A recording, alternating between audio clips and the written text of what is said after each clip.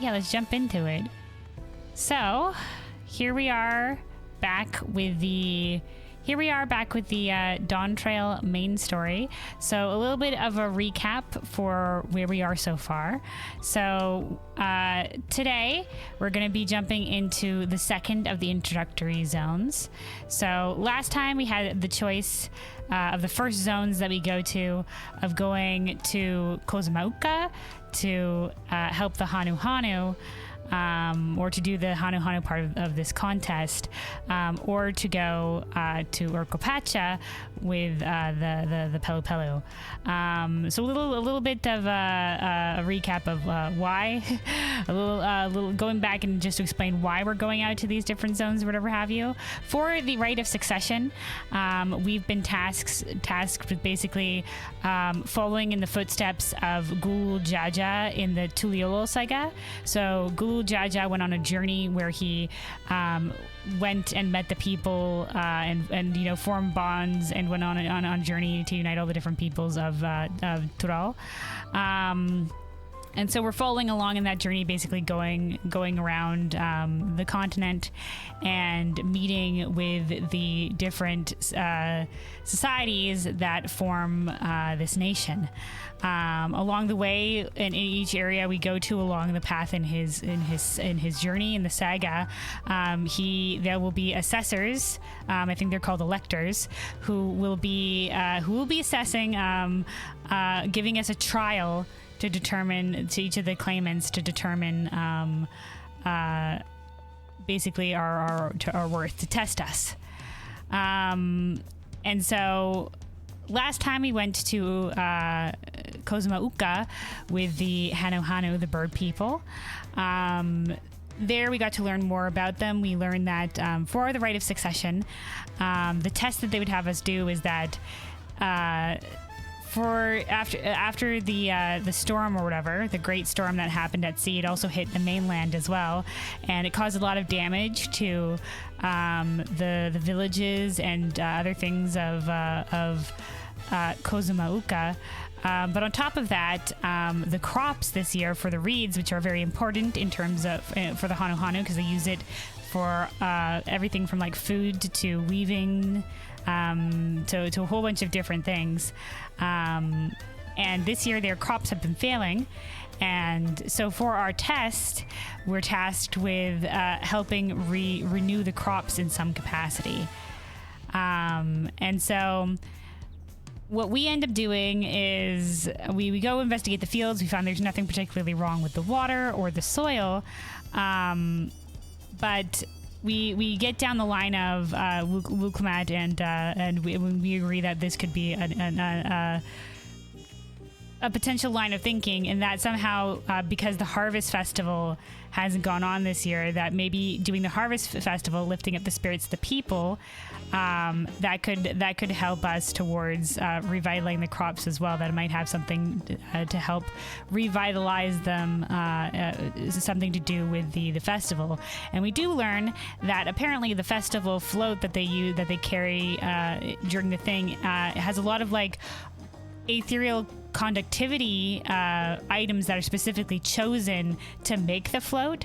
So Alphino and us were just like, yeah, it could potentially be some sort of arcane focus, and it could actually, be helping the harvest in some way. And so we help restore the float. We do the festival, which is not just meant as a harvest festival, but also to strengthen bonds between the Hanu Hanu and whoever a particular honored guest. In this case, Wuklamat takes that place of honor as the third promise and the one who's helped restore the festival. So we take the festival float along its procession, which ends at a effigy of one of the Hanu's gods, a bird called like Kashi or something like that, one of their bird gods or whatever. It looks a lot like Quetzalcoatl from Academia Anander. We learned that the Hanu Hanu are actually from a different continent originally, and their ancestors came here in the past, and they brought over this worship of this bird along the way. And when we get to there, the arcane focus like channels the ether of all the people and then disperses it throughout the area, revitalizing the ether flow in the region, and that like instantly restores a lot of the crops, but not all of the crops. And that was where Koana, who was also there and heard the plea and was part of this. He had gone off to investigate things on his own. He comes back with a chemical solution, where he puts an alchemical solution in the water, and that helps restore the ether flow in its own way. Because Alphino explained that Koana recognized that the problem with the crops was stagnant ether flow, and so this alchemical concoction helped to revitalize that flow on its own. And Koana was kind of just like, yeah, see, the answer is innovation, and like, why would you go through all this additional rigmarole for this festival when this was the most straightforward solution? And one of the Hanu Hanu friends that we made, who was the new festival leader, apparently in the storm, the previous festival leader, his friend, died. And so he was very eager to, take this on again, to revitalize the festival and renew it in honor of his friend as well. And so he did a little bit of a face when Koana said that. So it's kind of just like, I think one of the lessons for Koana along the way is going to be, like, it may not be the most straightforward of solutions, but these festivals hold a greater a place within the culture and are more benefit to the people of Tuliolal than just like alchemical things. And if this stuff would be lost, it would, be a deterrent to people, because the festival isn't only to help revitalize the crops, it's also to help revitalize the spirits of the people. In terms of in terms of having something to gather and celebrate. And so we too, Koananas, we passed this trial. Bakul Jaja along the way tried to sabotage us. He tried to steal the float as we were making it. Luckily, we got there in time to defend the people that were looking after the float, including our Hanu Hanu friend. And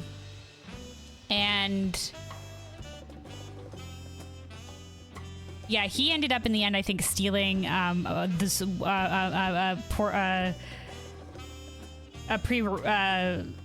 of the solution that Koana made, the alchemical solution. So he might have passed the trial in that way by stealing.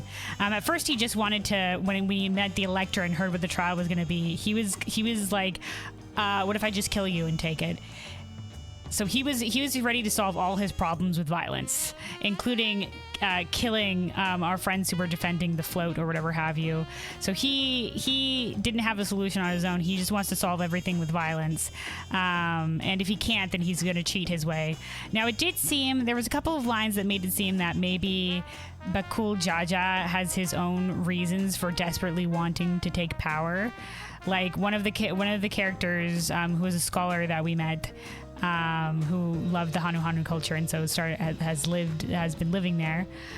He was a Hrothgar Jabral. Also, hey Runic, welcome. Did you finish the Birds of Paradise? We finished the Hanu Hanu zone last time. So today did a bit of a bonus stream because I was just like, you know what, I want to get to the second introductory zone. I'll do this extra stream. So today we're going to be going to the second introductory zone, or one of the two the last of the two introductory zones that I didn't do, which was Urkopacha. So yeah, a little bit of bonus stream. I don't think we'll keep with this bonus stream or whatever, but we did get cut off from on the a little bit early on the Saturday morning stream because of the emergency maintenance. So, get a little bit more Final Fantasy in here.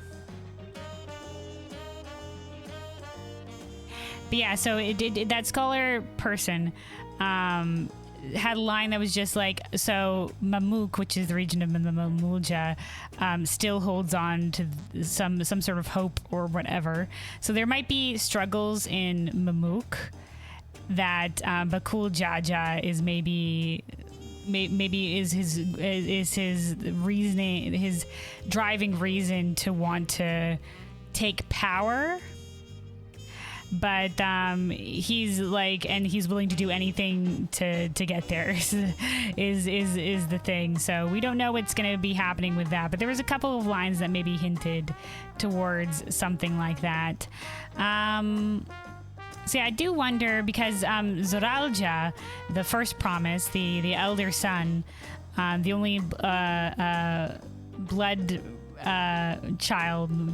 related child to Galul Jaja, he wasn't in Kozumauka, so he wasn't part of that claim, the claim, the trial there, which makes sense. I mean, like, because it's an open thing to follow in the footsteps of the saga. So, you know, they both Urkopacha is close as well. I wonder if he's going to be part here of Urkopacha, like Kozumauka has Kawana, and then we're going to learn a little bit more about Zoralja and how he's going to solve things, what his ways of solving things are in this zone potentially. Or he's frigged off to somewhere else, who knows?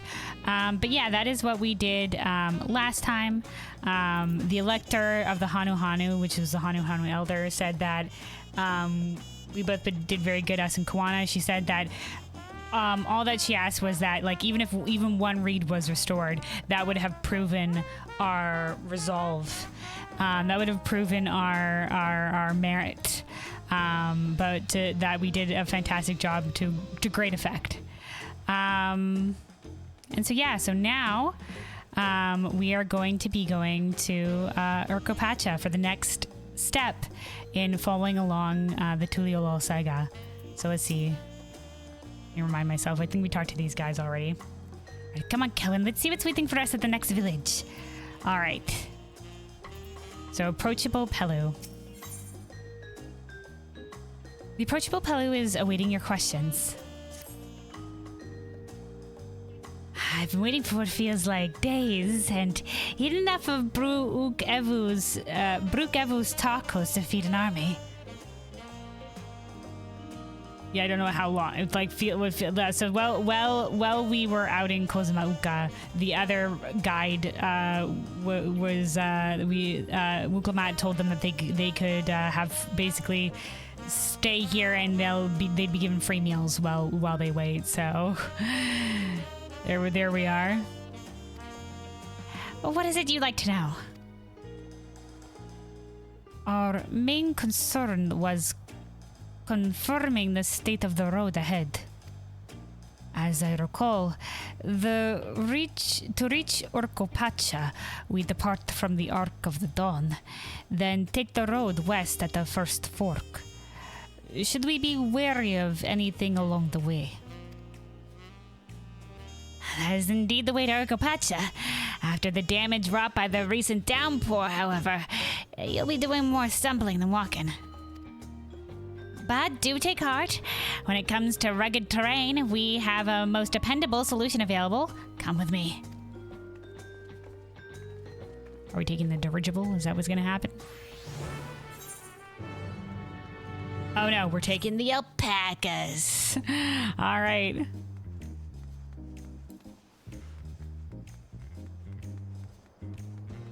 Let's go.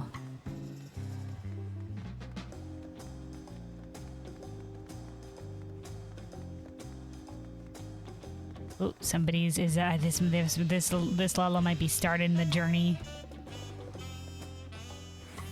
Adorable. They gave them the little cat whiskers. I like this Lala face. So that's where you talk to Wuklamat about the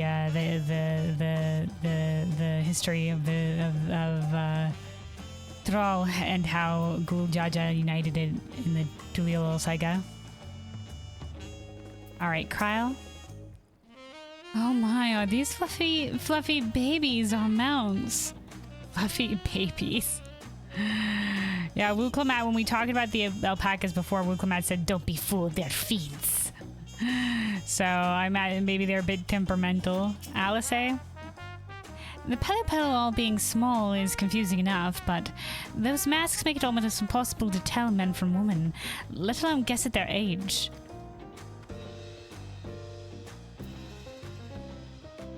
Yeah, that's true. That's true. I imagine the head garb as well doesn't help. Not that long hair versus short hair isn't necessarily a for sure gender determinator, but you know what? That's how I feel sometimes about sometimes the Lalafels, I have to take a second look to be like, wait, lady or guy Lalafell is a similar vein. Though, once again, the Pelu just seem like shorter hairs. They're not, obviously they're not Lala proportion. Alright, Alpha now. Talking to a Pelu before we departed was a wise decision. I, for one, would rather not brave a treacherous, slippery trail on foot. Ernville? The beasts are sure-footed, that's for certain. Uncle Matt? Why did it have to be alpacas? Alright. Maybe she just doesn't have a way with animals. May I introduce to you our most dependable companion, the alpaca? Hell yeah.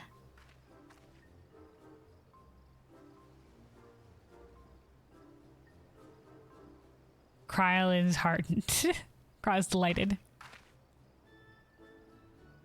These animals can can traverse Urkapatch's steep mountain trails as if they were gentle fields. And while carrying heavy loads, our merchants would be lost without them. Dude, like some mountain species, like mountain goats, man, they like climb what it looks like a sheer vertical fucking cliff, and they are like okie dokers, dude. They like the defiance of the laws of physics. You know, like the horse from Skyrim, except for its goats.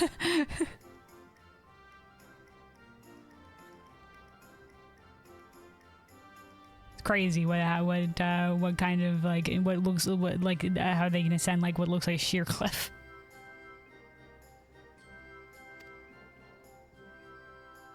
So they fill much the same niche as our chocobos back home. I mean, they do have the alpaca porters here instead of the chocobo porters.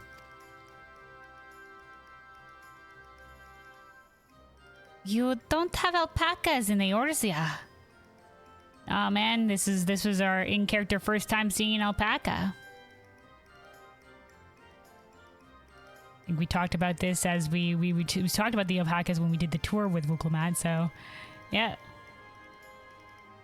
I mean, in the benchmark, we bring our chocobo along with us, so I imagine, like, I guess in character in canon, we probably have our chocobo with us. Question mark, maybe? Obviously, I'm going around riding my chocobo, but you know. Alpacas are native to Yogg-Troll. Eorzea has its chocobos, and eastern lands have their horses and falcons. Why go to the trouble of breeding another pack beast in a place where which ill suits its qualities and where it is not needed anyway? As you know, fair enough. To each place their own. Whatever beasties are native to land.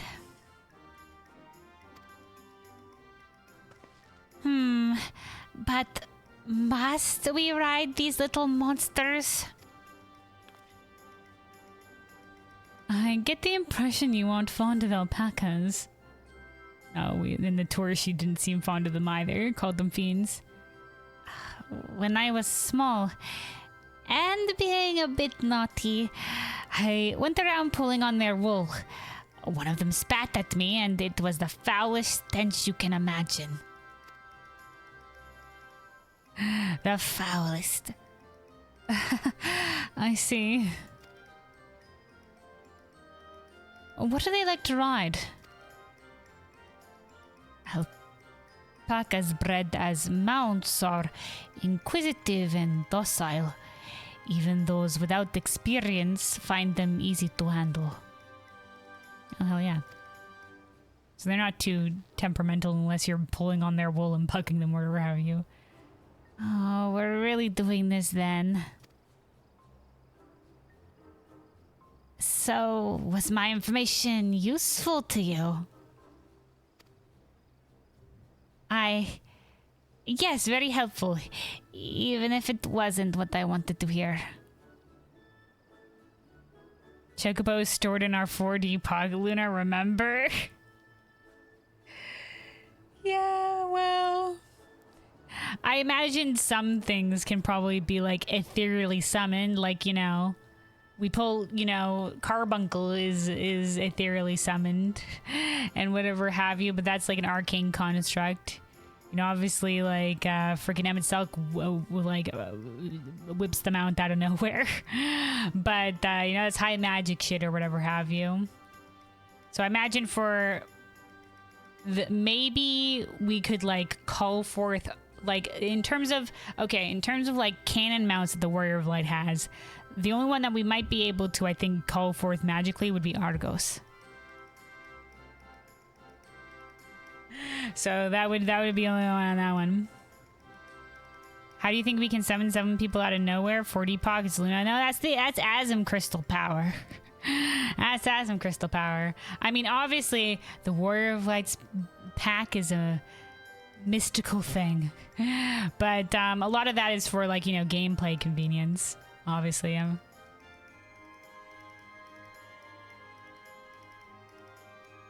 but yeah, so it's the mystical. We don't question it. We don't question it. All right, but in terms of, like, you know, you know, it's mostly a gameplay mechanic thing or whatever have you.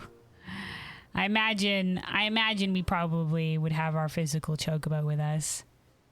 It's not something that, you know, gets brought up. Either our mystical ability for summoning mounts or, you know, whatever else have you.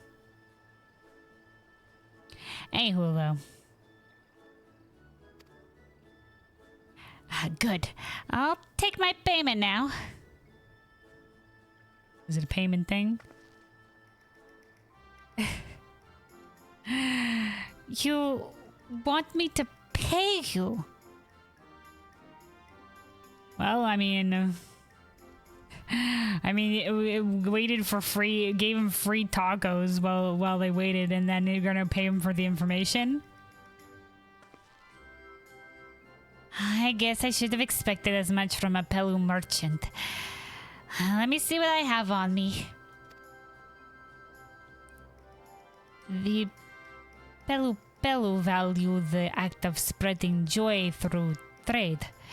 As you should know, they take pride in making deals that benefit both parties. Okay, alright, okay. So it's not just, you know, trade in general, but, you know, making sure that both parties benefit. Kind of reminds me a little bit of,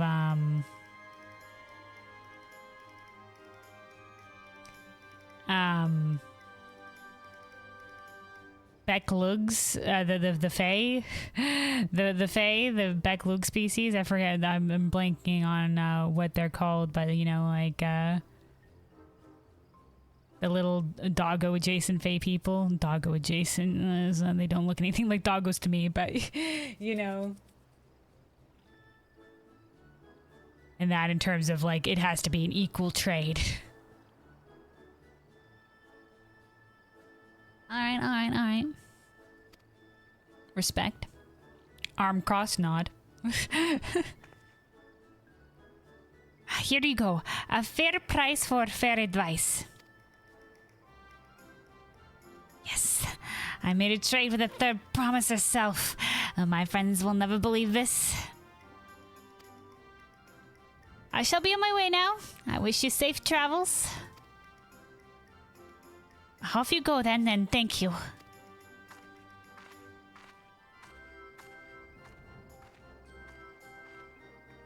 Oh, I better not get spit on again. You brought that on yourself. Remain calm and gentle, and so will they. Yeah, if you were annoying them, then yeah.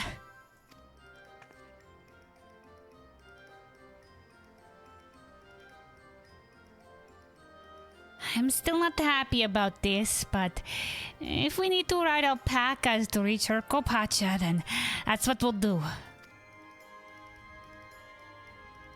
Oh yeah. Smile and nod, smile and nod.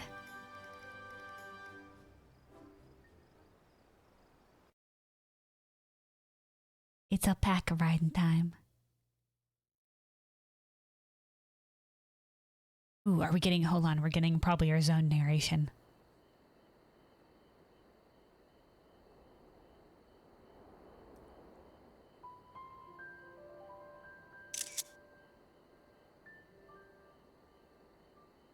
Turali poets of yore sang of a mountain that would stand tall, even should all other lands sink beneath the sea.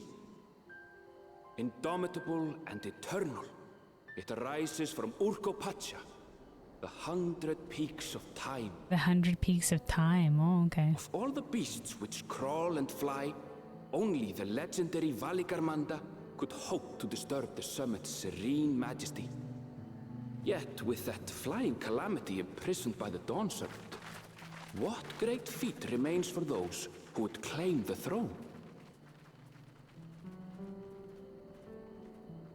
That is a pretty fucking tall peak. If from there the clouds go upwards, then yeah.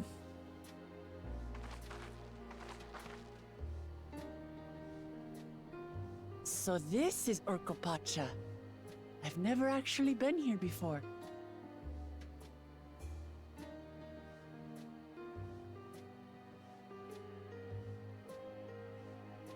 Oh, not even Wuklamat has.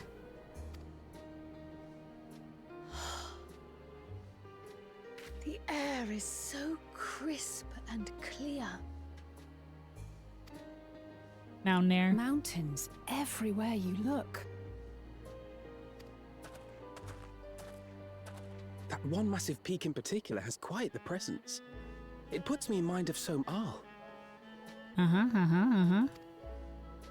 That is Workor Sormor, the tallest mountain in Yogg-Tural. Its sheer height makes it an imposing climb. But there are other reasons the ambitious keep their distance. Okay, alright. So I don't know, I've been getting like there's a little bit of stuttering lag every time I take it after I take a screenshot a little bit here. I have to figure out what's the how to fix that or whatever have you. We'll see. As a notorious screenshot taker, that might be a problem for me. But it resolves itself shortly after. Oh? Do tell. Yeah. What are dangers? Where to begin? Excuse me, but you're Wuklamat, are you not? I hadn't thought to encounter one of the Dawn's promise here of all places. Okay, who is this? Okay. Jabral?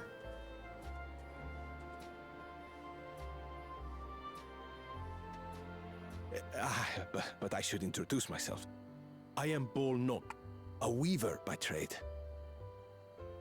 Okay, Bolnok.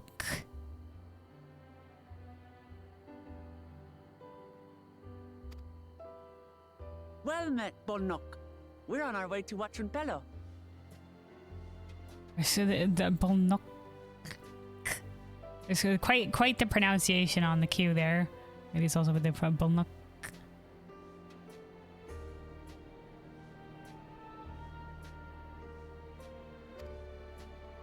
Oh, truly, I've just come from there, as it happens. I'd asked the Pelu who sell me their wool to give me a tour of their alpaca ranch.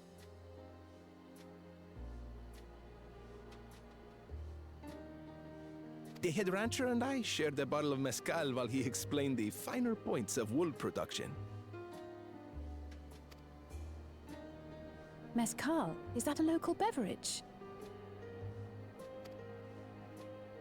It's an Urkopacha specialty. A spirit made from distilled agave heart juice. Okay. Yeah. Yes, and it must have done wonders for my mood, for I tripled my usual order of alpaca wool. They did offer me a discount, though, so it wasn't a bad deal in the end. Dude, I think they might have loosened up a little bit with liquor. Ah, but listen to me, boring you with my tedious stories. I will leave you before you are lulled to sleep. Goodbye, and safe travels. Dude, bitch, that was all? Okay, he was like, oh my god, the Dawn's promise. Hi. Oh, that's all I want to say about that's it. Bye. Oh, wait. Oh, silly me. I almost forgot to say the thing I actually wanted to say. Oh my god, dude. Peace for Tural. I agree with your vision, Oh. third promise. You have my support in your bid for the throne. Another supporter.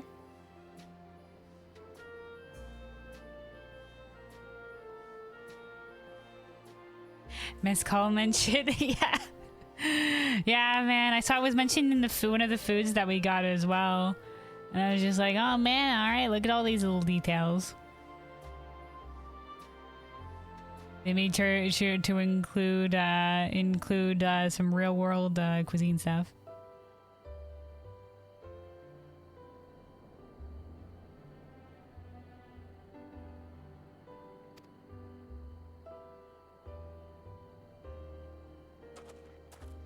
Yeah, we like Wuklamat didn't have a lot of people that believed in her, but it looks like she does have some supporters. I gather from his tale we would be foolish to underestimate Pelu Pelu merchants. Yeah, dude. Sounds like you don't underestimate Lala merchant man. Don't underestimate the Pelu Pelu. Yes, they do more than run the markets in Tuliolal. Pelu Pelu peddlers can be found everywhere in Tural, traveling from place to place on their sturdy alpacas. They are effusive and engaging speakers, and many's the customer who's been talked into spending more than they bargained for.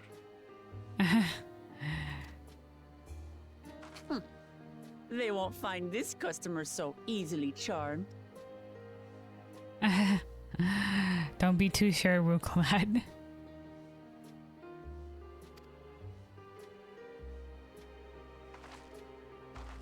Aaronville doesn't believe it either. Watchun Pello's down the path, off the main road. Don't get lost. Don't get lost. It's right there.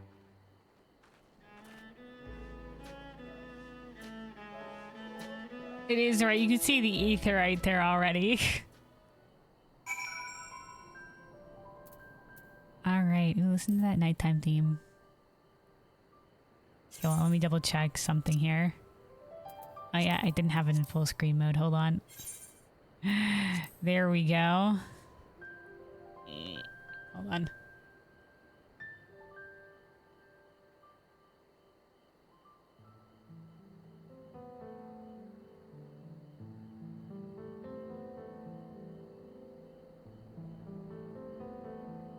All right, because I was having borderless, whatever. While I was doing the raids or whatever have you. There we go. That's back to there.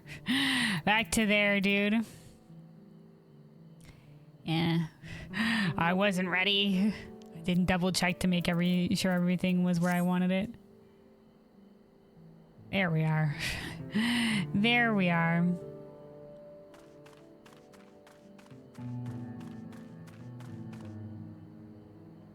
Now look at that.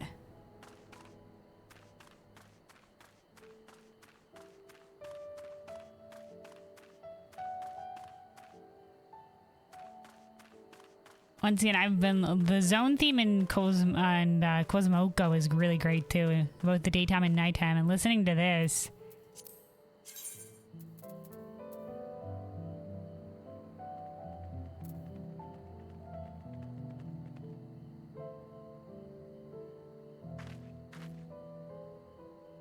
Yeah, dude, this is pretty. This is pretty. Oh, I'm gonna be hard pressed for what I want on my playlist in my apartment after this. I had a lot of the Shadowbringers nighttime themes, but guys, oh my god, it's going off.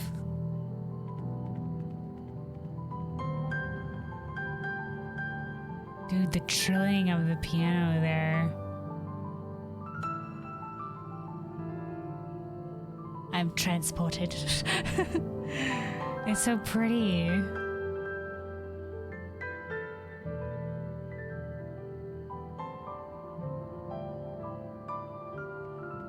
Soaking, he's done it again, dude.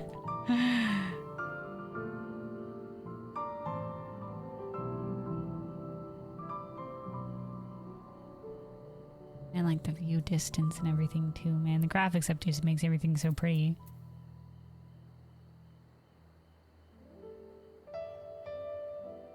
All right. Let's keep going then. Beautiful enjoyment of the scenery and music aside. Our journey beckons us forward. Oh wait, hold on. Speaking of the journey beckoning us forward, I see a sightseeing location.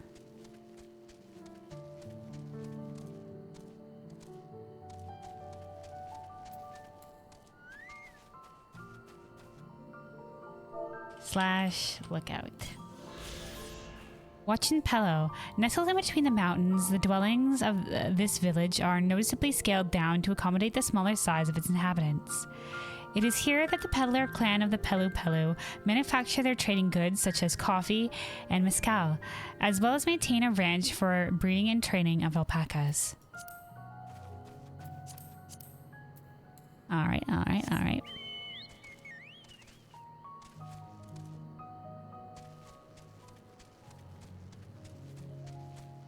Oh, you can also fight the alpacas out there too, man.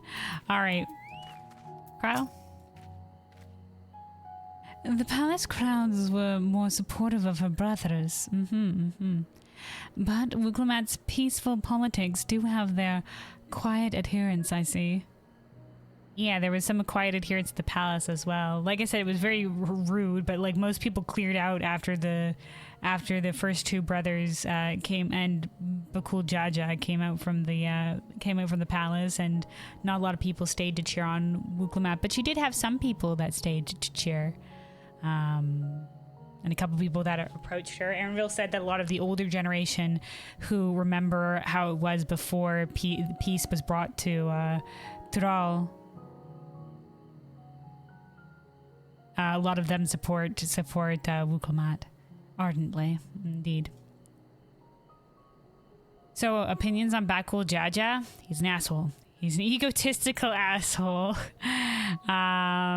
whose first solution to any problem is violence, and whose second solution is to cheat. There seems to be maybe a little bit more to him, but yeah, so far he's not that great. What about his laugh? Yeah, it's pretty interesting. It's not that bad. When he laughed in the palace, they gave him like a lot of like animated spittle or whatever have you. I like when the two heads laugh together. It's pretty alright. Sometimes it's been only one head laughing, and I've been like, but the other head also does the laugh animation. I'm just like, that's weird that they're not voicing the laugh right now. But yeah. In Japanese, the laugh is super funny. Oh, maybe I'll have to listen to his voice in Japanese at some time. Alright, daytime now. Alphino? I feel the change in attitude most keenly. While mayhap not the same degree as the Sea of Clouds, the air is decidedly thin here. Yeah, the Sea of Clouds would be much higher, yes. Alice, above the cloud line. I could see more buildings down the path Bolnok was taking. I wonder what's over that way. Yeah, the pathway in that direction, those houses. We'll see. All right, Wuklomat's not here though. Where the fuck Wuklomat go? All right, Aaronville.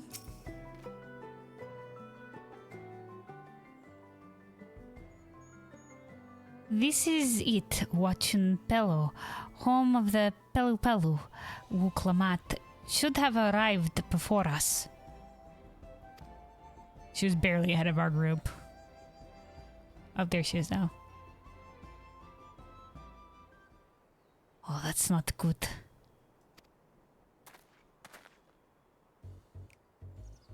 She's talking with one of the Pillow. Amiable Pillow. Oh, you've come all this way for the rite of succession. Oh, so this means I'm exchanging words with the future Dawn servant. Please, the outcome is far from decided, but it is a possibility. How fortunate then that I deal in cloaks woven from especially luxurious alpaca wool. Such a garment would look magnificent when draped over the shoulders of our budding ruler. God. And the nation's ruler should dress her best for her adoring people, yes? Finery for our finest lady, that's right. Come to promise. My well-stocked shelves are but a few steps away. Finest lady? I like the sound of that. Dude, Wuklomat is just like, no fine, smooth-talking trader is gonna get me. She's easily charmed. Alright, I suppose a quick look would hurt. Aaronville's about to be like, what the fuck? Ahem. What did we just talk about? Aaronville, when did you...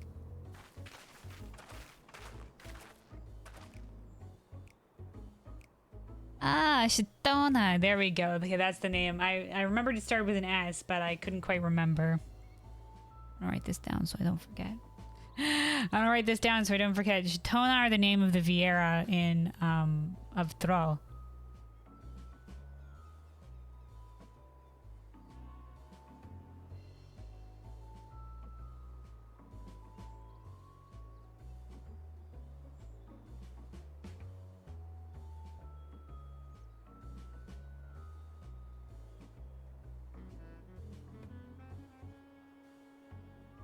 Okay. Shatona from far off Jacques Thrall. Northern winters are bitterly cold affairs, I'm told. I cannot imagine how you survive them without a lovely, warm cloak of quality alpaca wool.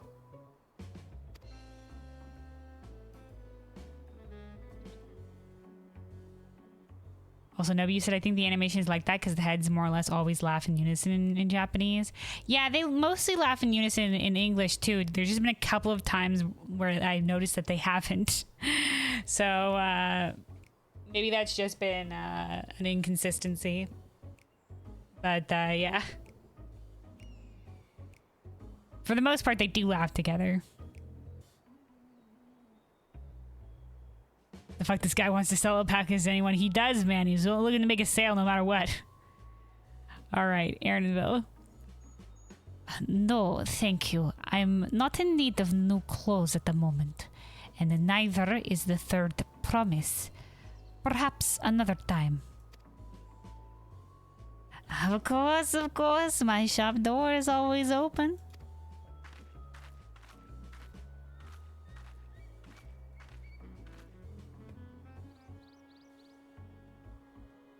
Stairs.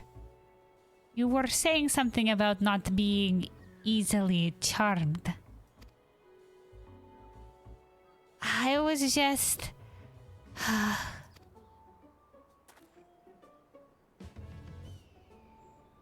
As I mentioned previously, the fellow people live for bringing happiness through trade. They won't cheat you or sell you defective goods. Okay, that's at least a step up from Uldada. They're just like, they have a little bit, they'll try to weasel you into a deal, but it will be for, at least they have integrity enough to sell quality goods. They're just like, yeah, we might talk you into a deal, but our goods are, you know, that we take pride in the integrity of our goods. They will, however, disarm you with their deft turns of phrase, and unwitting customers like Wuklamat fall prey to this affable approach time and time again.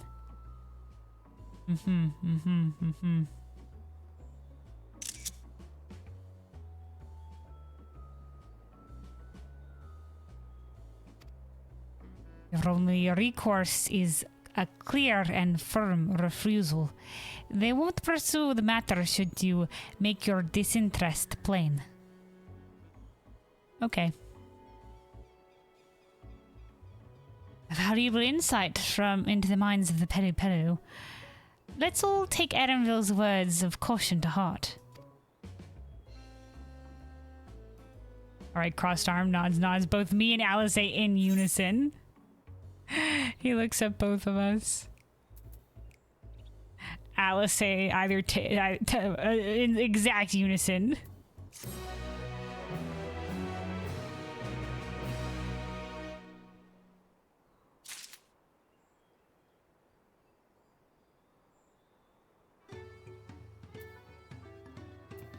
All right, Erenville.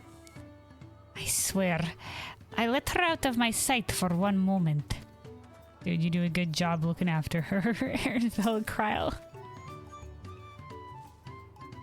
True childhood friends. No, just acquaintances. Childhood friends. Wuklamat is lucky to have Erenville. Everyone, royalty especially, needs a friend unafraid to chide them when the need arises. Indeed. Alpha now? It would seem the Pelu Pelu are also partial to coffee. Alice? Oh, these houses and buildings made to Pelu Pelu size. And mine too, come to think of it. Yeah, I guess the twins are only slightly taller than the Pelu Pelu. It's alright, kids, you'll hit your growth spurt maybe one day when we pop this time bubble. If it ever happens.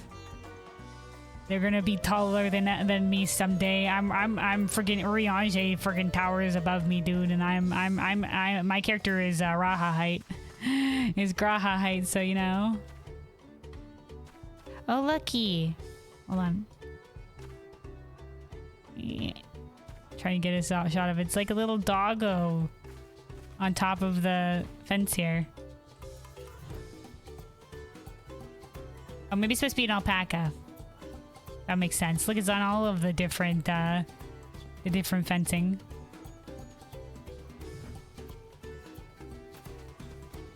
All right, Wuklamat. Traders of Happiness. Wuklamat is ready to search out the Dawn Servant's Elector. Not my finest moment, I'll admit, but now that we're here, let's do what we came to do. Find the Elector. Allow me to propose a strategy then. Kryle, Alice and I will speak with the merchants. Wuklamat, you and Erenville might try approaching travelers and passers-by.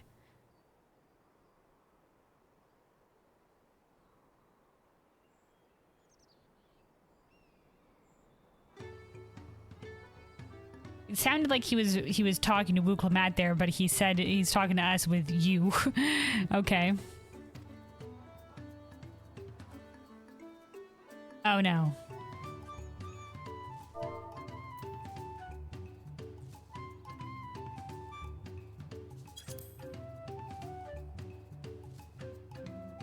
How many proposals? Kryle, Alice will go there, and then Wuklamat, you and Erenville might try approaching the passers-by. Okay, so who was talking to us in that?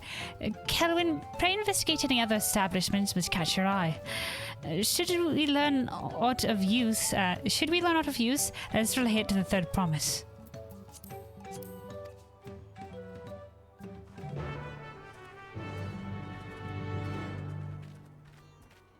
All right, first things first. Attune into the aetherite. Ooh, look, in the ground and everything here, and into a divot or whatever. Yeah, if this came a couple years ago, they did a really good job clearing the space for these aetherites. Looks so cool. All right, let's talk to some people here. Can't jump that high. Shakruk. Look like you can handle yourself. If you're interested in joining the hunt, I reckon you and I might meet again. Okay, so some people like the hunt board stuff. So please. Welcome to the house of Pelu Pelu. Watchin' Pelu. Is that how it translates to? We have many local specialties to offer here, so please have a look around. Civil. The storm may have damaged a number of our caravans. They must be inspected before they can safely be used for travel. Cobley. You can smell that rich aroma wafting in the air. It comes from this here coffee, a delicious brew made from the coffee beans produced at Ziblu's coffee grounds. Okay. We got a Mamulja here. Ooh, look, they have more foods. Okay, so some kebabs. Looks like mostly kebabs. I think it's supposed to be like cups, maybe coffee in the background or whatever have you. Some soups. The Bilja. They sell mezcal directly from the distillery here. If you're a spirits drinker, I encourage you to give it a taste. Welcome. Mokapacha is terribly cold, isn't it? Come sit down. Have a cup. You'll warm right up. We're not a vendor. Can't buy it. All right, distillery worker.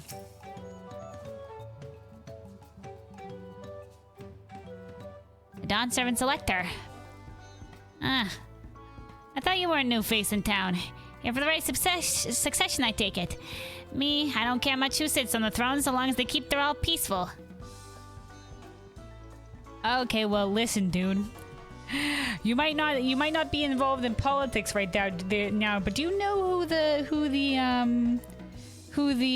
the candidates' policies are? Because maybe you might want to know that. Because man, you might not be interested in politics, but politics will affect you. Will affect you, dude. You might want to be. You know what? Maybe you should look research into it a little bit. It seems far away now, but those problems can come to you, man. Wuklamat wants to keep things peaceful. Koana probably would also keep things peaceful, but wants to bring more innovation or whatever. That could, might upset things or whatever have you. And, Bakul Jaja is an asshole. That would probably definitely upset the peace. And Zoralja wants to bring war to distant shores, and that'll definitely affect things. And who's to say that war wouldn't come here?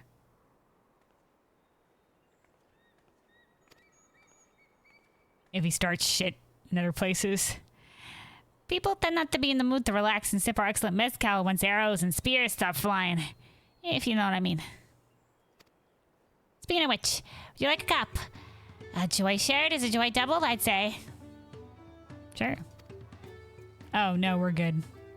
Dude, I can't even have a drink here, man. I can't even try. Maybe I'm just like, no, it's no alcohol for me. It isn't an alcohol thing. I think they said. A spirit, a local spirit. So probably not. Oh, right. Yes, you were asking about the Elector business. Being but freshly returned from my trading route, I've heard that there is a contest afoot, but not much else. Oh, we're just like, no, we're information first, dude. We're here for information. Our head ledger, Tobley, could probably tell you more about it. Head ledger. Okay. Oh, look whatever's happening with this. Slightly floaty. Is this sort of like they've adapted some of the blimp technology? This is like, it's exactly like the Chocobo carriage carts that are also pretty kind of floaty. All right, Raplu. I'm wondering how we direct our alpaca wagons so that rains. Well, a trained alpaca can be commanded with tongue clicks and whistles. Okay. 2 sharp clicks means hold up. Well, blowing hard through pursed lips means off you go. You should try it. Okay, interesting. Alpaca lore. Alpaca lore. 2 sharp clicks, like, and then like a sharp like whistle. Okay, I can't do a very loud sharp whistle. I know a lot of people can, you know, make it really loud, but no, I'm glad I can whistle at all. All right, Suvli. Have you been up the slope there? Take a look if you like and see how the mezcal is made. Okay.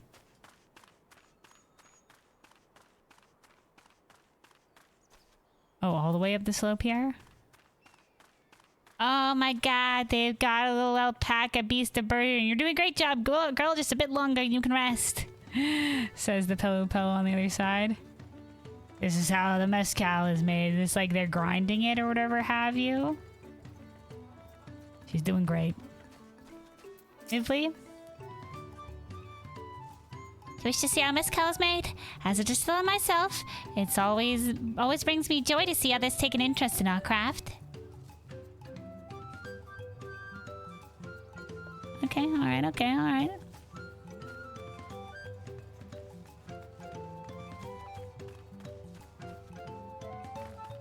Parkour.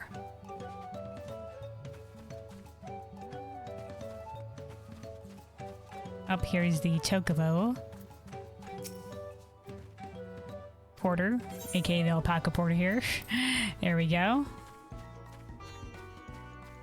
Alright, are these buildings? Can you enter these buildings? Okay, no. Okay. Here's someone else that we're talking to for information. Impatient porter.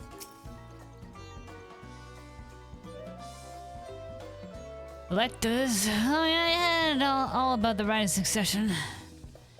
They're looking to put a new ruler on the throne, eh? Personally, I'm rooting for Zeralja. Really?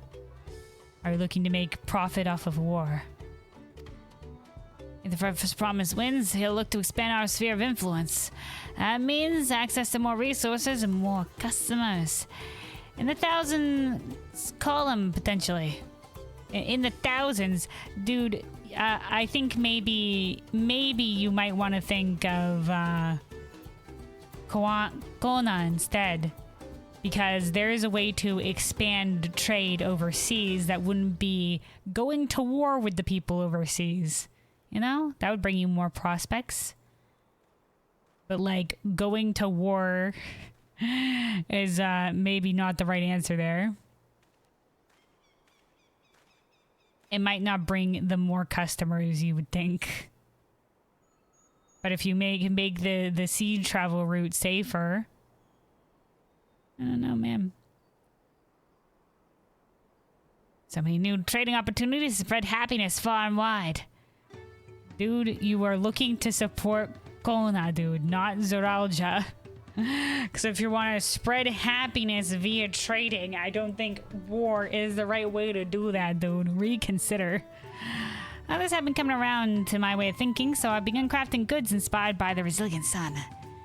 Would you care to purchase something? Please just answer my question, or no. No, I would not. Yeah, no, I'm not looking for anything from the... no, I'm good.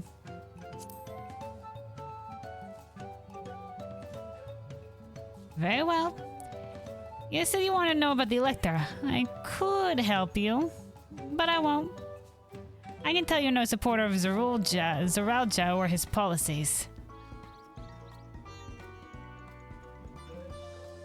Okay, Frigger. Sure. Listen, once again, dude, I am telling you, you don't want Zeralja. Based on everything you said, you want Kona. So you should reconsider, dude. The first promise will come here too, won't he? I'll have to give him a nudge in the right direction. I'm supporting him. I'm not gonna... No, not too much on this. Oh, look, they got like a little backpack. Look how colorful that is. Look at that. All sorts of different colorful textiles.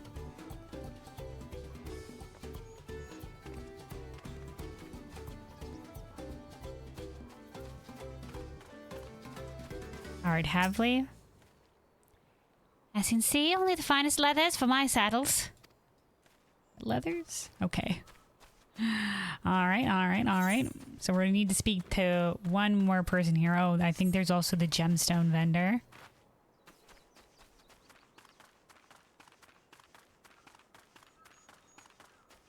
Yeah, here we go.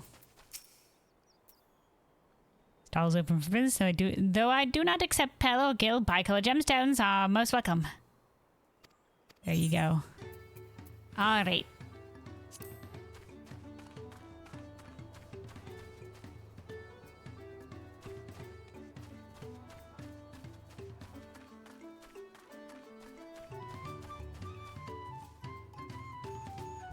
Oh, this is a well. I was just like, what is this little archway here?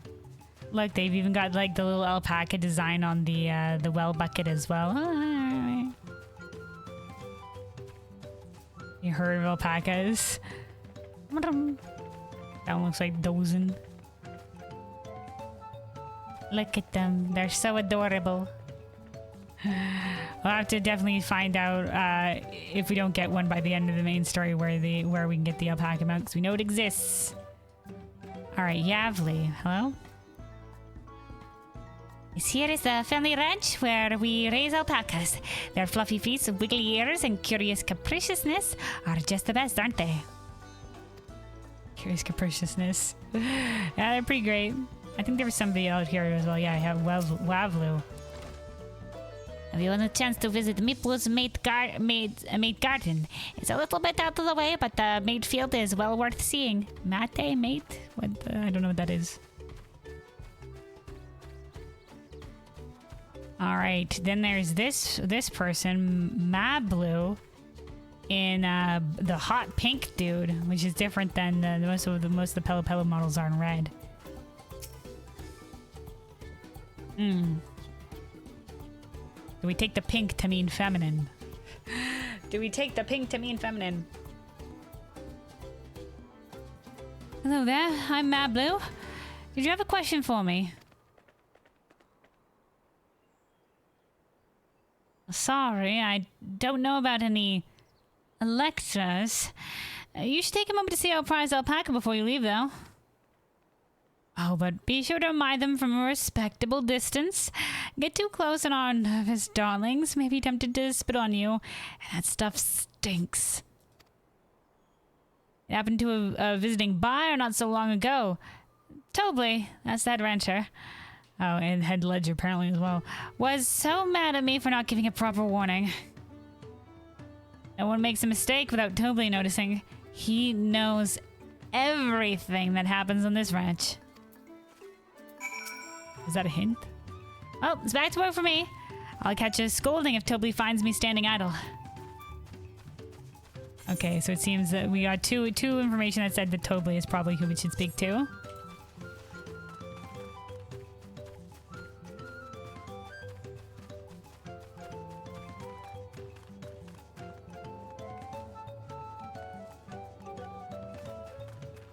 Let me take a sip of water here real quick. Stay hydrated, everybody, and then we'll talk to Wickelmat.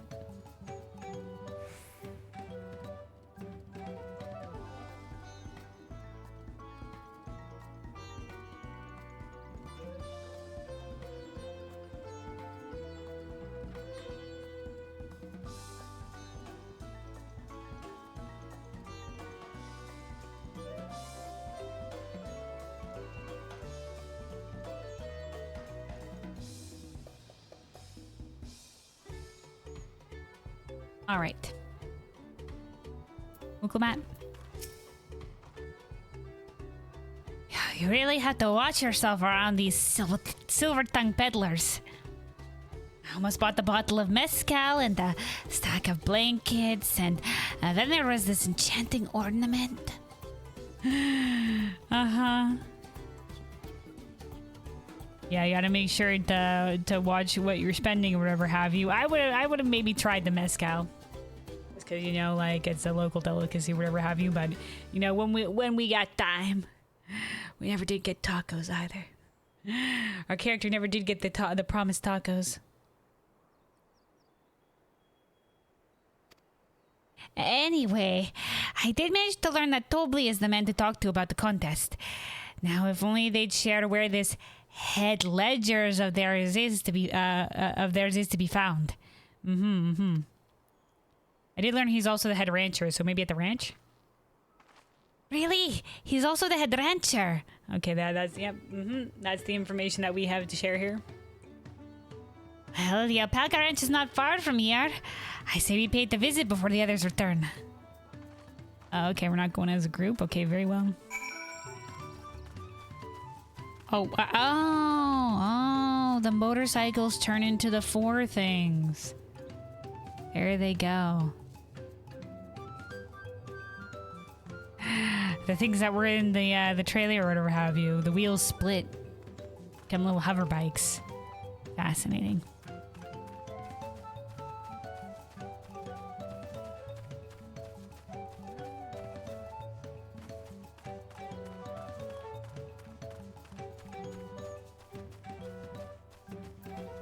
All righto. Oh, Mablu's back here again. Okay, we have some specific other ranchers here. Diligent ranch hand. Keep a respectful distance to the alpacas if you please, for your sake and for theirs. Wild-eyed alpaca. The beast regards you with wary eyes and twitching jaw. Backing away slowly may be the wisest course of action. Nonchalant ranch hand. So, the rite of succession has begun. Uh-huh. Boastful ranch hand.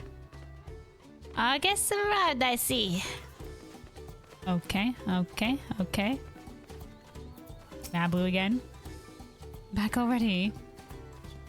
Yep, alright, Wookle map.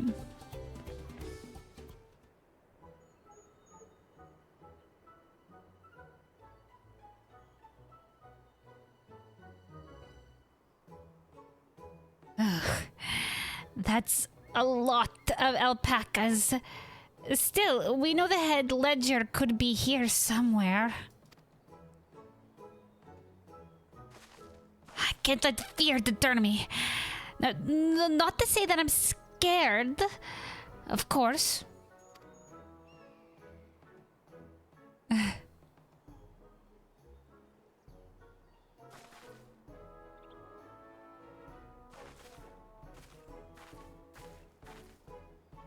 Excuse me, is one of these workers Tobli? Tobli? Oh, yes, he likes to mingle with the ranch hands and keep an eye on things. I can't tell you which one he is, though. Is this part of the test? You can't. Is this part of the contest? All I can say is that Tobli often mentions his favorite pungent subject. He also can't resist a profitable trade. Though, who among us could, am I right? Still, if you bring him a very good deal, he might let his identity slip. So it's like a game. Easy enough. All I have to do is offer Tobli a real deal he can't ignore. No problem at all. Well, maybe one problem. I don't think my purse is deep enough to pay everyone we think might be Tobli. Let's ask some questions first to narrow down the field.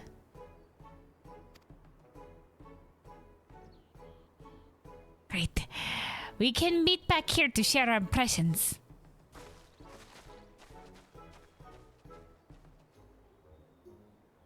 When they said offer a deal, I didn't mean it meant like directly coin. Oh, Mablu is included in the ones who were asking. There's a fake name. You give us a fake name, Mablu? Sus. Who is the imposter among us? Well, obviously, I'm not Tobli. I mean... Oops, I shouldn't have said that. God damn it. Obviously, I'm not Tobli. Wait, I could have maybe been Tobli. Yeah, do it among us. Among us.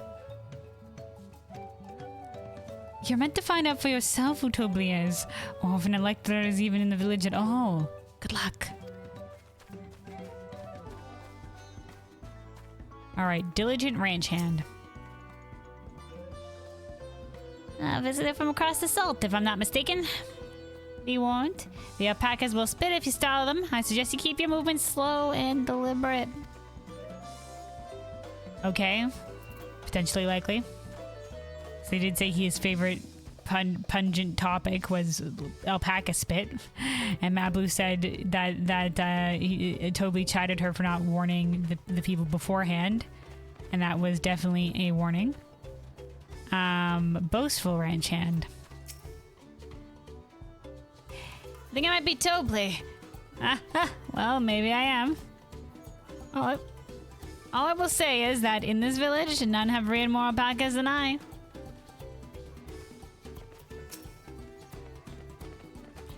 The third promise must demonstrate her worth. What about you, man? All right, long I've got coats to brush and smelly spit to mop up. Okay. Wooklemat. I'll sniff out the head ledger in a heartbeat, you'll see.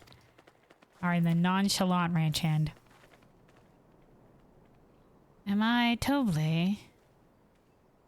Yes, that's me. Excellent work from the third province and our entourage. Sharp instincts. Shall we commence the rite of succession then? That's too easy, man. That was too easy. Why the fuck was he just like, yeah, that's me? Well, are you ready to begin the contest? Are you not ready to begin the contest?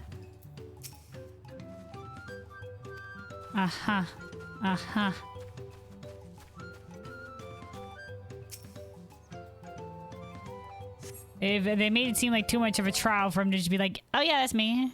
Thanks for asking. I see we're both done with our interrogations. So, who do you think it is? I have my suspicions, but let's hear your pick. The diligent ranch hand. Because of the hints that he talks about the alpaca spit and wants to warn people or whatever have you. This one seemed too obvious. If we're supposed to guess. The diligent ranch hand.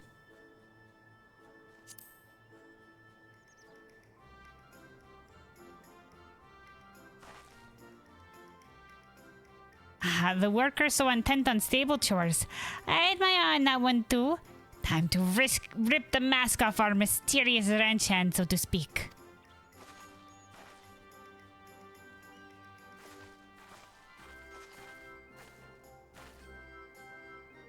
We know it's you, Tobli. We don't. You're our best guess. And to prove it, I propose a deal. A generous sum of coin for confirmation of your true identity.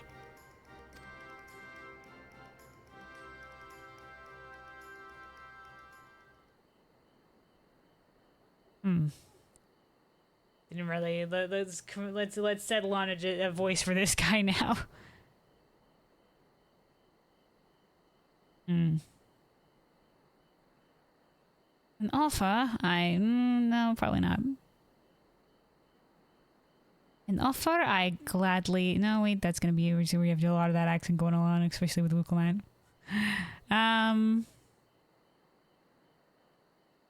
Maybe we'll just go with the classic one we've been going on for these guys so far. Like, an offer I gladly accept. As you have correctly guessed, I am indeed Tobli, head ledger of the Watch in Pelu, and head rancher of the family ranch. I'll keep this one for him, I guess. I think that's what we gave him before as well when we were talking to him. Head rancher of the family ranch. Okay. I am also one of Gul Jaja's chosen electors. Ha! In a place featured in the Tuliolo saga, just as we thought. trust in your instincts, and I wager this won't be the last time. To trust in our instincts in terms of who our pick was for which one of these guys was Tobley. The hints were there.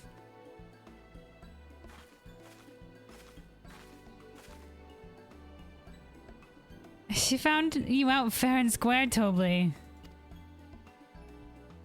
I'm glad she did. Would have been a pity had our bid ended here.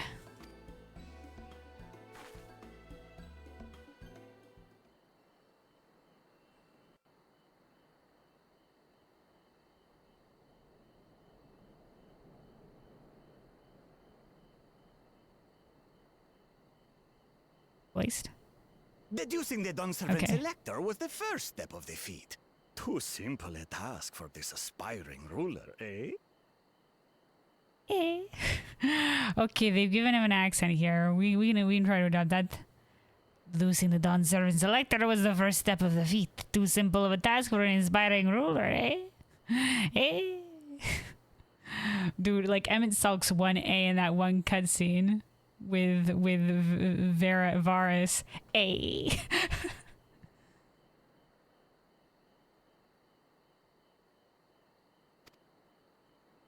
Right. Not hard at all. Not hard at all.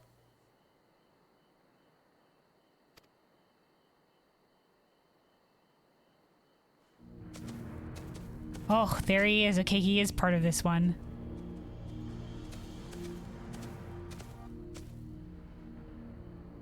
Zorolja. Yeah, okay. So in Kozamauka, Kona was there. We're taking the Elector's Challenge at the same time. And now Zorolja is going to be here in we're going to learn a little bit more about him here in the Urkopacha.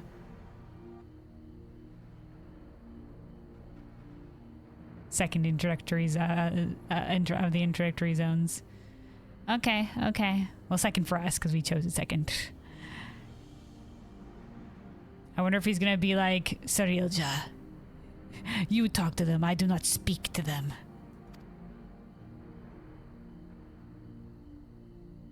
I am told the head ledger, Oh no, he is Dobley, speaking. is to be found here.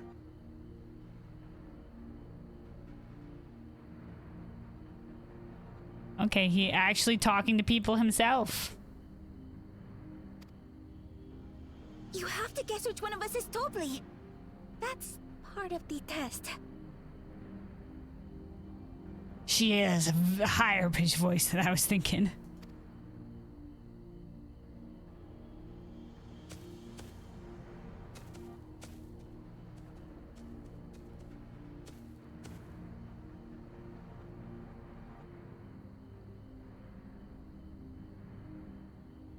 Stare into your soul. Oh, dude, he's even looking, dude? You're Dobley. Wow. Intimidated them into giving it away. It's like, no, don't look at me. I'm not the one.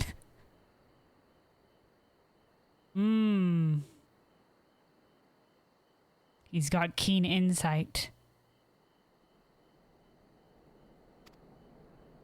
Without even asking a single question. Very impressive indeed. Yeah, it was quite impressive. Like I said, a keen insight. No doubt, you are Dobley. With that amusing prologue out of the way, we can proceed to the actual challenge. Now the question is Bakul Jajo's gonna show up? Per the Dawn Servant's instructions, I was free to devise any manner of feat. I considered a number of possibilities in the 10th column. But I think I have a good one.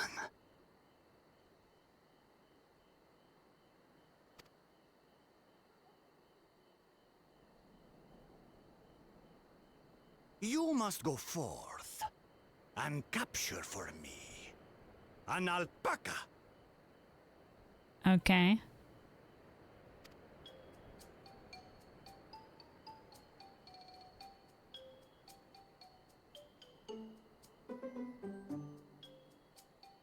while I've not had the best experiences with alpacas, aren't they generally docile creatures? That doesn't sound like much of a challenge. Maybe they're docile only when they're tamed. Maybe the wild alpacas, they got lost spunk to them, dude. Also, here we are, you know, with the rest of our companions here. There's Zeralja and his like second Cerilja or whatever I think their name was, the Palacir dude, the Buniwa with like the red chameleon eyes. And it's us here supporting Wuklamat as her second in this cutscene. That's the kind of vibe.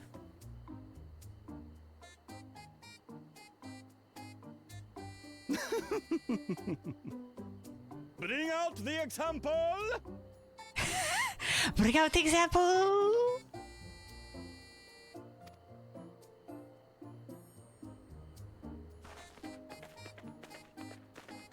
Quite the boisterous voice acting. I like it.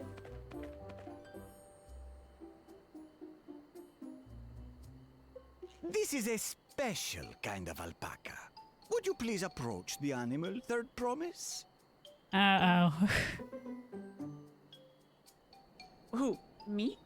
Well, it should stay calm if I stay calm, right? That's what Erinville said. That's what Erinville said.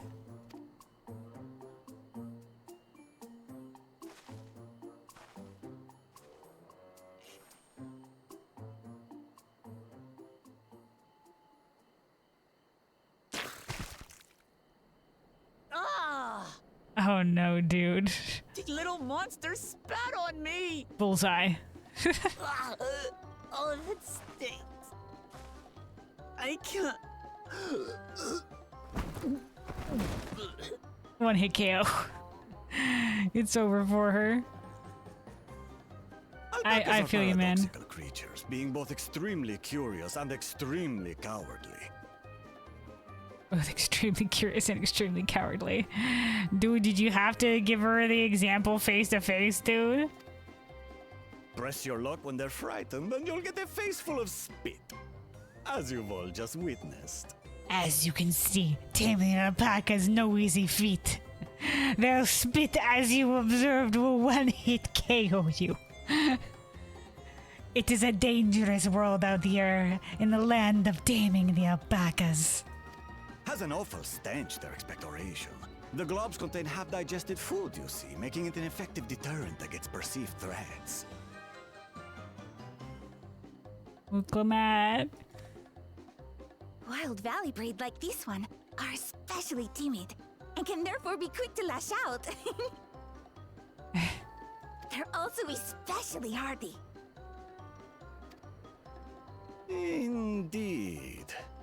We take the rugged wild alpacas and breed them with our gentle domesticated stock. This produces the strong but beatable pack animals prized by our traveling merchants.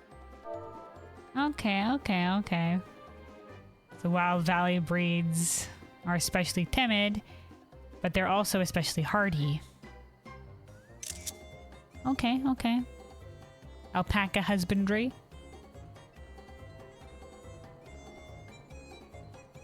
So they breed them with a more docile, tamed alpaca or whatever to like soften the edge of their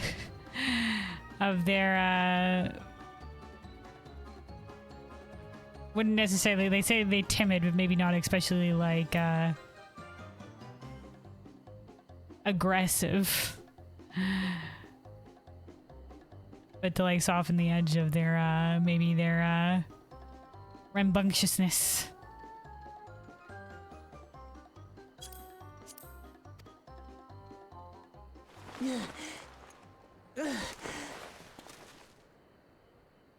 She's recovered. All well and good, but did I need to bathe an alpaca spit for you to make your point? I agree, that was a little bit mean, man. So, the task is to catch a wild alpaca. Alive. That is correct. But be warned that it is a feat easier said than done. I suggest you prepare well before you enter the valley where the creatures dwell. And by you, I mean the claimants only. Allies are not permitted to assist with their catching. Oh, unfortunate. I would have easily caught one. We have a way with animals.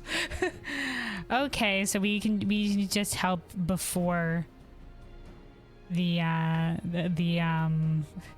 we can just help out before the trial, but in terms of catching the alpaca, it has to be done by the claimant themselves. Okay. I wanted to see how Zoraija is going to approach this, because he basically intimidated the knowledge out of this Pelu Pelu just by his presence alone. So if the alpacas are particularly timid and he's particularly intimidating, we'll see. We'll see how he goes about it. This is a particular challenge here for Wuklemat, considering she doesn't like alpacas. The alpacas will help me judge which of you is worthy of receiving a keystone.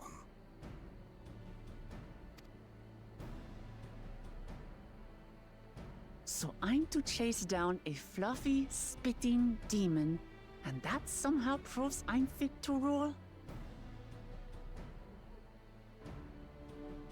Yeah, man.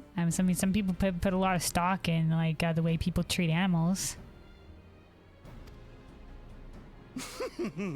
As I said, the Dawn Servant granted me the freedom to decide my challenge. And when you reach the end of the rite, I dare say you will understand why I chose what I chose.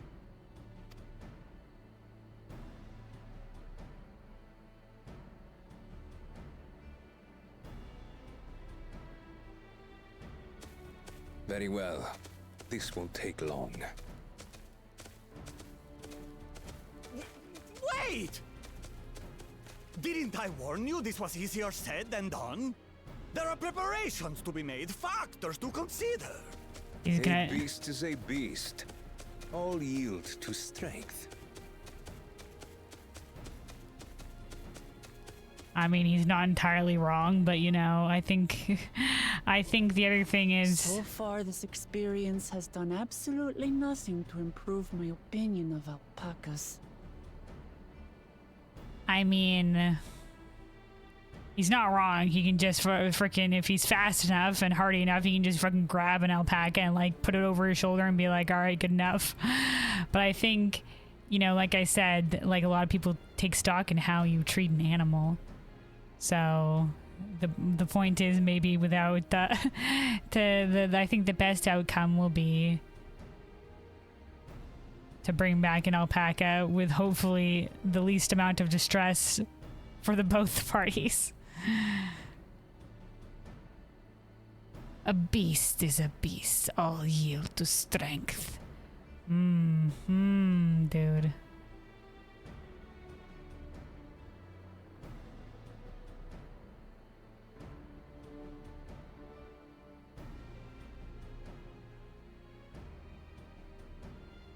We will see what this outcome is.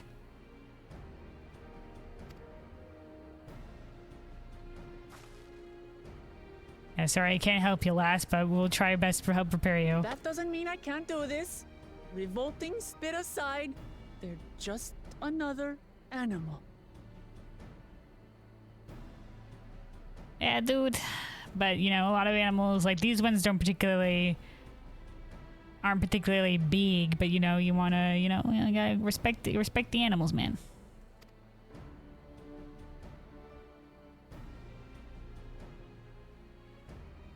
Oh, hey, squad. Are you all right, Wuklemat? We thought we heard you scream.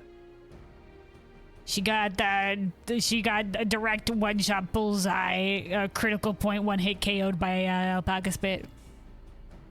The third promise does not scream. It was more of a startled yelp. Scream, in other words.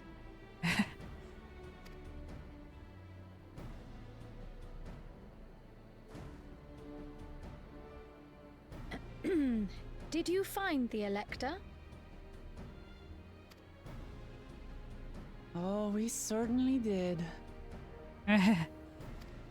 That we did.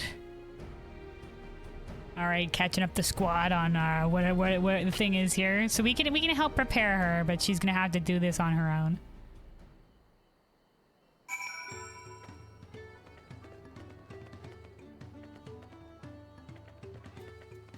All right, Tobley. I've done my duty and assigned the claimants their feet. The rest is up to them. Mablu? She had like a higher pitch voice than we gave her. Like, I was impressed with how easily Zeralja found Tobley, but also sort of frightened. Yeah, that was you know what? He's got a presence, dude. I'll give him that, man. I was also pretty impressed by his insight. Able to just be like intimidate them to look towards whoever the Tobley was. He certainly has a presence. We'll give him that. All right, Aaronville. Did I say remaining calm was key? I did say remaining calm was key, but the same rules don't apply to wild alpacas.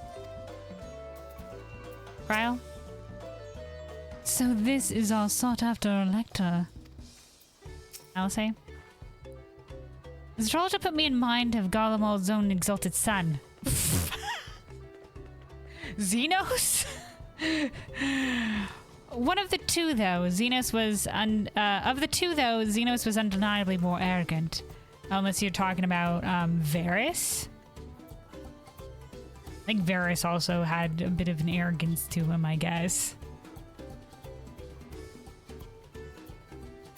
Oh no, he meant okay. Like I was thinking the son of. Technically, I think.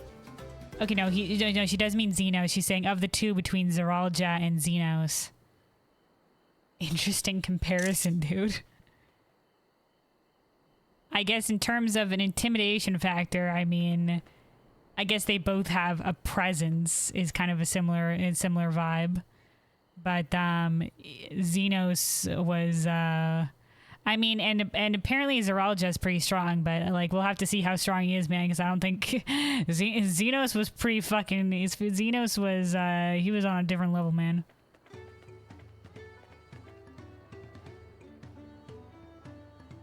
But I'll agree in that they both have an intimidating presence.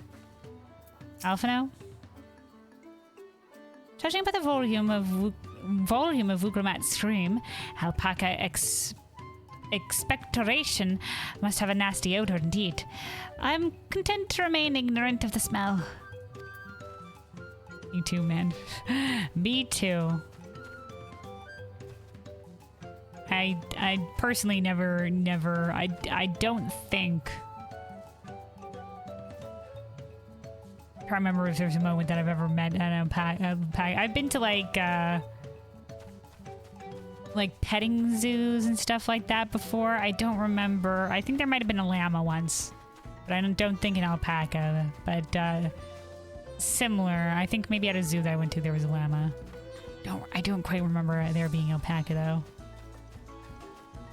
Very similar, but not quite the same. Anyway, though, Wuklamat.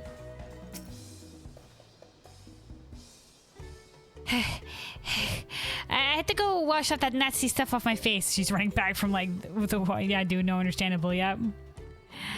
I think I got all of it. But would you mind taking a sniff for me, just to make sure?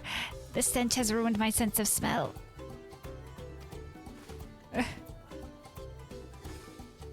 Hey, I saw that look. Yeah, dude, you want us to smell your face? Alright, we'll come at you, poor soul. So, can you still smell it? Be honest. Alright. These guys have anything new to say? Okay, no, okay. Alright. Alright, Aaronville? The Feet of Gold. Right, because this is the Lay of Gold. Was the pillar, with the name of the pillar that had the Pelu Pelu part of the saga. So this is called the Feet of Gold. Aaronville wishes to discuss the feat of gold. We're getting gloves.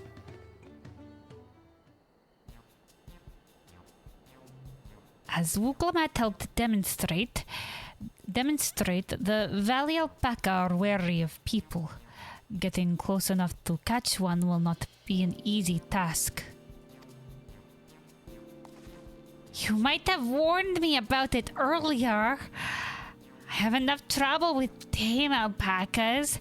How do you expect me to wrangle a wild one?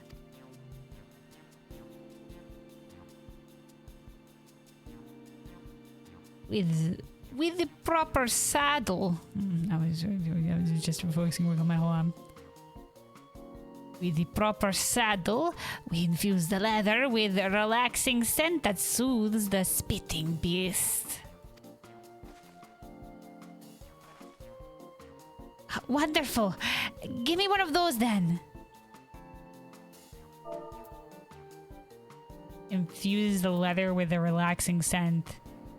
Okay, no, but as part of the challenge, I don't think we're gonna have to make it ourselves. Is that what we're gonna do? He can't just give us one, right? Have you perhaps forgotten we are a clan of merchants? If you want a taming saddle, then you'll need to find a saddler and make them an offer. They don't come cheap, of course.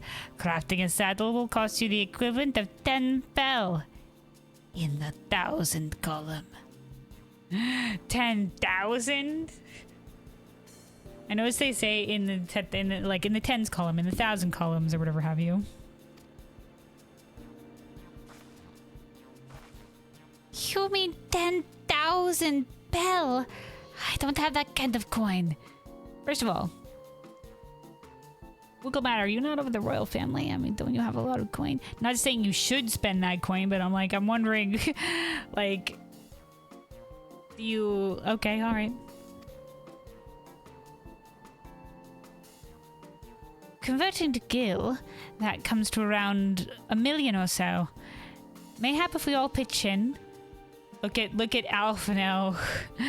look at Alphino here. Easily converting money. Being money savvy. So interesting. Hold on. Got a conversion rate. So 10,000 pel is 1 million gil. Okay, all right, okay. I got a lot of, I can pay for that. I got gil. That ain't nothing.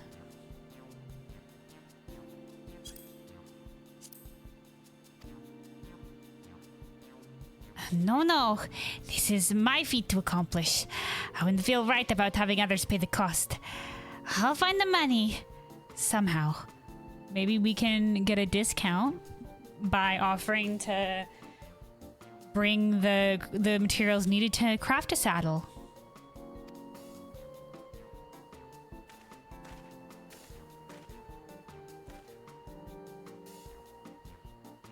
In that case...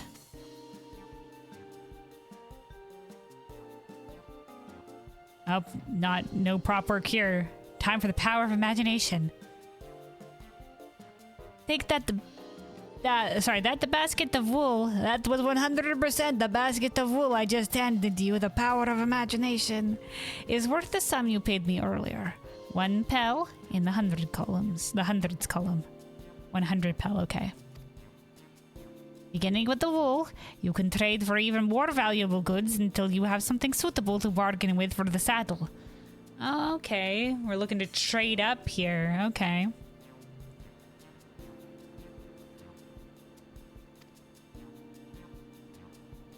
That's a nice gesture, but do you think I could turn 100 pel into 1 million? That's 10,000 times more. And we can make it work.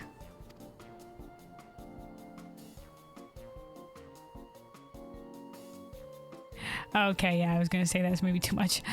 We need 10,000 pel, not 1 million. So we're looking at 100 times more. Ukamat, hold on, your math is wrong. Oh, alright. I panicked and got confused with Alpha Nose Million Gil. Fair enough, dude. I ain't keeping track of this money thing.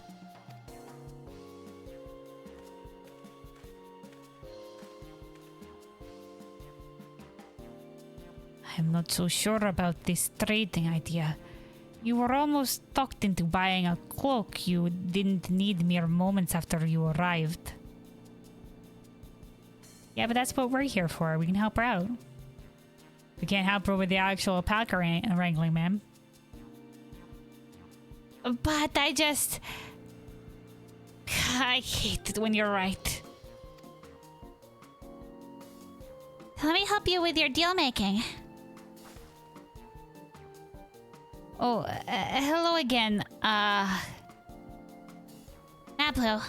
I work here as a rage hand, but I also learned a lot about the peddler profession.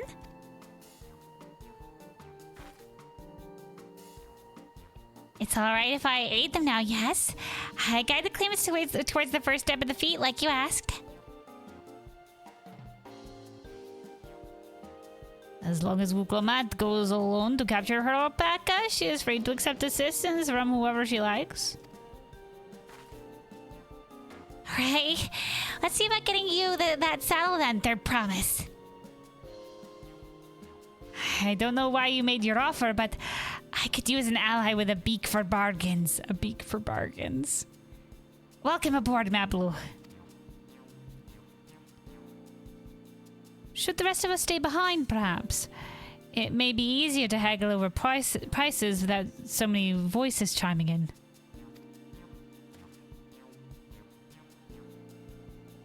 You stay here and pitch in with the ranch work.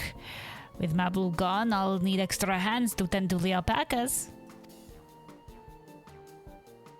Gladly.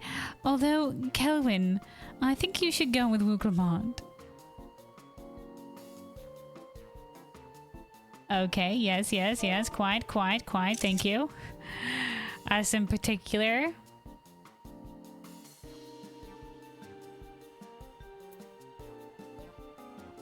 Why us in particular, Carl? Tell us the reasons.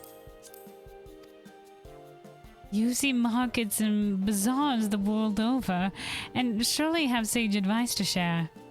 Okay, once again, because we're well-traveled. Because we're well-traveled. Alright, very well. Hell yeah, dude. Let's go. God. So us, Mablu, and Wukomat. In that case, you should also hold on to the alpaca wool. If it's misplaced or soiled in some way, you will have nothing to bargain with. In that case, please entrust the wool to Kelvin. As if I'd do such a thing. But I'll leave the wool with Kelvin anyway. The better to keep my hands free. Okay.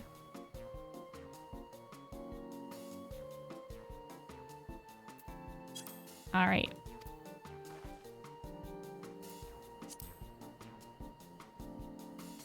The power of imagination. We've been handed a basket of wool. To begin, I suggest we try trading the wool to Havli, the saddler. He won't agree to the deal, of course, but he'll give us an idea of how much he'll accept for his wares. Okay, sure. I mean, okay. Like maybe get an idea of what if not monetary value, what item maybe he's hoping to get. All right, Aaronville. Tending to the alpacas, are we? I had some experience with that when I was younger. Oh, do you now, Aaronville? An alpaca hand. Ranch hand, maybe.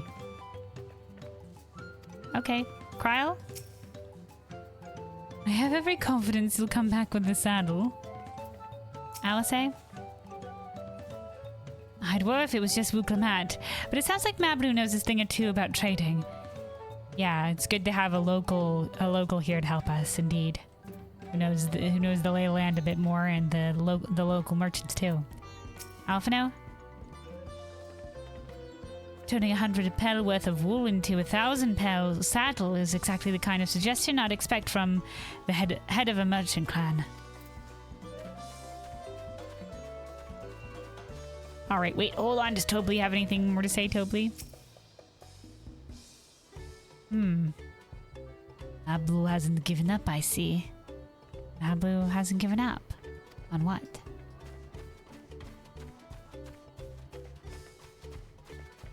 Okay, Mablu has her own reasons for helping us. Like, obviously she wouldn't have made the suggestion to help us otherwise, but I thought maybe she just supported Wuplamat. Alright, oh, also a couple of side quests have unlocked. Let's do these real quick.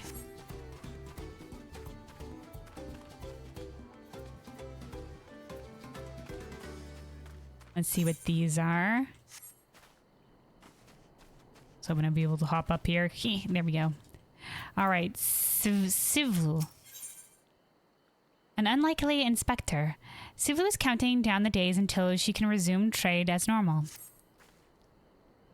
You must be the artisan from Tuliolal. Nope. You're right on time.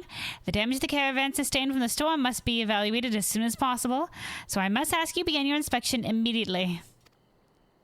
I'm sure you know this well enough. Be sure to check whether any of the frames have been cracked, the canopies ripped, or the balloon on either side punctured. We cannot move the caravans until we know they're safe. Have care while expecting the caravans. You'll find the caravan stopped throughout the settlement. You need but inform me when you finished. Dude, we're just not denying it. We're just like, okay. I'm counting on you for the inspection. Remember to let me know when you finished. Dude, we're just like, nah, okay, alright. Sure. Alright, and then there's this side quest here. It wasn't even like we tried to correct her and we got shut down. We were just like, okay, yeah, we're the inspector. Alright, the Carmine Secret. Povli seems to be dying to discuss something. Well, hello there. Tell me, friend. I'm not curious about the vibrant carmine hue of our traditional wear. Being like the red hue or like what general hue? A shade. This vivid can only be brought out through an application of age-old dyeing techniques. It's carmine in color. Hold on. Okay, carmine color. Oh yeah, okay, it's the red. It's the red. The color of this vivid can only be brought out through the application of age-old dyeing techniques. Help me out and I'll tell you all about it. In the hill southwest of here, which you can reach by exiting from the nearby gate, there are a few spots where sapped noto cactuars, okay, are commonly found. I would like you to collect precisely 2 of them for me. In that, I prepared these 2 remarkably thick sacks that should get the job done. I appreciate your assistance.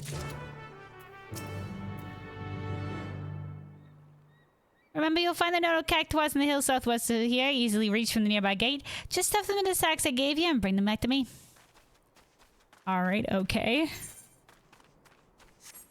Okay, so this is one of the caravans. Battered caravan.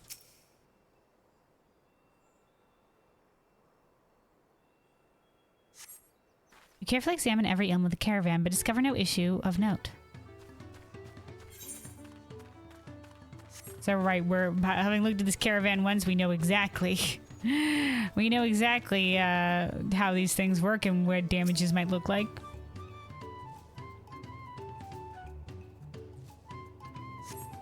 You notice water pooling in the caravan's interior. It is not if it not removed swiftly, the flooring's integrity may be compromised.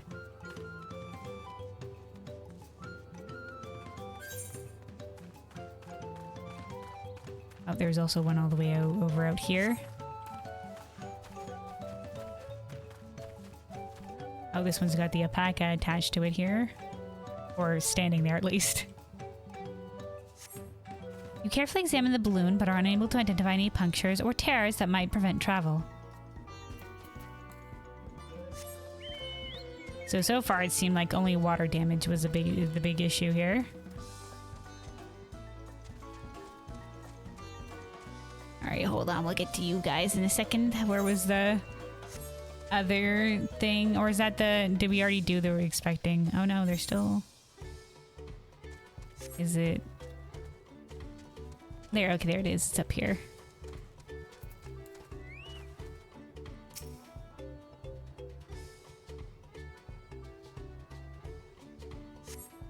The canopy's fastening appear to be coming loose. While this will not impede the caravan's ability to travel, repairs would undoubtedly lead to a more enjoyable journey for its passengers. So the canopy's fastenings. Okay, alright, okay.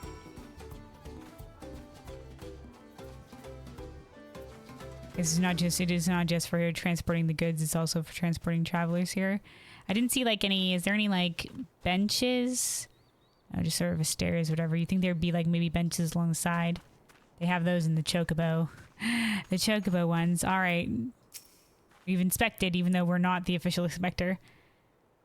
Ah, you did a wonderful job. Though it seems some of the caravans will need slight repairs, I'm relieved to hear that the damage was not significant.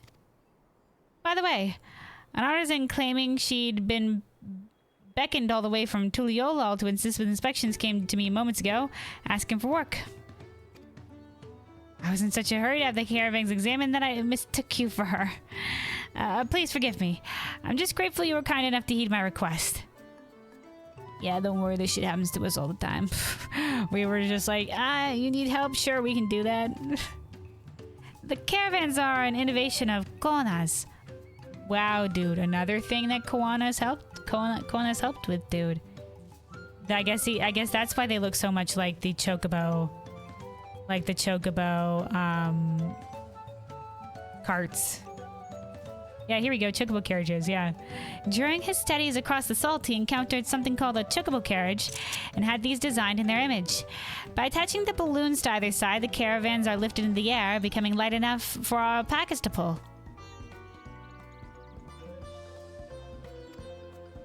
It's an immensely helpful invention, allowing us to tread the steep mountain roads throughout Tural more safely and swiftly than ever. Thanks to you. We're one step closer to having our caravans ready for such travel once more, and return to a sense of normalcy. After the storm, okay.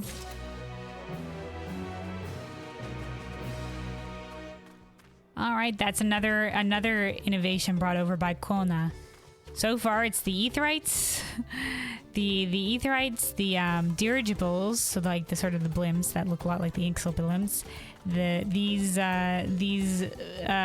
caravans, and then also hunt ports. All things brought over by Kona.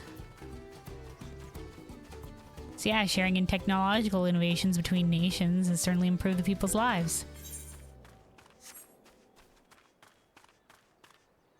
Like knowledge shared of alchemy from Razat Han to like Ul'dah. That's why the Ul'dah Alchemist Guild is a thing or whatever have you.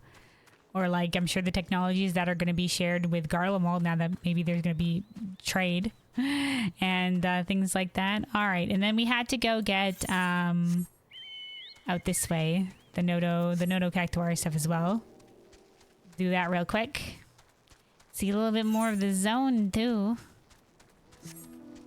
If we come across one on our way, we'll also, like, that's in our way. We'll also do a fate just to, get that unlocked on the shared fate bar.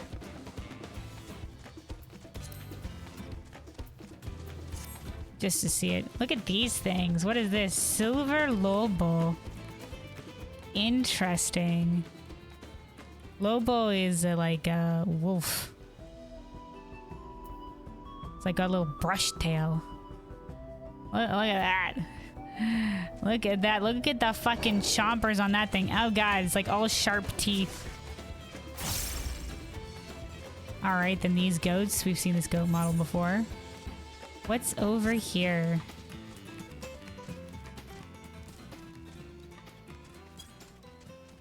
Bunch of saddled up alpacas.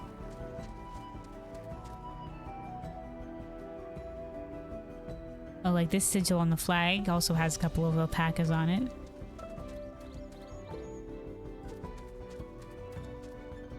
some like markets. Got some like grains, pottery. Oh, they've got like a weight balance thing, textiles, all sorts of pots. There's a moblin. Vujilja. Okopacha is home to the Pelu Pelu, and many merchants like myself make the journey to these mountains to trade with them. They are gracious enough to offer us beds in the inn and a dip in the hot springs at bargain prices. I must admit, being received with such hospitality puts me in high spirits. Which makes you more likely to trade. Apparently there's hot springs here.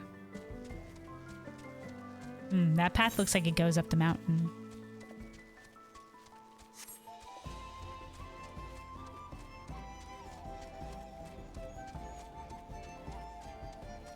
Alright, it's just kind of like an open air market here. More textile-y things. Quality liquor, isn't it? Yeah, it's damn smooth. Says the other guy. Alright. Well, inquiring minds got to know. There's some more of like the cloud mallow looking things as well.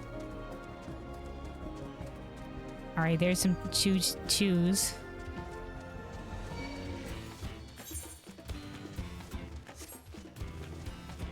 Oh wow, look at that thing. Mad McGee. Just has like the little yellow eyes on the dark face there, little plant beastie.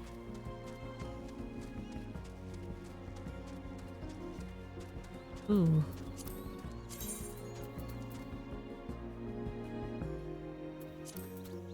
Listen to that. Dude, the zone music is so nice. Looks like there's some alpaca and trade caravans along the way here. Youplu.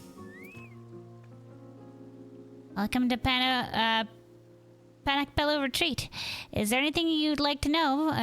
Sorry, if there's anything you'd like to know, please feel free to ask away. Oh, the lore person? Who are you? I'm Youplu, and I aid visitors in finding all that we have to offer here. You'll find my brother, Cavill, just up the slope there, and I'm sure you'll see the rest of my family helping others around here if you stay long enough. I often spend my time speaking with guests about the benefits of the spring's waters and their history. I hope that one day we might do the same. Speak of the history? Yeah, dude, what kind of place is this? Panakpelo Retreat is where travelers and merchants from afar come to soothe the aches of their journeys. All who visit may avail themselves of these natural hot springs free of charge. Lest you wonder how we can afford this, we actually earn sufficient pel from the assorted souvenirs and dining services we offer. This way we treat our customers and they treat us in return. A mutually satisfactory arrangement, would you not agree? So, okay, yeah, you can bathe in the hot springs for free, but, you know, like, you'll have to pay for drinks and food. Alright, cool beans, cool beans. Kavli. Brother, I think. If there's anything I can do to help you with, please do not hesitate to let me know. It is my duty to present patrons with the highest level of service. Business goes smoothly when each party is in good spirits, and I will happily do my part to facilitate such things. Or such dealings. Alright, Brooke Tayev, another person who's called like Brooke. Got some of the Jibral, the Hrothgar here. A merchant hired me as a guard to protect him and his wares on the journey to these mountains, but he bade me rest in the springs while he attends to his negotiations. I do not look forward to leaving this place. It's pretty great. Alright, cool beans, cool beans. Some natural hot springs here, right on. Navli. Welcome to the Pelo Retreat. Pray let down your burdens and enjoy our spacious springs as you take in the breathtaking view. It's a pretty great view. Looks down into the mountain valleys. Hell yeah, dude. Like the view distance here. They were just like, yeah. We're gonna craft these zones with some good views here. Okay, alright. So that's where this area leads up the mountain. It's like, yeah, let's just add a little hot springs area here. All right, and then this way is where we needed where we needed to pick something up past the markets here. Yeah, no, dude, we're okay.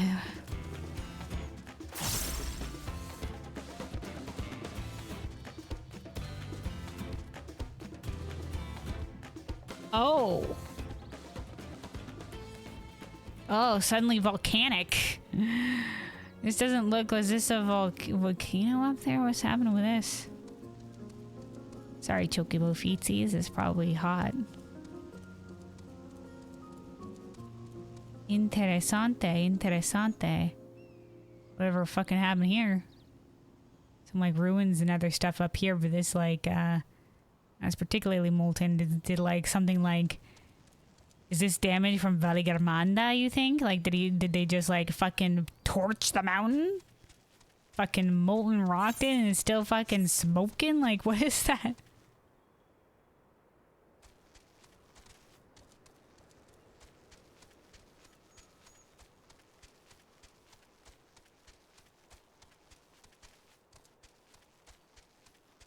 Okay, here we go.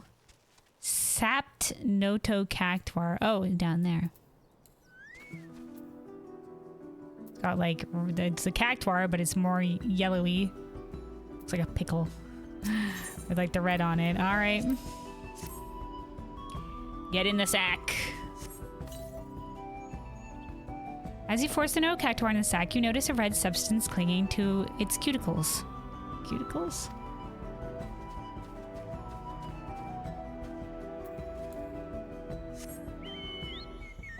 Ooh, look at this plant here. Kind of swaying in the breeze a little bit. Very tall. Yeah, we got the, a lot of cactuses here. Grand variety of cactuses. And then whatever the tall flowering thing is, also from a cactus.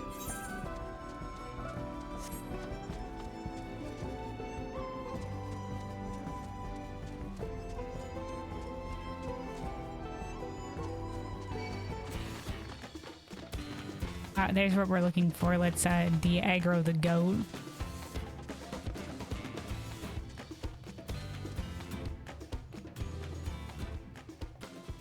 Yeah, look at that. That goes down to like mist and stuff like that. Okay, okay. Motherfucker. Alright. We're just fighting. We're fighting now. Alright, dude, absolutely murdered it. Okay. Get this other thing in the bag. Oh, is that a fate? Spittle Patterpana and Civilly Stoutstrider. That's the spirit. They'll be inviting us to join a caravan any day now.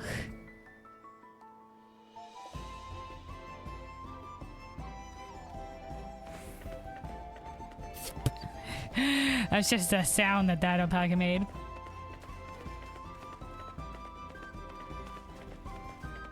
Is this the start of a fate? Ah, what in the... Okay, interesting. What is happening with these guys? Sweet gods of mercy, please tell me of combat training. Someone's gotta hold the line. You see it too, right? The flaming fiend will slaughter everyone and watch and pillow if we let it be. I beg of you, keep it occupied while I go and call for reinforcements. Okay, what am I seeing? Oh, okay, sweet. Oh, I can't begin to thank you, I swear. Oh my god, something, run. I can't begin to thank you, I swear on my life. I won't stop running until I find help. May the wind keep you. All right. Hold on. Let's turn things back, the music back down a little bit here. The Fate is same Fate music, dude. The Fate music is so loud. Enkindled by Valigarmanda. Okay, it is Valigarmanda. By Valigarmanda's calamitous flames, the fearsome Rakurk has descended the mountain in search of a worthy warrior. Until the stout strider returns with reinforcements, you are the only thing standing between Wachimpello and destruction. Alright, sorry, Wukomat. As we were wandering the countryside, we found danger here. A threat to the village being burned. with this fate. All right, I think the idea with our new... Oh, wait, hold on. There is a timer on this, though. Oh, but no, we still have time on our timer. So, yeah, I think the idea is to make use of our... of all our Presence of Mind casts. And then...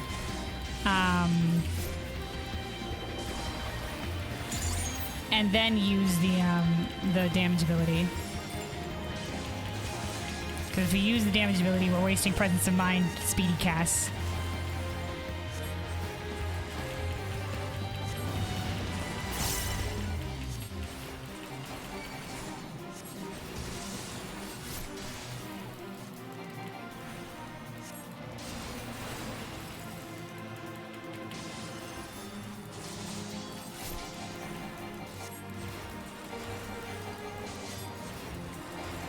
So I'm only supposed to hold it off until reinforcements come, so I imagine it's not going to be this guy's entire health bar because we're like barely chipping away at it.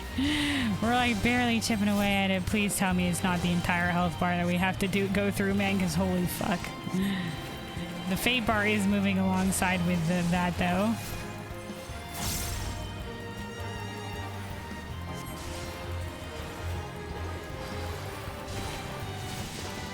All right, blood for the blood lily.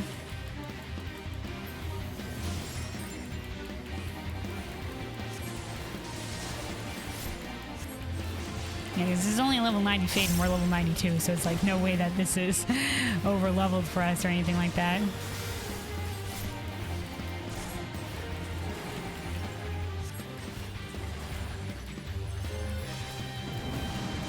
right, hold on. Presence of Mind is back.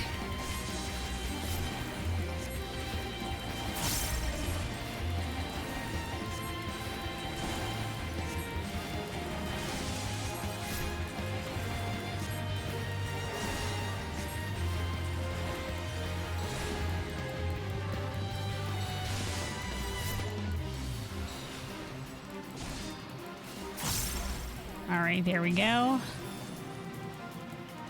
Blood for the blood lily. A size.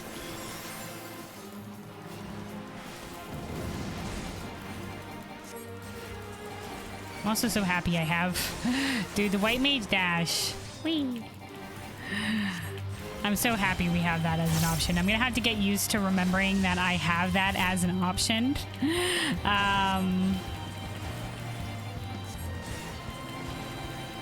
But it's very nice. It's very nice.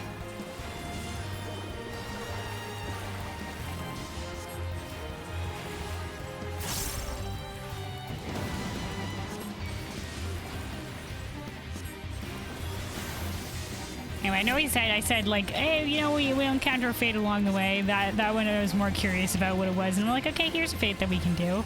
I'm concerned that we're barely chipping away at this thing's health bar, but you know. The fate that we did in like Kozumauka, there was like a whole group that was there doing it.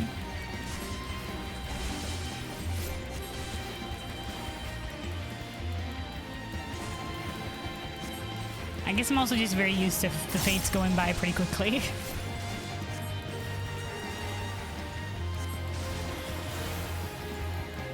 It's alright, surely our Pello friend will arrive with backup, right? Right?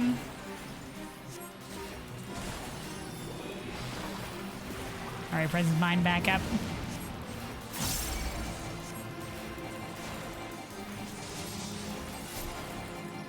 Oh, we're out of mana.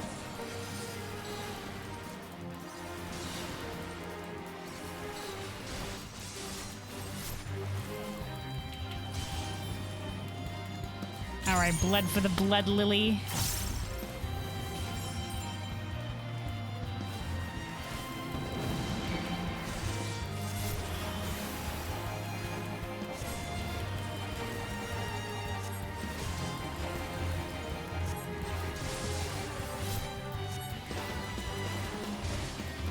There ain't no way we have to make through this thing's entire health bar, right? I mean, the fate bar level says probably so, but like, really?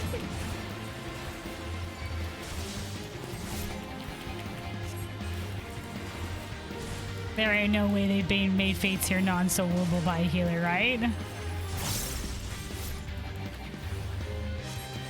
Alright, blood for the blood lily.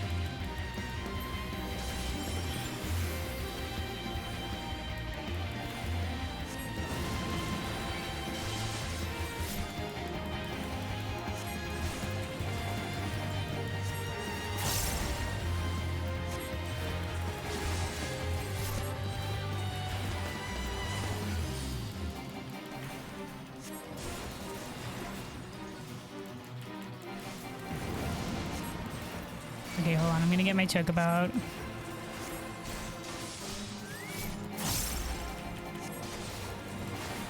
Go, Chocobo, aid me in combat. We might very well need it.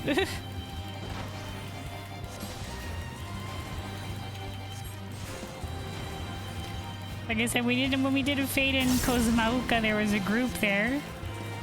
Oh, Presence mine back up.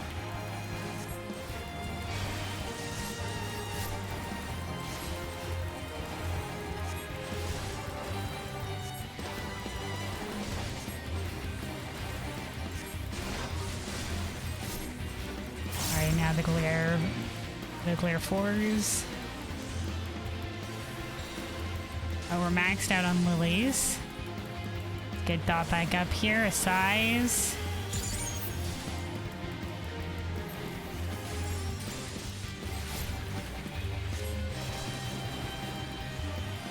There we go, let's get some mana going.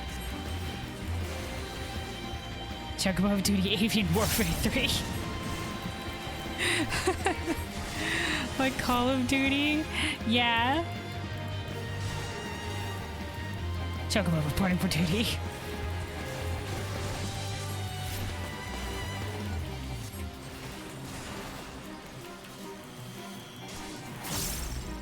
Chocobo, we need you. Answer the call.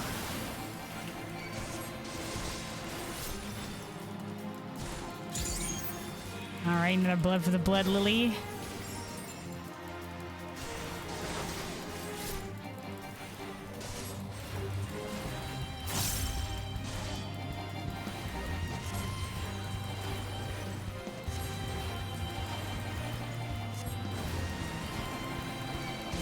Who needs to move when you've got to dash forward?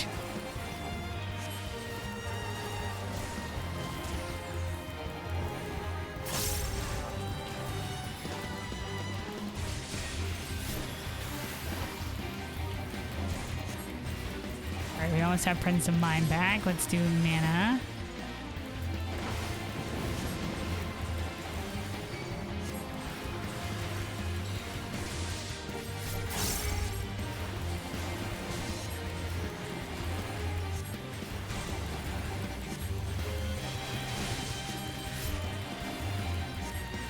Alright, one more cast and then get the glare 4s.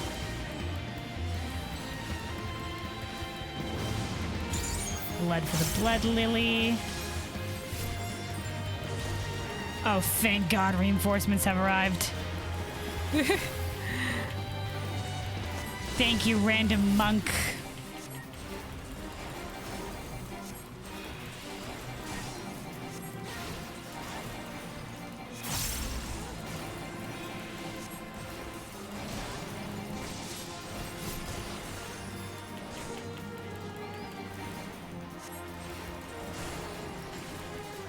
I committed to this fate not knowing what I was getting into. Apparently with the amount that we're having to frickin' burn through this guy's health bar. Alright, blood for the blood lily.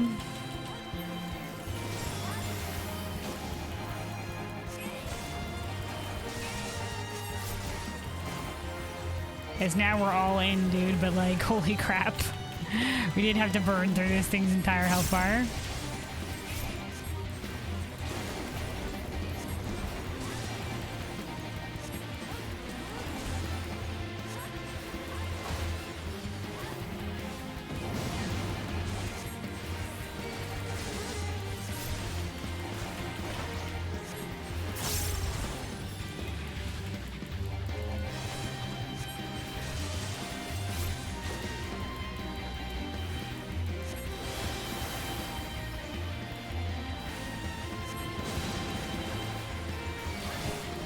Alright, presence of mind, go.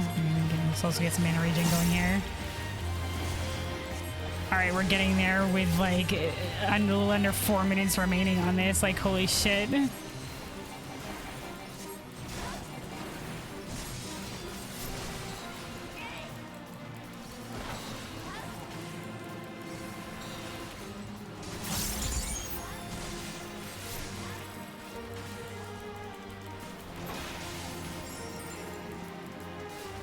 Alright. Here we go. Get the blood for the blood label in there. Alright, 4%.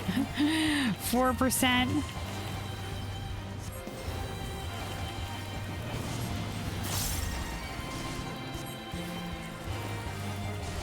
Oh my god, the evil is defeated. Yay. Oh, thank god. Our reinforcements never arrived. Thank you. Kindly stranger. Salute. Euphemia La Britannia. Alright. Where was our reinforcement? Oh, there they are. They made it. Our community is in your debt. They said, oh, I can't be in the thank you. I swear, no, wait. There's no more line after that. Oh, no, here we go. Forgive the delay. I brought the cell swords. Wait, you've already defeated it. Yeah, dude, it took us a fucking long time. Incredible. Oh, thank the gods it didn't reach the village. Our community is in your debt. Spittle patter pana pachoo with a little music note. Alright, guys, no worries. There we go. And that should have gotten the shared fate for Urco Pacha there. There you go on the map. There we are.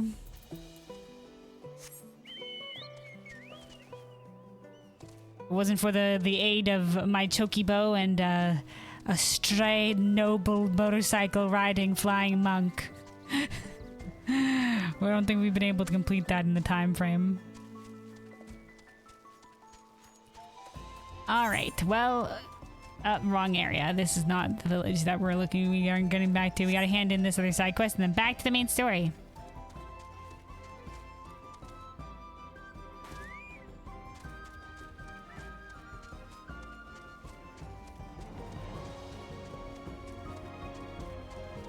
Oh, it's snowing. Look at that. Alright, Povli. Is the bulge in those stacks what I think it is? Yes, what you asked us to get. Notice Cactuar sapped of all energy has been crammed into the sack. Wonderful, my friend, wonderful. Frail as I am. Frail as I am. I could never have hoped to carry back these oversized succulents. As agreed, I will share with you the secrets of dyeing technique. Tell me, did you notice the little bits of red on the cuticles as you packed them in the sacks? We did take note of that. Something to be alarmed about, but those are in fact parasites. Okay, interesting. Parasites. Don't be alarmed. I know parasites sound bad, but don't worry about it.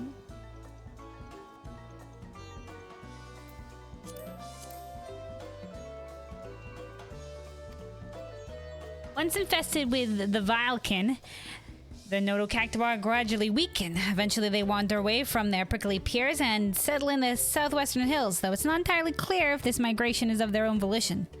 Uh-oh. Uh-oh. Not like the kind of like, not like that weird fungus.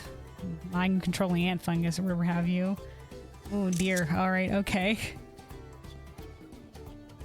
Screenshot for the disturbing lore, I guess.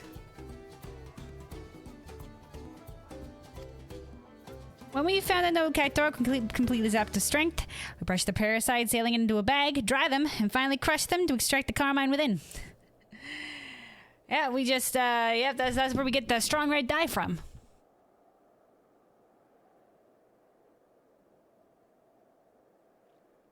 Okay. This is how they get the red dye. Oh boy. I'm sure using insects to create dye must seem unusual. I mean, I think that's how we, in the real world, I think a lot of red dye is from insects, right?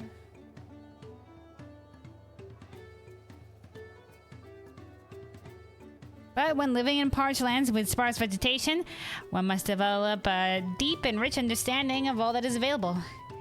Deep and rich, like the red of our dye. Alright, well, there we go.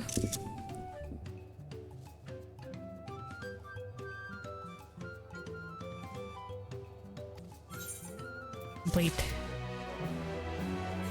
Alright, with those two quiet side quests and the fate off the map. Hold on a second.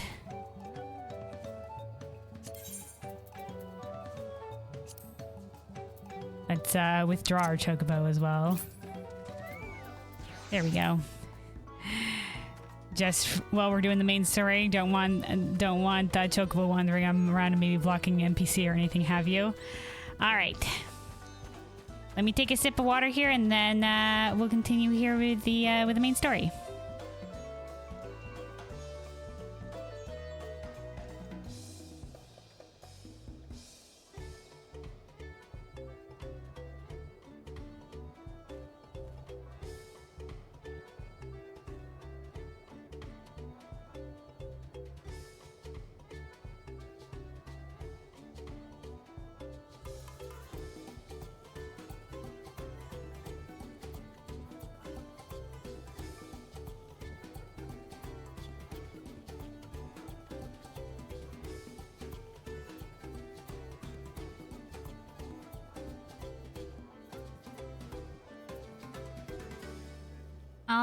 Alrighty.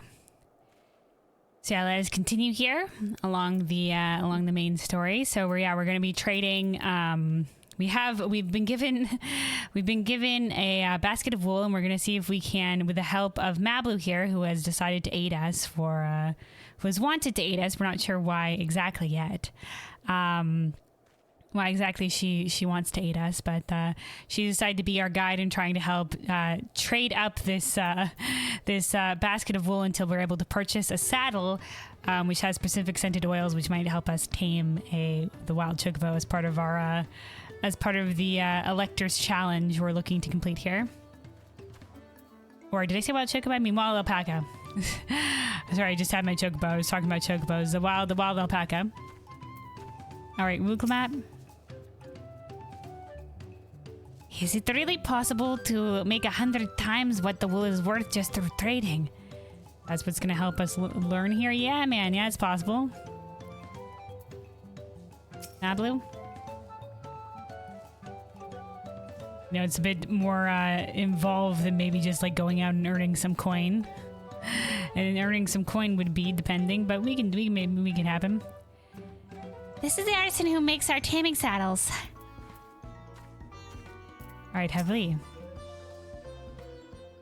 So this is who we're gonna be wanting the saddles from. So we're gonna get an idea of what he will accept as a trade. Something I can do for you. We've come to bargain. I need one of your special taming saddles to catch a wild alpaca. A saddle, is it? And how will you be paying for it?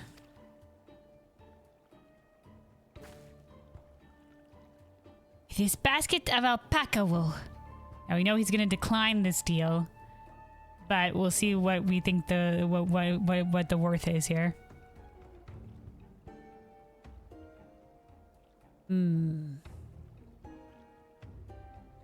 What use does a saddle maker have for wool? Besides, this would barely cover the cost of a single strap buckle. Offer me something I actually want.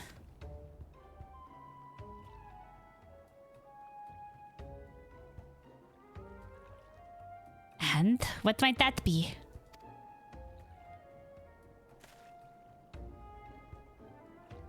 Mezcal. Okay.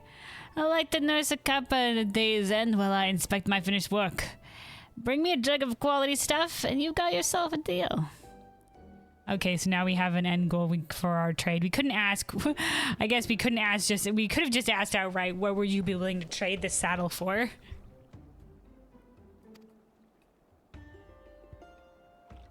This bodes well for us, third promise.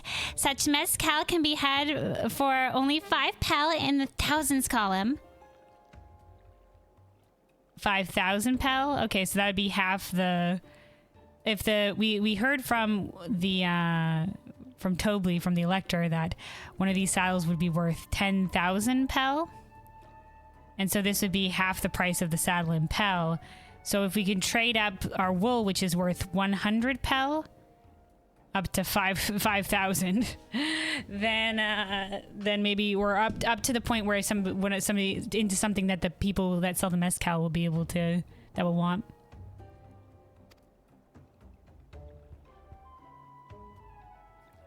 This is at least giving us a better idea of the needs of the Pelu Pelu. Hold on. Did you say third promise? Then my offer's changed. The saddle is going to cost you a jug of premium mezcal, aged 3 years at least. Dude, shove off, man. I thought they said the Pelu Pelu were fair traders. 3 years? That stuff is valued at 10,000 pel or more. Why have you doubled the price? Yeah, you son of a bitch. I thought the Pelu Pelu pride themselves on fair deals, dude. Because I must support the man of ambition who will see my business prosper. Y'all, I know that other guy that we talked to was also a Zeralja fan. He said that thing has been spreading, but y'all do not understand. War is not going to bring prosperity here. Any prosperity will be temporary. Like, oh yeah, you'll get a lot of business maybe supporting the war effort or what have you, but then what's going to happen? You know, this is not gonna work, dude. It is not gonna work. Yeah, you know, what if the people that you're warring against retaliate? You know, what if it destroys overseas trade? And getting any new things or like new deals or whatever have you? Because I must be one man who see my business prospers. Zeralja will go to war, and his cavalry will need saddles. Lots of saddles. Wow, you fucker. All right, temporary saddle. How short-sighted.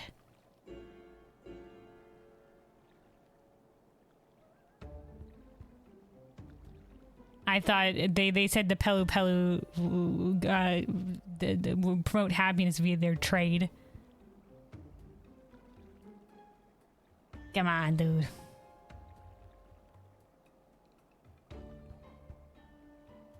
Also, hey again, Runic, you fixed your issues with Final Fantasy XIV with the most unusual fix. So what was happening? What issues were you having? Oh, but yeah, this guy, man, yeah, he's short-sighted, man. It's just like a quick buck for what might end up terrible for Terral. It might cost people their lives, man. Well, will certainly cost people their lives. And sending people off to war.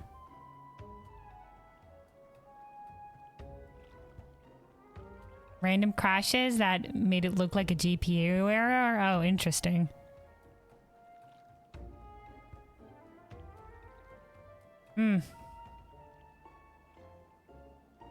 Yeah, so far I don't think I've had Final Fantasy XIV crash on me, so fingers crossed that won't be a problem for me. It was a CPU processor error. Apparently your processor was too powerful. Oh, I see. Interesting.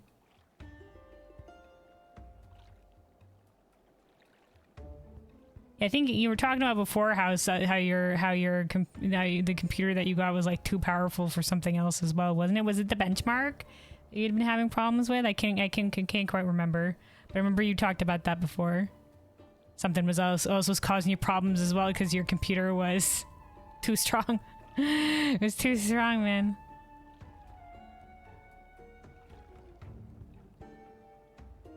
Yeah, you never got the benchmark to work. I see. Well, at least I'm glad you managed to resolve the issue. In terms of the current game.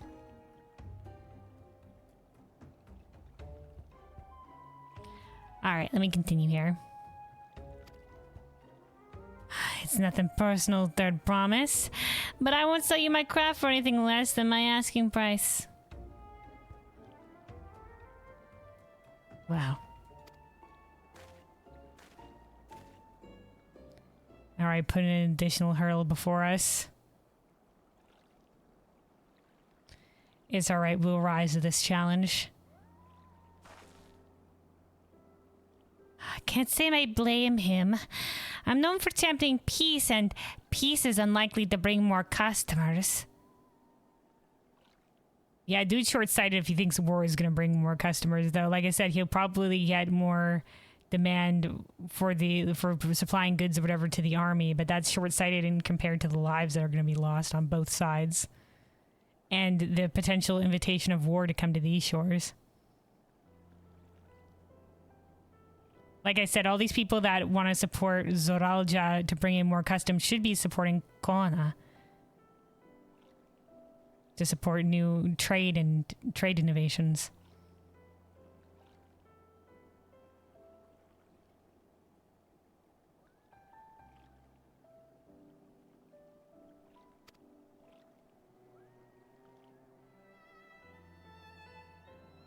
Those of our grandparents' generation remember the dark days when the clans were at war.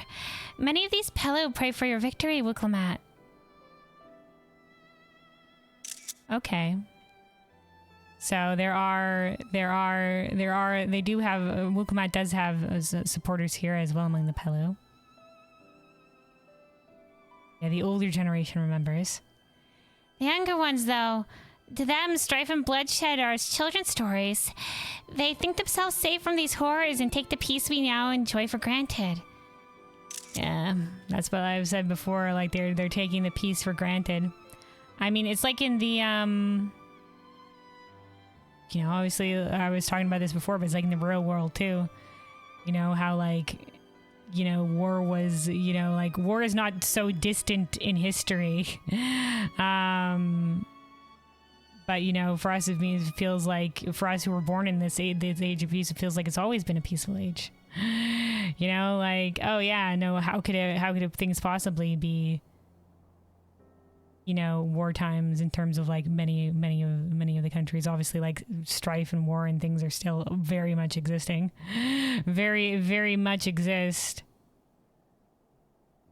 But, you know, it's the same thing with this idea here, and that, you know, like, yeah, it hasn't been that long since there was war, but a lot of the and the older generation remember, but a lot of the younger generation are taking it for granted.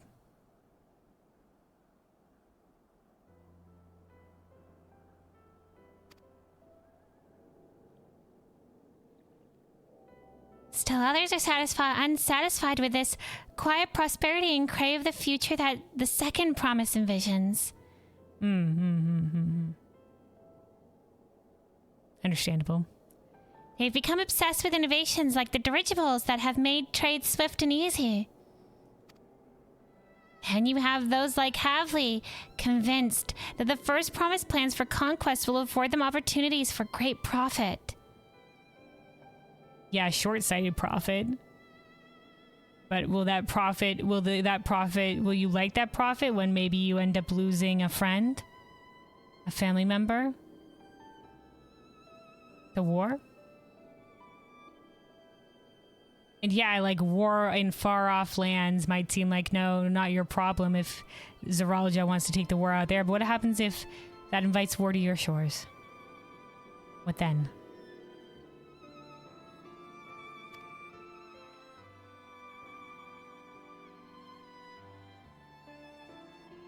Probably a lot of Garleans.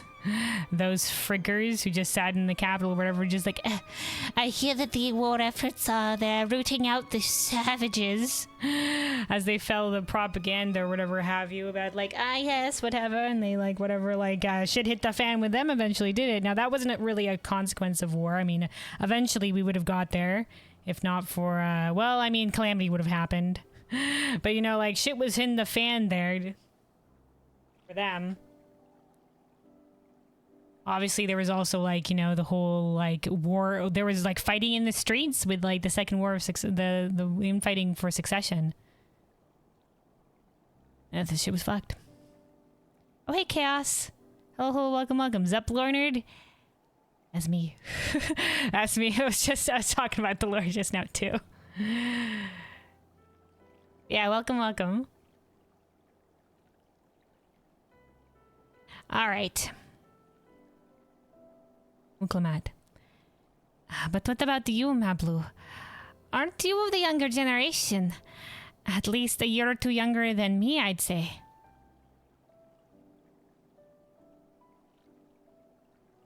Oh, Unclemat can tell?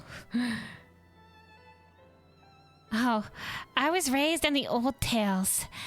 I memorized the accounts of what it was like when the Yokui ruled our village. The Yokui being the giants. That's why I offered to help. I want you to become Dawn's servant. Oh, okay. So it was just that she supports us. Thought maybe she had another reason for wanting to help us. To keep our nation from going back to the way it was. Hell yeah, man. Hell yeah. Thank you. Yeah, more and more we're finding some of Wuklemat's ardent supporters. Hell yeah, hell yeah, hell yeah.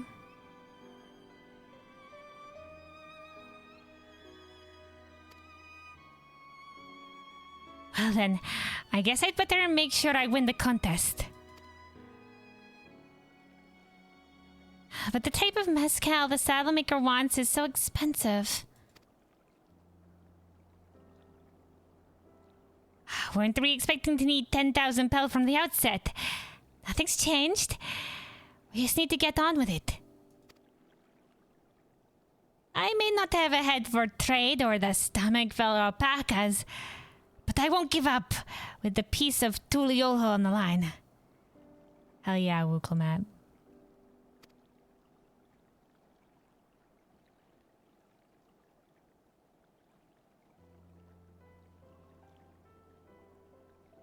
She has the conviction. Then, neither will I. We will make you Dawn's servant. Oh yeah, ma'am. Aiming for that 10,000 pel jug right away will only bring us failure and frustration. So let's first try exchanging the wool for anything even a touch more valuable. Let's go find some people that might want wool and see what they're willing to trade for. The trick is to find someone who needs alpaca wool. And is willing to trade at a loss to acquire it. Someone who supports your bid for the throne, for instance. Okay. Oh, wait, do we have an idea? There was somebody we spoke to. Oh, he was a weaver, right? I thought it was going to be one of the Pelo here.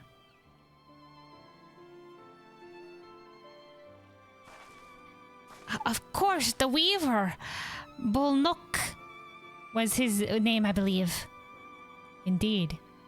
He might have gone to the hot springs?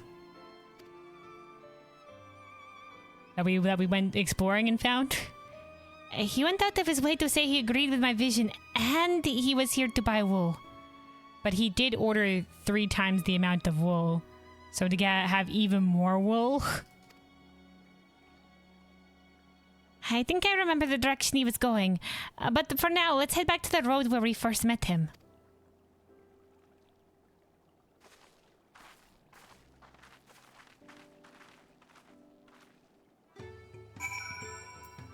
Alright, this little punk. Alright, he doesn't have any additional dialogue to say.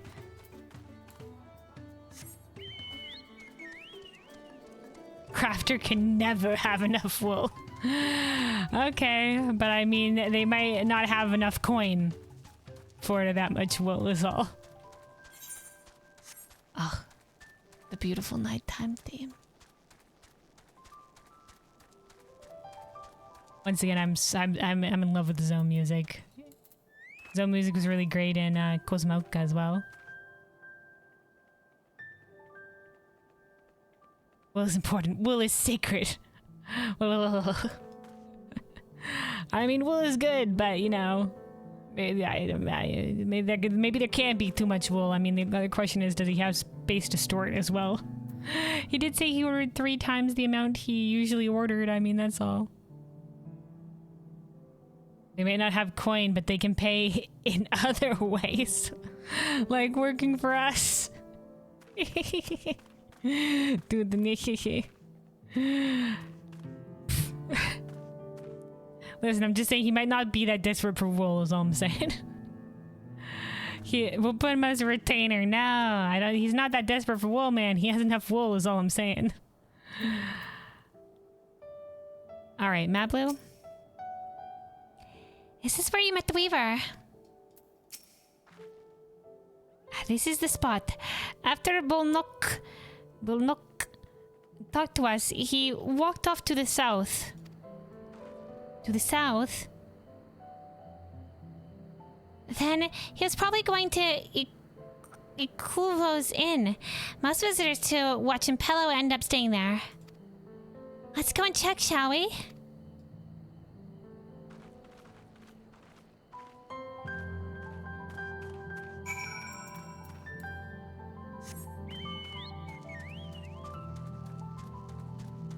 Once again, the trilling with the piano is beautiful.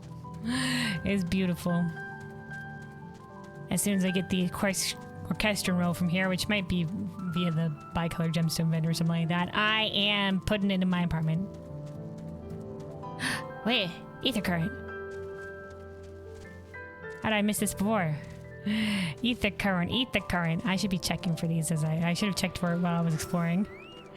While we were exploring around.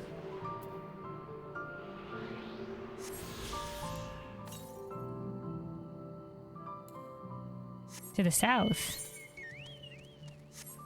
Oh, maybe up that a ways?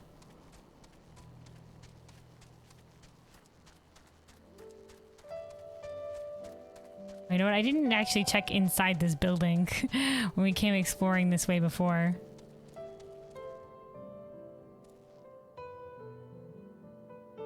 Wow, okay. This is nice. Look at the tapestries or whatever. Diamond tapestries or what have you on the wall. Beverly. So this is the owner of the inn. Greetings, I take it you're a traveler. If you are looking for a place to rest this eve, we have beds of varying sizes to accommodate guests of all proportions. Okay.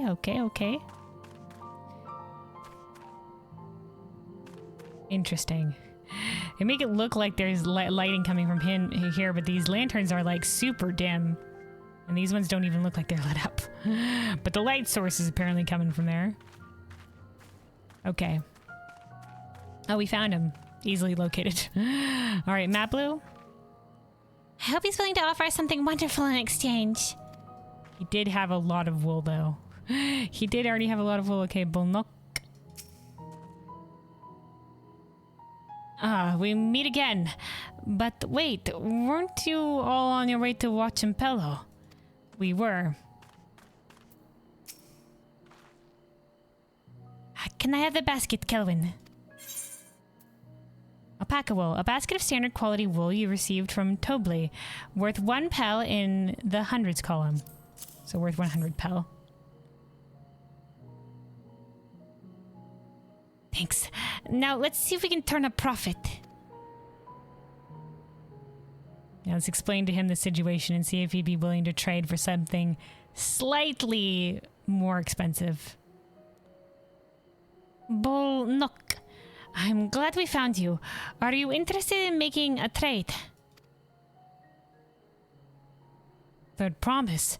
You wish to do business with me? Might I ask what this is all about? Let's clarify. Okay, we're good. We're telling him the whole issue.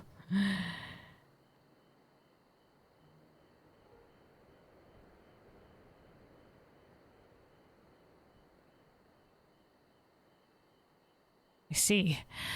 So the goal is to turn the basket of wool into a jug of 3 3-year-old premium mezcal. Not exactly part of the challenge, but apparently Wooklemat doesn't want to take our coin for it, so we're doing it this way. Once again, I think also a great way to learn about, I guess, trade and the people here. A bit challenging. Maybe not the most direct route, but still. Allow me to invest in your efforts. Oh, he's game, man. Thank you.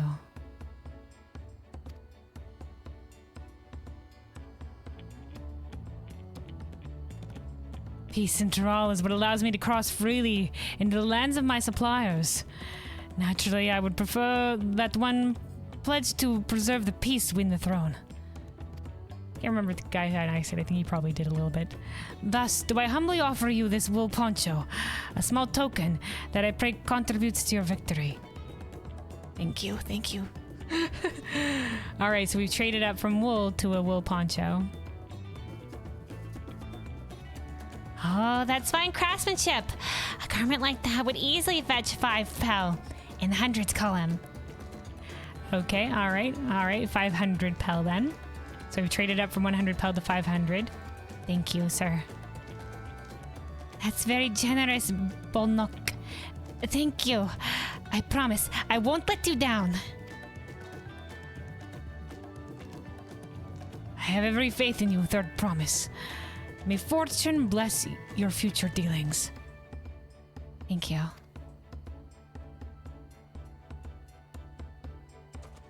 Honored to have your support. I can't believe you quintupled your investment with your first deal. We're off to a spectacular start.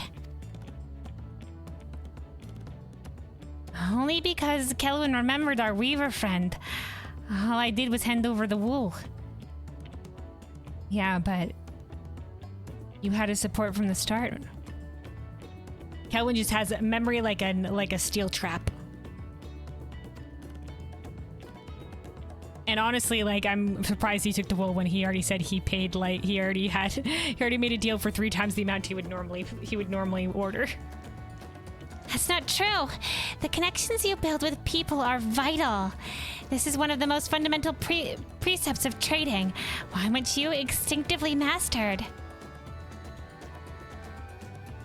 It's true. One of Wooklemat's talents is that she's very approachable. She has a charisma. She's a people person.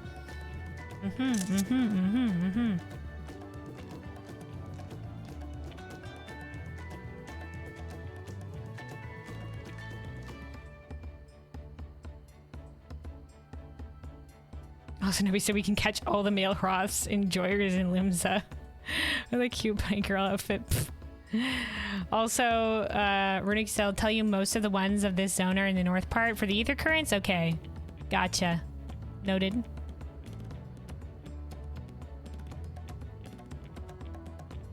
Still try not to. We'll try not to miss any down here. If I do miss one, we can always come back. I can always come back for it. But yeah, this zone, both Cosmauco and here are split into the second half of the zone, which we'll be coming back to later. So we can't get all of them yet.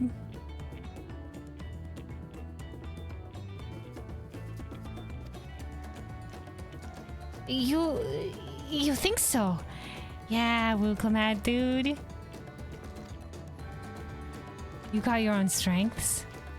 I know so. Now, let's take our 500 pel poncho and trade it for something even more valuable. Here, Kelvin, you take the poncho. If I lost it somehow, Erinville would never let me hear the end of it. Alright, we're being trusted with the safekeeping of the items here. All set? Our next deal is waiting to be found.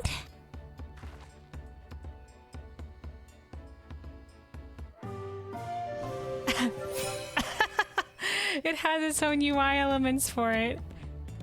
Success! You've traded a 100 pel basket of alpaca wool for a 500 pel wool poncho.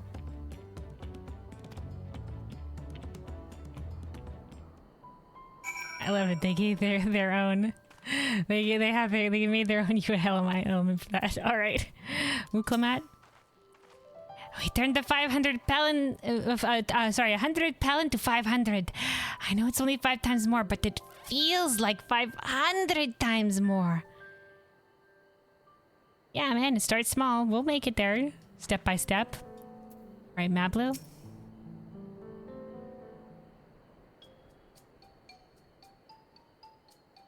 Leveraging connections is a sound strategy, but we should also consider supply and demand.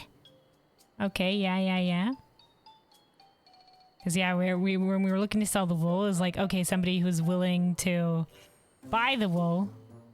But we were hoping someone that would be, like, want to buy the wool at a loss. So either somebody who really wanted the wool. In this case, we made the connection by someone who would be willing to sell us the wool at a bit of a loss because he supports us. Because of our relation.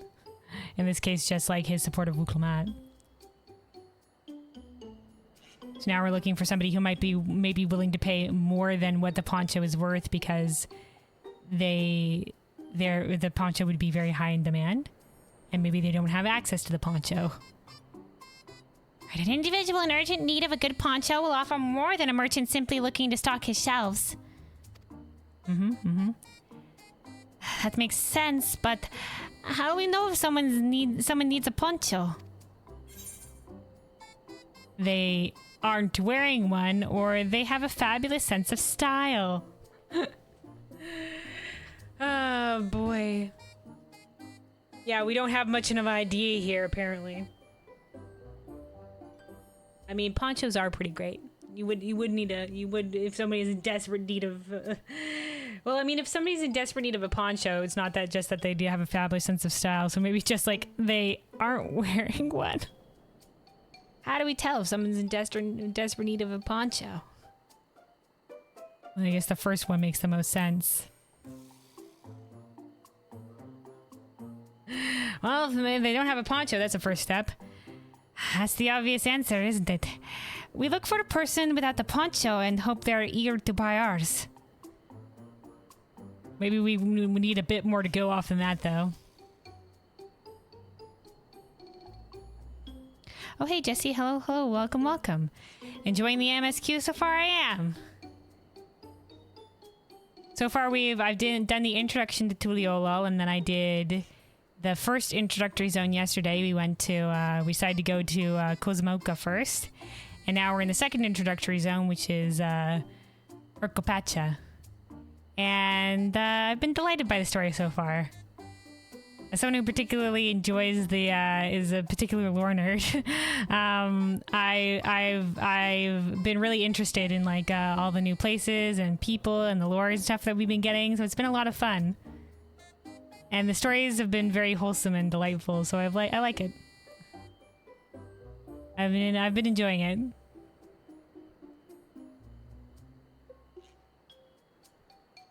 All right. Yeah, we might need a little bit to go on here than just somebody who isn't wearing a poncho.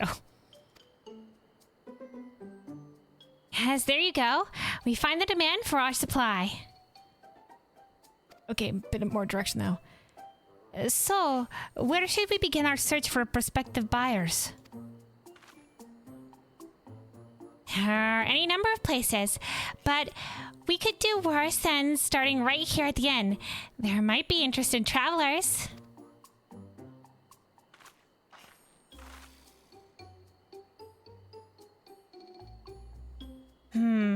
Who needs a poncho? A lot of Mamulja hardly wear anything to begin with. We've seen some of the lady Mamuljas wearing some nice garb. Some of the male Mamuljas as well. Well, they wear the ponchos. Those are probably landsguards or sellswords. Mamulja who soldier for a living prefer not to wear much above the waist. It hampers their movement. Okay, all right.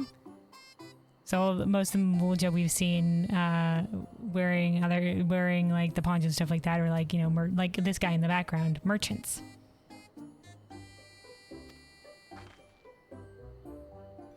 So even if they have bare shoulders, Mamulja carrying arms can be struck off the list. Okay. Oh, first perspective time. All right, stoic nod, first person perspective. Okay, they're using this screen again as well.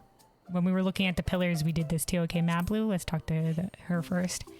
Tell me, who among these gathered travelers do you think might be amenable to a proposal?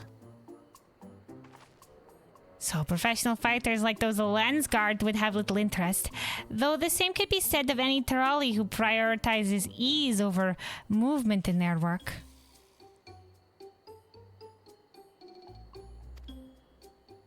Okay, got it, got it. So this one has a Lensguard shield. All right, okay, well, I guess maybe we'll look at them one by one. Disconcerted Hubigo. I mean, he's holding his shoulders. Maybe he's cold. Let's see. No coat or cloak, but also no weapon. Oh, we might have a winner. Oh. I thought we were gonna go through it in order. I thought he was the most likely as well from looking at him, because I was just like, okay, shield, already wearing something, and the other one was the pro, the pro.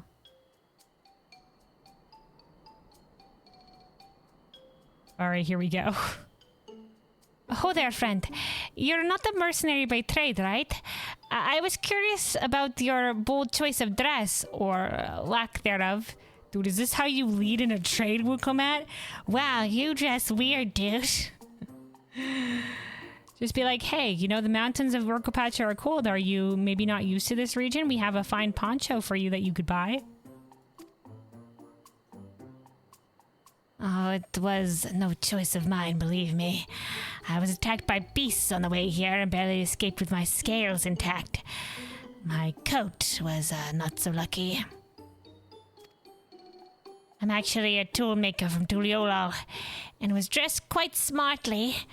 All the better to show the Pelu I am a man who takes pride in his appearance, and therefore his work as well. But now look at me. Alright, dude, don't worry. Your misfortune, I guess, is our fortune right now. Would you be willing to pay for a fine poncho? Well, sir, this is your lucky day.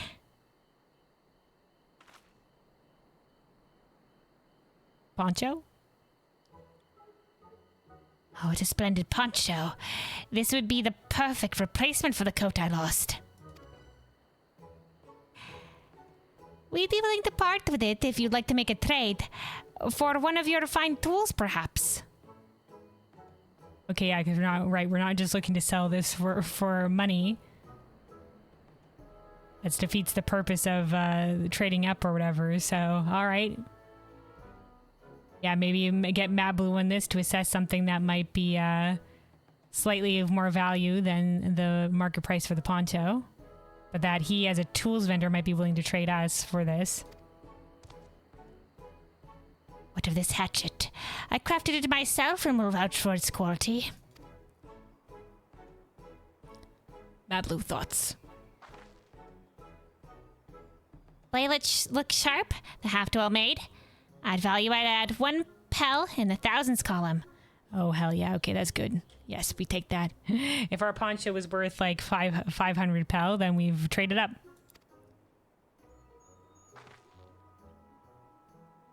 Oh, dude, don't say this out loud.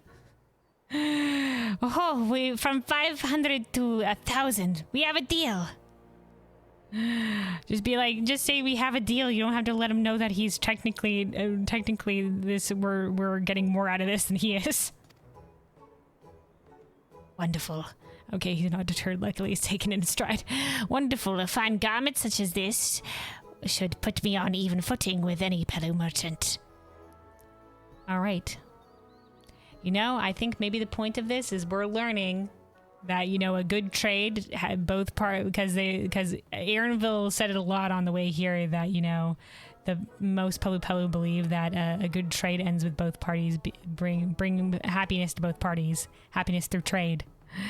So we're learning a lot about that a little bit on the way along. You know, both parties happy in the end. He has fine poncho. We get trade up with the friggin' hatchet. We're good.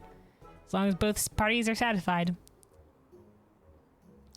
like the eponymous owner of Miplu's mate garden, for one.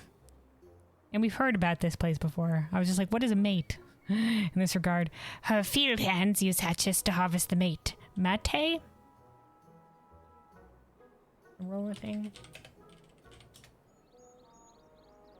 Yoruba mate.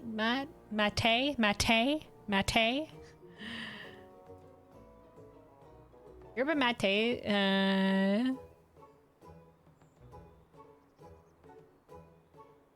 Okay. Plant species of the holly genus native to South America. Oh, okay.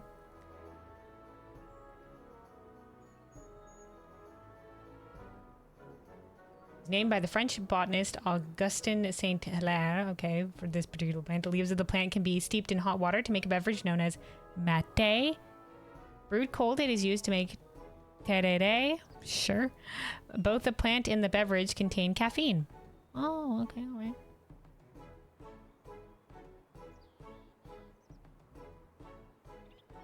I'm sure it has its own name to it if it's named by someone from France, whatever have you.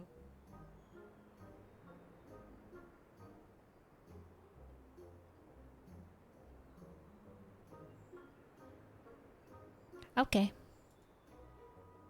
It's mate, not mate. All right. Your boss at our RPG Gamer loves mate drinks. Let me Google what yerba mate, also known as mate, is a herbal tea. Oh, okay. So it is made tea with the caffeine and whatever have you in it.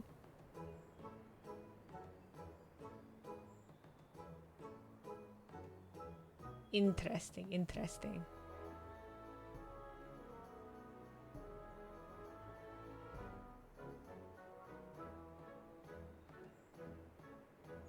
I'm not too much of a connoisseur of teas. But hell yeah, man, hell yeah.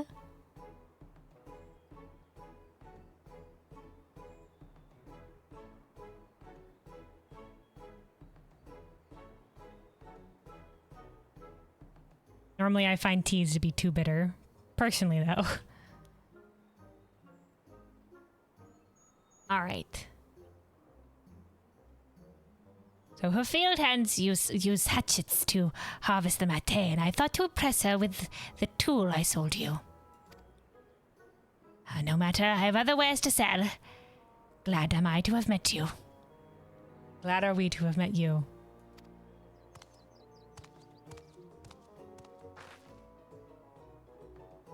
Did you hear that? We've already found our next buyer. Okay. Yeah, good. Oh, yeah, good way to pick up on that, little man. Because they would be in need of a hatchet. Okay, we're gonna go impress them. To Miplu's mate garden we go. Yes, but that's a fair distance on foot. We should take alpacas. Hell yeah. Oh, little man's like, oh no, not more alpacas. These ones will be the calm type, right? Yeah, probably. The shrugs, we don't know. Probably, though. Excellent trade. Wool poncho for 1,000 pel fine hatchet.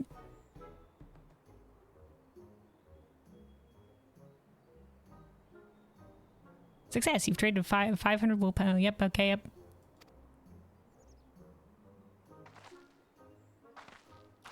All right. Our trade dealings continue.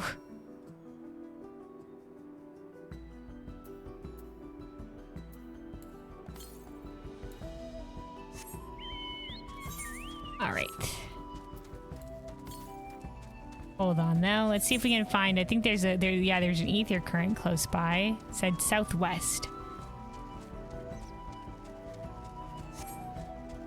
Did we miss it over here in the volcanic area? Or, oh no, it's probably, is it up the mountain?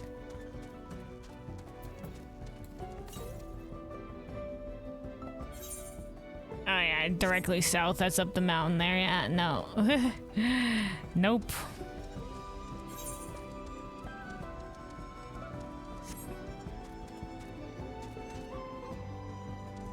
right, parkour.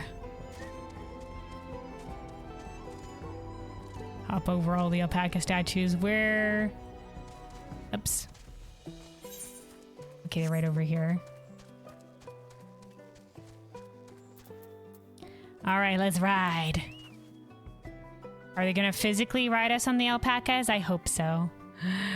Like some of the quests, like yoink you onto a mount and then you do like a on rails ride.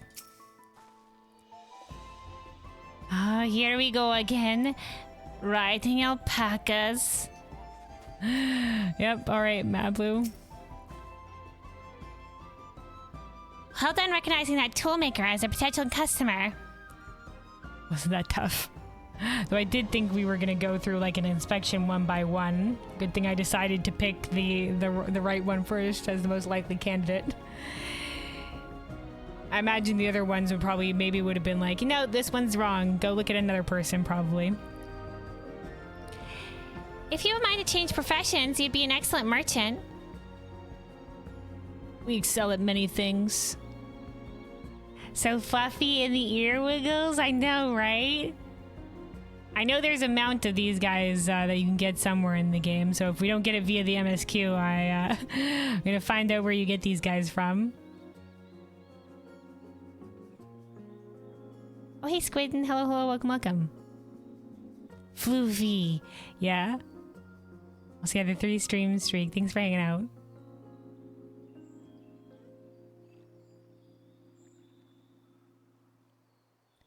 All right.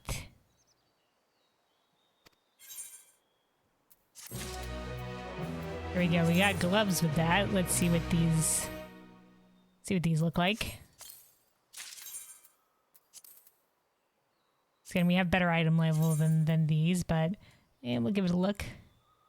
Okay, it's got some like feather on it. The dual dye channels offer a lot of like, you know, obviously versatility with this thing. Let's see. So that's the base woolen part.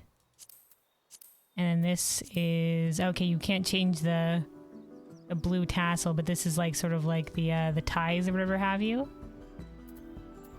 Oh no, wait, no, that's part of the, we're not on the first dye channel. Okay, is this the tassel? Okay, yes. That's the tassel on the main part. Okay, there we go. But it still won't change there's the little bit of blue in the center there. Uh-huh, uh-huh.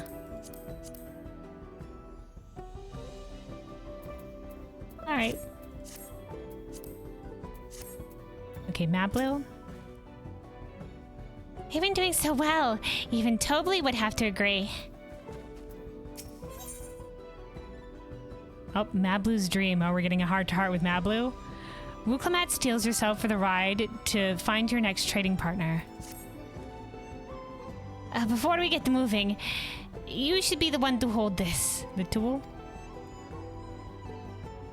We're safekeeping the things here. With that, I suppose we should hop on the alpacas Mablu has so kindly provided. If I'm going to catch a wild alpaca after this, I can't be shying away from the tame ones. Not that I'm scared of them, you understand. Or their nasty, disgusting, foul-smelling spit. Dude, understandable, Wuklamat, understandable. Alright, Mablu. Ready to go. Let's mount up. Begin the alpaca ride. Okay, this is gonna yoink us, isn't it? Yeah! Yay! And it's off to the mate fields, we go. Please don't spit. Please don't spit. Dude, you're fine. You'll be fine. These ones are accustomed to people. I still don't trust them. Look at them go. You have a knack for riding no matter what you say. Without our alpaca friends, we Palu would never have become traveling merchants. Can you imagine walking all the way across Tural? Look at them go, their little ears back. I swear that mountain is so tall it can't be real. Or Corzamor. Wasn't that the name? A foreboding sight, isn't it? One I've never appreciated up close. You have to take the long way around the cliffs to get there to the highlands belonging to the Yokui.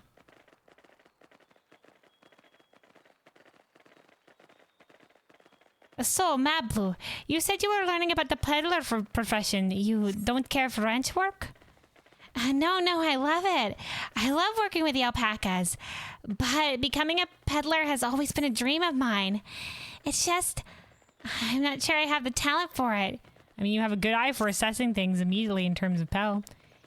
If I can help you buy the taming saddle, though, that'd be the proof that I can do this after all. In that case, you'd best get ready to be a merchant. Look, we're almost there. This was not the best weather to be like, look at the mountain. It's fog. Ah, the weather curse strikes again. Man, that mountain's certainly impressive in it, isn't it? Clouds.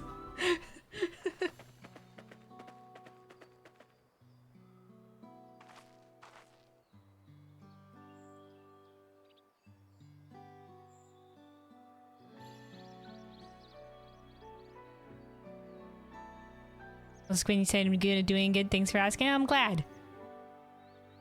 Making dinner over here? Oh, hell yeah. Hell yeah. What you having? How are you doing? I'm doing good. I'm doing good. Very excited to be continuing the main story here. Do our second introductory zone. I'm having a lot of fun with it. When you entered the main city for the first time, they were like, look how beautiful. Meanwhile, rain, foggy, and overcast. Yeah. At least for the first cutscene where Wuklimat was like, welcome to Toriola. It was, they had the preset weather condition for that one. Because I also immediately got there and it was fog.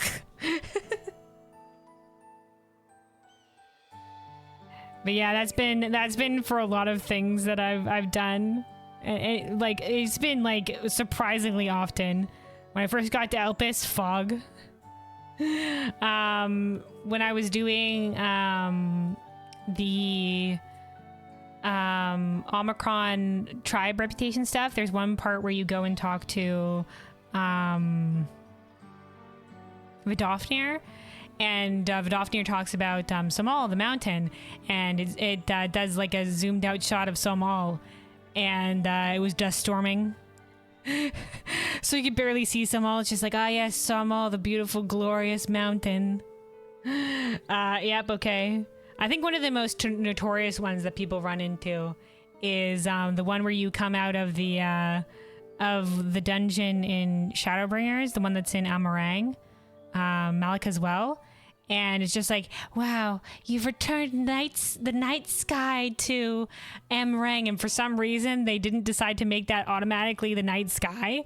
So it's just like, sometimes it's just daytime and you're just like, wow, the beautiful night sky restored. And you're just like, it's fucking daylight, guys. That one they should have definitely set the weather to. But I'm glad that at least more often they are like making sure to set the weather for a cutscene to make sure that the moment hits properly and you're there,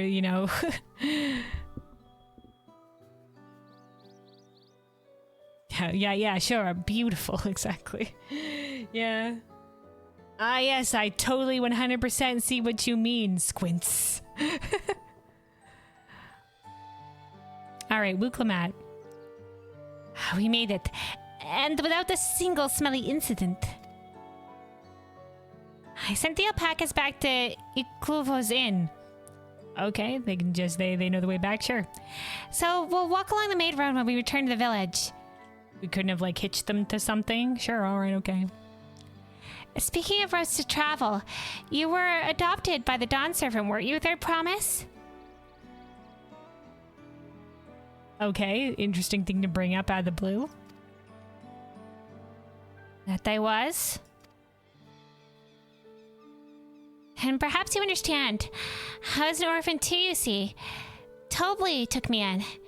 He took in all the ranch hands, actually. Oh, okay.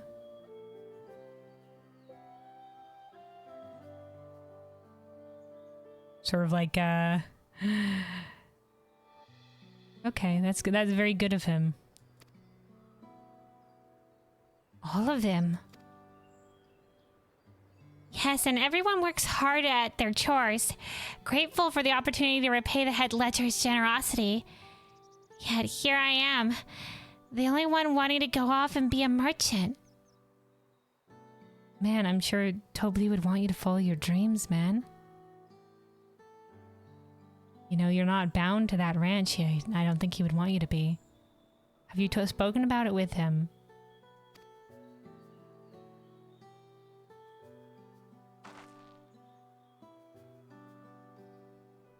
I'm sorry. I don't know why I'm telling you this. Dude, it's alright, man. Sometimes you gotta talk to others about things, man. Maybe with, you know, like I said, you just talk to Tobli about it. We need to keep training things for your saddle if you're to prepare for the feat of gold. As it's mate harvesting season, they can't have too many quality hatchets. Add to that, Wuklomat's way the people, and we should have no trouble making a favorable deal. That's me Blue herself over there. Pass the hatchet to the third promise and let's get to bargaining.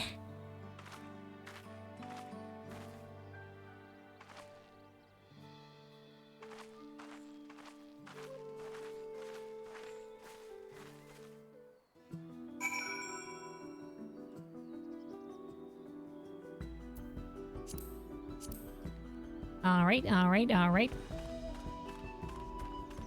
Hold on. What does this person have to say? Hello, friend. It pleases me to see a traveler come visit us here so far out of the way. Okay, I was wondering maybe they were going to be the lore person. Look at this interesting choice. I mean, could they not have had the... just face the house around? Maybe it's just to make more room in this area. Oh, hey, Ether Current. Hold on, Wuklomat and Co.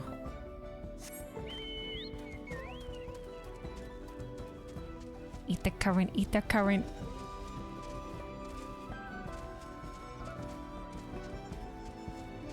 Ooh, here are the bushes here. This is like, I assume this is like the flower structure. Tall AF. Comes in red too. Plants are fucking wild, man. I guess many parts of nature are, well, obviously. But like, dude, nature be crazy sometimes, man. All right, Ether Current.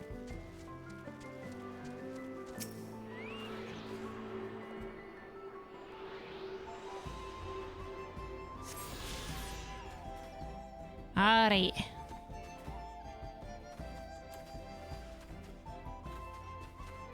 I think... Alright, there's this person to talk to too. Is this the lore person? What is it? If there's something you need, speak up. What do you do here? Okay, yeah, this is the person with lore information. I work the fields here at Miplu's Mate Garden, same as everyone else. I have more time on my hands when tea leaves aren't in season, of course, which I often spend attending to travelers coming to tour the gardens. Well, I'm not the spry young woman I once was. The Mate keeps a spring in my step. What kind of place is this? Okay, I was gonna say, did they make an older Pelu model? But nah, they... Yes, of course, if I could just remember what Maplu asked me to tell visitors. Alright. Here at Miplu's Mate Garden, we grow the freshest mate leaves, packed with nutrients, comparable to even the healthiest of vegetables. While originally grown to suit the tastes of we Pelu, we hope to someday see mate shared with the whole of Tural. Alright. Are you looking, where are the fields here? This is like an old little storage area or whatever have you.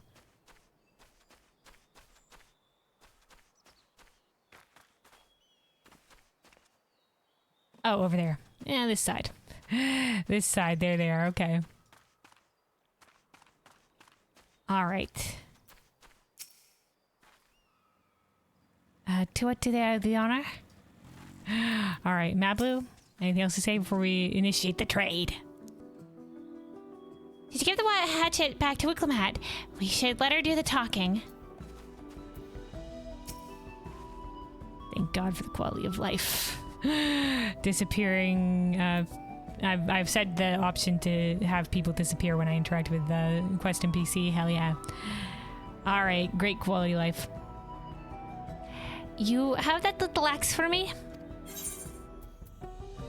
Fine hatchet. A finely crafted hatchet you received in trade for a wool poncho, worth 1 pel in the thousands column.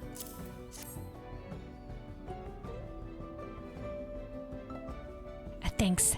Now to see what we can get for it. Yeah, if we could maybe get some of the mate, then maybe we'd be able to trade for the... we're starting to get in towards things that maybe a drink, somebody who sells drinks might want to trade for, which will get us closer to what we need to trade for the aged mezcal. You're Meeplu, the owner of these fields? I have a mind to trade if you're interested.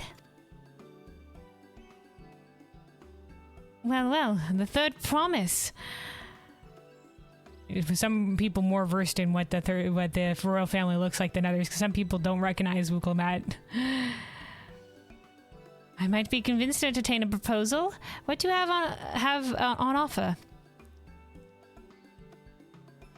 This hatchet, afforded by a seasoned artisan, the razor edge of this exceptional tool will make light work of your crops.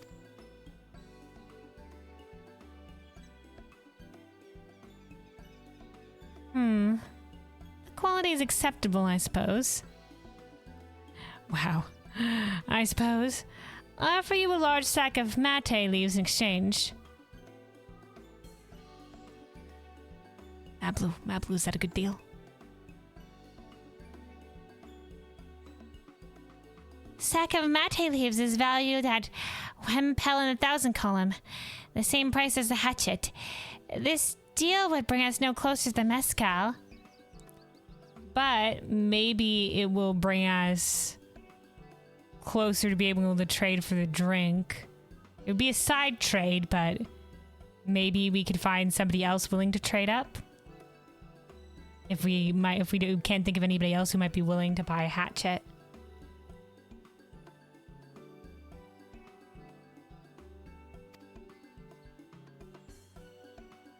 If I may, Mistress Meeplo, it's harvesting season, is it not?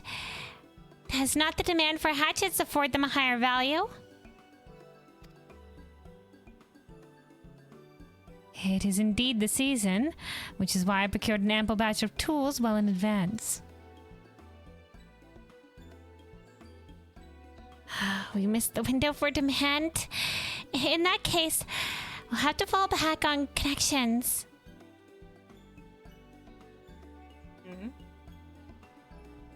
And connections.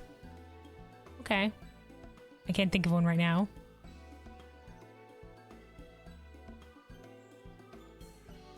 Okay, we're looking to make connections. Think of it this way. A generous deal here will put you in the third promise's good graces. Surely that's worthy of consideration? Dude, I still think we could side trade for this and then trade up elsewhere. I do not wish to give offense, but I must tell you that I stand with the second promise. Alright, fair enough. His innovations will improve every aspect of our lives, I believe, including farming. Surely it will. He's already brought a lot of great innovations, but once again, he's been doing that without being the Dawn Servant. He doesn't need to be Dawn Servant for that, though I still place my bets on maybe the both of them ending up as dual leaders, as like the vow of resolve and vow of reason, because technically there's already 2 people on the throne right now with both the heads.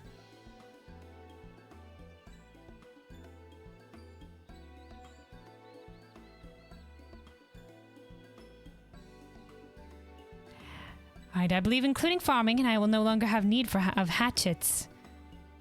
If they improve innovations in farming, and they won't need to use the hatchets anymore for it. Okay, all right.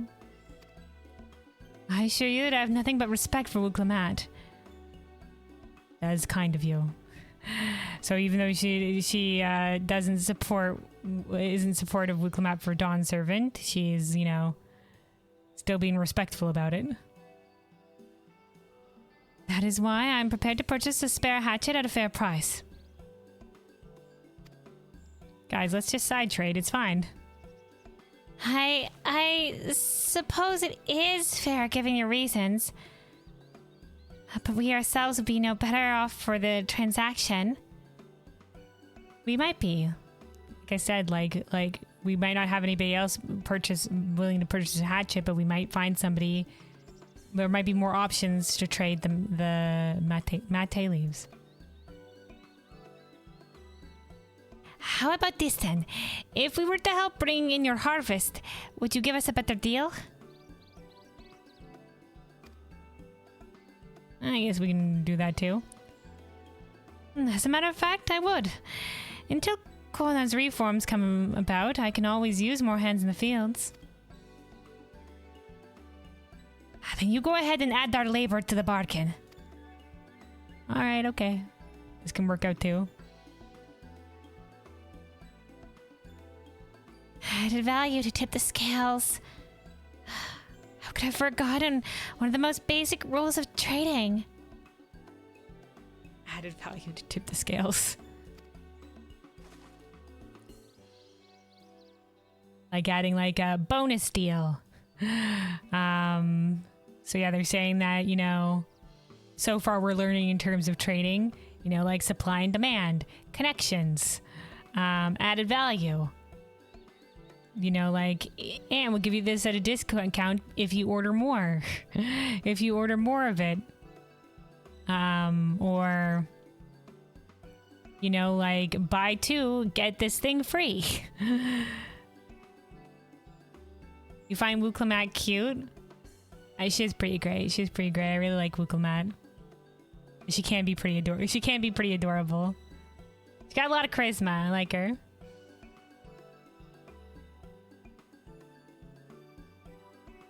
Alright. You can rest here if you like, Mablu. Cowan and I have mate together. Okay, Mablu. Okay, alright. Oh no, I'm helping too. Off to the fields then, and mind you pick the healthy leaves. I'll take 5 good bundles from each of you.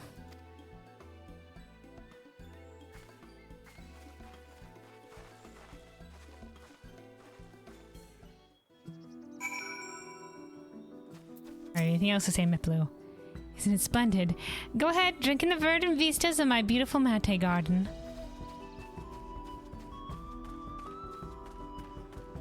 Alright, there we that's an alpaca saddled up to the carriages.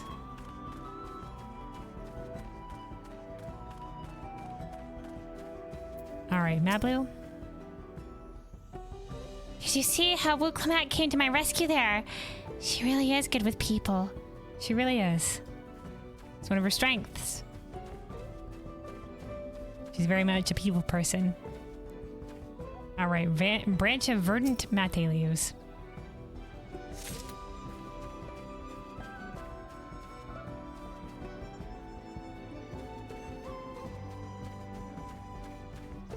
Is this... Okay, yeah, okay, this just ends here. And I assume that goes... Yeah, the northern part of the mountain area. Or, sorry, it's the southern part. So far, also in Kozumauka, it's both been the southern parts that are the second parts of the zone. But this is higher up the mountain.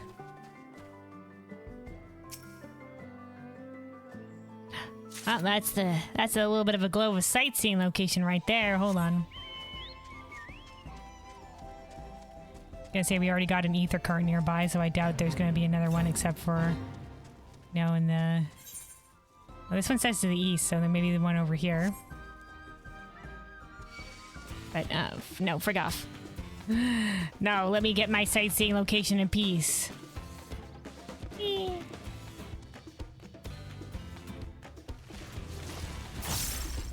me alone.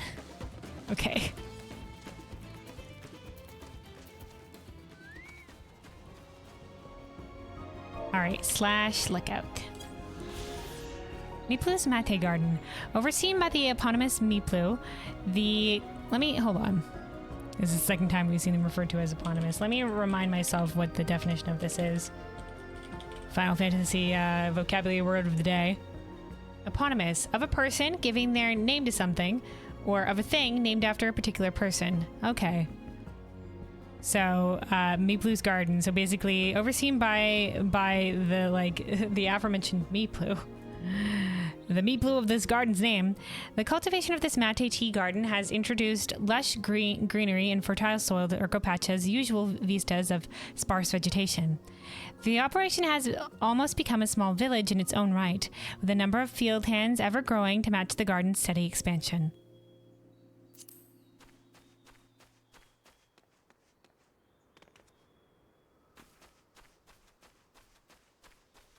All right. Continue our harvesting then.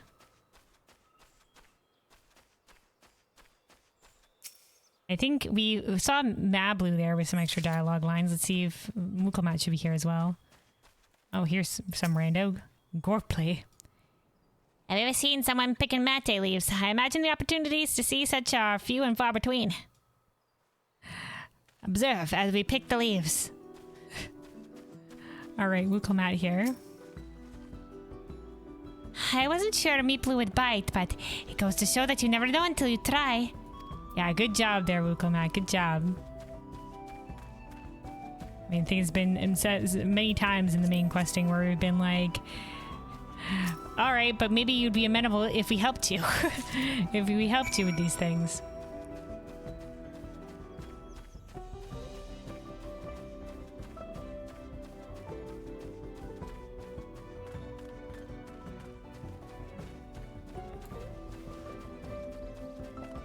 Alright, yeah, she was further in here. There she is. You brought me some leaves then. Verdant mate leaves. A sizable pile of freshly harvested mate leaves.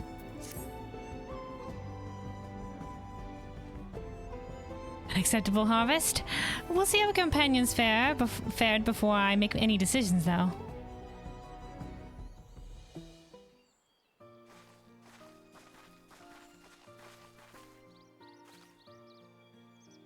Here, we've brought our share as well.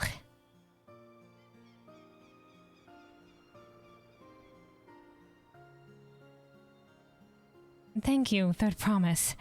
This is more than enough to hold up your end of the bargain. Now it's time to honor mine. After adding the value of your labor to the price of the hatchet, I'm prepared to offer you a full sack of our highest grade mate leaves. Okay, so not just regular grade, this highest grade. Premium mate. Bought at the shop, one sack of those leaves would cost no less than 5 pel in the thousands column. Oh wow, that's a trade up from 1,000 for 1,000. Our labor, I guess our labor combined with labor of 3 people. But like, it was even half a day's labor or anything like that? Okay, alright. They apparently pay their labor as well here in Thrall. Salute. All right. If our labor was worth, I guess 4,000 between us.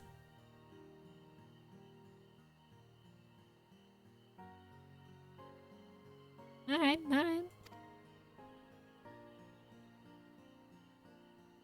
Then we can bid farewell to this hatchet.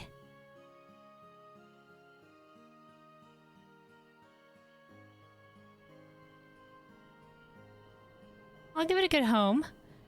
Talk of the contest aside, I'm glad we could come to a mutual agreeable trade. Hell yeah, us too. Thank you for being so amenable to trading with us. As am I. All the best with the rest of your harvest.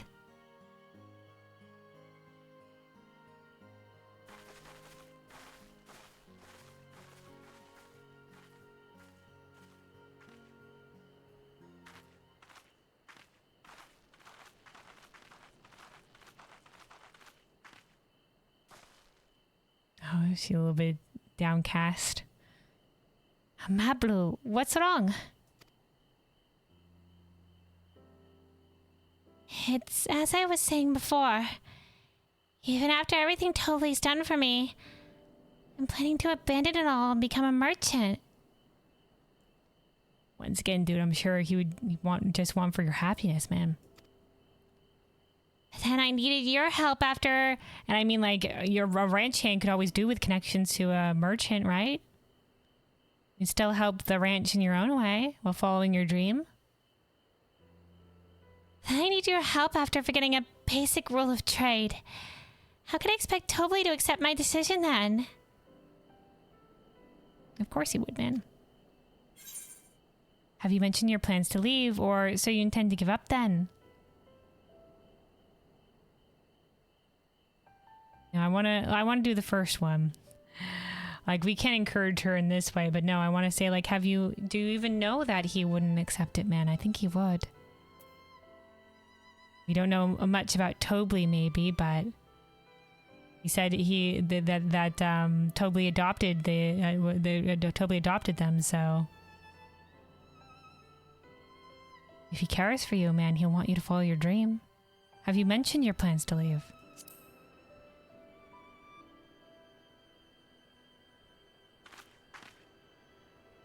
Not exactly. I wanted to prove I could succeed as a peddler before I declared my intentions.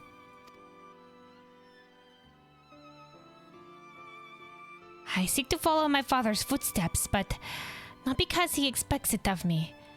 I want to preserve Tural's peace, and becoming Dawn's servant happens to be the best way to do it. And so Wuklamad's saying that she's following her own dream here. She's not just doing this because of her position, but because she wants to.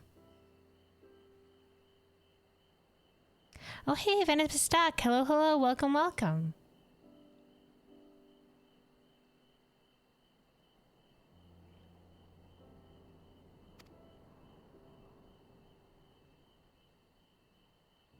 Right, Wuklamat. You should live a life of your own choosing, and I wouldn't be surprised if Tobly held the same opinion. So talk to him. Yeah, talk to him.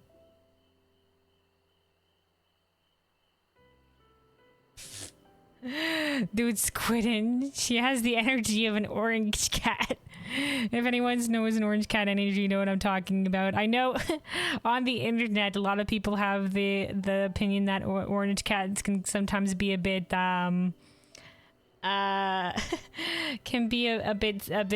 silly.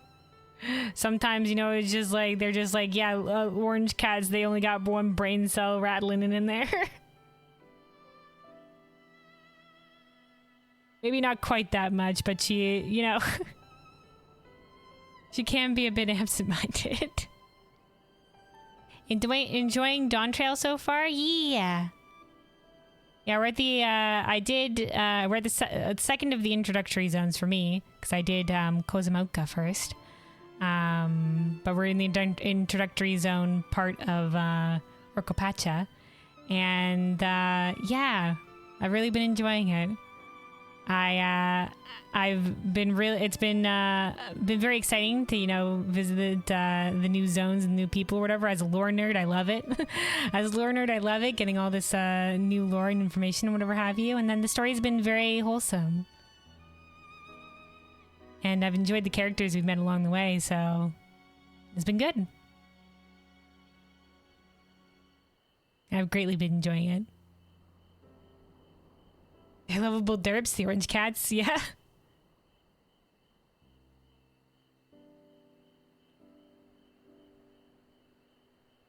Alright. Yeah, talk to him, man. Talk to him.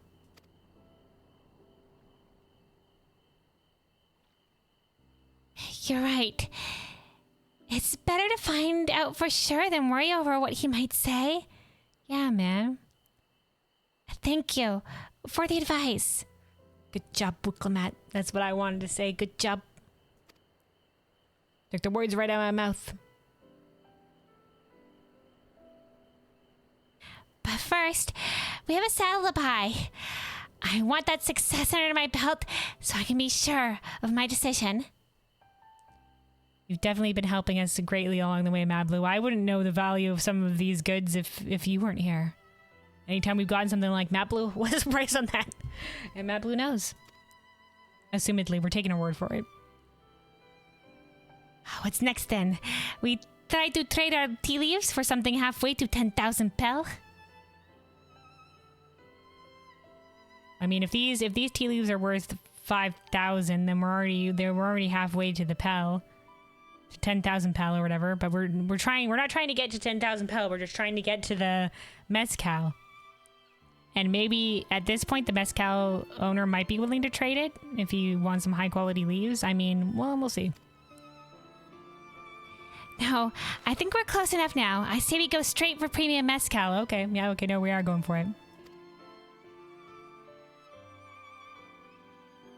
Bargain our way into double value, eh? Think you can do it? The lessons we've learned along the way. Trust me, I'll make this trade work. I admire you, Third Promise. That you're holding your own against such strong competition for the throne is inspiring. Yeah, we're the to everyone's perception, we're the underdogs here. They don't know what we got, man.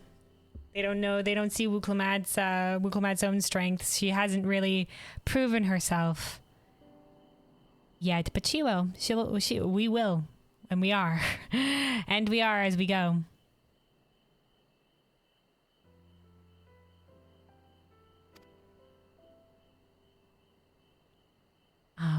Don't look like that, Wuklad. Ugh, I'm already holding my own against Koana and Zoralcha. Yeah, you are, man. Yeah, you are. I mean, we've already gotten one keystone, right?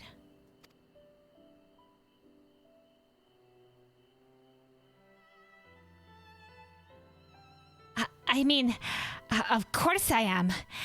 I'm Wuklamat of the Dawn's Promise, after all. Come on, lass, have a little bit more confidence in yourself. We took note of that. We took note of that. Even when she was talking up, excellent trade. Fine hatchet, 1,000 pel. For top grade mate leaves, 5,000. That was a big trade up. Success. You've traded 1,000 pel hatchet for 5,000 pel sack of top grade mate leaves. But yeah, after the right of succession announcement, when we were talking with Wuklamad's, when Wuklamat was introducing us to the nursemaid that took care of her, that practically, you know, as a mother figure to her, Wuklamat said that, like, when we were hearing people gossip within our ear range about Wuklamat all the time, but when we were hearing some people gossiping about, you know, them being like, oh, I didn't even know Wuklamat was in the right of succession. Like, she doesn't really have anything to her name. Wuklamat was just like, don't worry about it. I already know I'm not as impressive as my brothers. And the mother-like figure was said, you know, like, don't underestimate yourself. Like, you have a strength that is different to theirs. That's all your own. You know, you have your own strengths that are just as worthy. People haven't seen it yet.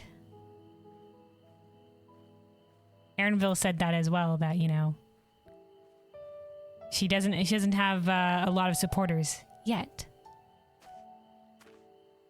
We're proving ourselves along the way. All right, Mablu? I never want one to take it slow. Once I have a goal in mind, it's full speed ahead. That's who I am. All right, hell yeah, Mablu. You and Wuklamat are very, very similar in that regard, I guess. All right, a premium deal. Wuklamat has her eye on a jug of premium mezcal. Before we go, let me give you the mate leaves. I don't need to risk proving Erinville's point. Now we're the safekeeper of these goods.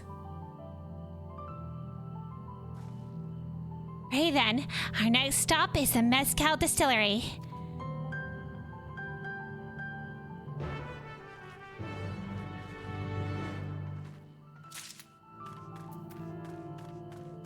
All right, so back to the main village.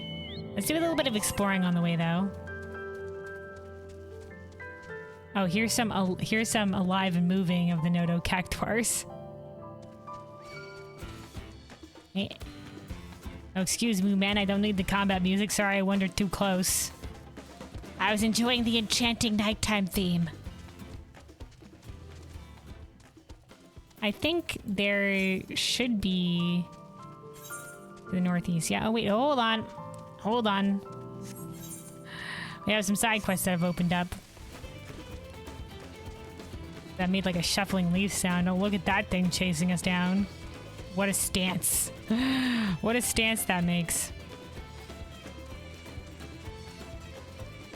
Hold on, let's pick up this side quest here real quick.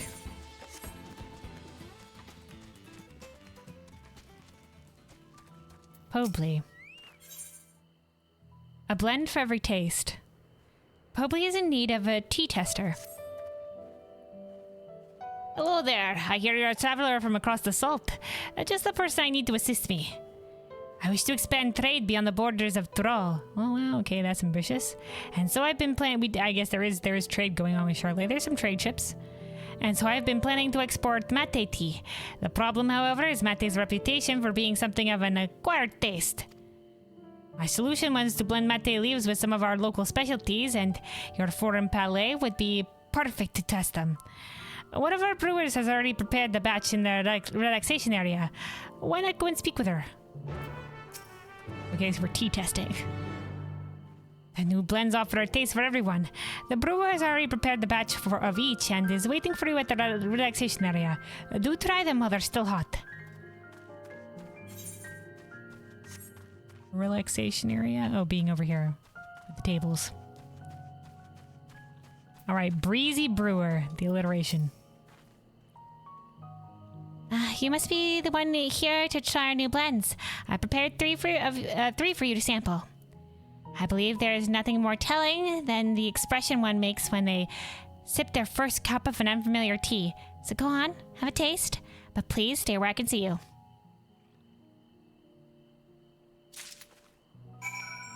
All right, drink the fruity blend, the rich blend, and the earthy blend. All right. This blend of refreshing tea, this blend of tea has a refreshing citrus-like aroma. Oh, where are we? Here we go. Invalid target. Oh, I can't be targeting them. Ah, yes, drinking tea. Sparkles. Well, we have food, eating, and drinking emote effects. Could we not use one of those instead? You taste a hint of acidity, perhaps citrus. It complements the naturally mellow mate tea well, serving to create a soothing mixture. And then rich blend. The faintest hint of honey wafts from this blend. Notes of honey and vanilla tickle your tongue, a delightful blend. It may very well have wide appeal in Eorzea and beyond. That would sound good. So far, so good on the different blends. And earthy blend. The aroma of this blend bears a striking similarity to that of coffee. You detect a light bitterness behind the full-bodied, earthy flavor of this blend. It's quite unique, but will surely have admirers. Dude, you guys have done good, though. all the blends seem to be pretty all right. I could see your expression. I could see from your expressions how much you enjoyed each of the blends. As the one who personally brewed them, I'm truly honored. Dude, you did a good job. If you have a favorite among the selection, please let Pobly know. I think I liked the description of the rich blend.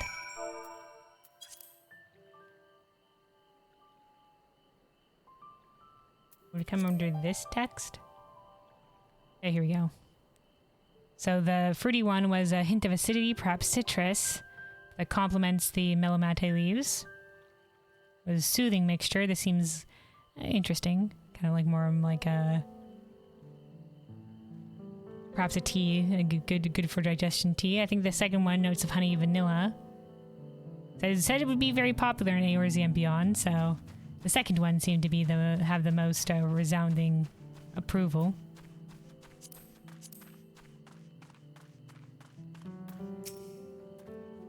You're back. I take it you've tried each of the blends. Tell me, which one was your favorite? The rich blend. Oh, I quite like that one myself. I thought perhaps the sweet taste of honey would mitigate the mate's naturally strong, bitter flavor, making it more palatable. Your perspective has been a great help, my friend. I thank you for your assistance. Though mate tea can be found anywhere in Thrall, there's no guarantee that it will enjoy the same popularity in foreign lands. We must experiment and innovate if we are to capture new markets. Hell yeah, man, hell yeah. And I'm sure there's a lot of people, maybe even Thrall, that would like the different varieties that you're providing.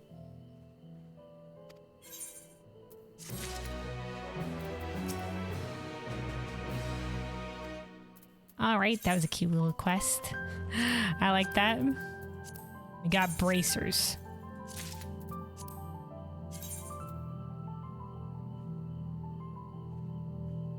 Yes, I kind of blame.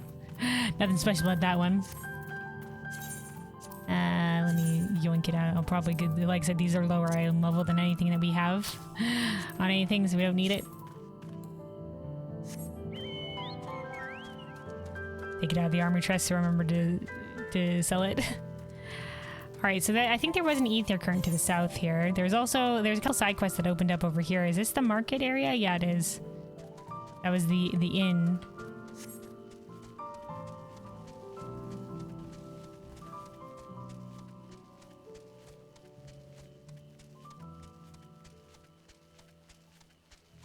Sea Blues Coffee Grounds.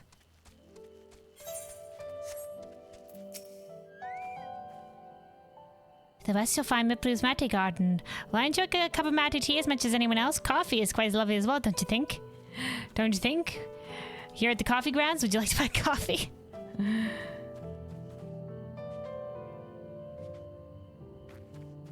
Sably. This is where we dry harvested coffee beans. We mix them by hand to ensure each and every bean is thoroughly dried. Okay, so that's what's happening here. Shovlu? It's coffee hour after. You've come to the right place. Oh good, there's a lore person. What do you do here? You can call me Shovlu. As you might have guessed from the name of this place, we grow coffee plants here at Sablu's Coffee Grounds, and do our utmost to share the wonders of their magnificent beans with the whole of Thrall. Such a wonderful drink, coffee. We work day and night to help see the market grow, which is not at all difficult considering that drinking coffee helps keep us awake. Perhaps I could get you a cup, or was there something you want to ask? Yeah, what kind of place is this? It's exactly what you see. We grow and harvest coffee, then see it shipped across the whole of Thrall. It's good for your health, you know? Keeps your mind sharp. I highly recommend you try our coffee if you haven't already. One sip and you'll feel like a new woman. Yeah, I'm not a fan of tea, not much of a fan of coffee either. There's been, I think iced coffee can be pretty alright. I think I've had iced coffee before that I have liked. But most coffee, I'm just like, it's a little bit too bitter. My caffeine drink of choice is unfortunately Diet Coke, which maybe isn't the healthiest. But you know. Listen, we each have our vices. Mine is the fizzy drinks.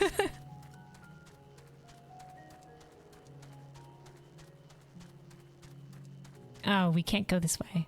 I was just like, what a cool, delightful arch and pathway. Nah. Frig off, they say. Wow, what a sheer drop here. Can't really fucking see because foggy as AF. I think they just had cloud cover here anyway. Alright, where did we see the... It says southwest. So this direction? For the ether current?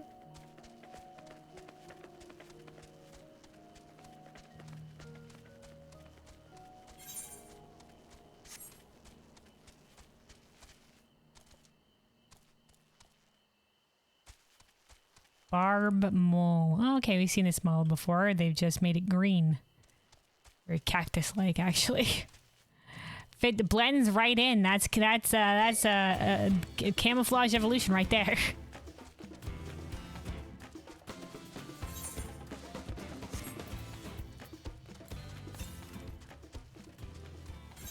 Up, okay, northwest.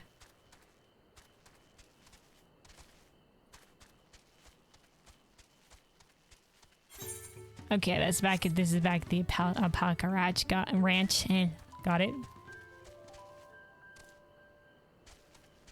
Oh, got some like regular wolf model enemies over there.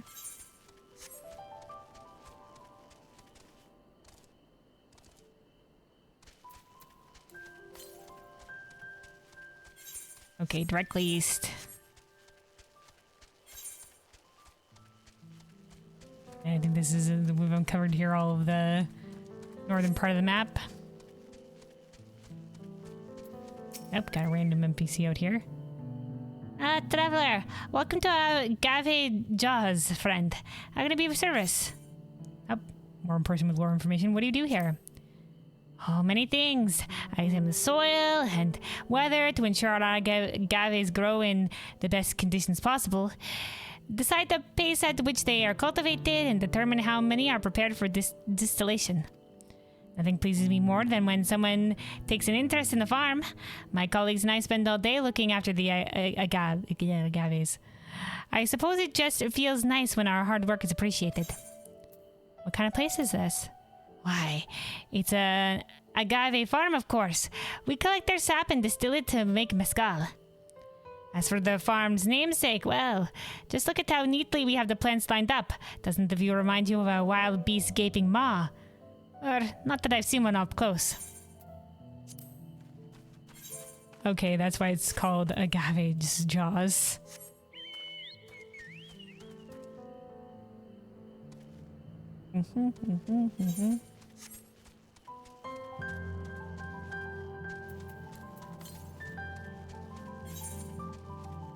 Up there it is. There's the ether current. Eat the current, eat the current. See a bunch more of the wolves here. Alright, you friggers. I just want to get this ether current. If any of you are not aggroed, you've made your choice. If anybody's still aggroed here, you've made your choice. Yeah, that's right, frig it off. Alright.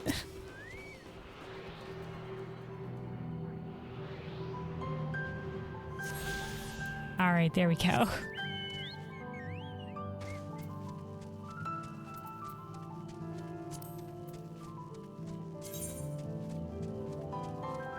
See, I really did say earlier that I think most of them are to the north, so... Don't think we've encountered...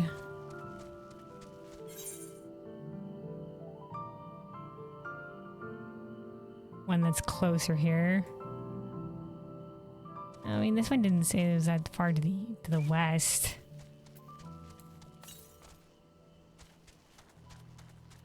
And it's fine if we miss one, we can go back for a later point in time. Alright. I guess let's do the main quest here, and then we'll go for those side quests in a bit. Alright, so yeah, so this is the drinks vendor area. Alright, Wukomat. Oof. The smell of mezcal is overpowering. The fumes alone are making me dizzy. Right, Mablu? I want to speak with a man by the name of Gobley. Even among his fellow distillers, he is regarded as a master of the craft. He knows the value of his product, so if we're to convince him to trade for twice what the leaves are worth, we're going to need targeted information. That means asking around and taking in the gossip. If you could talk to the people here in the distillery, Kelwyn, perhaps Wukomat could do the same at the village entrance. Meanwhile, I'll head to the north side and see what I can learn.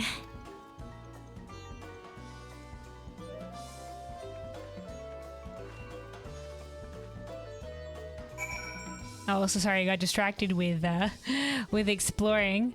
But Venice Stuck, you said good. I enjoyed it as well. That's good to hear. I'm glad you enjoyed it. I'm definitely excited to see where this is going to go, and I've been having a lot of fun thus far.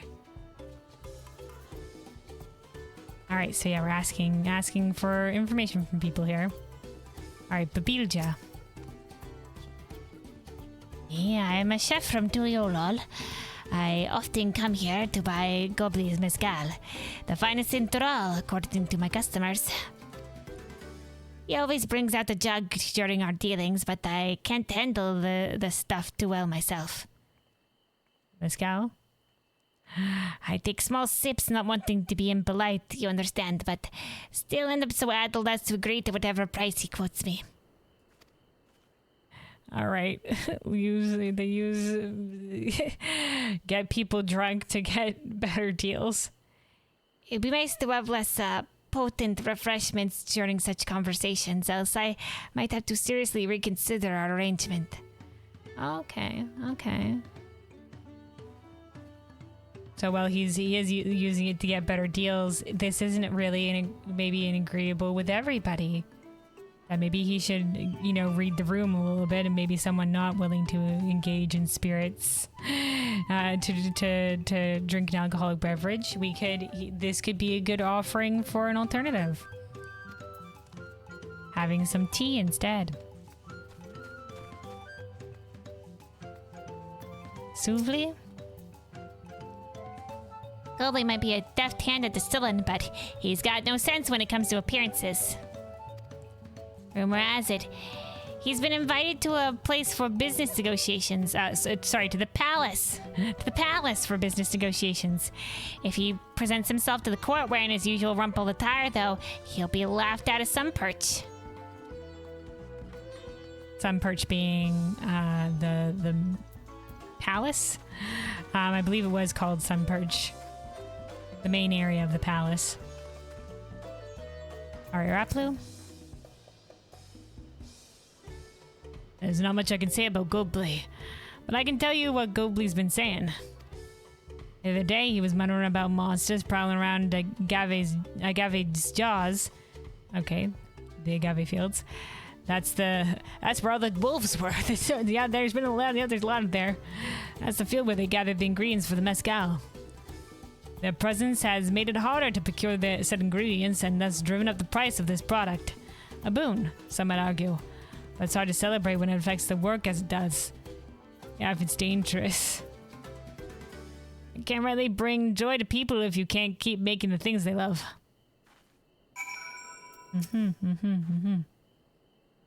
Hiring mercenaries to come and call the threats would eat into profits.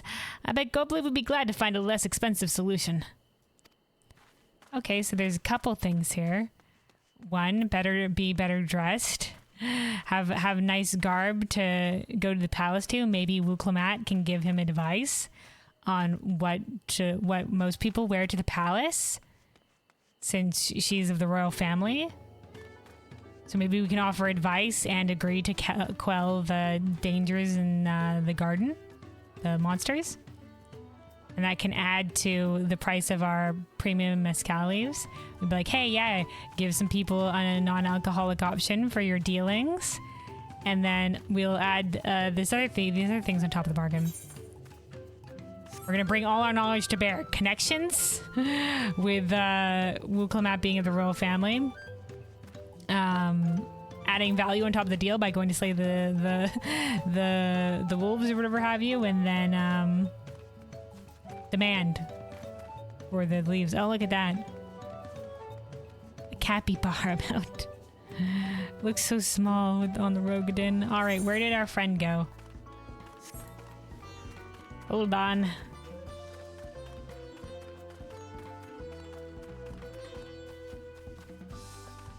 Alright. Mablu's here. Is I wonder, hold on.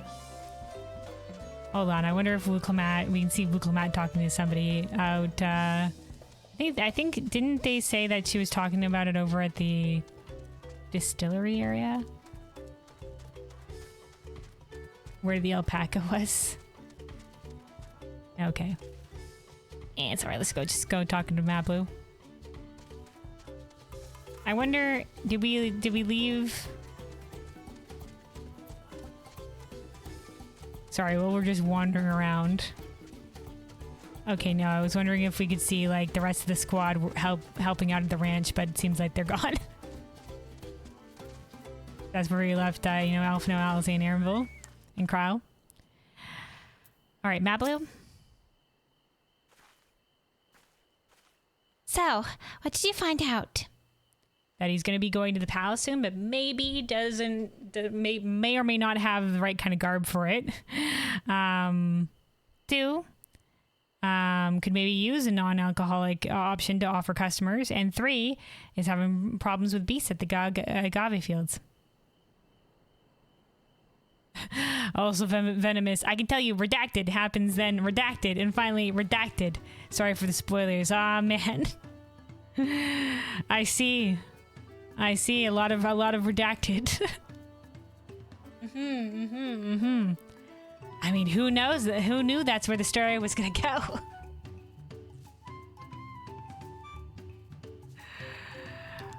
All right. Well, we're gonna get through the story as we get through the story. Yeah, I'm definitely looking forward to see what's gonna happen. All right.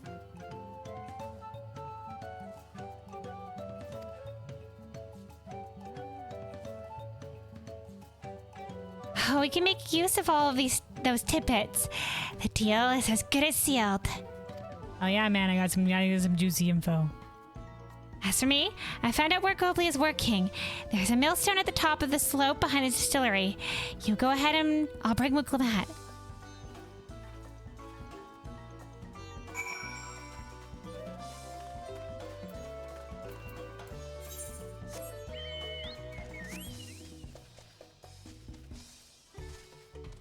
Okay, so now we're going up here.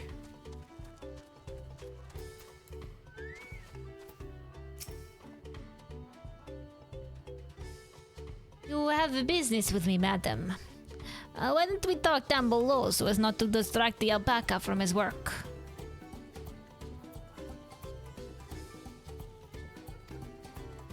Okay. Maybe they switched out alpacas, but I'm pretty sure the NPC across the way refers to the alpaca that's currently working as her. Whatever. I don't know which alpaca is working right now.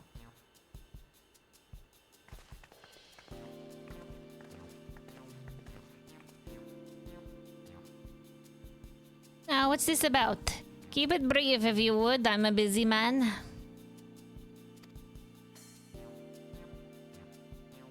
We're in the market for a 3-year-old jug of premium mezcal. Assuming you have any on hand, that is. An excellent choice. I must warn you, though, it doesn't come cheap. We don't have Pel, but we can offer a sack of mate leaves in exchange. It's top-grade stuff, like the mezcal.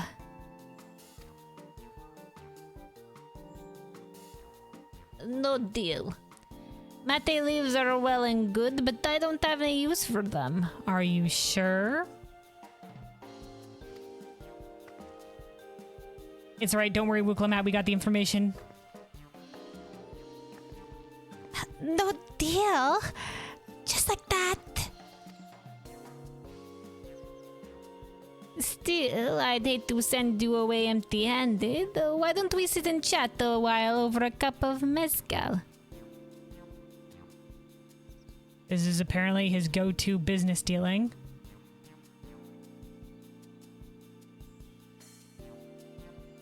Also, Jesse said you're almost done with the level 93 quest. Take your time and explore all the new zones. Everything is stunning. That's definitely what I'm doing. I do like to take my time with the questing. Doing all the side quests. Looking in every nook and cranny. So yeah, definitely I'm enjoying taking my time. And yeah, everything is stunning. It's been great views. The graphics update is a boon. And yeah, it's been very pretty. The zone music, as I've been saying throughout this entire area too, and yesterday in Kozumaoka too, has been really great. So that too, man. The vibes are immaculate.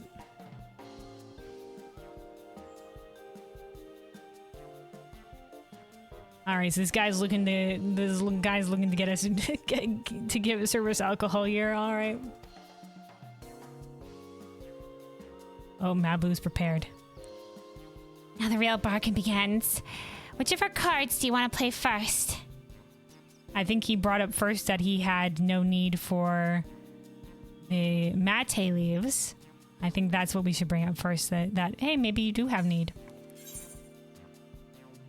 The Hubigo chef's distaste for strong drinks, or Gobley's invitation to the palace, or the monster in the agave fields. Let's go with the first one. The Hubigo chef's distaste for strong drinks. He even said that maybe they would have to end relations on this man.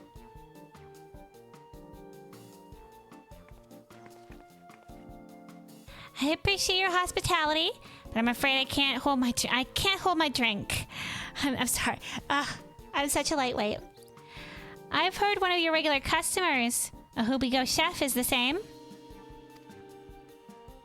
Seeing as not everyone can enjoy mezcal, I wonder if you might benefit from having other refreshments to offer? Something like mate tea, for instance. Boom! Uno reverse card. And brewed from the finest leaves, of course.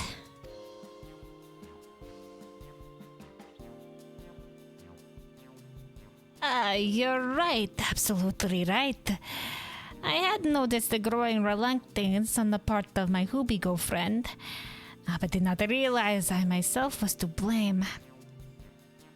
Yeah, maybe he should have told you about this outright, but like he said, he didn't want to give offense. But if it was gonna cause a problem with the relations, he should have brought it up beforehand. I must endeavor to be a better host. Still, even with that added value in mind, no sack of leaves is worth the mezcal you're after.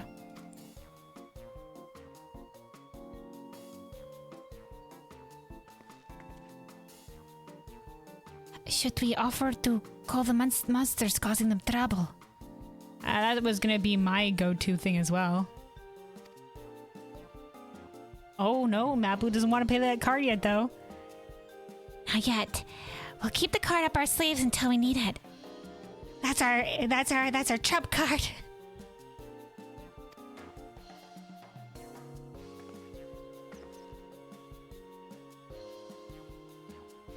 Okay, we're doing the relation thing first though.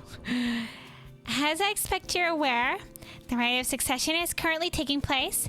That's why the third promise has graced us with her presence.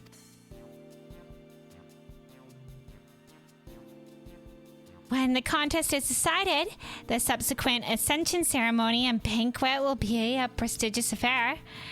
If your mezcal were to be served there, it would bring your distillery immeasurable fame.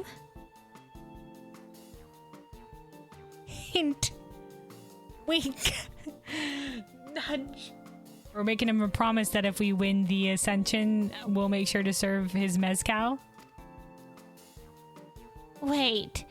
Could it be that your rumored invitation to the palace has discussed that very possibility? Oh, never mind. We're not offering. We're saying that that's what he was. Oh, good catch, Mablu. Mablu, keen sense of this. As a matter of fact, yes, I must admit I'm still reeling from the abruptness of it all. It would be a great honor and opportunity if I can secure the deal. Well. Third promise could vouch for you. Even if she doesn't win, she'd still vouch for you. Well, I should think your exceptional mezcal would speak for itself. That said, there's no such thing as being too prepared. And first impressions last. You'll want to be wearing your very best when you walk into Volokshunsa. Okay, so I think Volokshunsa is the name of the palace overall, and then whatever they said before with the sun perch is the area within the palace, because that's where Sunian and Gul Jaja were sparring, and Wuklamat said that anytime that Gul Jaja spots someone that catches his interest, he brings them to the sun perch to spar.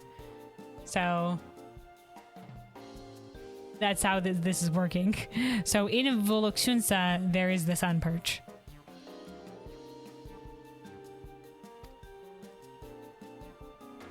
All right, Maplu. It'd be such a shame to miss the chance of a lifetime simply for want of proper garments.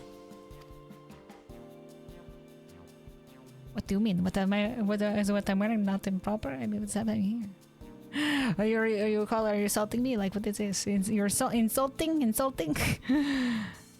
That it would. Are you saying you have garments to offer? Something ideal for the court? Do you have garments to offer?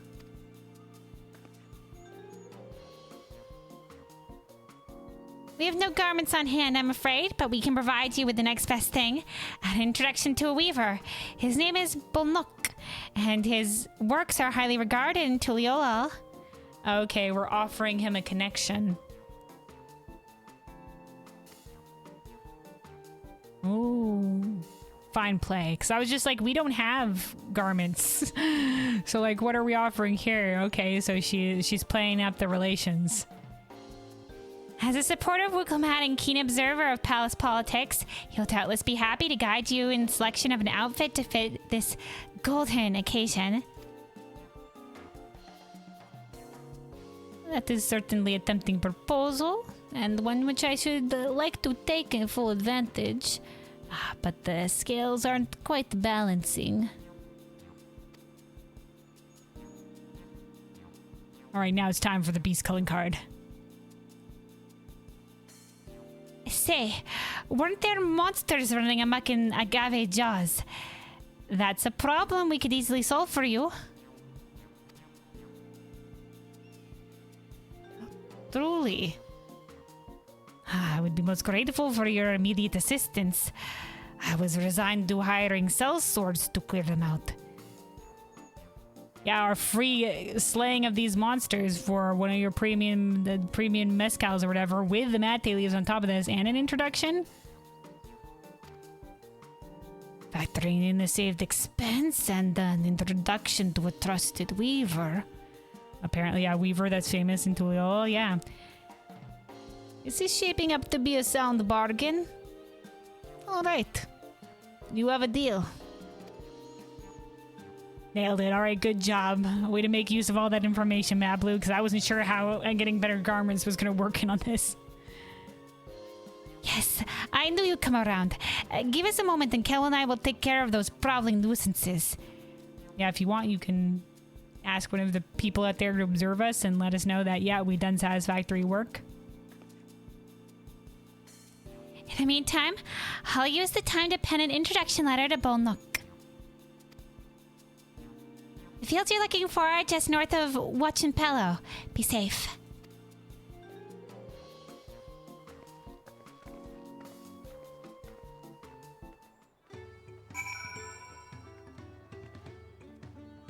All right, we're going to slay what I assume is the doggos. All right, Maplu, good job. You prove yourself. Please, be careful out there. Go, please. That one young woman is a formidable trader. Ah, you hear this, Maplu? You're hearing this? Formidable. Nice.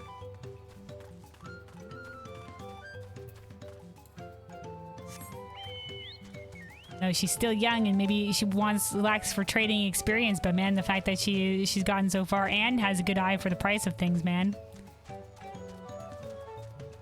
She thinks too little of herself, man. She is doing great.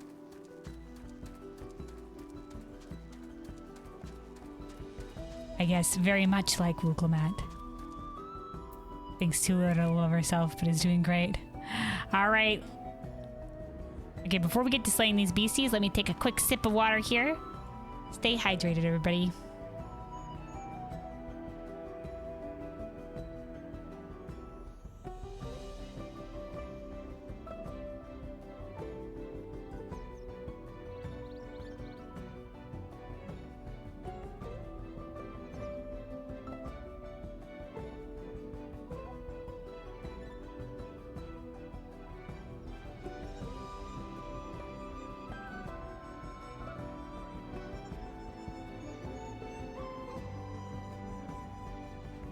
All right. Ready to continue here. Wookelmat?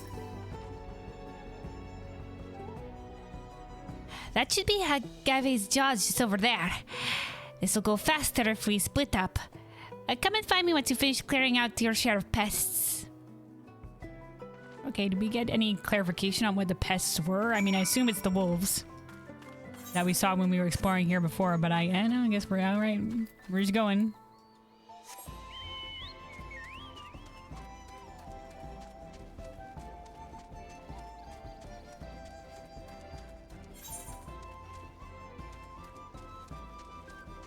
Okay, hold on. There's one over here.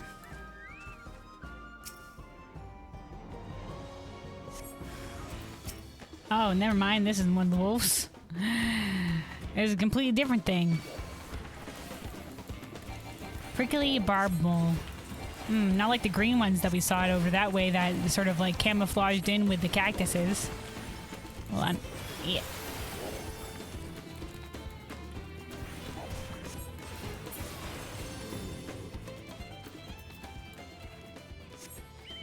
All right, and then one more over here.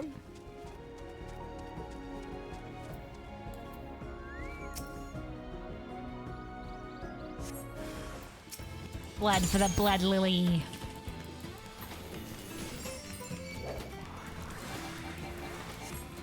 Ah, wait. Wrong one.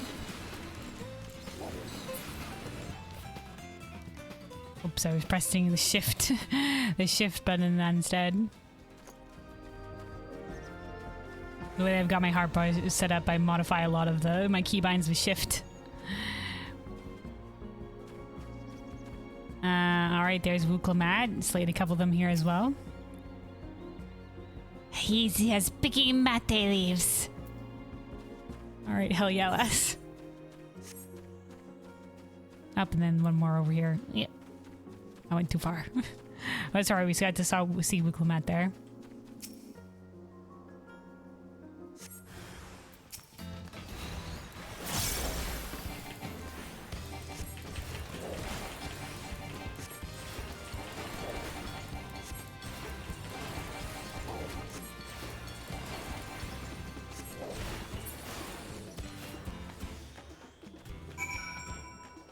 All right, there we go. Job's done. Pest cleared, assumedly.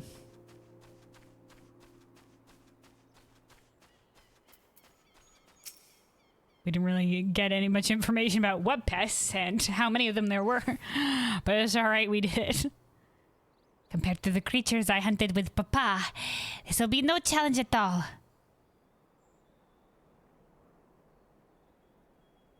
Okay, Wookelmat went on this is where she learned how to fight. She learned from doing hunts with Gulu Jaja with her father. Okay, all right. Come on, let's head back to the distillery. All that's left is to give Mablu the sack of leaves so she can seal the deal.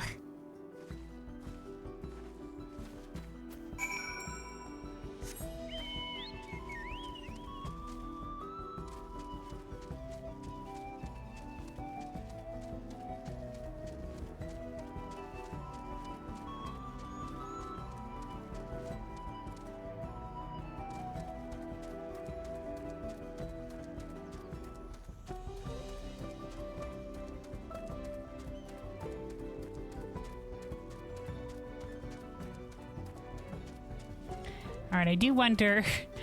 We got a little bit of Bakul Jaja and his interference in Kozumaoka. We did the Kozumaoka one, but you know, I'm curious what his approach would be to this as well. I was like, I wonder how Kona or Bakul Jaja would deal with this if they're also going to be doing the same challenge here.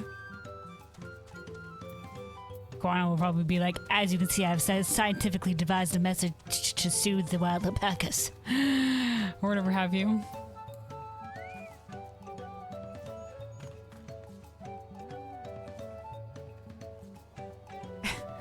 Also, Squid and... Oh, we're talking about Redacted? I love talking about Redacted.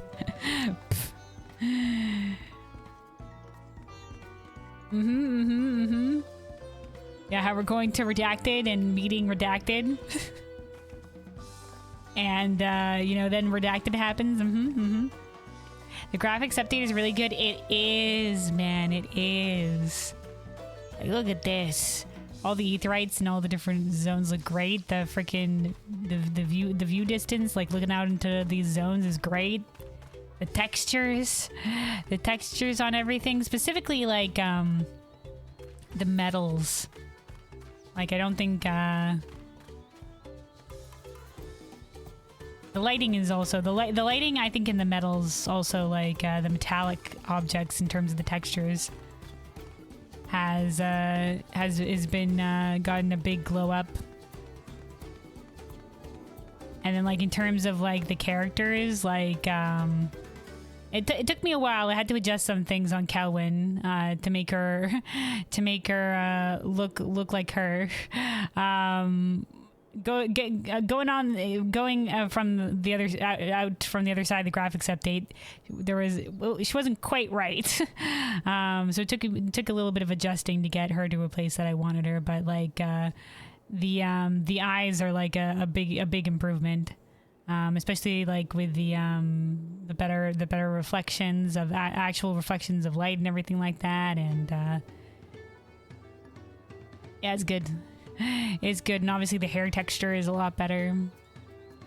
It's better to pull up like a side-by-side or whatever. But yeah, I ended up going back to my... I had changed Kelwyn's to a... she used to have thicker eyebrows, and then I changed it to a thinner eyebrow that were the same shape, but just thinner. So I went back to the thicker eyebrows, back to the ones that I had before, and then I changed the eye shape to be a slightly wider eye shape. That's what I used my Fantasia on. The free Fantasia you got with a little Fantasia quest. I still have my Realm Reborn Fantasia, but... I have that in the wings if I need to. And then I also gave her some like gray eyeshadow to more have like a little bit of like shadow and definition underneath, above the eye, because that was bothering me a little bit. And that has definitely helped. That has definitely helped. And now she's in a place that I really like her, but... The aetherytes look like rock candy. These ones specifically in Taral, yeah, definitely. With going down into the pink or whatever have you. Yeah. This looks pretty great.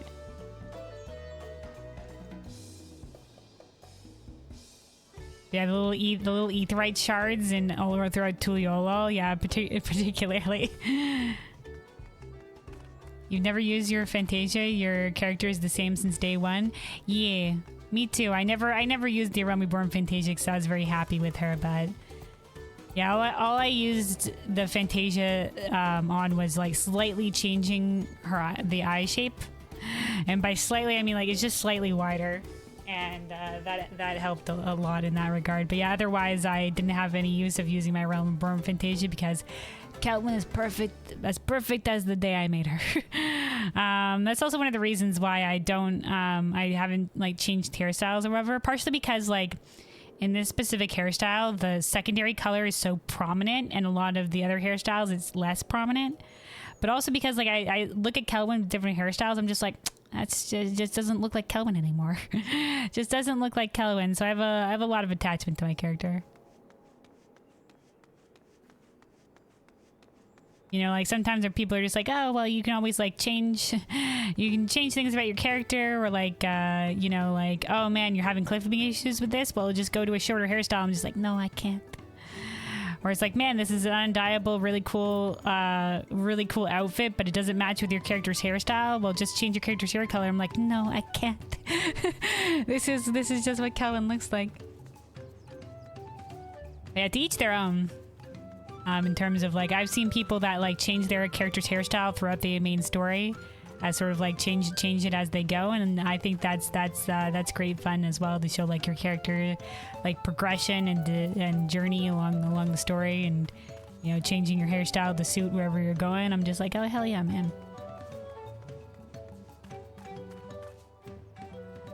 I knew the graphics update would change some models a little bit or a lot. Happy they gave a free Fanta so people could get their character they're liking. I agree. That was good on them. Because yeah, the graphics update was indeed a fairly big change. And a lot of the time, the characters, you know, coming out from the other side of the graphics update, some characters just did indeed have a little bit of a different vibe for some things. Like I said, I ended up like changing the eye shape and adding more like definition or whatever have you. So, and then changing the eyebrows. Now the eyebrows and the eyeshadow thing were both things that I can change via the assistation, but the eye shape change was something that I did have to use Defanta for. Yeah, just being able to make those little adjustments via the free Fanta was good, because if I didn't have that free Fanta, I'd just be like, man, I'm kind of unhappy with the character, but I don't know if I want to have. I wanna buy a Fantasia with it, so I appreciated it. Not, like I said, not that the eye shape change was a big change, but it was big enough that I'm really happy I did it. Because the slightly less wider eye shape was a little bit too round. I don't know. We have to go to work. Happy Dawntrails. All right. Thanks for popping by to say hi, Venomous Duck. Take care. Take care. Have a good one.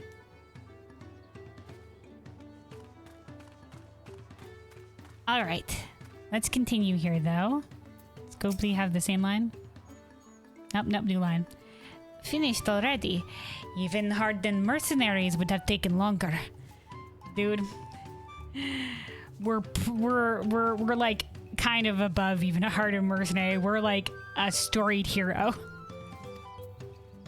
And Wuklamat is also pretty amazing. Wuklamat. This is why I said maybe you should have one of our farmhands observe us to be like, make sure we did the job. Go on, give Mablu the sack of leaves so she can seal the deal. Alright, Mablu. Those monsters were no trouble for you, it seems. Now, if I could just have the sack of leaves. Top grade mate leaves. A large sack of premium mate leaves you received in trade for a fine hatchet and an investment of labor, worth 5 pel in the 1,000 column.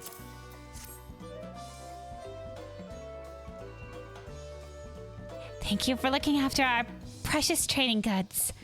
No problem. We made sure to keep them safe.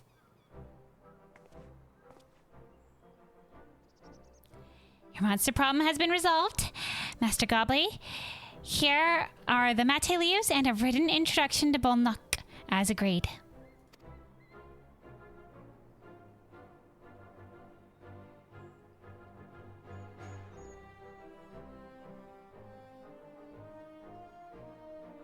Then the deal is done.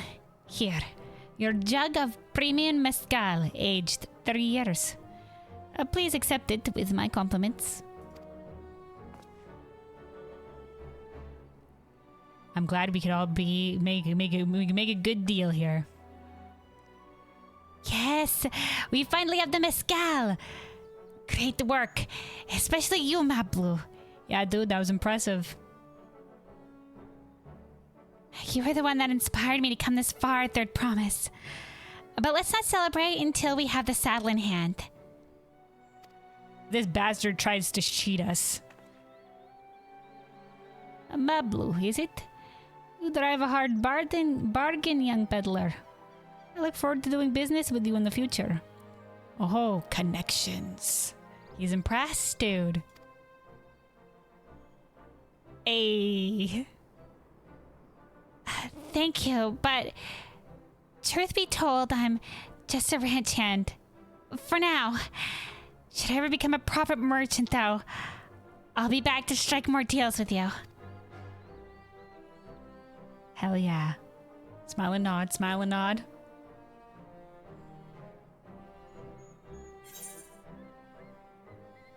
Making great strides here with Wuklamat, but also with Mablu. Yay, excellent trade. Success, you traded a 5,000 pel sack of top grade mate leaves for a 10,000 pel jug of premium mezcal. Woo. Alright, Mablu. Master Gobbly's praise makes me confident I can be a peddler after all. Well, a bit more confident than before at least. Dude, take the praise. satisfied with our trade, and I trust you are too. That we are. Should you have need of more mezcal, you know who to come to. Alright. Wuklamat in the saddle. Wuklamat is ready to return to Havli. Alright, I'm getting some dyes here. Getting some dyes. Alright. Maybe we'll take the Raptor. The Raptor Blue is a nice dye.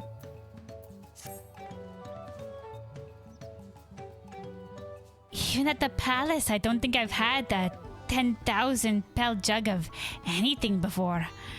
My hands won't stop shaking. Holy shit, this is expensive.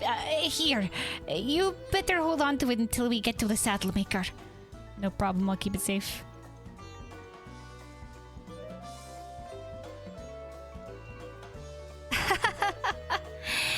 Can you imagine if we dropped it and had to start all over again? Mablu, do not put that curse upon us. Luckily, Havli's place is not far.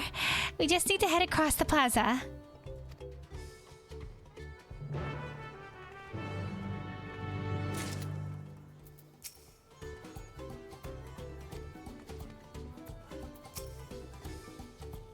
Okay, no, we're good. Just double checking we didn't have new dialogue there.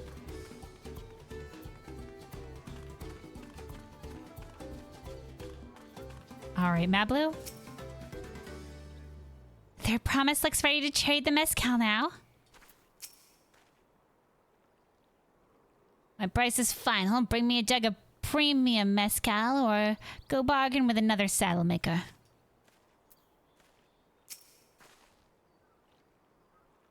This is it. The trade we've been working towards. Hell yeah, man. 3-year premium mezcal. A high-quality jug of mezcal you received in trade for premium mate leaves. An introductory letter and the swift culling of hostile beasts. Worth 10 pel in the thousands column.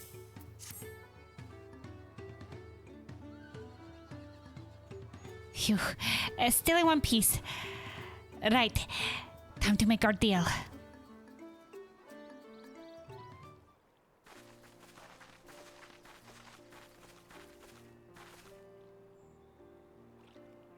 Get your tools ready, saddler. We've brought your precious mezcal.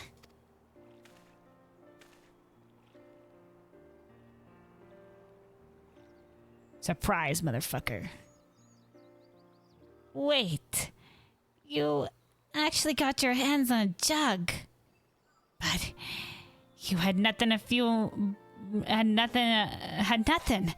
A few measly clumps of wool. Such is the power of trading up.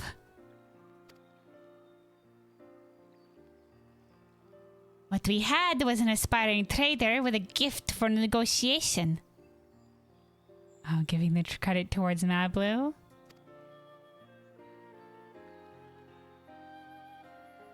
And we had warriors of skill with us culling the threats or whatever, and your personable skills, Wuklamat.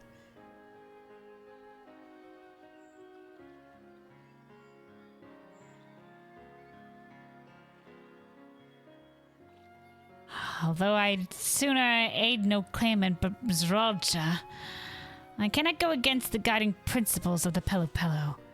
That's right, dude.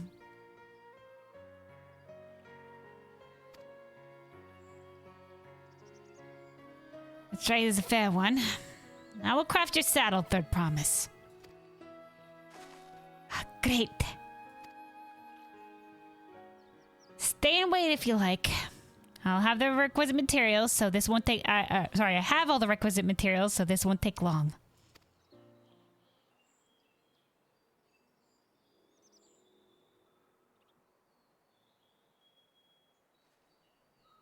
So he's just like, yeah, I don't want to support your bid. I'd rather support Zeralja, but you know, I'm not willing to, you know, deny you just because of that.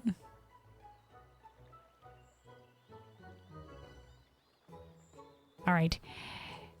Your commission is ready. Catching a wild alpaca is never a simple affair, but you'll have an easier time of it with one of my saddles.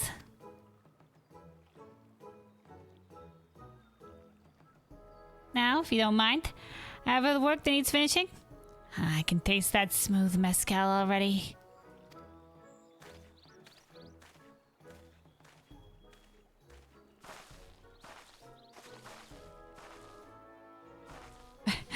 We did it! The saddle is ours! Hell yeah, we'll come out. And to think we started out with only a 100-pound basket of alpaca wool. Mablu, you're going to be an incredible merchant. Thank you. It makes me so glad to hear you say that third promise. We got what we came for, so let's return to the ranch. The others will be waiting. Yay! Feat accomplished. 3-year premium mezcal for a taming saddle. The little cello music there. There we go. Couldn't have done this without you, Mablu.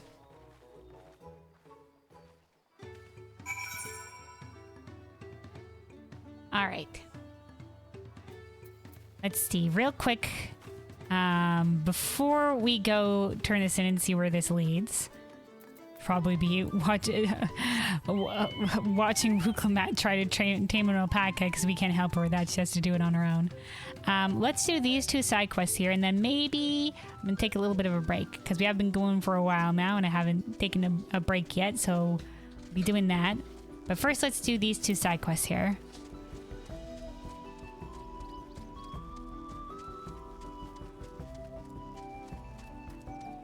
Breaks are good. They are indeed. They are indeed. Not good to be sitting for too long. And I could probably go refill my water as well. Make sure to stay hydrated. Alright. Troubled Craftsman. Gone doll. Okay. The Troubled Craftsman is in need of a helping hand. Excuse me, miss. Do you have a moment? Please, I need your help. I'm a craftsman come to discuss a new project with a client, but I seem to have lost my lucky charm along the way. My dear doll. Okay. I'm afraid how the meeting may turn out without my lucky charm. The last time I saw it was at Panakpelu Retreat. Maybe it fell out when I was gathering my things. I'm to meet with my client in just a moment, and it wouldn't do to be late. I realize it's sudden, but would you find my doll for me? I'll delay the meeting for as long as I can. All right. It should be inside a small pouch somewhere within the premises of Panakpelu Retreat. Please find it for me, won't you? Okay, and then somebody else over here. Oh, there's a Booniwa and Moblin trading here. Lower, too expensive. I refuse. I've lowered the price enough.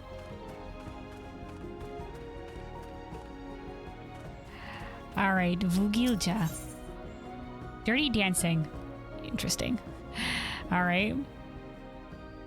Vugilja's gazes at his stall with disinterest. An unfamiliar face. Are you perchance a traveler? If so, I dare say you could not have timed your visit any better. Tell me, do you know of the hot springs managed by the Pelu Pelu? Yeah, I went out exploring that way, yeah. My master will soon be performing a traditional dance of the Mulder there. Oh, the bathing dance.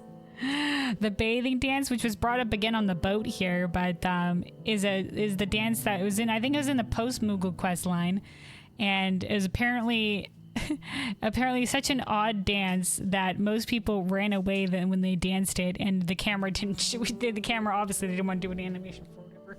Camera didn't show it. They did a dance out in Gegaruju's area, and Gegaruju liked it, but a lot of people did not. I intend to join him once I have closed my stall for the day. If you're interested in seeing it for yourself, simply head to Panakpelu Retreat south of here and look for a dancer carrying himself with poise and grace.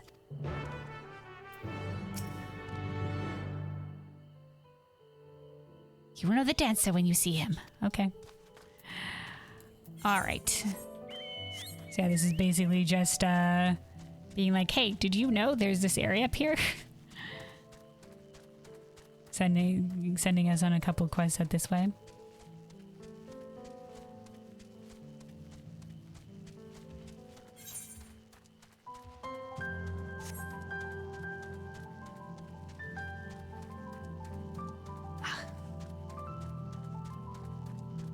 And every time the piano trills hit on the nighttime music, I'm just like, this is great. This is great.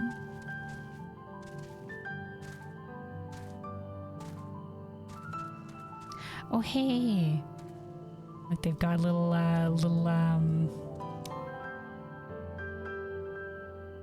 carved out areas where they have another one with the little alpaca statues. This one looks like the top half of a star, though.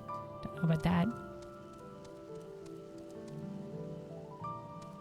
All right, dignified dancer. Oh, hold on. There's the. Here's where some of the things can be. We might find the pouch. Basket is empty. You open the lid and look inside the jar, but the doll is nowhere to be found within. And the shelf.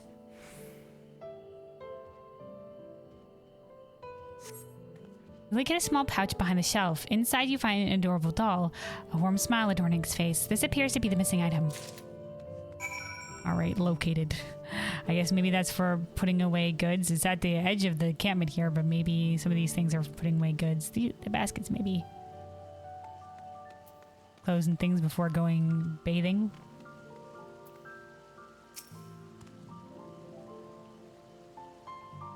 Alright, the dignified dancer here. You are interested in our traditional bathing dance? I'm honored. It will be my pleasure to show it to you.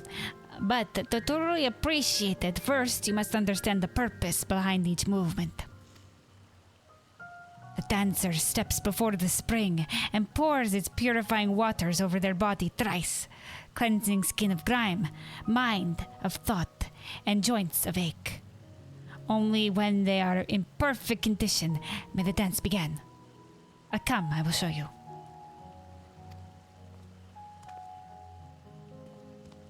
The bathing dance is under no circumstances allowed in the public springs. Those who do not comply will be escorted out and banned from further entry. There will be no bathing dance. Okay. The stimulation is simply too much for the other guests. The stimulation. I'd be happy to have someone escort you to one of your private springs where you may perform the dance to your heart's content.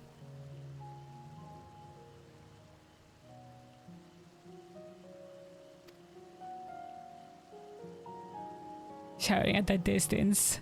Oh, they want to be heard. What?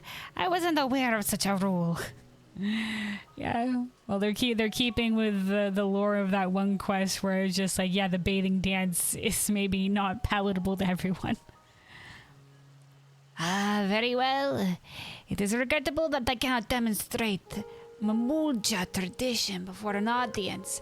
But better that I dance in private than not at all. I'm sorry you came all this way for nothing, my friend. Would you be kind enough to tell my pupil, Vugilja, would you be kind enough to let my pupil Vugilja know that I am performing in seclusion?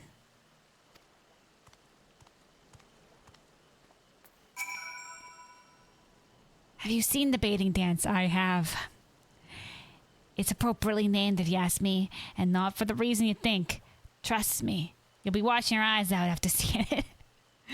You'll be washing your eyes out after seeing it.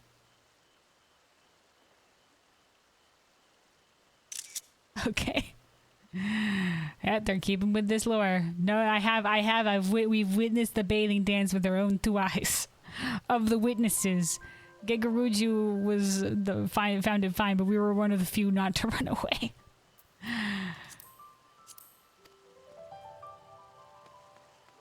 I forget if there was. It's been a while since in the quest line. I forget if somebody was just like straight, like being like, "Ugh, I can't watch anymore."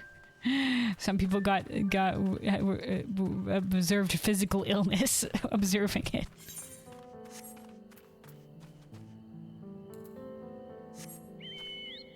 Apparently, it's quite the sight. For not the good reasons.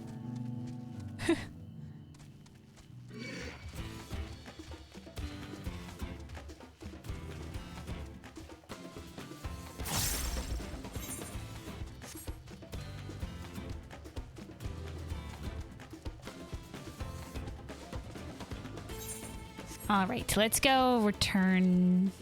Oh, yeah, we gotta inform this person first, and then return the lucky charm.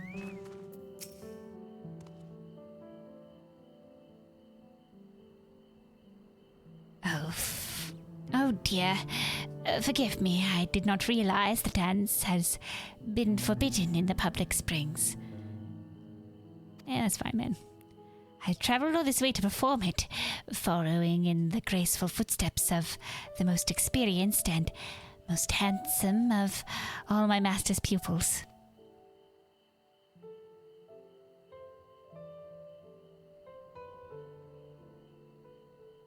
Romance? Romance between two guy mujas here? Okay, alright, okay. Hell yeah, dude, follow your heart. Oh, Bugalja, how I miss him. He left Tyrol many years ago, saying he would make a name for himself as a mercenary across the salt. I hope he is well. Interesting. I wonder, I'll have to look if this is the name of the Mamulja that was in the post-Moogle questline.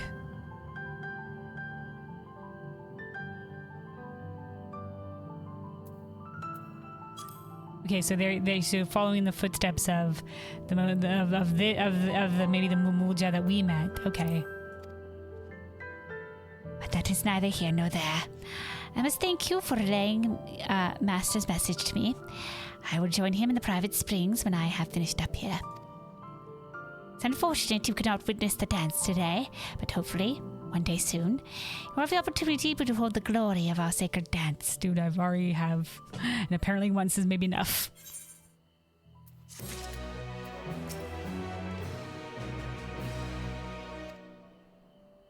All right, let's see. So we got another ring there. So this is a 645 ring. We already have one on healer here, but I think maybe let's get one on caster. Nope, I haven't been on summer yet. Haven't been on the summer yet since the expansion launch. Okay, yeah, this is a 640 ring, so this will be an upgrade.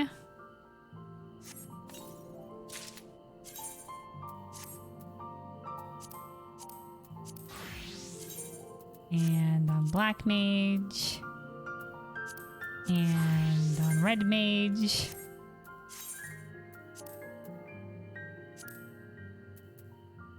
Alright, there we go. And then let's make sure my portraits are up to date. So I don't accidentally go into something with a broken portrait. Disgraceful.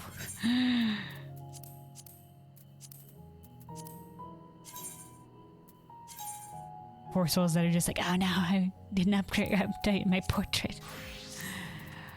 Alright, there we go. And then let's hand over this, the doll. The lost doll. The good luck doll. Were you able to find it? We were. Assuming this is yours. This pouch contains a traditional Pelo doll with an endearing smile on its face. Oh, thank goodness. My precious doll. I won't let it out of my sight again. We Pelo became merchants after Gulujaja bestowed a kindness upon our people. To help achieve his goal of fostering amity between clans, okay, so they weren't known that much as merchants before Gulujaja? Ooh, okay, alright.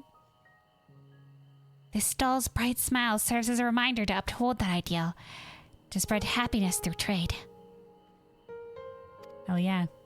I've no doubt that you, being the kind-hearted individual that you are, will enjoy great fortune and happiness in your future business endeavors.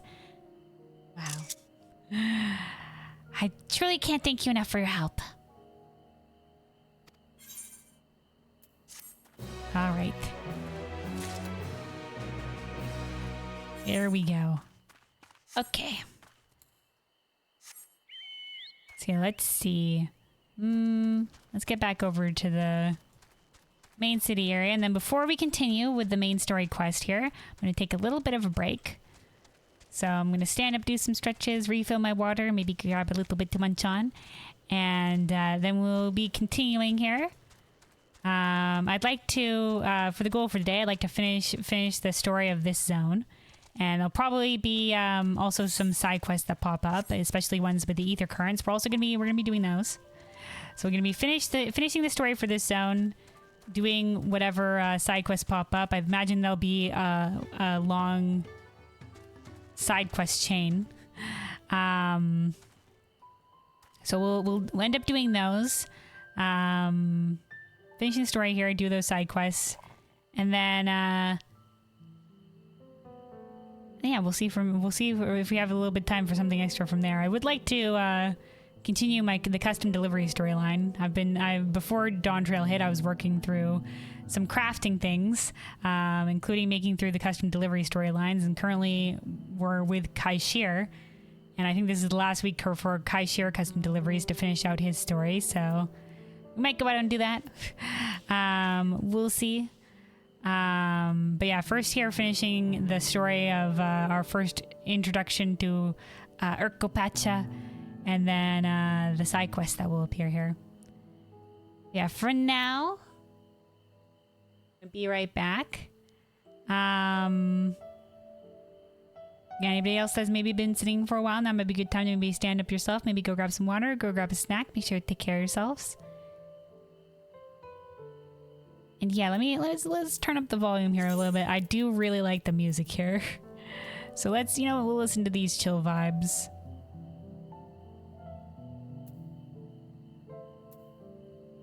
Here we go, while I am away here, usually about maybe 10 minutes or so for the break, and then we will be continuing here. So be right back.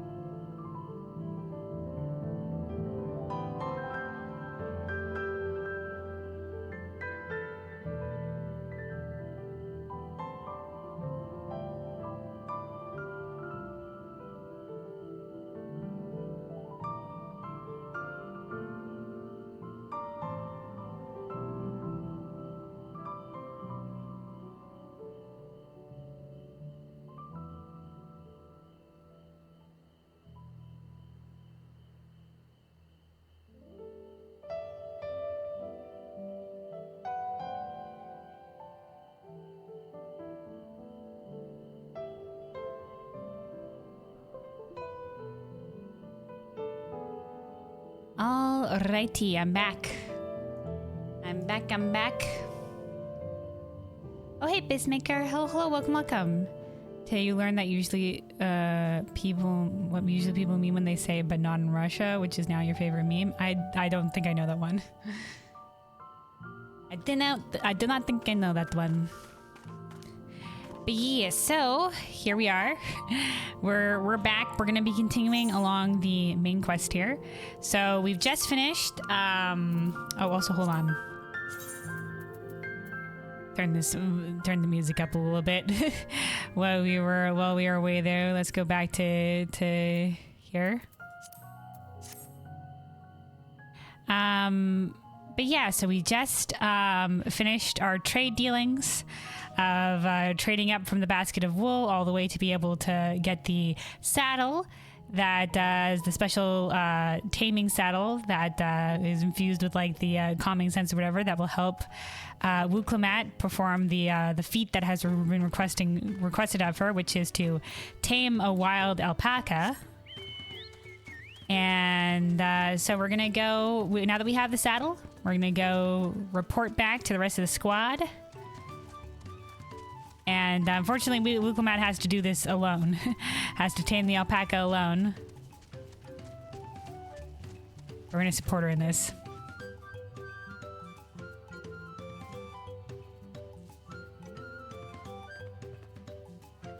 Also, Bismarck said, well, if you hear from one of your friends, let's walk outside a little. What do you expect?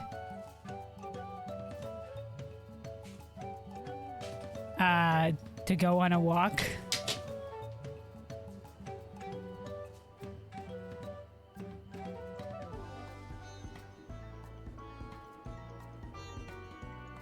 Yeah, I don't know. let's go on a walk outside a little.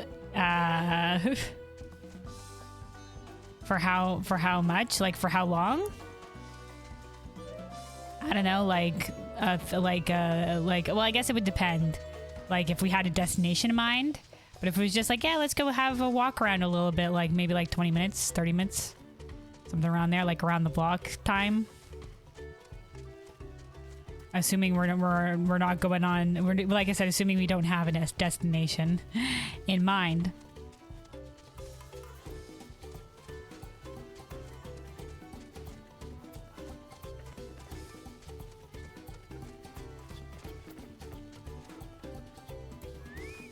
All right, though. Let's talk to squad here. Wuklemat? Let's tell them the good news. Blue? Looks like everyone's been pitching in with the alpacas.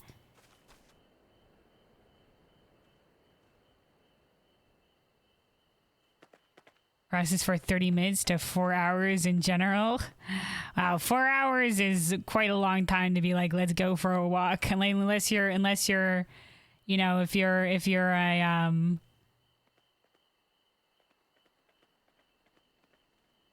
if you go on longer walks as your hobby, then maybe. But that's a lot for just like a little walk. I would say even 2 hours is a lot for a little walk. But yeah, it's too much. Also, let's buy a little food. It usually ends up with 6 packs of food for a month in advance. I see, okay. Yeah, I would say 1 hour is a long walk. 2 hours is like you're on a mission, you're going somewhere. That's quite a feat. And then anything more than that, you're practically walking a marathon. You're walking a marathon, man. It's too much. Might as well be driving to your destination at that point.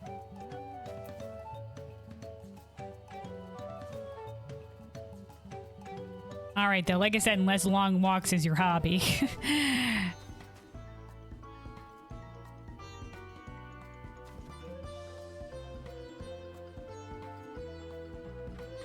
I mean, I imagine it's a person-by-person basis, but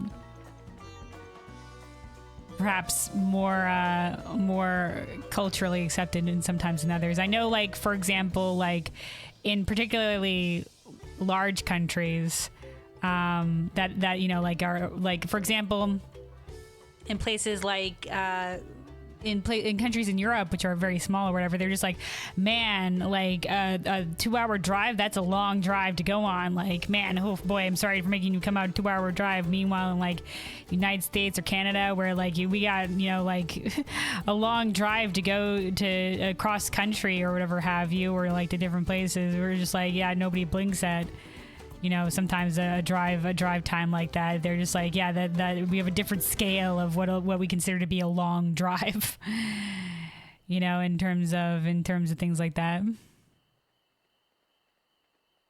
know, in a lot of places of Europe, you go on a drive like that and you can cross borders into different countries or whatever have you, but you know, long way, and you still stay in Canada, or you know, in the United States, or whatever. Imagine in Russia as well. So yeah, sometimes it's just like a different scale for sometimes what people consider for things like that. All right, Aaronville. You've been away for some time. I assume trading was productive. Yeah, we went on a bit of a journey, I'll say. I made the mistake of startling one and caught a glob of spittle for my trouble. Oh no, Alice. I'm beginning to scan Wuklamot's aversion to the animals. Cryle. Tobley and Aaronville have been teaching us how to care for alpacas. One gentle girl ate the feed straight out of my hand. Wow. Cryle's really having quite the adventuring experience here. Gets to feed an alpaca, have him eat straight from your hand. All right, Alphino.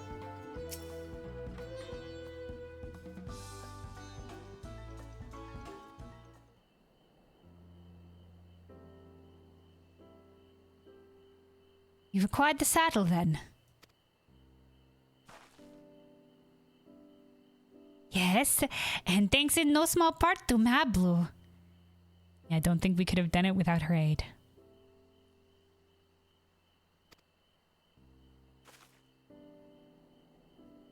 Before you rush off to catch an alpaca, though, let me teach you how to saddle one.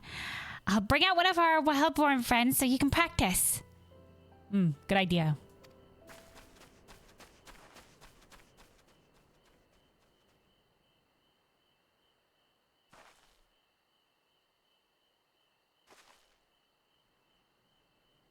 Observing her, it's just like she sees her concern a little bit. I know. This is something I need to learn. It is. You have to do this on your own. Such are the rules.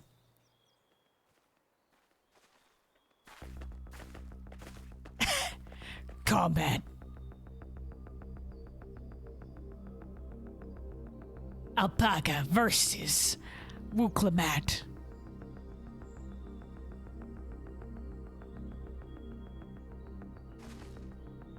Here she goes. The first move is Wuklamat's. Oh, and she saddled it. All right. Oh, great sunken gods, I did it. Great sunken gods. Elaborate? I think I remember in the quest tags when we were talking about the bridge north to Shakta-El, the reason that they built the temple there was to appease the gods of the trench or something like that. The giants, when they built the temple of Tuliolo, or we're now where Tuliolo sits. Is that what they mean by sunken gods?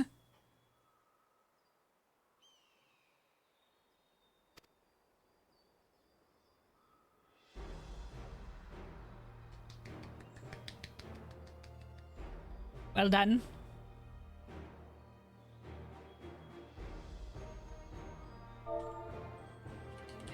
This is a very triumphant music. He hardly seemed bothered, much less inclined to spit. As if he was completely accepting of Wuklamat's touch. Hardly seemed bothered. Yeah, man. Yeah. She's doing it.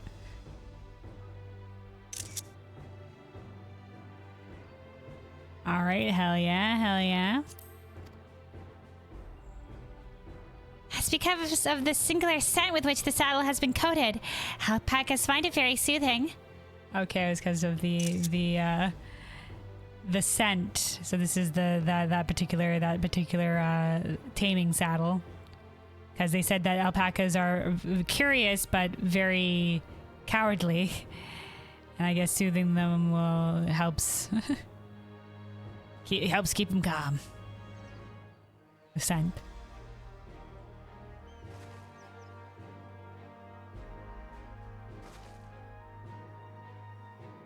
You know, I have never taken a good long look at one before, but you're actually kind of cute. I know, right? There you go. You're only now noticing that? Yeah, I guess maybe after getting like you didn't notice that, or maybe when she had forgotten since she was little, if she's avoided alpacas since the one incident where she was pulling their wool and they spat in her face. Oh, hold on, around the corner, I think Zeralda's back. Zeralda, he's back. Holy fuck! What is that fucking thing? Having done exactly what he set out to do. Dude, the thing's just following behind him, no saddle at all. He's not even carrying that shit. Did he intimidate him into being tamed? It's fucking golden. What the fuck is it? What? The alpaca brought. Is it just me or is it glowing? It 100 is glowing. I've heard tales of such a beast. They say the golden alpaca lives in solitary existence deep in the valley where it shuns the company of both man and its own kind.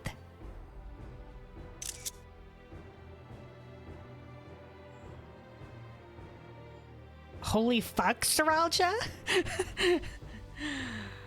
Like, dude, no wonder Wuklamat feels so like,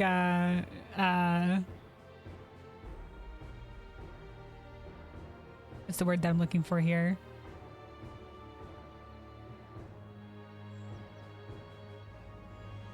No wonder she feels so like insubstantial compared to her brothers. You know, if Zeralda's just like, all right, I'll see it done, and then comes out with this shit.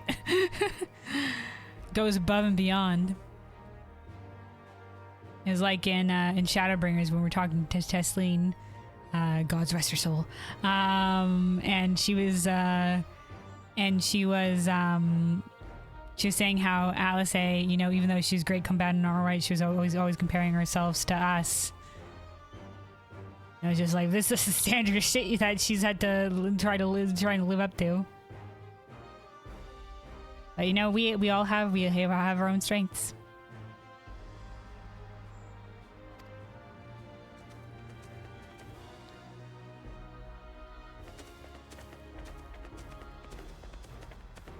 The thing's walking beside him, man. How did he manage to snare a prize like that? I would love to hear the tale. Oh, Zeralda's gonna say it. A beast knows its betters. Zeralda was voiced in a cutscene once, but I can't quite remember what he sounded like.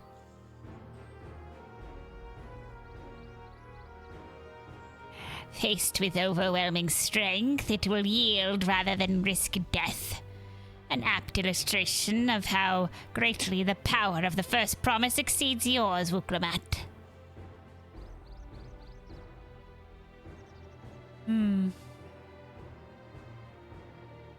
Perhaps some beasts can be intimidated to yield, but if you want to befriend a beast, well, that's not always maybe the right way to go about it. We'll screenshot here. He's apparently just intimidated that alpaca into following him.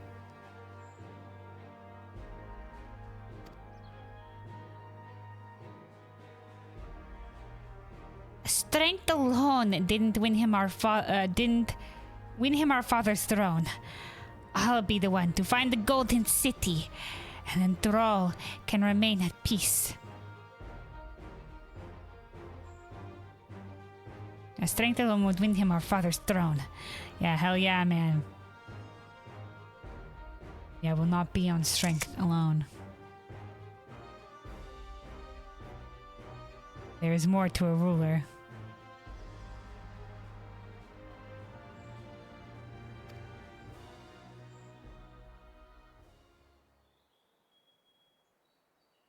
At last, an everlasting desire for peace can only be forged in the fires of war.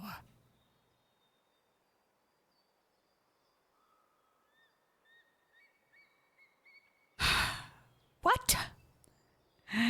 He's saying that he wants to go to war to show the people how important peace is because people have started to forget?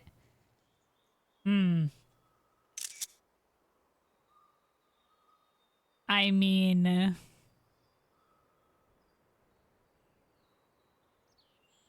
I don't think that's the best answer. Yeah, let's cause the people some trauma so they remember how fucked up war can be. I don't think the best way to resolve that. Like perhaps maybe in the future if people take for granted their peace,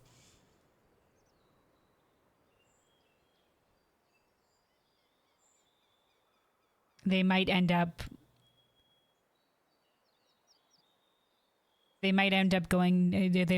not having the wisdom of lacking the wisdom of not going down a path of conflict. But that is not set in stone that that's what the outcome will be.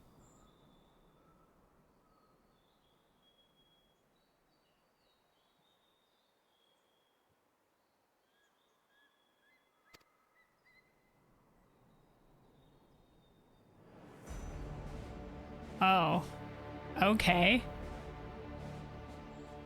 To unite as one, the people must be taught. They must suffer the horror and the hopelessness firsthand. Okay.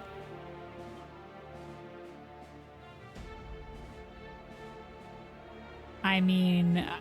it's true that they would greatly, like, some of these people here that support Zeralja, they don't understand the consequences that war can have for them. And certainly they would learn fast if the consequences were to come. But is the best way for them to learn that to make them suffer?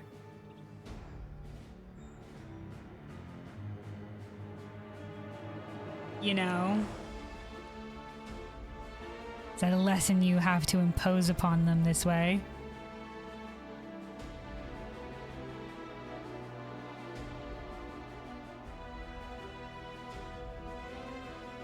Is supposed to be like Zeralja's theme here?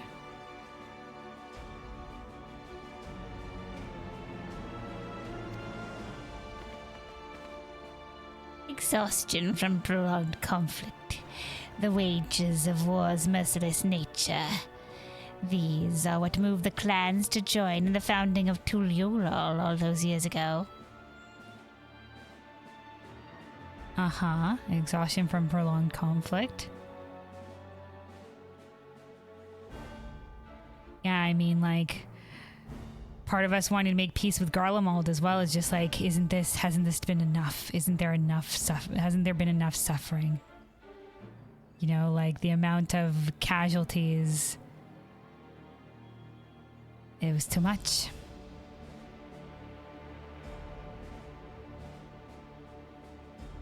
If neither side was easily going to yield, you know, like then it would the death count would just keep piling high. So other path forward was there than peace. Isn't the best path forward for peace? And even if one side was easily able to sweep aside the other, it might not be the best path forward either.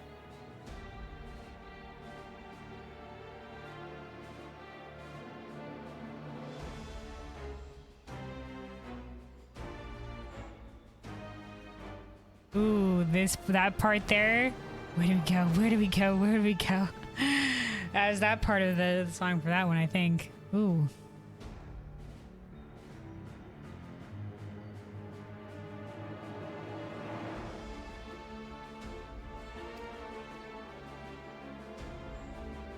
Consider the younger generation of this village. Since birth have they basked in unbroken harmony. And behold, they regard war not as a tragedy, but opportunity.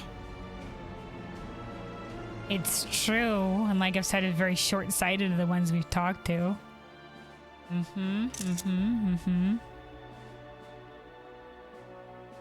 Dude, he's looking at his fault. Anybody that's supporting Zorolja, he's looking at them and he's just like, you fools.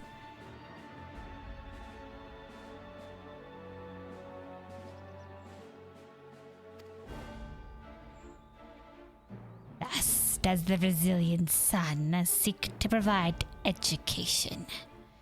He offers much needed lessons in the realities of conquest and a renewed appreciation for peacetime. The cost of lives.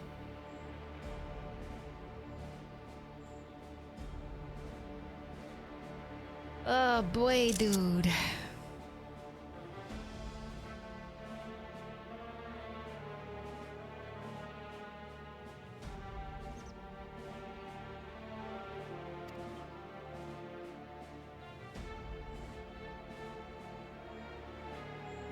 Tis true that war's misery breeds a longing for peace. But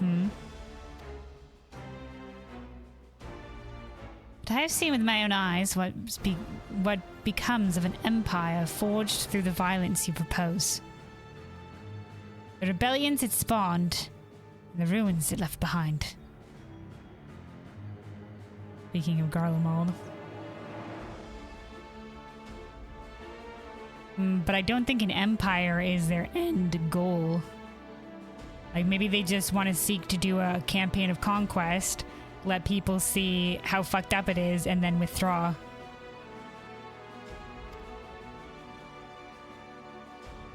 Not. Not though.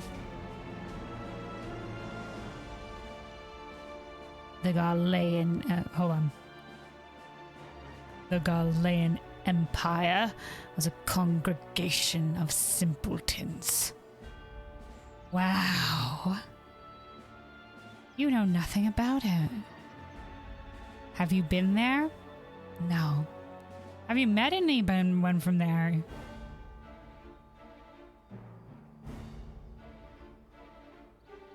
Like, they had great scientific minds, so I don't think there'd be simpletons there. A lot of innovation or whatever have you. Certainly they were being manipulated by the Asians. But you're saying you're better than them with no proof.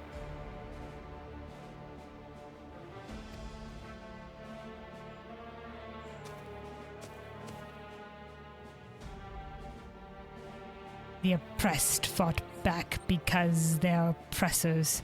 The oppressed fought back against their oppressors, as well as they should.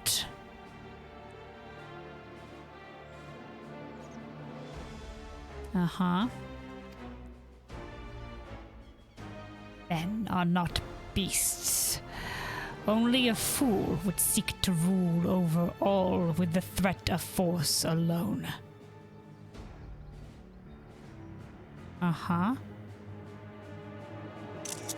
So he's saying that they can't be intimidated as beasts can?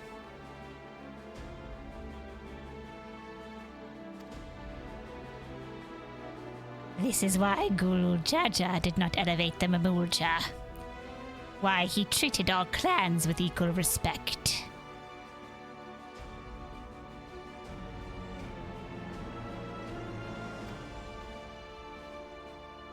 However,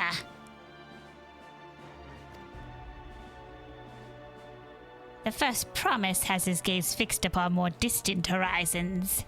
He would unite not only Tuliolal, but the star in its entirety.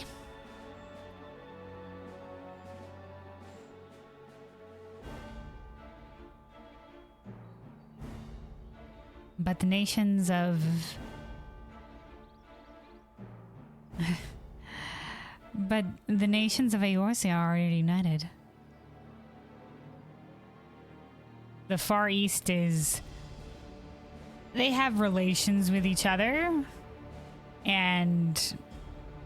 Who's to say about Ilsapart? They've just come out of conflict, but they're looking to take their first steps on maybe building something better. There's already a bit of united peace there after the fall of Garlemald. You know nothing about the nations you're seeking to conquer here, dude.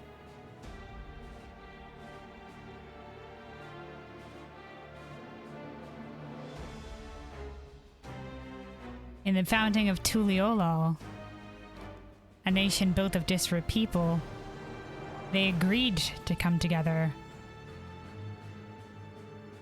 It was not war that brought them together. They were not conquered.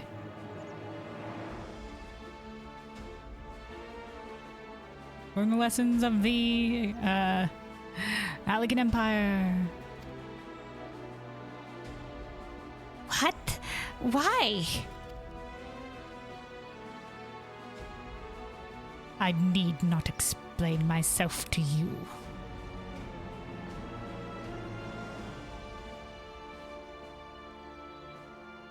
Why not? She's your sister, is she not?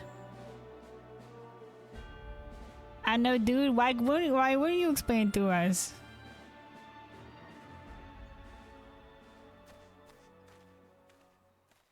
Well, that's enough monologuing from you, dude. You did well. Oh, well done. Well done indeed. The first promise has completed the feat of gold within the appropriately golden flourish. May I present to you your much-deserved keystone?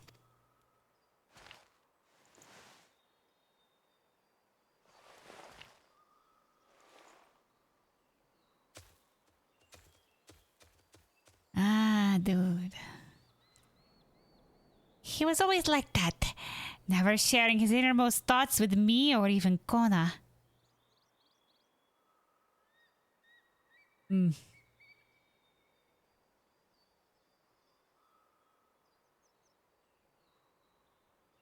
Dude, guys has to learn to... He has to confine with someone, though, man. It's good to discuss with others.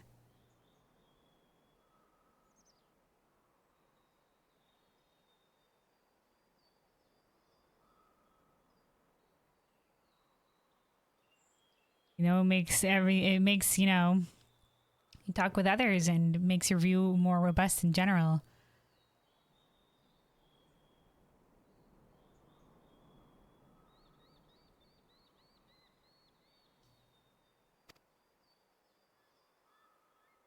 It's like we're not even family.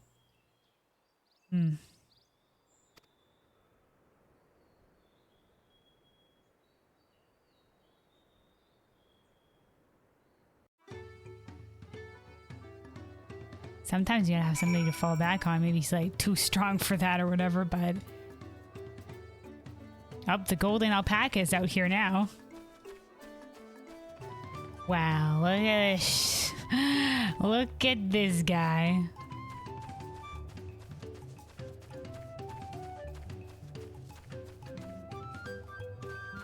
Alright, Mad Blue. I can never agree with the Zeralcha. I want Tuliolal to be a land of peace, now and always. Anvil? A golden alpaca in the flesh.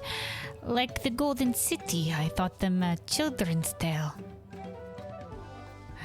He brought a fucking beast of fucking myth? Not even just like, they're rare. A myth, on a myth level rare. All right, Alice. What kind of idiot thinks the world can be united with war? Even most Gharleans have since realized that their conquest were a mistake. Really? Even most Gharleans? Wow. Growth. Growth over a Garlemald. Cryo? I mean, we know definitely many of them have seen it as a mistake now, but like, most of them? Alright, okay. Well, I'll say Nafnel has been hanging out there more, so we'll take their word for it. Because Quintus was just definitely like, no, it's not a mistake, but Gaius did learn. Alright, Cryo. Zeralja is willing to go to war for his twisted vision of peace. But should he achieve this peace, then what? I imagine he thinks it's only by cycles of war. You know, like teach them a lesson, then be at peace for a while. You know, teach them lesson of you know, get it in some of these guys' head. Like I certainly don't disagree on the fact that some of these people here are ignorant to what they're really asking for when they're just like, yeah, man, war, hell yeah. Like, and how how they think only how they can profit and not how it might, not who it will hurt. Maybe they don't care who it will hurt. In which case, that's also its own friggin' problem. But it's also just like, and also how it might affect them as well, negatively.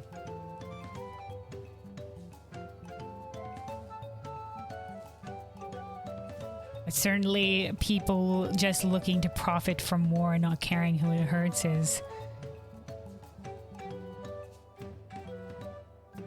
an unfortunate thing that does happen.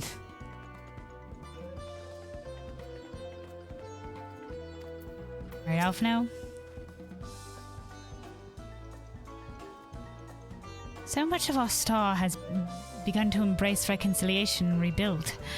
And this would be Warlord would thrust us all back into turmoil.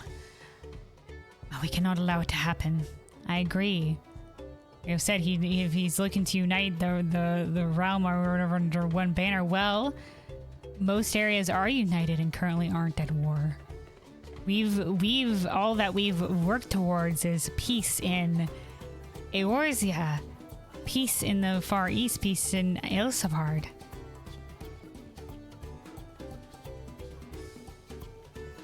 We will not see that what we've strived towards be shattered.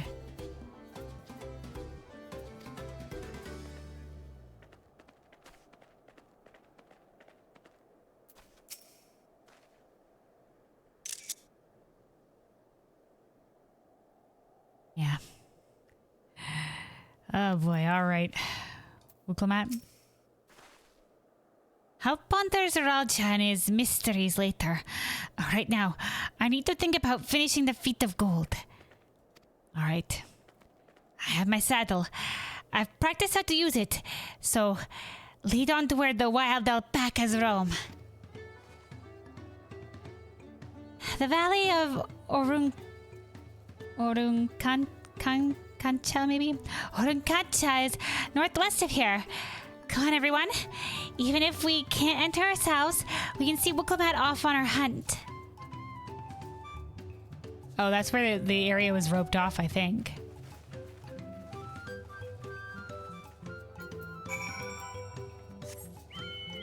Alright, alright. That was an interesting cutscene not to voice. I feel like that cutscene should have been voiced there. This was our first introduction to the character's motives. Maybe. Yeah, I feel like that one should have been voiced. Especially since up to this point we haven't really heard Zeralja talk much. The most we heard was just then before I think the only thing we heard him say was Cyrilja.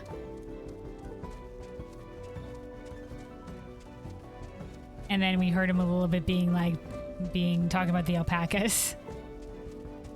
And how, like, you know, a beast yields to strength. A beast is a beast. Or whatever have you. Alright, yeah, it is where this is roped off over here. Alright, Alphino? How deep do you think the valley is? I glanced over the edge on the way here, but the mist was too thick to even speculate. Yeah. I think even in clear weather, the area is misted off like this. So, a deep valley. Alright, Anvil? I have never set foot beyond this point. The valley is said to be home to fiends far more ferocious than spitting alpacas. Is it now? Okay, alright. Apparently a super deep valley beneath the mist that's home to ferocious beasts, and the alpacas live there, I guess. Mablu? Unkanta is a steep and treacherous place, so only those with the head ledger's blessing are permitted to go there. Okay, so that's why it's roped off. Okay. Alice? Zeralda may have caught his alpaca first, but that doesn't mean Wukulmat is out of the running.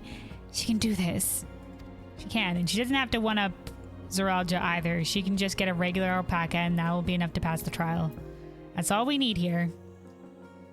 Kyle? Mablu's right. Let's do what we can to let Wukulmat know we're cheering for her. Cheering, Kelwyn. I can do this. I know I can. Cheer on Wukulmat as she marshals her courage to attempt the harrowing task of capturing a wild alpaca. The harrowing task. Do it, Wukulmat. You got this, man. Have confidence.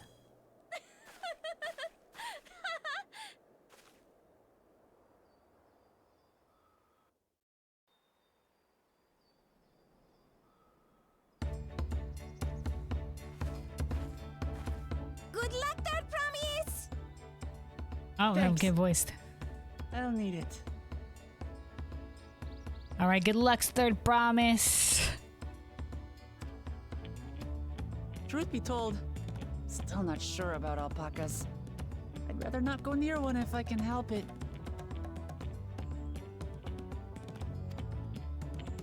But if I'm to rule this nation, then I'll need to learn how to live with them. Tural is their home too. Hell yeah, man, hell yeah. I can appreciate that viewpoint. You know, not just the home of the people, but also the creatures. Right on.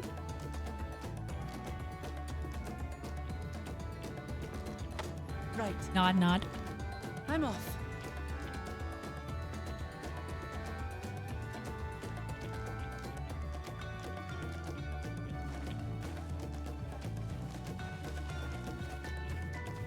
Oh, there she goes, running. All right. So, shall we head back to the ranch, or...? I'm staying here.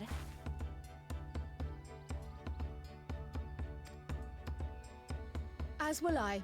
Wukulmat is alone in this. The least we can do is stand watch and await her return. All right.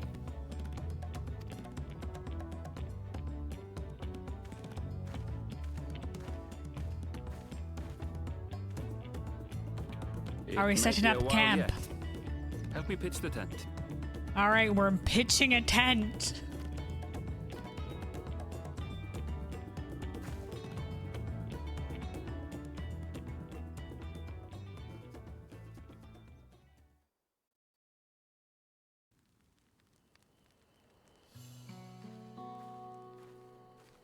Oh, that's nice. Angel's put down his pack. We've got a campfire. Trust a gleaner to come prepared for anything. Ah, dude, another campfire scene. Oh, I think this was in the launch trailer. This was the Pelu that we saw there. Look at that sweet campfire lighting.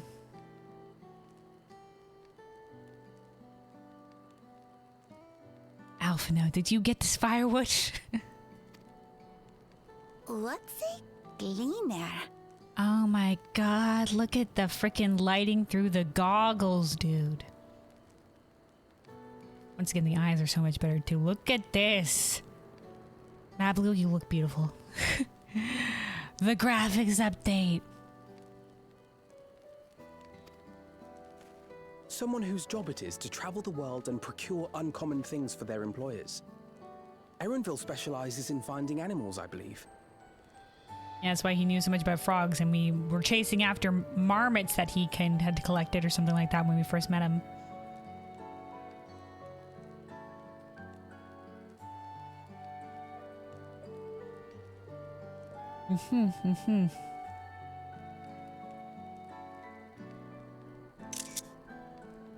I forgot that specific detail about Erenville, but yeah.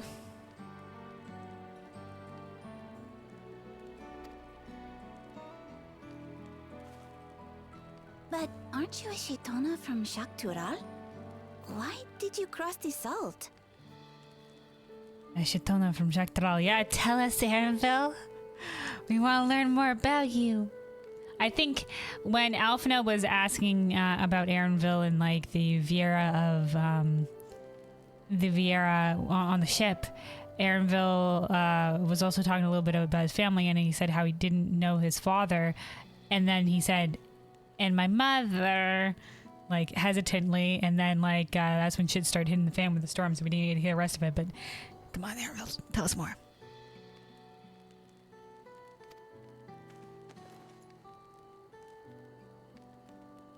When I was much younger, the thought of leaving Tural never even occurred to me. But then, some years ago, my mentor tasked me with a difficult hunt. Okay. Do they follow the same kind of society as, I imagine not. As the Orban Jungle or whatever Viera? Did he like train under, like in the Orborn Jungle, like the males go off and become wood warders, defenders of the woods, and then the young males usually apprentice under them.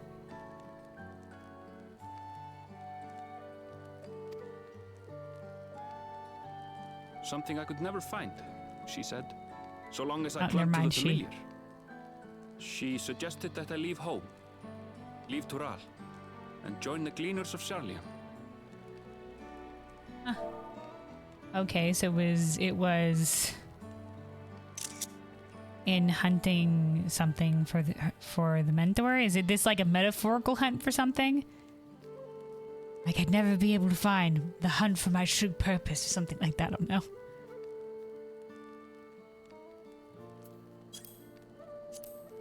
As one of their number, I could experience the world, immerse myself in myriad cultures and customs, see the many faces of nature. And once I had learned what is truly important, I would find that which I seek. Okay. This does sound very metaphorical.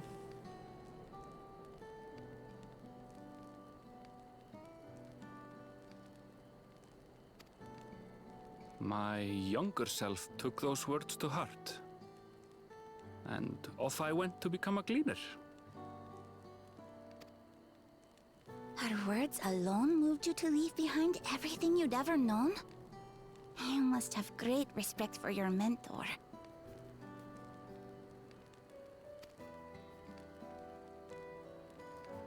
As it happens, gleaner work was much to my liking, and I all but forgot why I had pursued it in the first place. Yet, events conspired to put me back on the trail I'd abandoned. So, his dream of finding the City of Gold? Wait, are you saying you were tasked with finding the City of Gold? I was. And though my hunt is now entangled with the right of succession, I mean to see it through. Oh yeah. then, I understand completely. We all have our reasons for seeking the Golden City. Hell yeah, Kryle has a grandfather's letter. You apparently have this tasked to you by your mentor. Maybe she meant it as a task that would be impossible to do because she was seeking to teach him some sort of lesson. That's why she maybe sought him to go forth into the world so that he could learn more of it. Of the world outside Thrall. Yeah, Kryle, her letter, the letter for Galef, Wuklamot, the right of succession.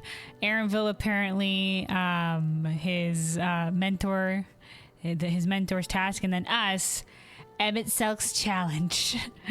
Emmett Selk being like, go forth to see the world. Consider it your duty as the bearer of Azem's crystal.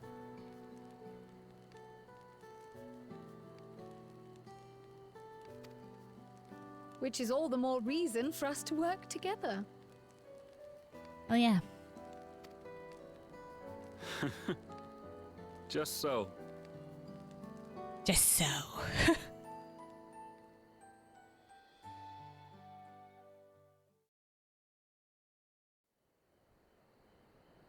Alright, surprisingly, 0 firewood mentioned from Alf now. But good job, guys. We worked on a wholesome campfire scene.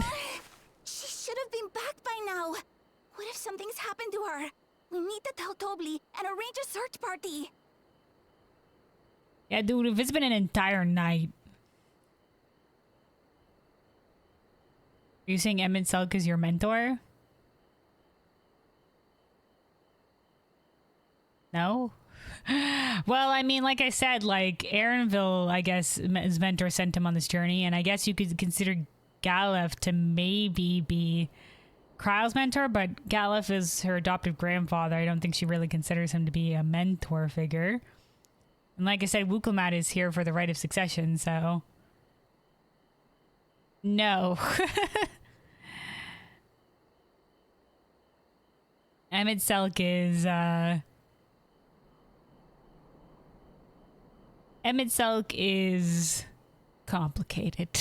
Emmett Selk is complicated. Our enemy, our friend. But not in the fucked up Xenos way.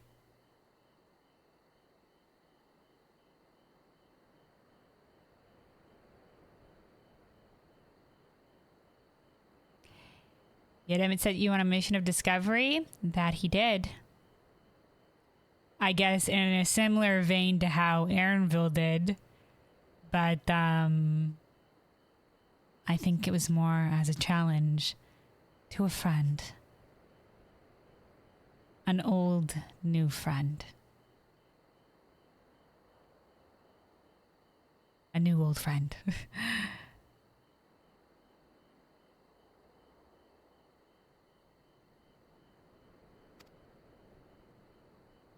Wait.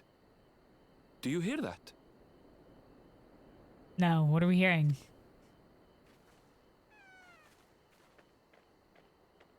Oh, dude, she came back riding it. There we go. Success. It only took her one night. I did it. Yay, she did it.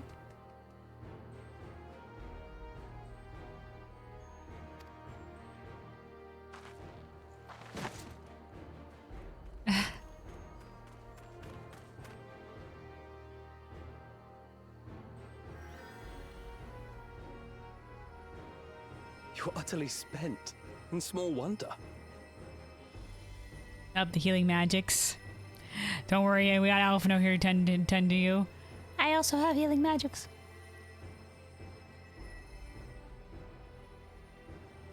Well done, Third Promise. Well done.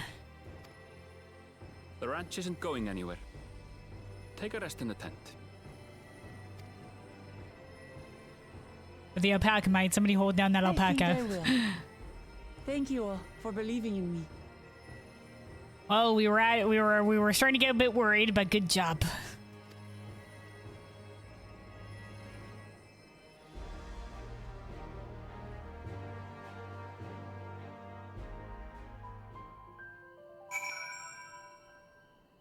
Hell yeah, man, she did it.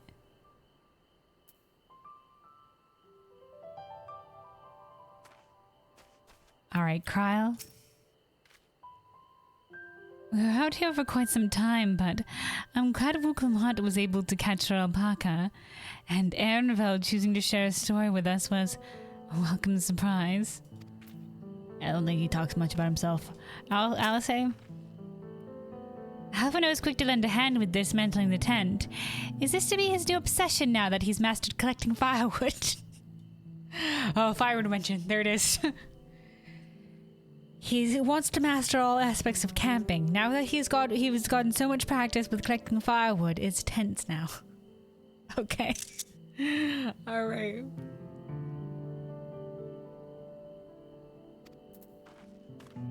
Alphino, anything to say?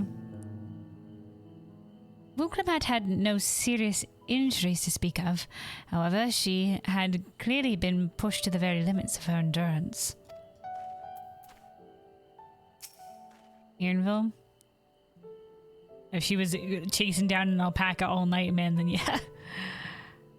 I spoke too much. No, you didn't. Dude, sharing is caring.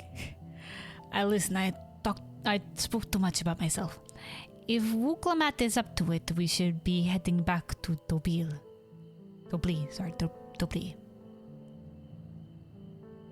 Sharing is caring, Aaronville. Wuklamhat, good job. Thanks to Alphino and his healing hands, and me. I also have healing magics. I can actually stand again. Maybe even walk. Oh, jeez. Alright, Mablu. I'm so relieved the third promise came back to us safely. And the alpaca she tamed is a healthy-looking beast. Surely, this will be enough to satisfy the feet of cold.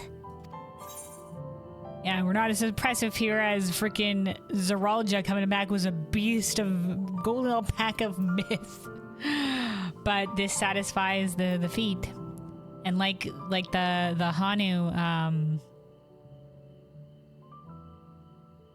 assessor said, even restoring one reed would have been proof of our conviction.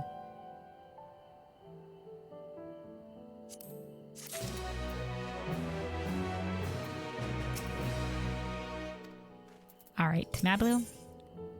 Knowing the Pelu Pelu. Yeah. The preview right there, the alpaca and Mablu. Yeah, this is part of the reason of this journey along the way is to know the people. To understand the people which they will govern. Mablu is minded to rush ahead to the village. Wuklamhat still seems a bit unsteady on her feet. Hardly surprising after she spent the night chasing alpacas. You know what will melt away fatigue like magic, though? Mate tea. Sure. Alright, I was gonna say the hot springs. Run to the ranch and get a pot brewing. That way you can take your time. And the tea will be ready when you arrive. She's so kind to us, man. She looks up to Wuklamhat, I think. We are lucky to have her support. As Mablu so wisely suggested, we shall set a slower pace for our exhausted third promise. Right, nods all around.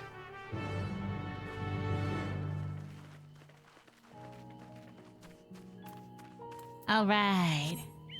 Hell yeah. Look at that aetheryte glowing in the fucking distance. That's, I guess, the benefit of the aetherytes as a town marker location, though, is that, you know, if you ever get lost, just look for the glow of an aetheryte like a freaking lighthouse.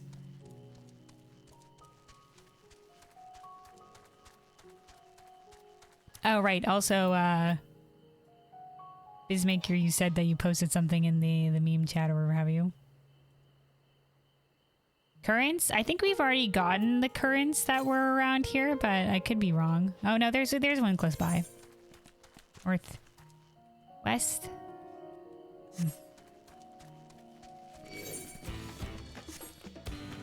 Northwest, this way.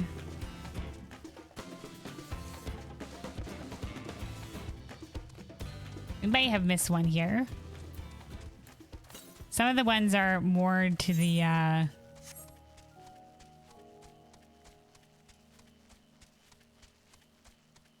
in the other section of the zone, but this one seems we might have missed one here.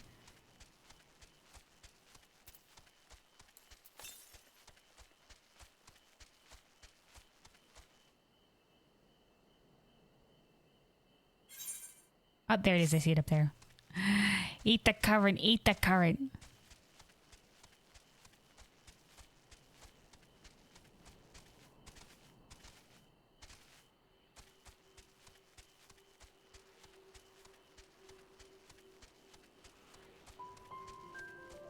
Surely there's a way up. Okay, hold on. Nope, can't get up that way. Yeah, okay, we're on a journey.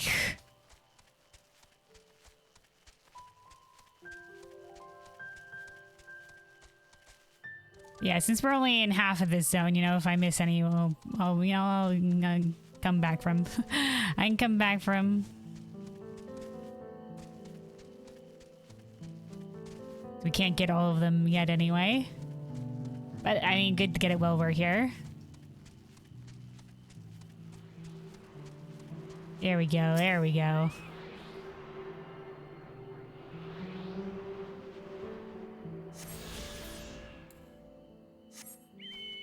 All right, so let's see. That puts us at 4 here. We've gotten.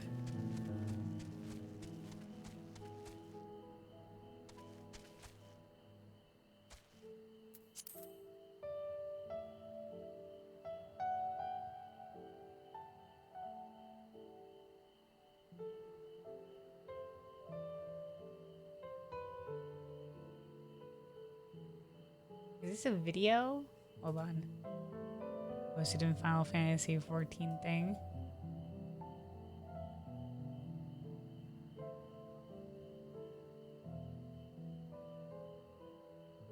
It's still image pre before one. It's not playing his. It's not playing in his video with the one that I posted. As cool looking bar area though was ever happening behind them. Like the swirling staircase or whatever have you. Around the shelving. Here, hold on, I'll show it over here. Hold on.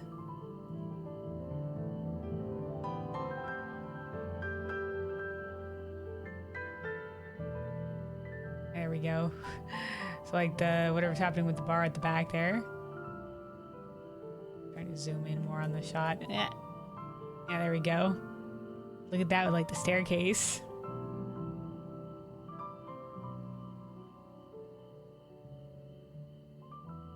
So his face says it all. You can't really tell, the face is blurred because of the motion.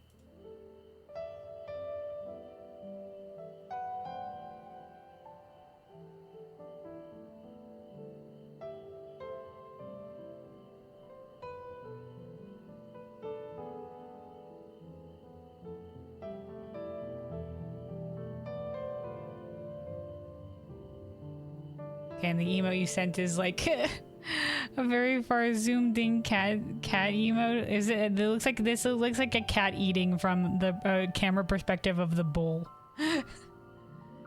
Okay, sure. Hold on.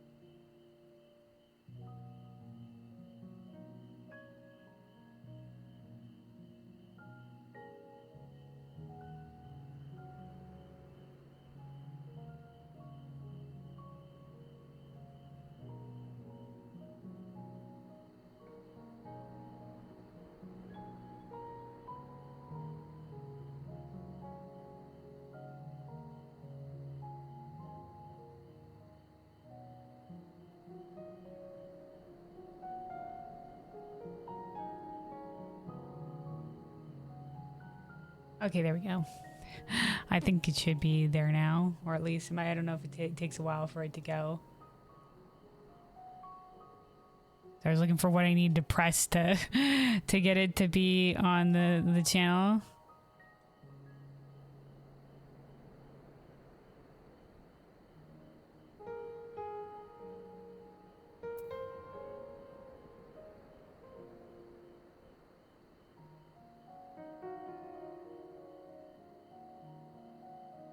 Hold on.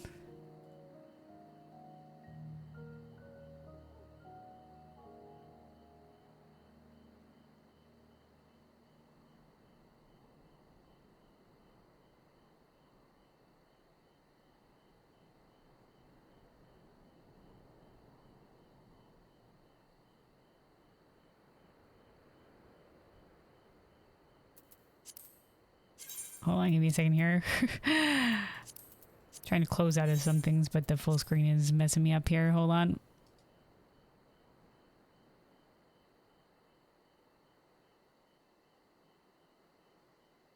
All right. Back to full screen. Okay.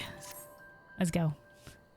Sorry about that. I was having some struggles being like, hold on, what do I press on this thing to... Because there was no like add emote button. It was just like add something rather else. And I had to click on the channel thing or whatever have you. Just like, what set do you want to add this to or whatever have you? And then I had to click on the channel set. There was no just like easy add emote button. That's what I was looking for.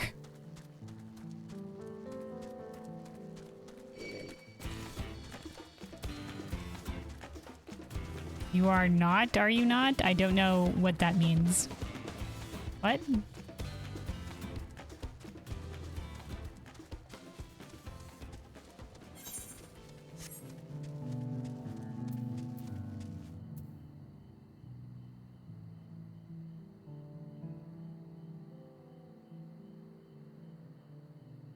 You could tell me you told me it was in FF chat because I just closed Discord. So saying that without any context is meaningless to me.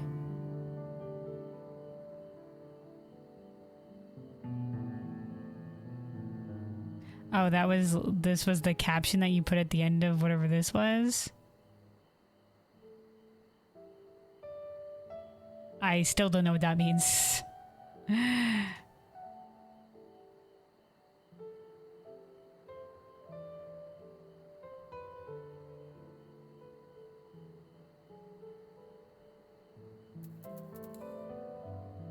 Anyway.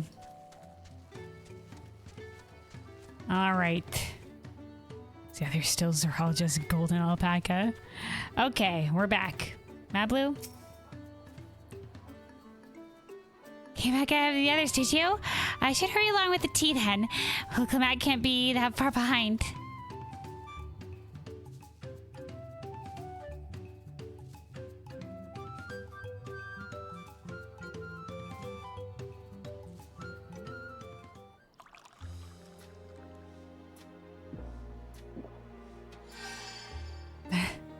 The sound of drinking tea and then the shing sound. Oh, that tea really is magical. I feel better already. Even the jars have the little alpaca designs on them. I see you've become more comfortable around our fussy friends.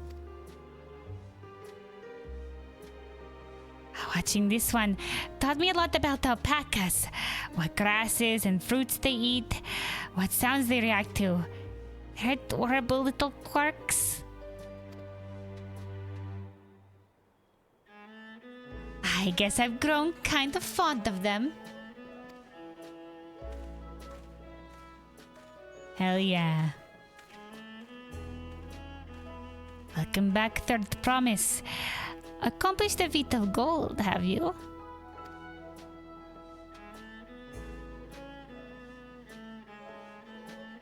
Yes, there is no mistaking a valley alpaca.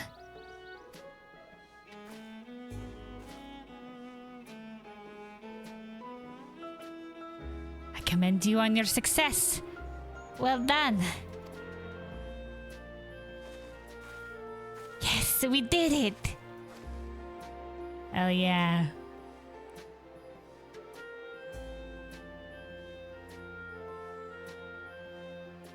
Although I couldn't find a shiny one like Zeralja did. Didn't need to. And honestly, yeah, we didn't need to, man.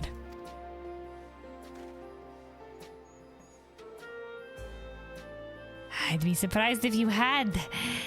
Golden alpacas are born but once every few decades. We're gonna more lore this. Once every few decades. They are elusive, solitary creatures that are rarely seen, much less captured. Thanks to their innate physical and magical gifts. Oh, also magical gifts.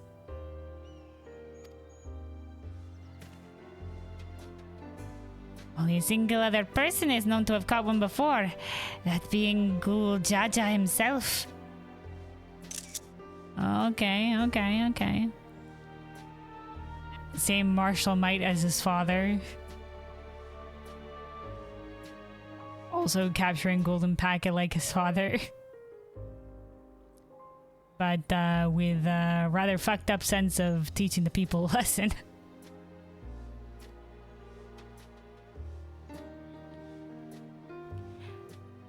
Papa was chasing alpacas too.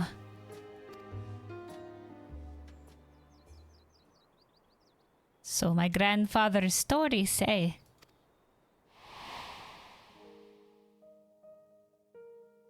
It was before the founding of Tuliolal, in a time when the mountain giants, the Yokui, held our people in thrall. Okay, so like we heard in I think the side quest or whatever, or wherever we heard it, before Ghoul Jaja came, these guys weren't known as being merchants. So even in very recently, the Yokui. Okay, all right. In his day of his grandparents, so very recently. Historically.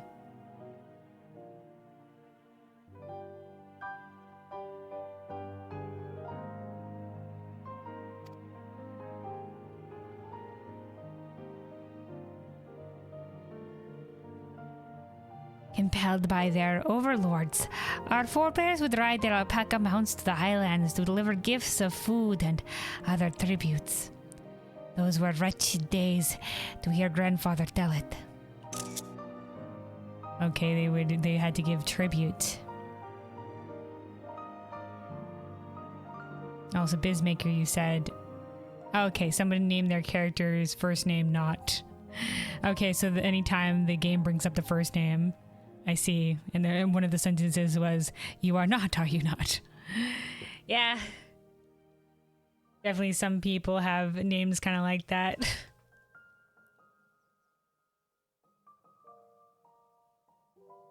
Where it's a little bit weird. When the game either addresses them by the first name, but sometimes also if it's just by the last name. If somebody has a funny name.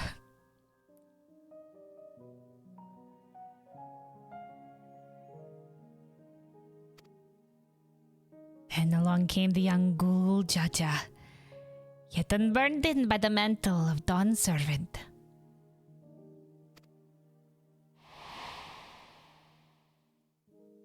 But still with the wings, the wing thing or whatever. Oh, you can see they didn't give him the veil over over the other head. Our people were amazed by his imposing two-headed figure, equal to the Yokui in stature. You can see these are his companions. It's kind of behind the hand, but there's a Viera. And then one of the Hanu and the Moblins and that's probably Kenram. And then one of the Jbral. Equal to the Okui in stature and puzzled by his entourage of mismatched companions.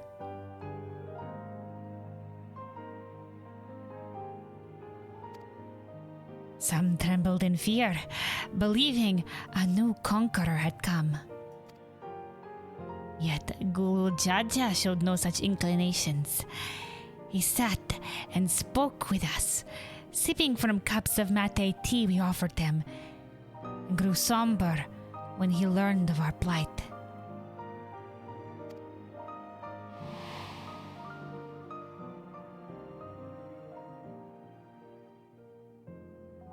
Their first look at the head of reason. None could have anticipated what their visitor decided to do next. Gul Jaja ascended the cliffs to face the giants and freed the Pelu Pelu from the Yokui subjugation. Dude, this is truly a hero's tale.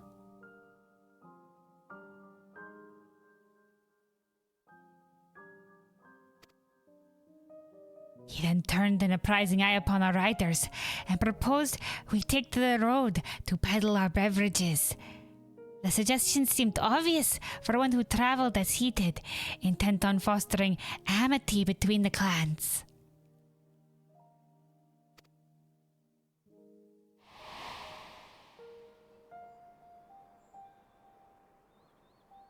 So it was that a few words from Gul Jaja transformed us into a clan of itinerant merchants. Wow. And this is truly like our journey as well, like how we've affected people along the way. Gulu Jaja, hero, legendary figure of Thrall, has been doing the same over here. 80 years before.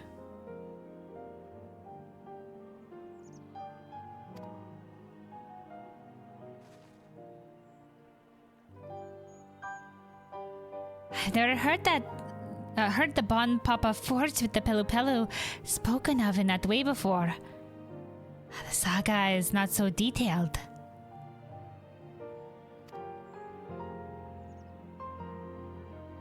And you may not know that Gulu Jaja sought a sure-footed guide for his trek up the highlands. Thus, did he capture a golden alpaca.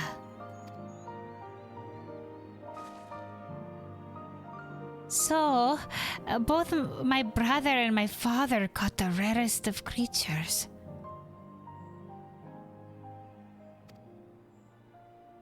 Well, an ordinary one was the best I could manage. That's all that was needed in this case, lass.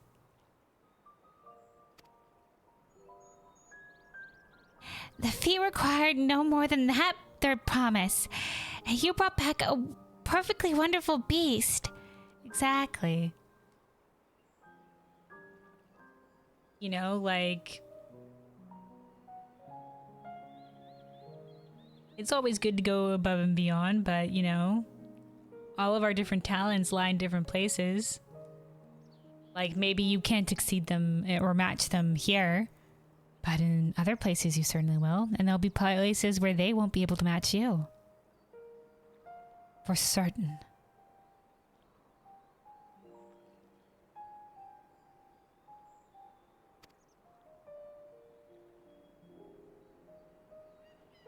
And we all benefit from the strength of one another. Our own different strengths.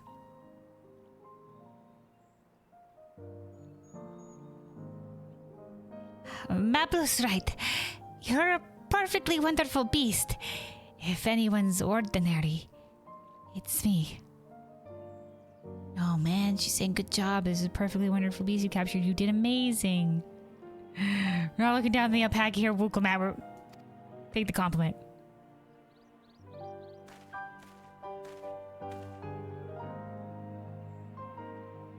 Not only did you accomplish the feat of gold, you also made many trades and brought joy to many people in true Pelu Pelu fashion.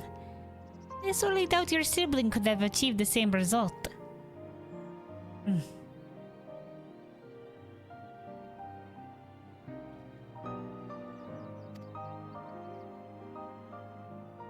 should be proud of the accomplishments which earned you your keystone.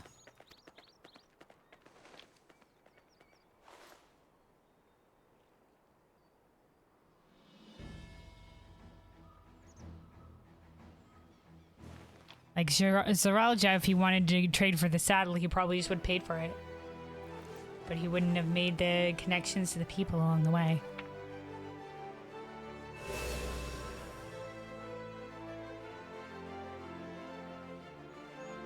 Five more to go. 5 more to go.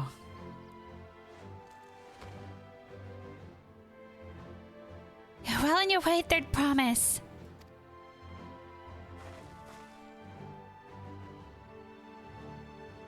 We'd have been lost without you, Mablu. Thanks to you, I learned so much about the Pelu people and your customs. Hell yeah.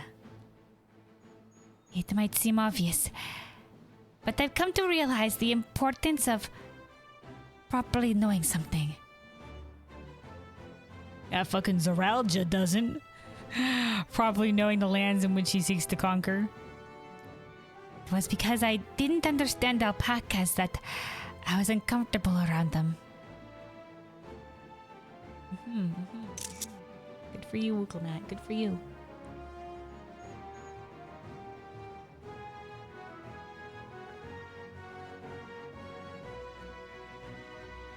Also, yeah, you know, thinking of Zaralja's plan or whatever, like, is his plan just to, like, continue, like, in cycles of war? Like, Cryo said he had a deep and fiery ambition. Is it just to teach the people this lesson? Like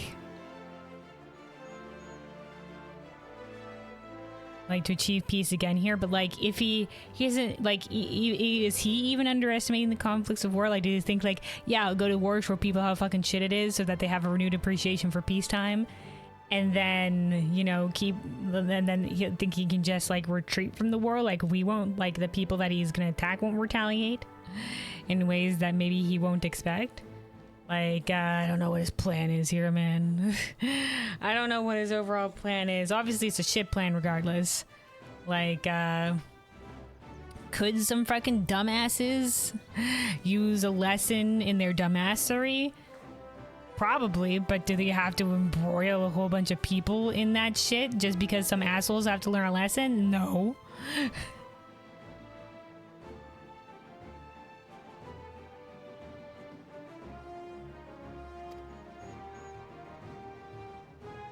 Alright, the Maplo. I'm thankful to you as well, Wuglamat. You've given me the courage to say what I wasn't sure I could ever say. Oh, she do now.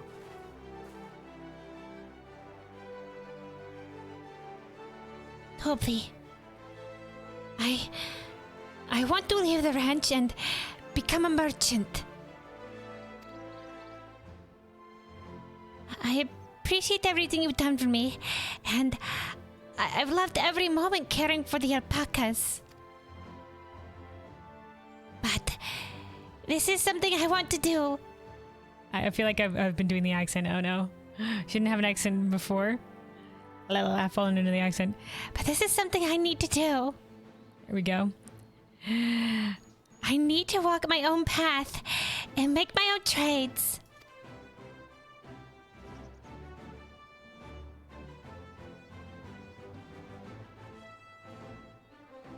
As your parent, allow me to say one thing.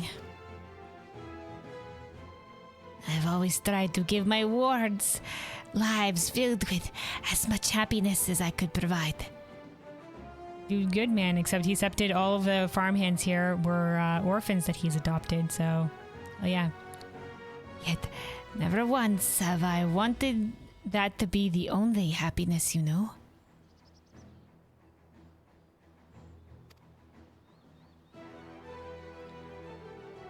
You have my blessing to walk any path you choose, Mablu.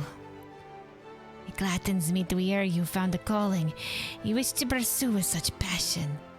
Oh yeah, man, I told you, man, if he cares for you, all you want is for your happiness. You'll make an exceptional peddler. I'm sure of it. She will.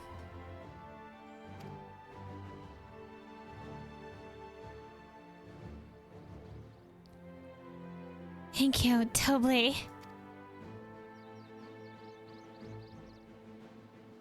What did I tell you, Mablu?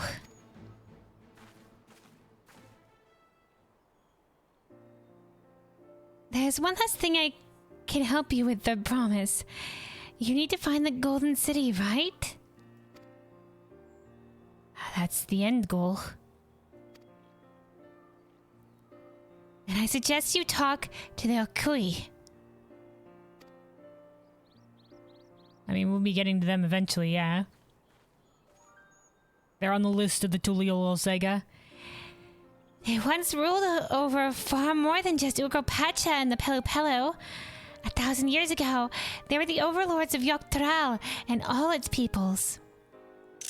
Okay, there's our timeline of 1,000 years ago. Okay, okay.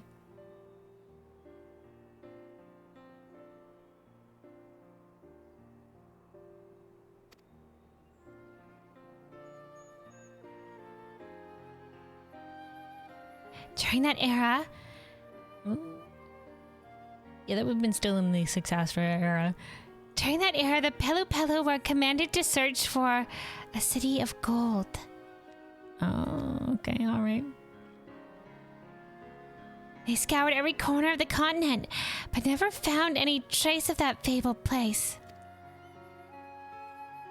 But if they didn't find anything, what could the Okui have to tell us? They may not have found it, but the fact that they thought to look for it at all makes me curious. Yeah, maybe why they were looking for it, and if anything, they can tell us at least perhaps where it is not. Perhaps there's value in delving into how the legend originated. That's true, that's true.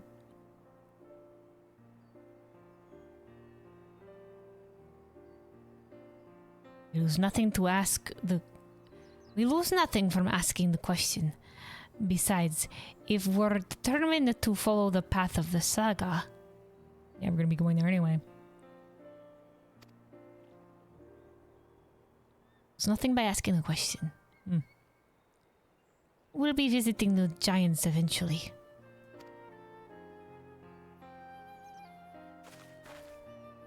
Giants out there in the southern mountains.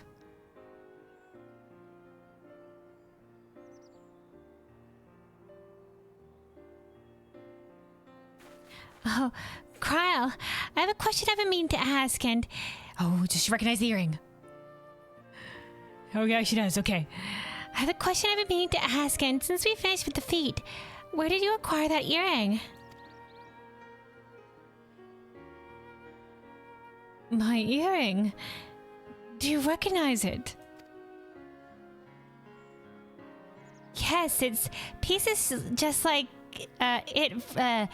pieces just like it first became fashionable in Dawntrail around 20 years ago. Since then, it's become common to wear one as a charm for safe travel. Okay.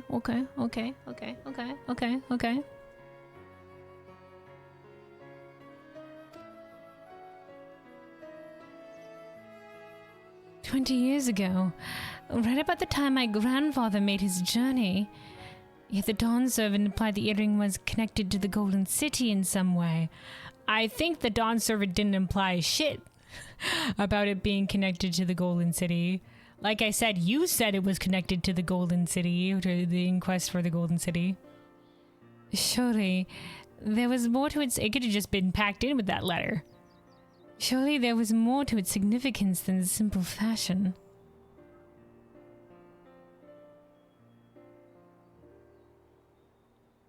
Okay, so 20 years ago is when Galuf was commissioned to investigate the city. Okay, we're forming a timeline.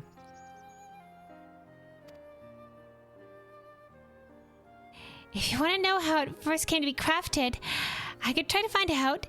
Seeing as it's a regular seller for many merchants, I'm curious to learn about it myself.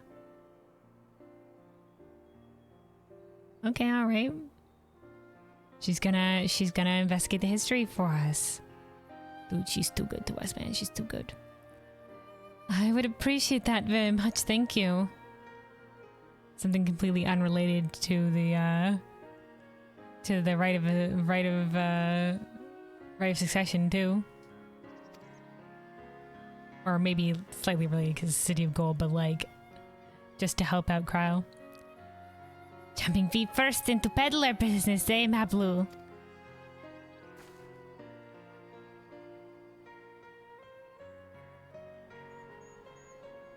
Right then, that's 2 keystones down. I say we head back to Tuliol Hall and plan our next move. Smile and nod, smile and nod. Farewell for now, and thanks for all your help. I will become Dawn's servant. So make sure you set aside your best mezcal for the occasion.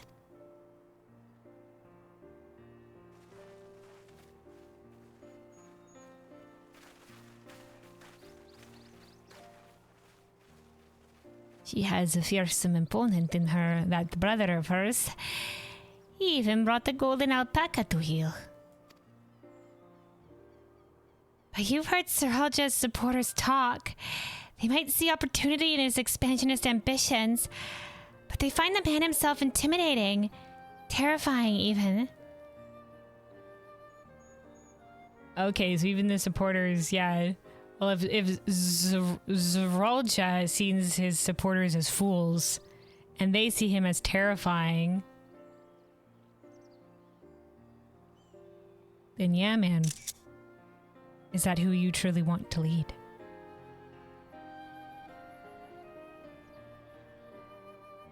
No friendships were made unlike on Gul Jaja's journey.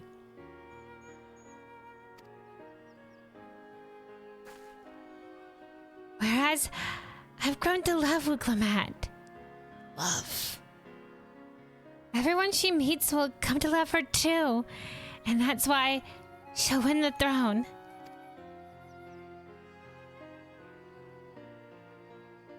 You may be right, Mablu. You may be right.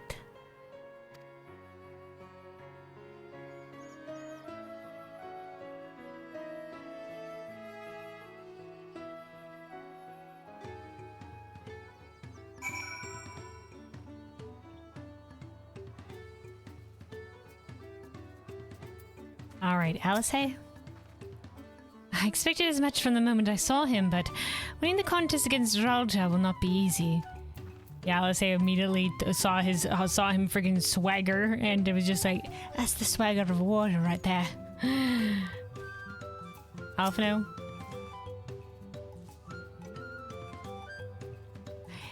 The Kui once ruled the entirety of Yogg-Toroil. I'm curious to see what has become of them. Me too. We can find out why they retreated as they did, historically. Marienville? That makes 2 of the 7 keystones. So far, so good. So far, so good. Cryo? I never dared hope that we would find a lead for this earring's mystery so quickly. Alright, Wuklamat? It feels good to have the feet of gold safely under our belt, even if my victory pales beside Zeralcha and his shiny golden alpaca. That's alright, man. Like, yeah, you didn't perform this deed to a legendary degree, but you performed the deed and you performed it well. And like I said, like there will definitely be some times, like I think compared to Kona in Kozumauka, even though he might not see it that way, I think our efforts excelled his. Because we also lifted the spirits of the people as well as restored the crops of the harvest. So I think there'll definitely be times where you'll excel above them. Take heart. Nobody's good at everything, even a ruler. That's where you have allies. I know I shouldn't let it bother me, and God knows you've all been so supportive, but I want to be strong or wise like my brothers. To be a promise that people respect. And many do. You know, you may not be as strong as Zeralda or as well learned as Kona, but I think you have greater heart than either of them. And a much greater resilience, I think. An endurance. Maybe not like physical endurance, but a strength of spirit.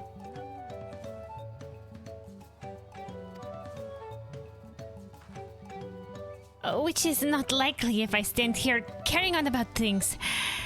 Let's move on.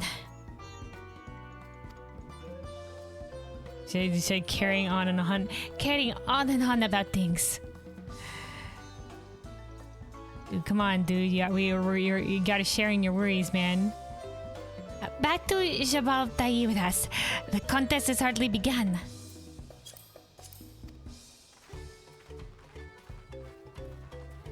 We have five more to go or whatever have you. All right. So yeah, I think that's where we're gonna call it for the main story. Yeah, new round of side quests has opened up here, including 2 of the blue side quests. So I think that's where we're gonna call it with the main story. We'll be picking up next time in the main story with seeing where the next steps of our journey will take us. And for now, let's clear these side quests out from Urkopacha here.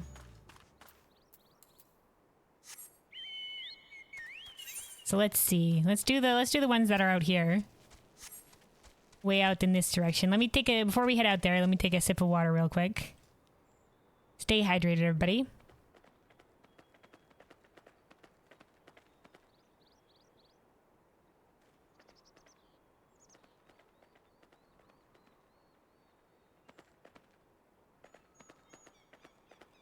All right. Oh, hey, Mablu. Just out here now. Is this the alpaca that Uklamat tamed? I know who will win the throne. If anyone can complete all the feats and claim victory in the right, it's Vuklamat. Hell yeah, dude.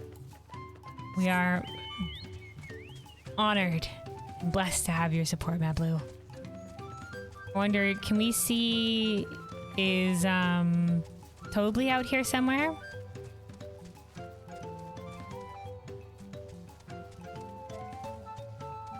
No, I don't see him. I was gonna ask after him. Mablu's there though. Okay, alright. Let's go onward.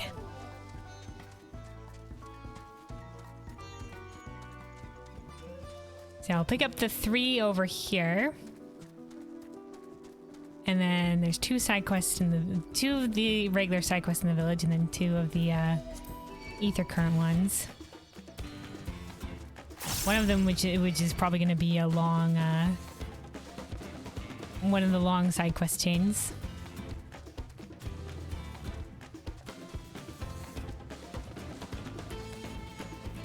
Alright, sadly. A sordid situation. Sadly is perplexed by a coffee conundrum. You there? Might I beg your assistance with something? I was taking a stroll through the valley the other day when I discovered coffee beans scattered in the brush with not a coffee plant in sight. Curiosity got the better of me, and so I brought some back here to brew. The taste was simply exquisite. I'd like to acquire more, but therein lies the problem. I found the beans in Chabameki, an area south of here known to be the territory of mountain bears. They tear me to shreds, but something tells me you could manage the trip. Here, take these smoke bombs to drive back the bears and bring back whatever coffee beans you can. Alright, so they got bears here. Have no fear, my friend. With that smoke bomb repellent, you'll be safe as can be. Probably, anyway. Well, probably.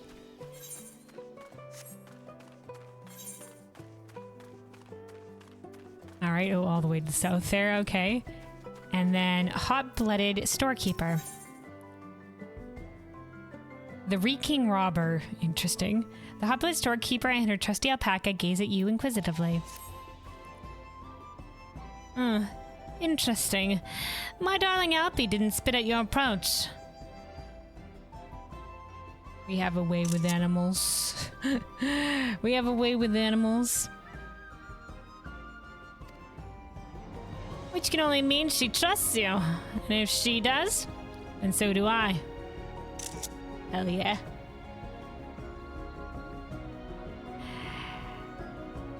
As such, I would ask a favor. Recently, a sack of premium coffee beans was stolen from our storehouse. The thieves came in the dead of night, but I was wide awake to catch them in the act. A band of hoobie-go mercenaries. My brave Alpi spat on their leader square in the face, and thanks to her saliva's distinctive scent, I was able to track them down.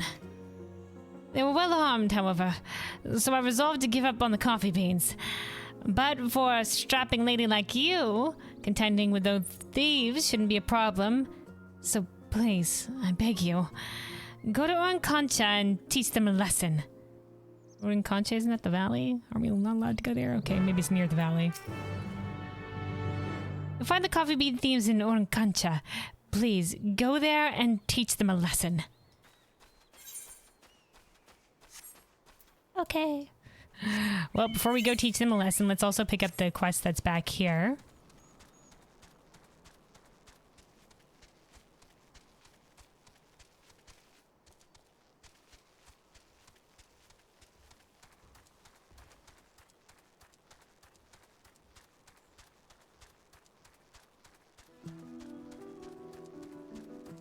B.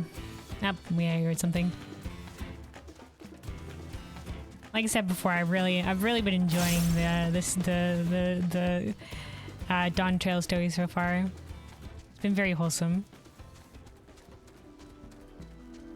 Be very interested to see where we're going next.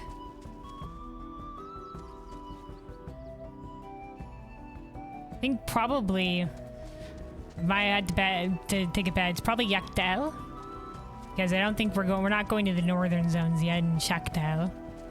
So I think that will probably be where next we're gonna go, and Yaktel is where the Mamulja and the Chapral are. So that's gonna be our first full zone here past the introductory zone. So like in Endwalker Garlemald was the first full zone. Unlike the introductory zones, which are split in like into. In this case, it's the Pelu Pelu area in Urkapacha to the south, and down here is going to be the Okui. Same with Cosmoka, with the Hanu part of the area, and then the Moblin part.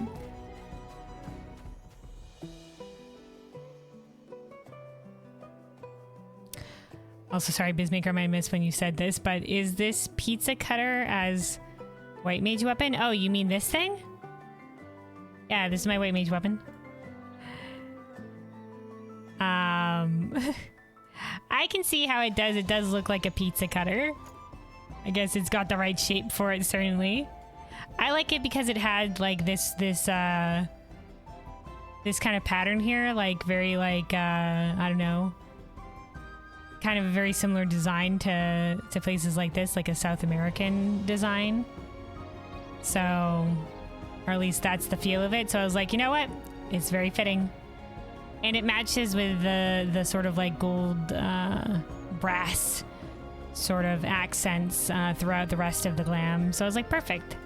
And even like this gem, not quite the same. It's more of a green than a blue, but matches some of the yeah, more green than blue, but it does match the little blue gem accents. So I thought it was perfect. Alright though, sickly merchant. Mate is the medicine. The sickly merchant is not only unwell, but visibly unhappy. Forgive me, traveler. Might I have a moment of your time? I'm a merchant from Toliolo here on business, but I felt sick as a dog ever since I arrived. The Pelu Pelu boy I hired as a guide to show me around these parts gave me one look before suddenly heading north, muttering something as he left. He was speaking too quickly for me to catch what he said, but I fear the mere sight of me upset him somehow. No, man, I think he saw that you were sick, and he's just like, oh, you've come under this whatever disease that you have. Maybe it's a local illness. If it wouldn't be too much trouble, could you go and offer an apology on my behalf? He ran off toward the tea field north of here, but there's no sign of him. I'm sure someone nearby would have seen where he went.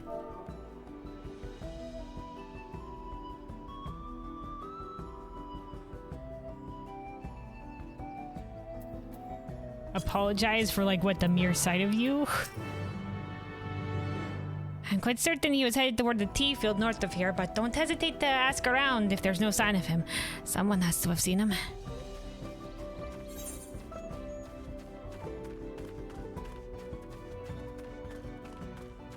All right.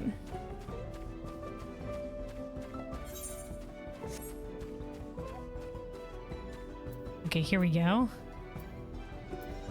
Wordplay.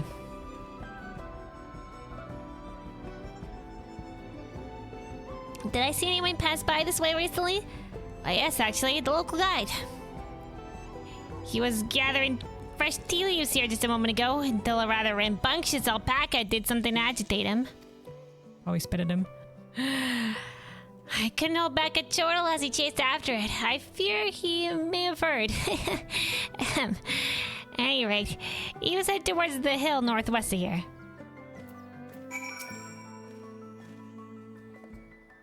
Most likely find him and perhaps that overly playful alpaca on the hill northwest of here.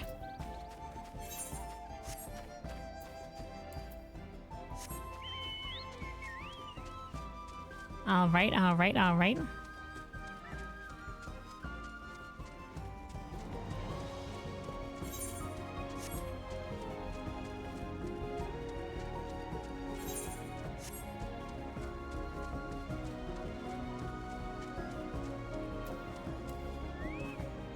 Yep, and also the alpaca excitable guide.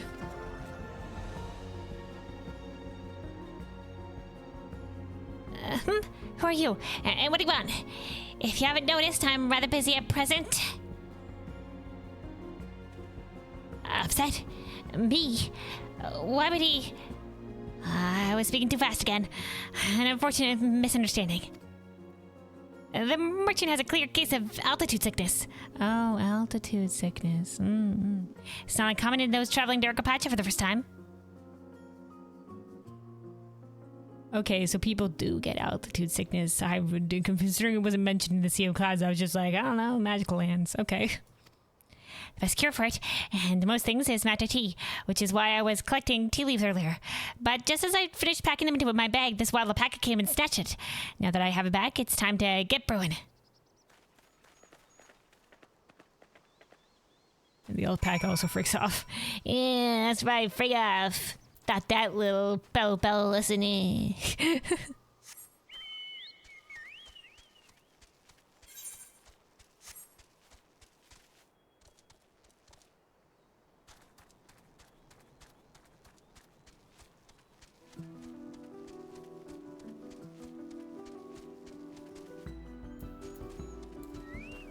Alright, excitable guide. Yes, drink up. There you are. He told me everything. It seems I was mistaken for mistakenly sent you on a wild alpaca chase. Forgive me. Thanks to his tea, I'm feeling much better. Matcha tea is a vital source of nutrients in these highlands. I'm sure you can promote it as a nourishing potable back at the markets of Tuliolal. Why not buy some bulk now? Why not buy some matcha tea right now? We're in latte farms right here, you know, down at tea. You are not only a talented guide, but a convincing salesman. Very well. I'll give your offer some thought, but first might we continue our tour? Thank you again, traveler. I hope that my experience can serve as a lesson for us both to be properly prepared when journeying to high altitudes.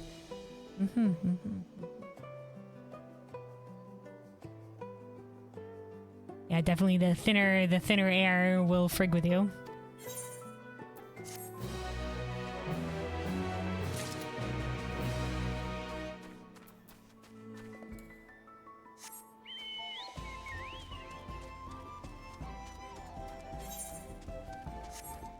All right, and then we gotta go beat up some thieves. And at think it was retrieve some specific coffee beans. Let's maybe go retrieve the coffee beans first. All right, and smoke bomb some bears. Smoke bomb some bears while retrieving those specific coffee beans.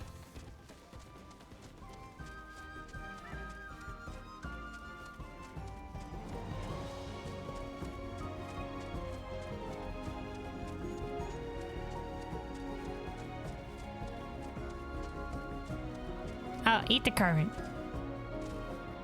Okay. I wasn't sure how many there were here, but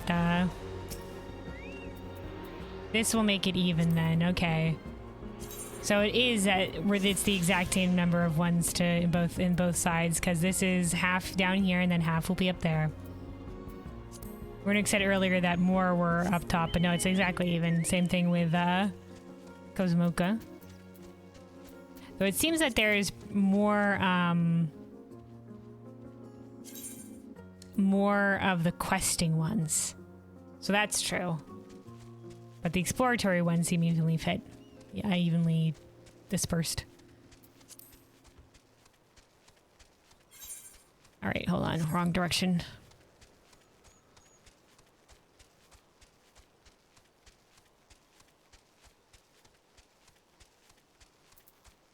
Alright, cautious mountain bear. Yo, what up, mountain bear? It's Grr.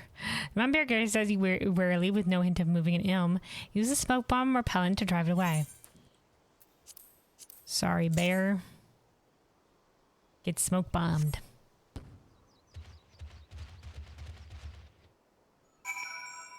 Brown man mound of dirt. Oh my god, did he get coffee beans, quote unquote? From... Alright, your hands navigate through the sticky soil. No. Finally grasping something solid within a clump of coffee beans. No, dude. This is just the bears ate the coffee beans and they've gone through the digestion. The soil is warm to the touch and surprisingly moist. No. Nevertheless, you plunge your hands inside and retrieve a dripping clump of coffee beans. No. The stench emanating from this mountain soil is veritable assault on the nostrils. No, guys, this is not soil. But you persevere in the name of delicious coffee and stick your hands inside to claim one last clump of coffee beans.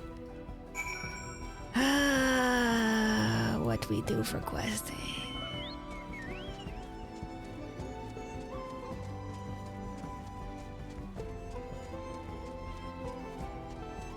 And here I had thought I'd left behind the poop quests from World of Warcraft. Oh, but here we are. I think there was one other instance of this. I remember when we were in the hunt with Wuklemat, that was also... There was also, but it wasn't like sticking our hands in it or anything like that. It was just examining it and being like, huh, there's proof that an animal was here.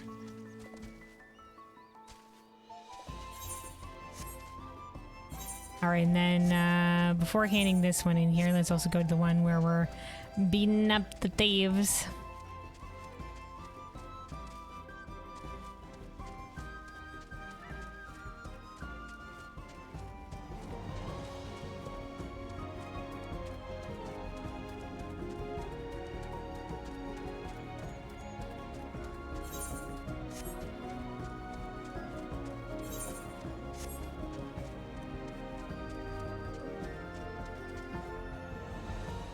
Alright, here they are. They said they were Hubigo mercenaries, but that one's also a Buniwa, so... Alright, Melodorous coffee bean thief. When they got hit by the alpaca spit.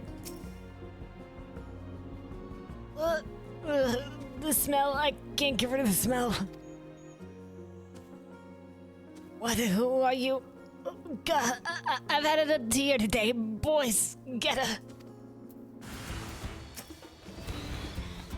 I'm going to kill you. Then that alpaca smells worse something. I don't think I can see the text here. Alright, hold on.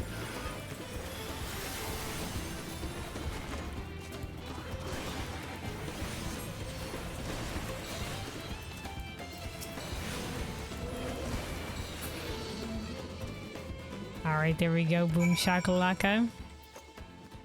Anything to say for yourself? Boys. But boys. Damn you. You'll regret this.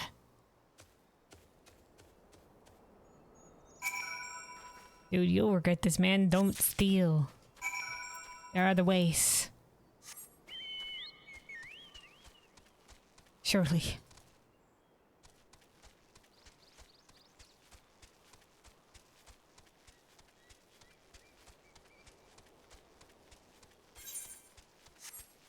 All right, let's hand these two in then. We've retrieved the coffee beans from the thieves. Then also the unfortunate coffee beans. All right, hot-blooded storekeep. You returned, and hold on, this one.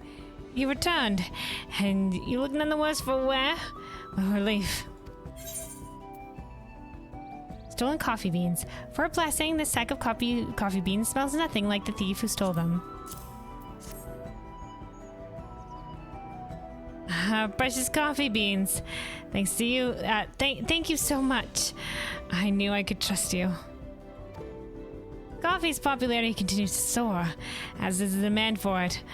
I'm afraid incidents like this have grown increasingly more common. Everyone's been pouring their hearts into this. To make the most delicious coffee possible and give the Mate tea farms a run for their money. I'm sure both options are always great. And yet, those thieves tried to steal the very fruit of our labors. Bad apples, a lot of them.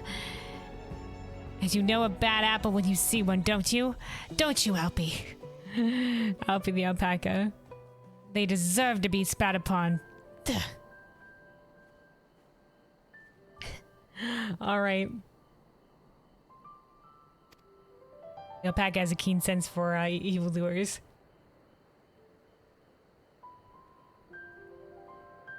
Oh, sorry about that. I got a little carried away.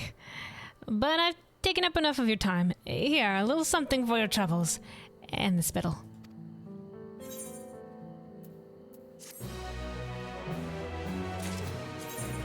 Alright. See what this earring looks like here.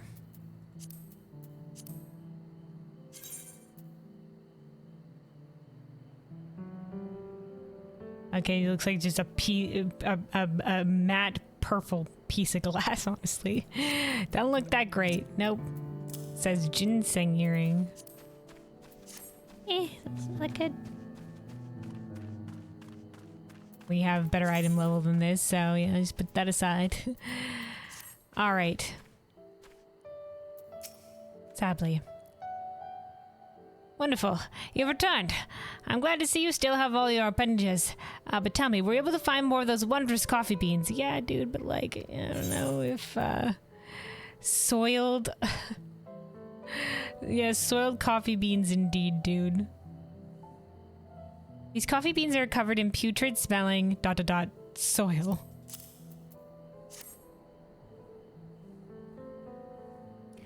Marvelous, thank you.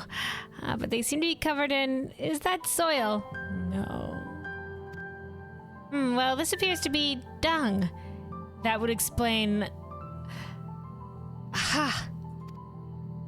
As omnivores, mountain bears feed upon flora and fauna alike. Unbeknownst to us, however, as omnivores, yeah. However, it seems that they've developed a liking for coffee plants and have been snacking on them in secret. But because the beans are difficult to digest, they remain whole in the bear's leavings. I suspect that well inside their stomachs, the flavors and fragrance of the plants and fruits the bears normally eat permeate the beans, diminishing their bitterness and resulting in coffee beans with fruity, sweet flavor. Interesting. So maybe you could do that by just maybe stewing some of the beans, like saturating them in something, like having them. Yeah, just stewing something. Most intriguing discovery. One I couldn't have made without your help. Thank you. I dare say we have a new premium blend of coffee on our hands. All right. Reminds me of the Vath. It's one of their side quests where they make fruit wine or something like that, or some sort of juice or something like that. And the Convictory Knights are very fond of it, but it's like made with them eating the fruit and then like upchucking it or something like that. There's a process involved.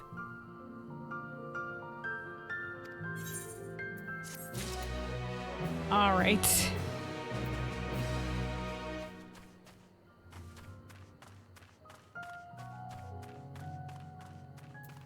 Okay. So now that those ones out here are done with, there are 2 more regular side quests here. And then one will be one of the long side quest series, and then the other one will be just a regular ether current.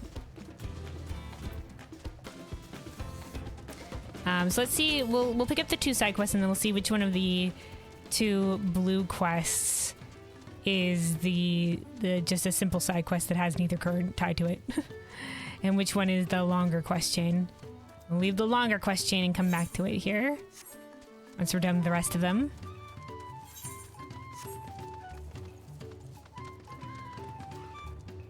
Ooh, look at that guy's blue chocobo. Nice color. Corn Servant! Our friend combating the hunger of Thrall and easing the souls of the people has returned. My dear friend. Little nature spirit here that nobody can see but us, and he appeared in Tuliolal and then in Kozamoka as well in here too. Side quest series here. All right, too much of a good thing. You would recognize the rustle of this corn anywhere. That we would, our dear friend.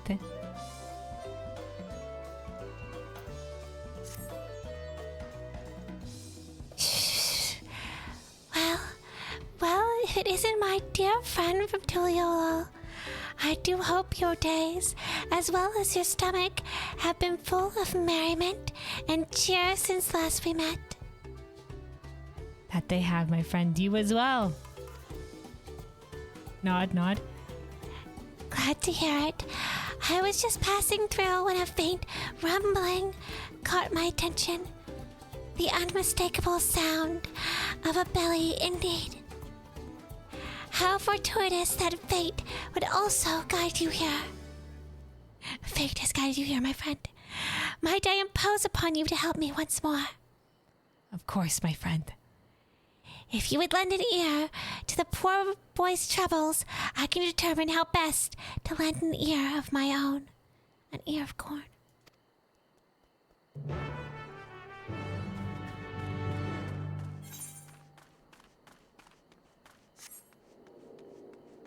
All right. Let me take a sip of water here real quick, and then let us help this peckish Pelu. The alliteration. So yeah, just sip water real quick. Stay hydrated, everybody.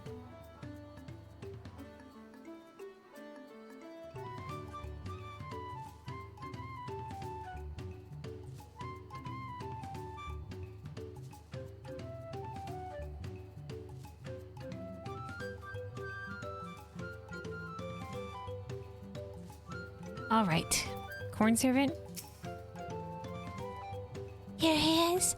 He seems awfully distraught, a husk of his usual chipper self, I'm sure.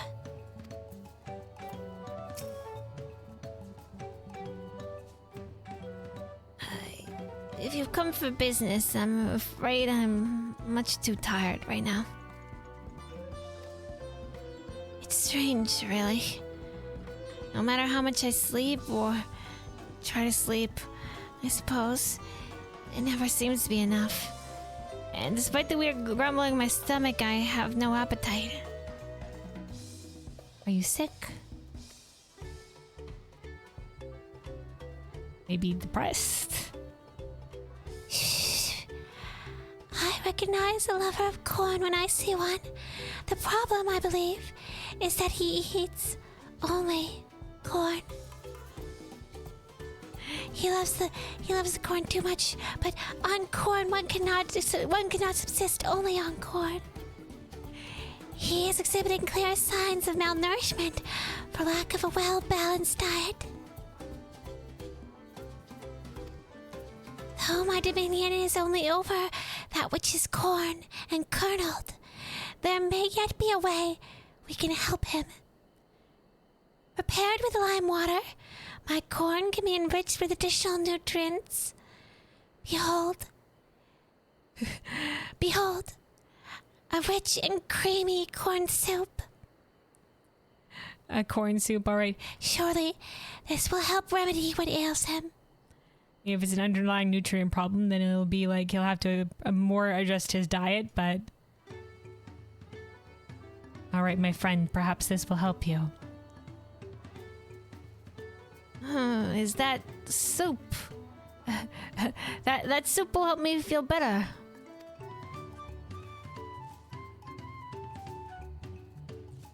Oh, a corn soup. It really is the best of foods. I can't get enough of it. I never thought eating only corn could be bad for me, but there's no denying how terrible I've been feeling lately. I suppose I'll need to be more creative with my corn cooking. Yeah, man. Diversity is the spice of life, and it's good to have a diverse diet. Get all your nutrients. Thanks to this, you're giving me much to think about. Thanks for this. You give me much to think about. Good job, corn servant, my friend. Nothing like a nice, warm corn soup to warm the belly and the heart. Let this be a reminder, my friend. It is possible to have too much of a good thing, even corn. Diversity is the spice of life.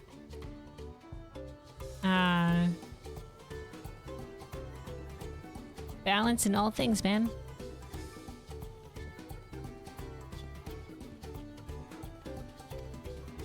But in moderation, together with other herbs, spices, and flavorings, you can enjoy a cornucopia of delectable delights. Cornucopia.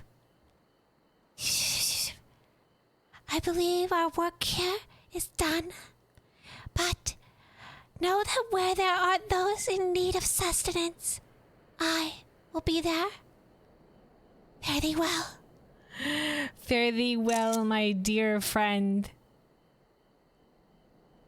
May you find your way to those in need of your aid. Salute. Once again, little spirit of the eternal spirit of the harvest. But people have changed and they can't see them anymore. But we can. All right. Bring so much Tarali corn from our friend.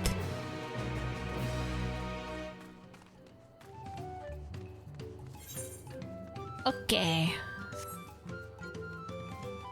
So yeah, we'll pick up 2 of these. One of them is a regular side quest with an ether current attached to it, and then the other one is the longer side quest chain. Let's see. Ooh, there seem to be crystals here. These are the corrupted crystal looking things that were helping the ship as well. Look at that glow. Oh, no, that seems to be the longer side quest chain, in which case...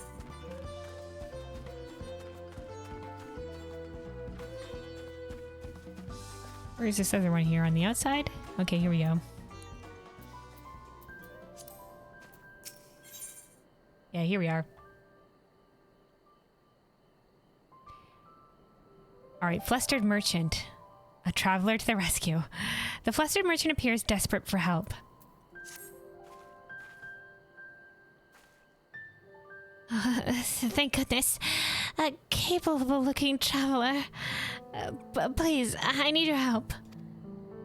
My caravan was attacked by beasts.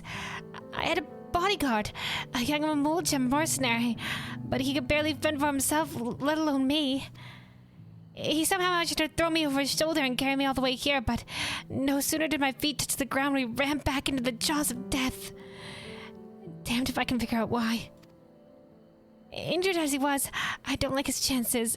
Please, I beg of you, go to Chebayukek and save him. Do you go back for your goods, man? He's like, on my honor, I was paid to protect you and your goods. Please, he's in danger. You must go to Chebayukek and save him, I beg of you. All right. Well, that's right here.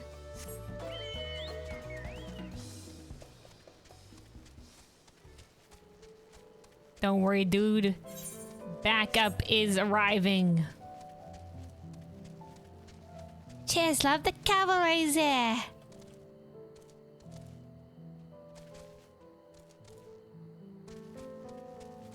Oh yeah, some of these the lobos here though, they're very toothy. The very toothy motherfuckers. Yeah, no, frig off, motherfucker. Okay, sure, we had to read the fray, that's fine. Oh, can't do this while we're under attack. Eh, I see how it is. I want to save my size for when I'm fighting the two other guys.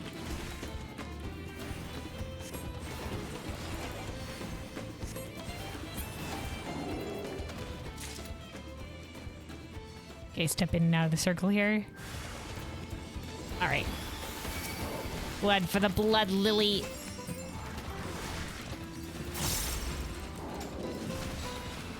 The power of glare floor for dude be cleansed. Alright. Young mercenary. Oh, they went back for the caravan, dude.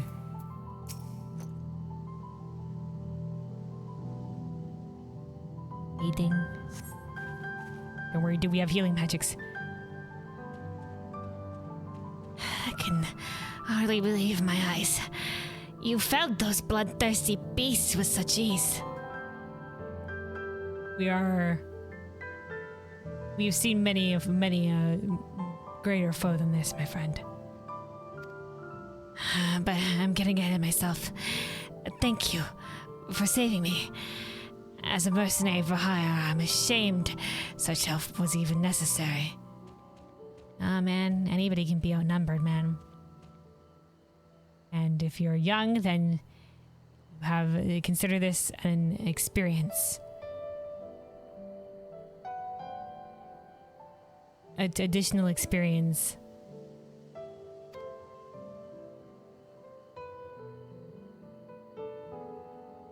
We all start somewhere. So the merchant sent you, did she? The attack of the caravan saw her wares scattered all over. I figured the least I could do was retrieve as much as I could. Thanks to your timely rescue, I can still do just that. No need for you to stay with me, friend. Go ahead and let her know that I'm safe. I'll grab what I can and be along shortly. Don't worry, I'll be fine. Once I've assessed what's worth taking, I'll take as much as I can and head back. Alright. Where are they? They're traveling off-road from here? Ah, you frigger. I see, so you have chosen death this day, Respawn.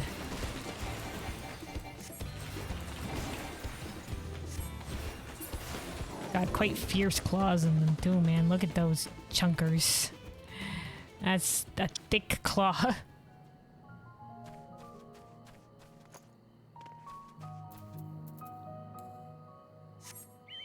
Alright, parkour.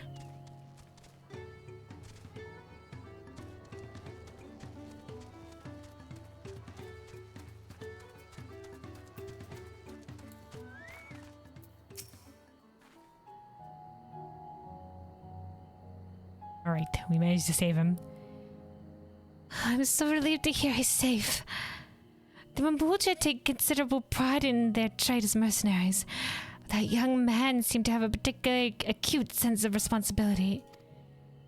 I've heard tell that some Mambuja travel across the salt to make a name for themselves. As a preliminary step to that, it seems many young hopefuls gather experience here in Terral as mercenaries and bodyguards to sharpen their skills. Okay, so those maybe seeking glory across the sea want to cut their teeth upon some foes here first.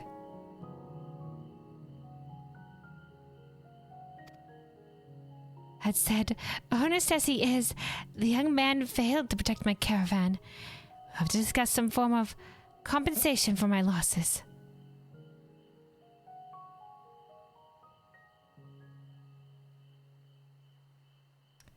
All right, I mean, fair enough. He didn't do what he said he was going to do. And as long as it wasn't your fault that the caravan was attacked. I'm not heartless, however. He saved my life and risked his own to reclaim my wares. There's much to consider. For now, however, treating his wounds must come first.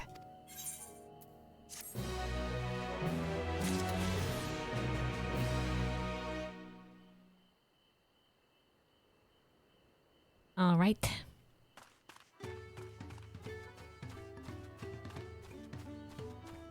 That was one ether current there. Let's do this other side quest, and then the longer side quest chain will be the last thing that we do.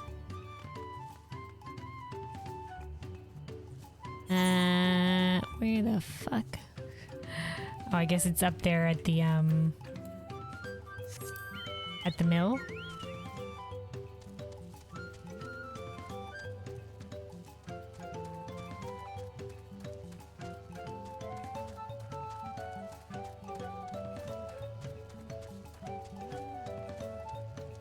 Okay, here we are.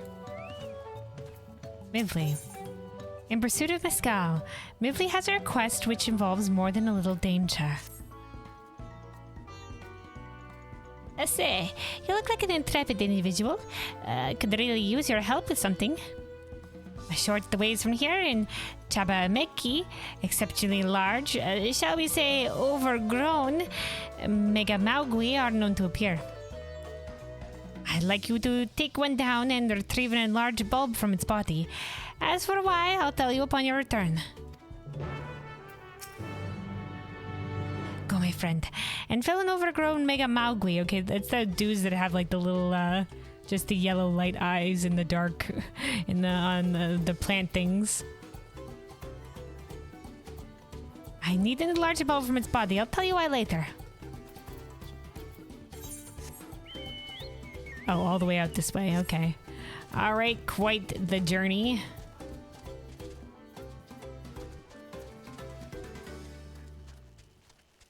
Away we go.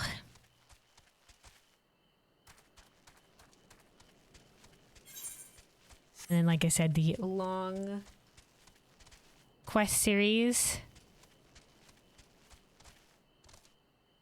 And after that, I'll consider us, is it will end there for the day. Though I would also like to go do the custom deliveries. The custom deliveries for the week. To keep chipping away at that. So, I'm gonna go out to Kaishir real quick because I think we're at the last part of his storyline. I'm working to see the custom delivery stories, and Kaishir is the first of the Shadowbringers ones, which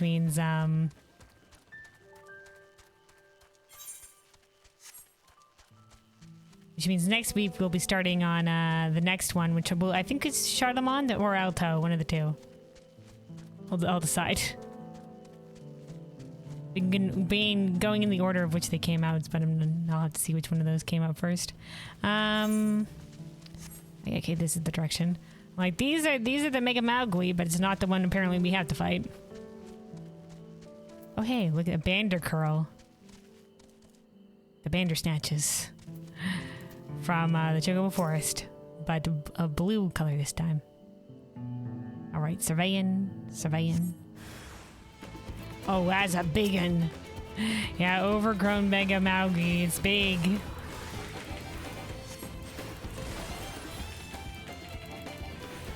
Hold on, it's the size. Finish our Presence of Mind cast. And then send out the glares. All right. Hell yeah. All right, back to the village.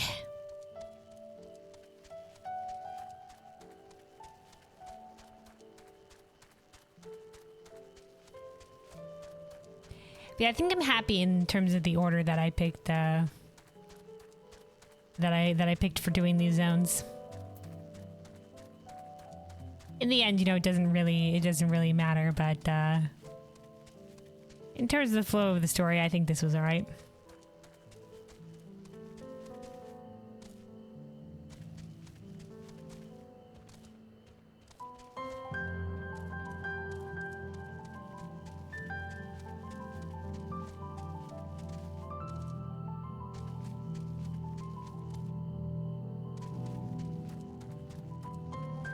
Alright, and then up on the hilltop. I could probably jump down from the cliffside earlier. So we have to go all the way around this way.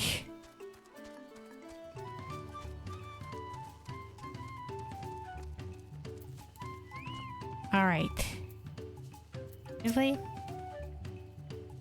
Welcome back. How did you fare? Large bulb. A bulb plucked fresh off a felled mega malgui. Agwe? Perfect specimen. This will surely make for fine mezcal. Oh? Tell me, were you aware that it was actually the peoples of Shaktoral who taught we Pelo Pelo to make mezcal? No. News to me. Alright, screenshot for the lore, They taught us to make liquor with agave, but we also learned that using the bulb of Mega Maui gives the drink a real kick. Okay.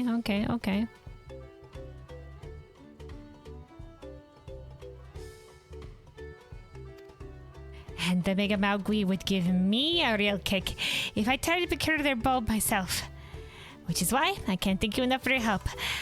I have no doubt that the batch of mezcal I make with this will be a delight. Alrighto. So now all that remains here on the map is this side quest. Let's see. Alright, before we start on the side quest, be right back just a moment here before we get into it. See where this little storyline is going to take us. I'm just going to go refill my water real quick. Anybody else that maybe has been sitting for a while, now may be a good time to maybe stand up a little bit yourself. Maybe go get some water, make sure to stay hydrated. Yeah, be right back just a moment here.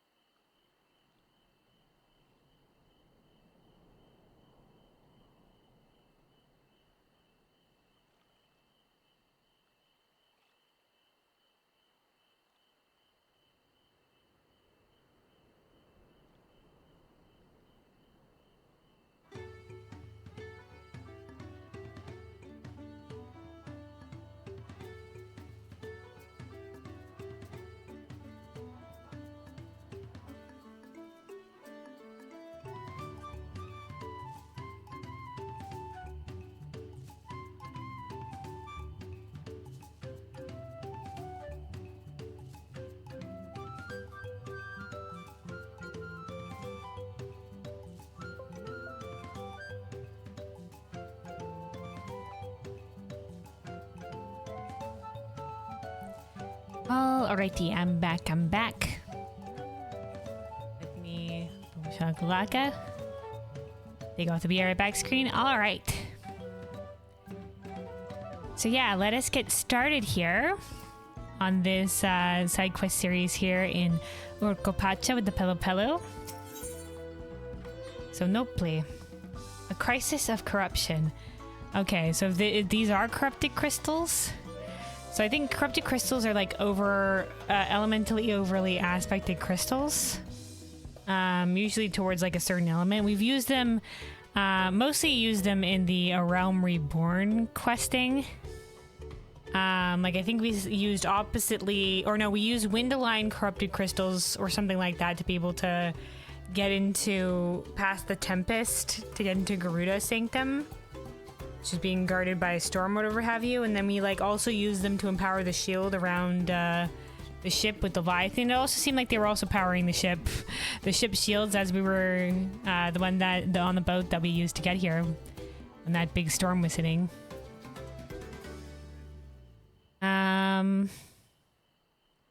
All right, no, please, rubbing his hands together.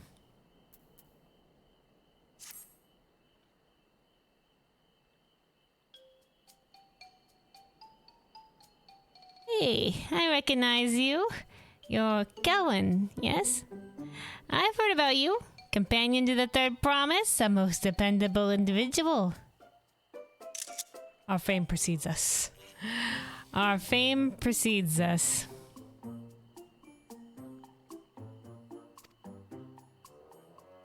The name's Nople, and I'll have you know I'm a merchant blessed by fortune, if I do say so myself. Indeed, I believe our meeting today is no chance encounter, but the hands of fate guiding us for one singular purpose: the exchange of invaluable items at an unbelievable price. If I could direct your attention over here for just a moment.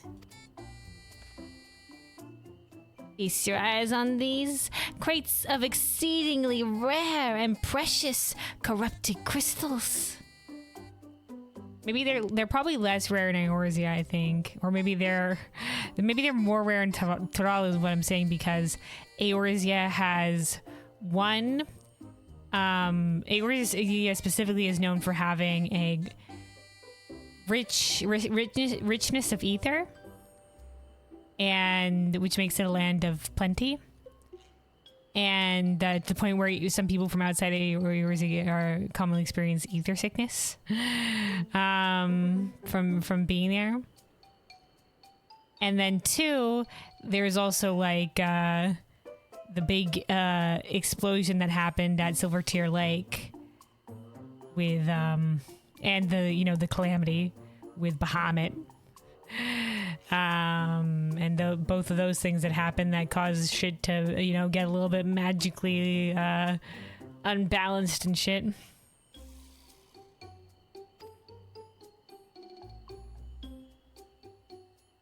I like that they're bringing corrupted crystals back on this though.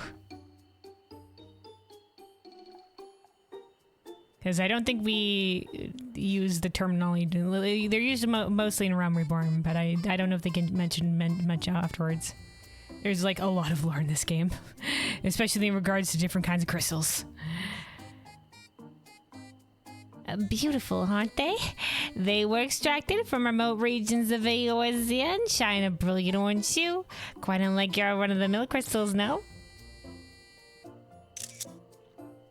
So yeah, what is considered more common in Eorzea is a bit more rare out here. I mean, that's the basis of trade. We trade what we have a lot of for, but is more rare for you. And then you trade us what you have a lot of and we don't have over there. Benefits both. For you, I'm willing to offer them for the low price of 1 pel in the millions column. It's nigh highway robbery at this valuation.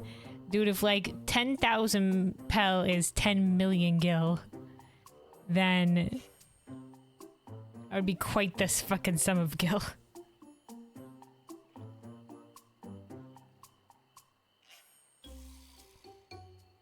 Or wait, no, it was 1 million gil. Yeah, no, 10,000, that would be way too much. I was like, hold on, that didn't sound correct, right? No, it was 10,000 pel for the saddle. Would have been something, 1 million? No, I don't think it would have been more than that. Yeah, like, it was like 1 million gil, and I was just like, that's nothing to me. How I know I could pay for that. It's not highway robbery at this valuation, but anything for a friend of the third promise.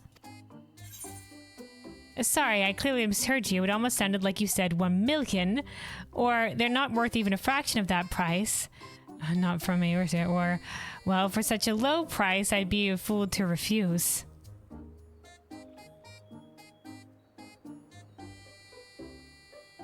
Well, they're probably worth more here. So, you know, I'll say the first one.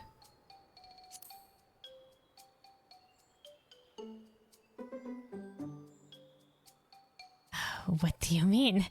Considering how much it set me back to purchase them, the price I'm offering should be perfectly reasonable. Strange. These are precious crystals, are they not? They are. They can be of value, but they're just way more common in Eorzea because of recent events. We're going to explain? Just to be certain, these crystals are considerably priced as treasures in Eorzea, right? We explain corrupted crystals. Was he swindled to think they were more precious than they were? Let me see if I'm getting this right. Not only are corrupted crystals commonplace across the salt, but they're also highly volatile? Yep.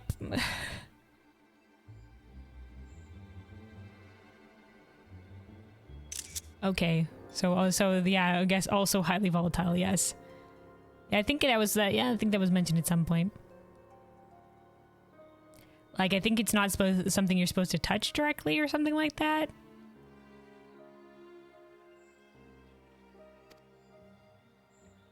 And in the past, you once used such crystals together with an elemental converter to do battle with a powerful entities you call primals. Yeah, that was with Leviathan. Apparently, it's also used. They were used to push shield over our ship. So they have their uses. They're just rather volatile and much more common in Eorzea due to recent events. But I'm sure they'll get less common probably in time. They mostly occur due to elemental instability.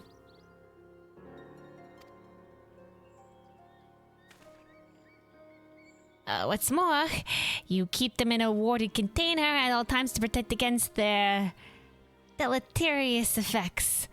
Dude, who sold you this without warning? Yeah, okay. So, I forgot that aspect of corrupted crystals. I mean, they were out in the open on the boat. But maybe they were usually kept in a warded container. Which is to say, no practical use for such crystals has been discovered. Meaning, no one with sense would ever bother to mine them. Uh-huh. Well, no, there's a practical use. They were used on the ship. The peddler who sold the crystals to me never mentioned a word of this. He claimed they're extremely rare in Eorzea, which is why I decided to purchase them in the first place. Ah, dude. Even at an exorbitant price he offered. Naturally, I believed him. I've never seen crystals that like. Could you blame me? But even if they really have no use, they don't have no use. They have their uses.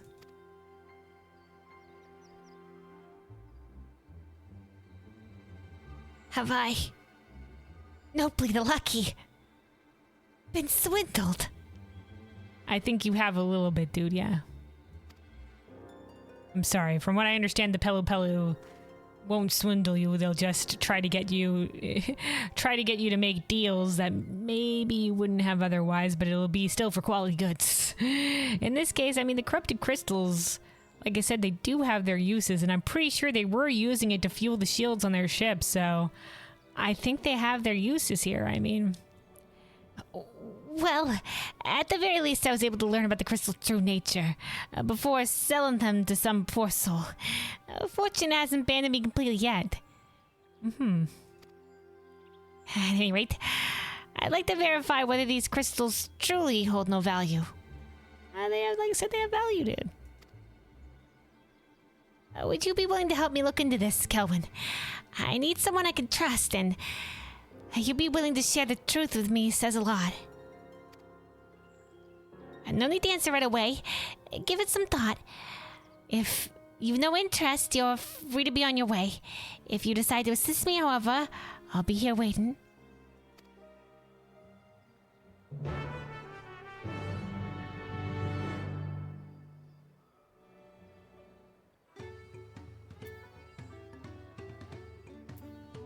All right. You wanted to help then. Oh, wonderful. You truly are a kind-hearted soul.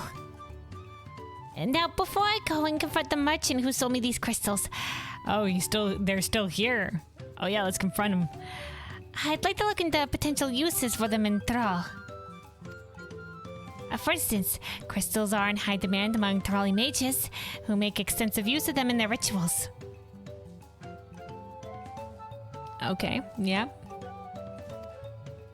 And just so happened to most spellcasters, yeah, will use like crystals or ethereally conductive crystals usually to enhance magic. It just so happens I just so happen to know a spellcaster among the distillery guard. I'd like to speak with them about the corrupted crystals and gauge their interest in purchasing them. In the meantime, I'll see about procuring a container to ward off the crystal's harmful effects. Per your explanation, preparing an elemental converter with my skills is likely impossible. But find the requisite material for a warden vessel should be within my abilities. The mage you're looking for is an individual of the Buniwa tribe. If you happen upon someone wielding a staff, chances are you found them.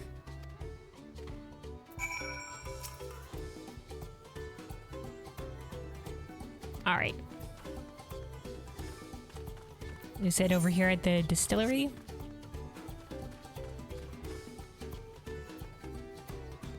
Oh, this is a, this is another one of these. There was one like this in Tuliolo as well, where it's just like, no, remember, you're looking for a Buniwa, that's a Hubigo. Sellsword. A bow bearing card. Also not Buniwa. They did say at the distillery, though.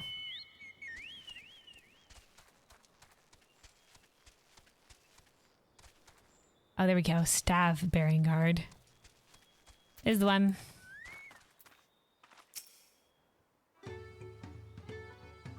Intriguing. I've never heard of these corrupted crystals. As a practitioner of the arcane arts, I'll not defy, they pique my curiosity. But I'm afraid I have no interest in purchasing them. If they're as volatile as you say, there is little to be done with crystals whose very nature can change on a whim.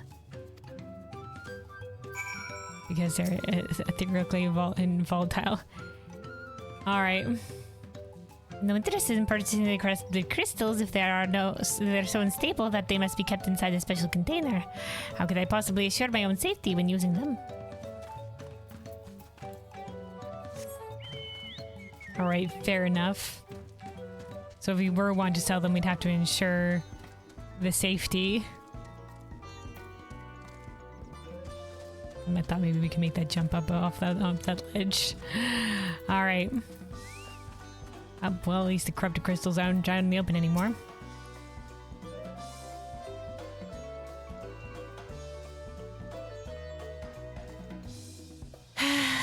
So even the maids was not interested. Nevertheless, I thank you for speaking with them on my behalf. It seems you're right. The crystals really are worthless. I don't think they're that worthless, dude. I remember there was a whole bunch. There was the bunch of the scholars that... There were some scholars that were studying them. I may be unable to make back what I've lost, but there's still one thing I can do. Kelvin, I wish to stop that pernicious peddler.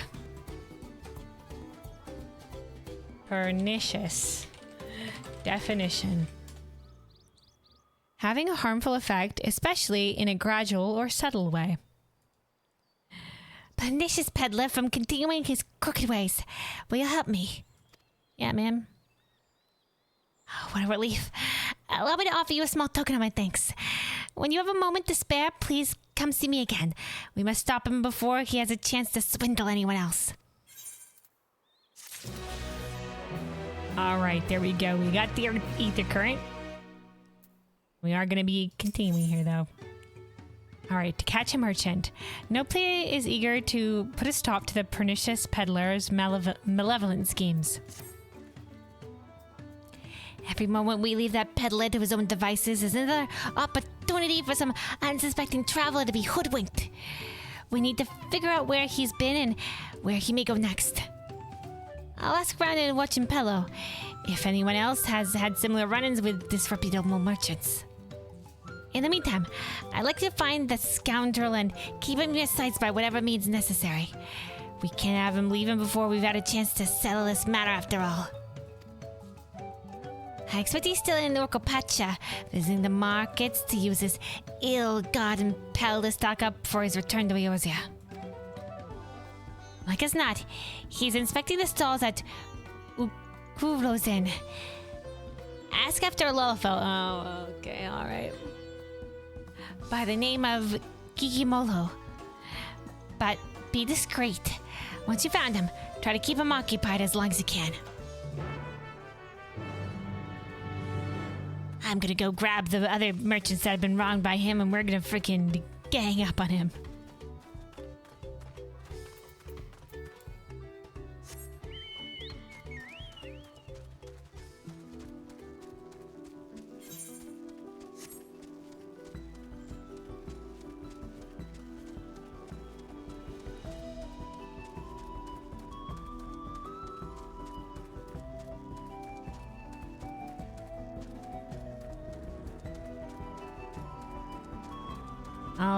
Alrighty. So we're asking after a Lala merchant. Oh, dude, never mind, we found him. No need to ask after him. He's right here. Well done. Of course. Wait, this isn't the asshole that was on our boat, was it? Oh my god, it might be. Hold on.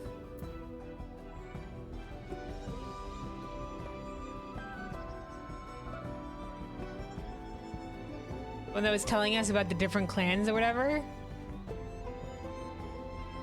I'm pulling up the VOD.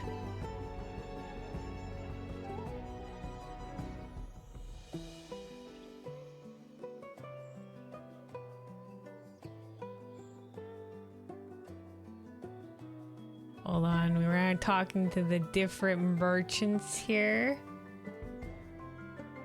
Oh my god, I think it was. I think this is the same Lala that was on our boat. Look, hold on. Oh, hold on a second.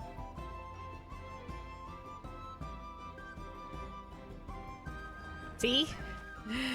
See, the same hairstyle, the same golden eyes. This is the same Lala that was on the boat. It says self-assured trader. This son of a bitch. He's here causing problems. He's the one that told us about like the different clans and how you don't want to give offense or whatever, but he's here swindling? I see how it is. Alright. Listen up, punk.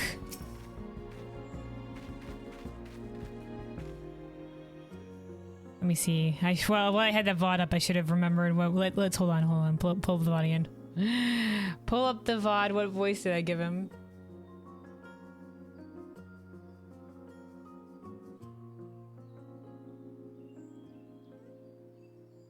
Hold on, apologies for what is about to be an echo here of my voice.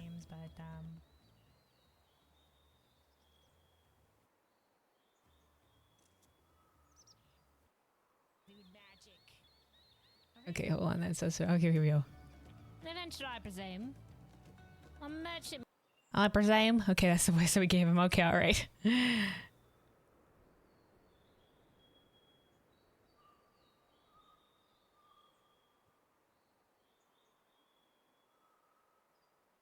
Merchant based in Ulta.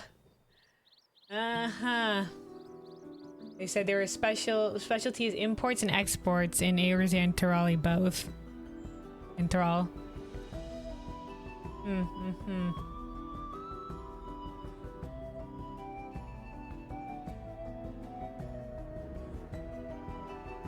Alright.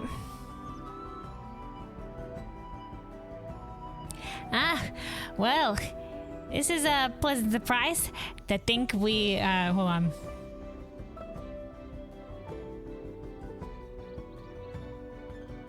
A pleasant surprise?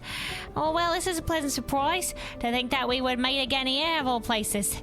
You do recognize me, don't you? I do, dude. I did. The merchant you spoke to with, on the ship of Duliolo. I neglected to impart my name to you at the time, but I shall happily rectify that now. Gigimolo at your service. Since my arrival on the continent, I must say business has been booming. I'll spare you the details of my most recent transaction, but suffice it to say I earned quite a handsome sum from the most generous young merchant. Truly makes the lengthy voyage here feel well worth the trouble. All that remains before I return to Eorzea is to purchase some commodities. Alas, ever since I felt the soothing waters of Panakpeli retreat on my skin, I can think a little else. Hot springs. The mere mention of it has stirred my yearning to avail myself of those hot springs once more. Ahem. It was a pleasure to meet you again, my friend, but I must be going. Farewell. Alright, he's going back to the hot springs.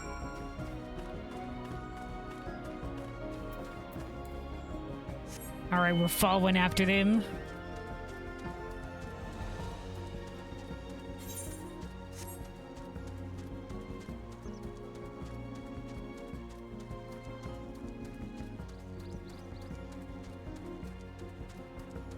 Of course it was an Eldon merchant man.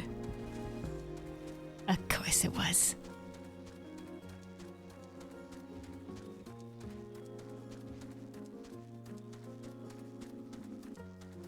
Ulda's frigged up business practices strike even here.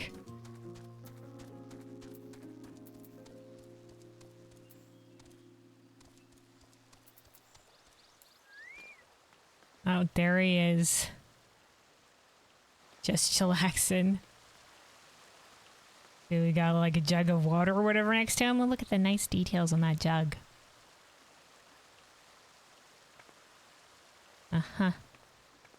Yo, punk.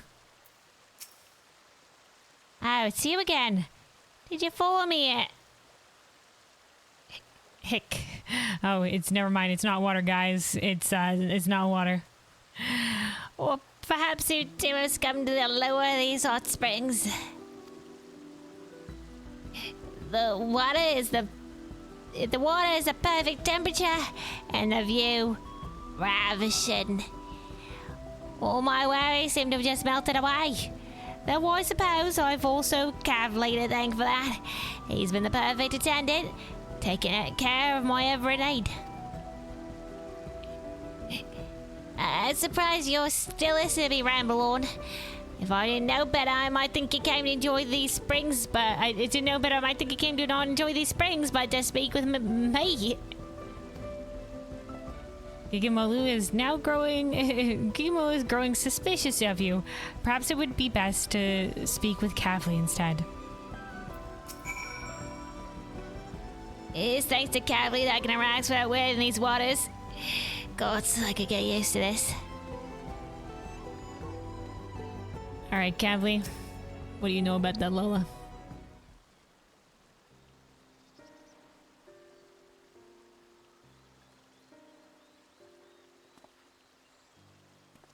Kikimolo really did such an awful thing. I had no idea.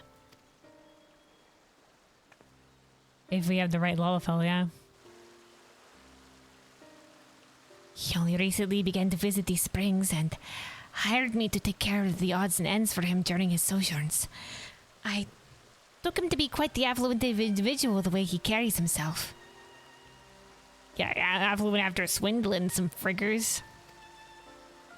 My heart goes out to poor Nopli, but as a Pelu, I'm quite intrigued by Gigamolo's trading practices.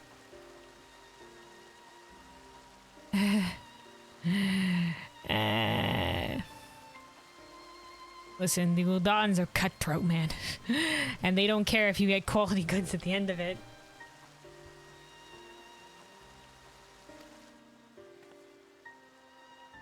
Oh, curious head tilt. Allow me to explain. Many years ago, we Pelu were looked down upon by the other peoples of Thrall, both figuratively and literally, due to our diminutive stature. Chagrined, it is said that our ancestors decided to start wearing masks made in the image of the most powerful Thrall Vidral, Valigarmanda. Oh. Oh, okay. So this is the origins of the reason for the bird masks. In order to strike fear into the hearts of all who looked upon them. Does this beak mask not strike fear?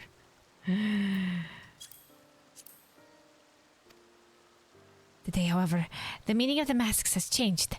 After becoming peddlers at the Dawn Server's suggestion, the masks have come to symbolize fair transaction.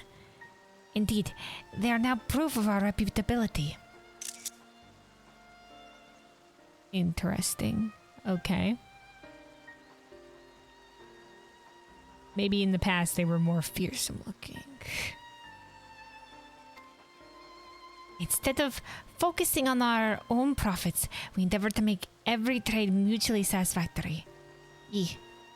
Countless years of doing so has earned us the respect of those around us. And we now very rarely experience any belittlement. Hell yeah.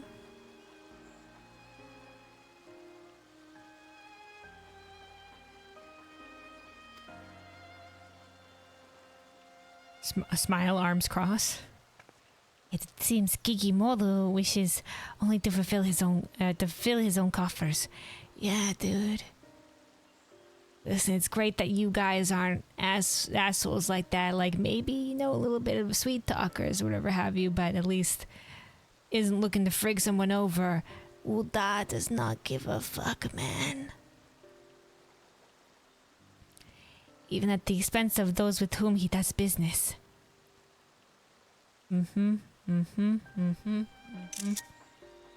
Uda for you, man. That's Uda for you.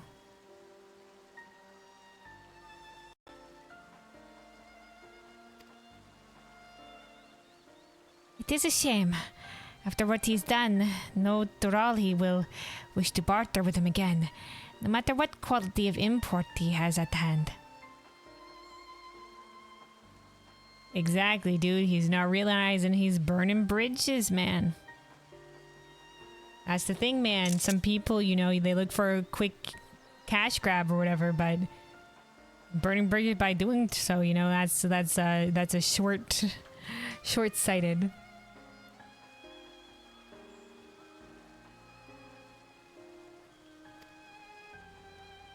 I will keep a close watch on him for now. I don't want to see anyone else swindled out of their hard-earned pill.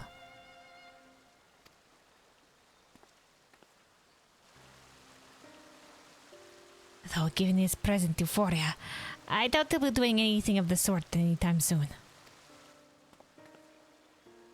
That said, I'm sure Nopli must be anxious to hear from you.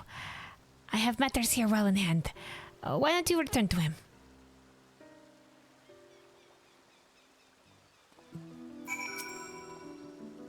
Don't worry, I won't let him out of my sight. Alright, good.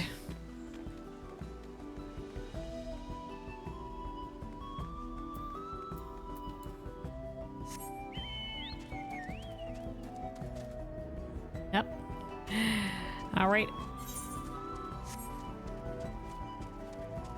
Just top that fence straight into the abyss. Didn't realize there was the drop there. All right, back to Nopley.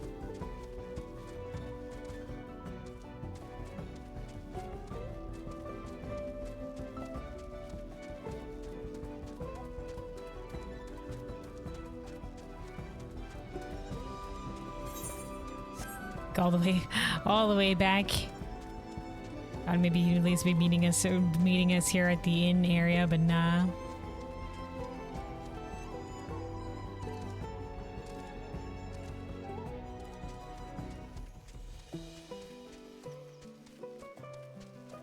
All right.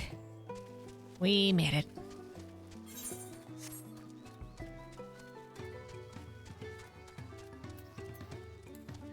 All right, Nopley.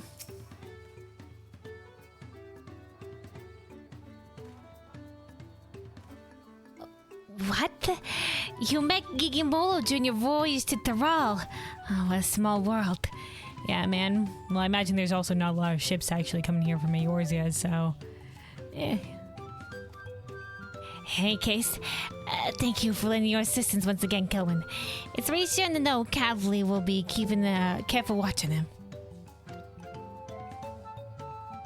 As for my investigations here, it seems I'm presently Gigimolo's only victim. Well, that's good at least. But I fear I won't be the last. There's no telling what underhanded tricks he'll use to procure those wares you spoke of.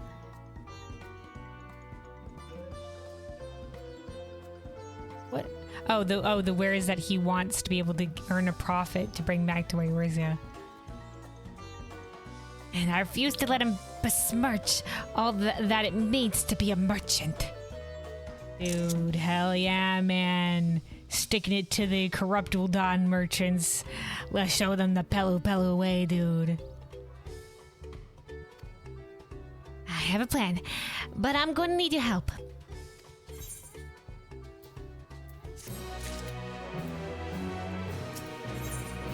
All right, finding bait. Nopley appears to be in deep thought. I'd like your opinion on something, Kelvin. Should avoid spread of Gigimolo's underhanded practices. It won't be long before there's not a soul in all Thrall willing to deal with him. How do you feel about that? I mean, it's just desserts.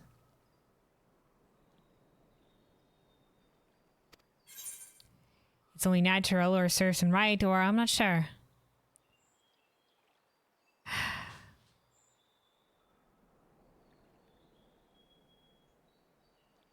Yeah, I mean, serves him right.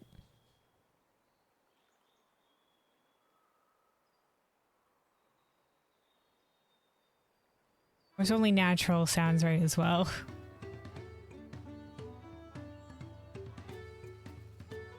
I mean, he gets what he deserves in this regard.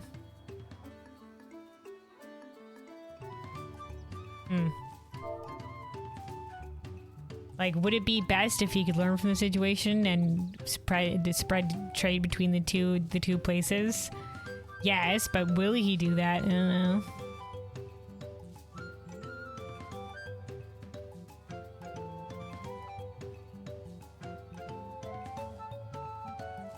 I mean, he did give him volatile crystals without telling them that they were dangerous, so I would say it serves him right.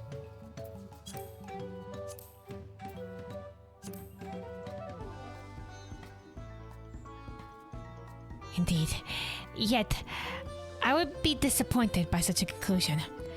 After all, we'd lose one of the few merchants willing to voyage across the seas to do business with us. All right. Well, if you, the victim in this, want to see if you can give him a second chance, I wouldn't say no if you're not satisfied with the conclusion of just ousting him from this place. If he is to remain a potential trade partner in the years to come, he needs to be made to see the error of his ways. I suspect a few words of warning will do little, however. He needs to be taught a proper lesson to feel the sting of being swindled for himself, and we shall make sure that he does the Pelu Pelu way. Dude, it could be that he's felt the sting of being swindled and he's just like, and in will die, they're just like, swindle others harder then. Dude, I don't know.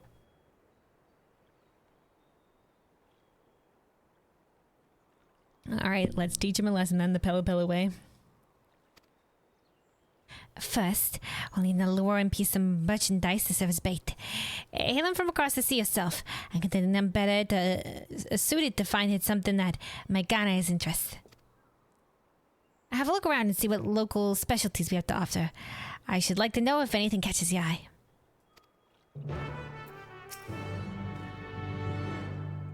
I'm sure there's something here that's certain to entice Gigimolo. It's simply a matter of finding it.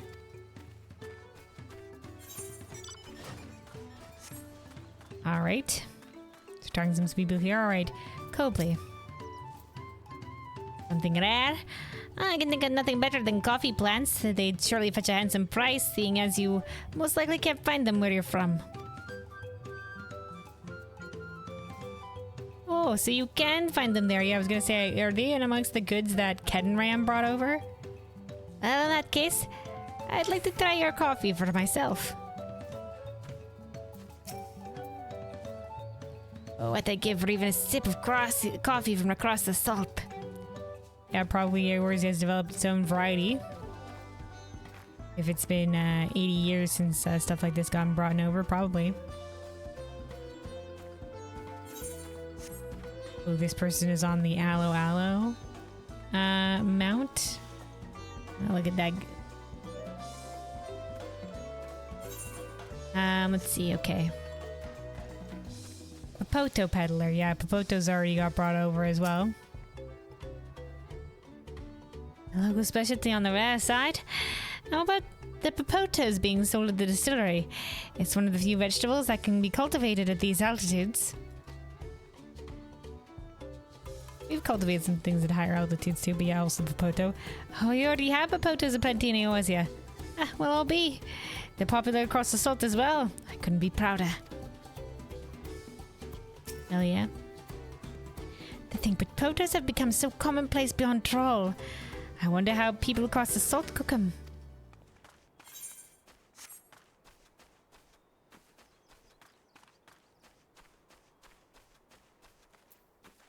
Alright, doll peddler. If it's for a merchant, they might be interested in our traditional dolls. They're believed to be good luck for business. I carry one around myself, as it so happens. Whether or not someone unaware of its origins or significance will truly appreciate it is another question entirely. Yeah, probably not. These dolls are of great importance and value both to So they, okay. So it wasn't just that one guy that had a lucky doll, there's many people that have them. Dolls of great importance and value to both, to Wee Pelo Pelo. There we go, stumbling over that sentence. Perhaps the merchant would be interested in purchasing one for himself. Probably not to sell at great value. Which means, lastly, as I guess, alpacas? If you're looking for something out of the ordinary, I'd have to recommend the Oolong bristle hairbrush. Okay, interesting. They're good to keep the alpacas free of fleas, and they help prevent skin conditions, among other things. And while you'd expect them to turn and spit on anyone tugging on their hair, the alpacas seem to enjoy the grooming. It's a simple way to help keep them healthy and happy. People can use the brushes too, obviously. The Oolong bristles help distribute natural scalp oils and strip the hair of leftover dead strands to promote a healthy scalp.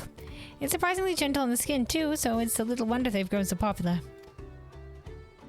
Poachers and coffee plants do not seem like bait enticing enough to draw Gigimolo's interest. The doll and hairbrush, on the other hand, may just be tantalizing enough. Report back to Nopley and inform him of your findings. The hairbrush seems more like it'd be more well received. I have to recommend the Oolong hairbrush. In recent days, the brushes have gained some popularity among folk who are fussy about their hair. Yeah, this seems more appealing. Seems more of a wide selling audience than maybe like foreign dolls that could be lucky. I mean, that could still be a thing. But like you said, they might not be appreciated as much. People don't understand their significance. Alright, no play. You are returned. I think you found an item of interest?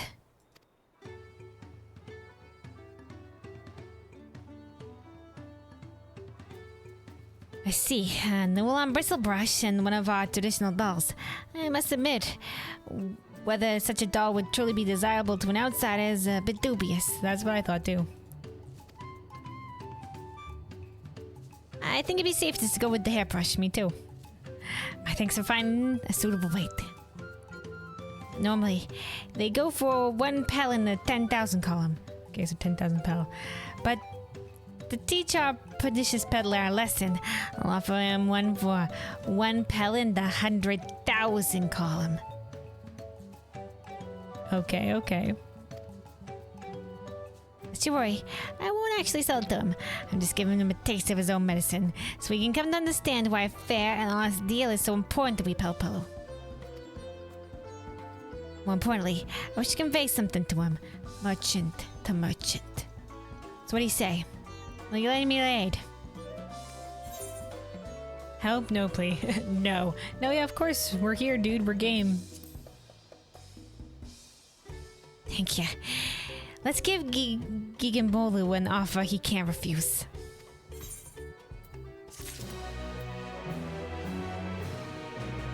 Alright. Springing the trap. No plea is of a mind to swindle a swindler. All that remains for me to begin my negotiations. All that remains is for me to begin my negotiations with Gigambolu.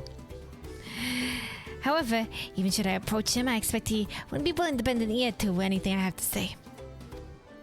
But if you, a fellow Eorzean, were to whisper in his ear of a merchant dealing in exotic wares he won't find elsewhere, I dare say his interest will be piqued. I expect he's still soaking in the springs, so try searching for him at Panikpelu Retreat. I'll join you after procuring a suitable store of hairbrushes.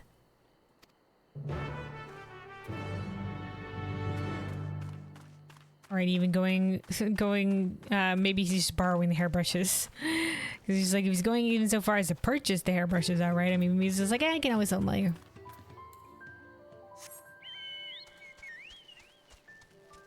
Alright, well, we're making our way back towards the retreat here. Let me take a sip of water. Stay hydrated, everybody.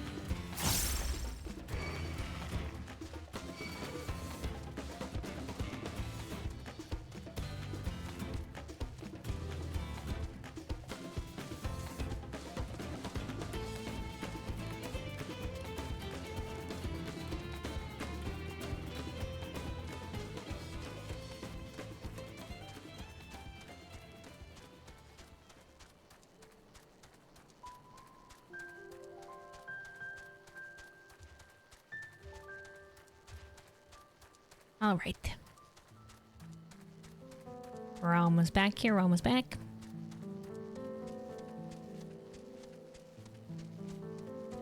Okay, it's such a long... We gotta go past the caravans here.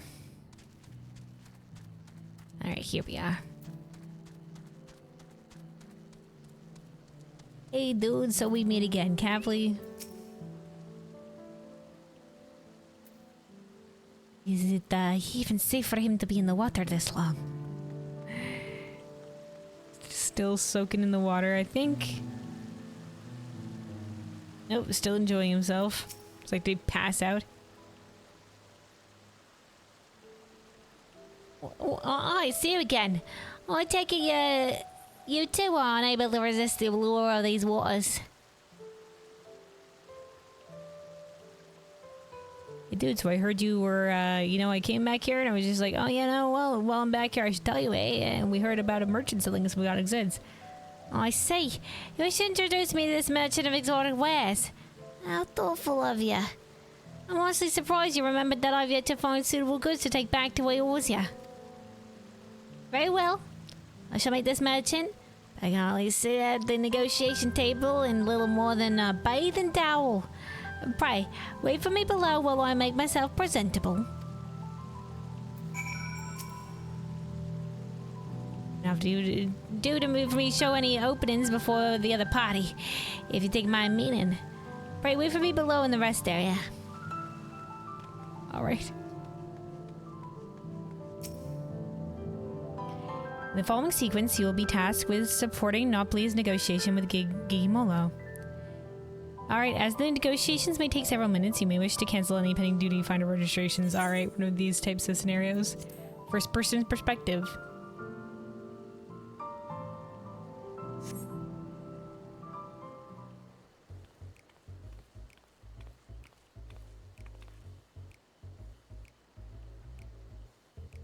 Oh, the snaps music.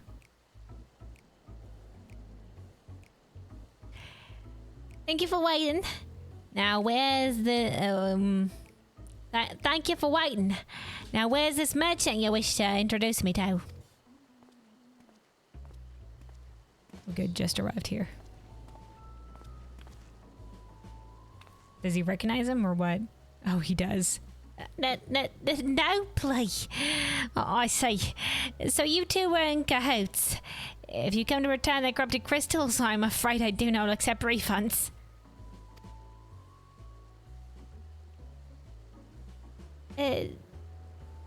Didn't go and tell you. I'm here to make you an offer. Make me an offer? I wasn't born yesterday. Whatever it is you're planning, I want nothing to do with it. Pelo has tried to bring other happiness through trade, or you did deceive him.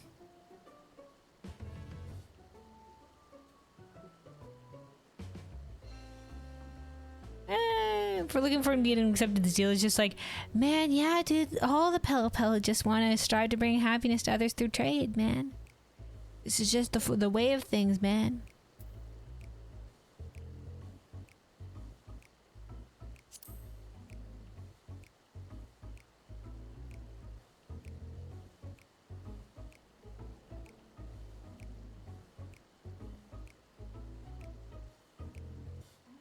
Hogwash. You really expect me to believe I could benefit from another deal with him? It's true. Maybe you'll benefit not in a monetary way, dude, but in a different way. This is not only for your benefit, but that of new customers you're sending me in the future commercial endeavors. Upon my mask, I swear it. This will be a benefit to your customers, dude. Learning a lesson. And maybe if we've gotten, maybe this would have been easier if we got a different merchant. Can we talk to him? You swear upon whatever you like, or I still don't believe you. The only thing I trust less than your word is your meager eye for quality. Wow. It's your meager eye for quality. Any product selected by your hand is one unworthy of my stalls. Wow.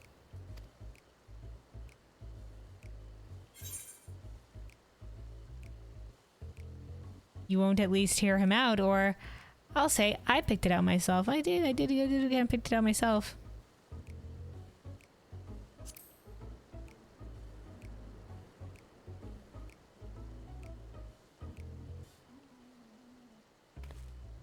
You selected it. Oh, now that changes things. Considering your wealth of experience in both Eorzea and Tyrol, yours are eyes I can trust. I see we have your attention. Then, without further ado, allow me to present you my premium selection of high-quality alpaca hairbrushes. The bristles are firm yet supple, gentle on the skin, and exceedingly pleasant to the touch. Even the most sensitive alpacas can't get enough of it. Indeed, I dare say these brushes are of unparalleled quality. I'm sorry. We're gonna be going into that voice. Yes, I can say these brushes are of unparalleled quality. Don't want to go in. I'm falling into this accent. We've already have brushes for livestock and eels, yeah? Yeah, I should have led with they'd also go for people that are discerning about their hair. Furthermore, the market for such commodity would be limited to farmers. All but squandering any chance for profit will not purchase a product merely because of its good quality.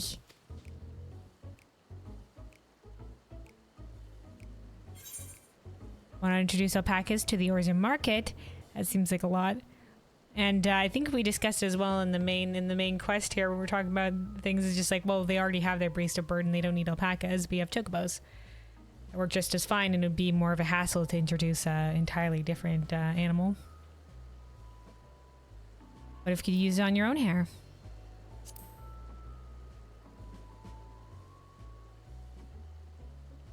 We must admit, as a merchant, it is important to always make oneself as personable as possible.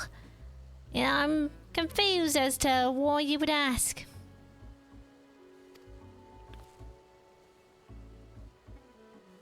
Ah, so people can use the brush as well, yeah, that's what we should have led with. That's what we should have led with. May I try it for myself? If it is a quality product for men and women of good taste, then the potential market would expand considerably.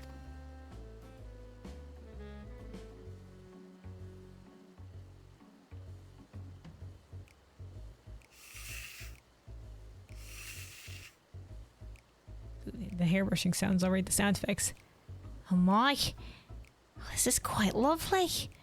The way the bristles gently caress my scalp each stroke, gliding through my hair like a gentle breeze. And somehow, every strand falls perfectly into place. My hands never felt so soft and smooth. Oh, yes, consider me interested. I dare say the brushes will sell themselves to those with a like-minded taste for elegance. Now, let's discuss payment. By my estimation, a single brush may be worth roughly 10,000 pel, give or take.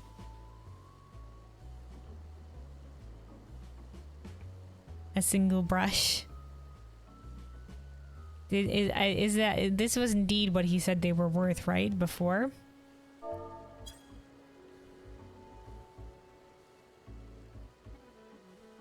Hold on.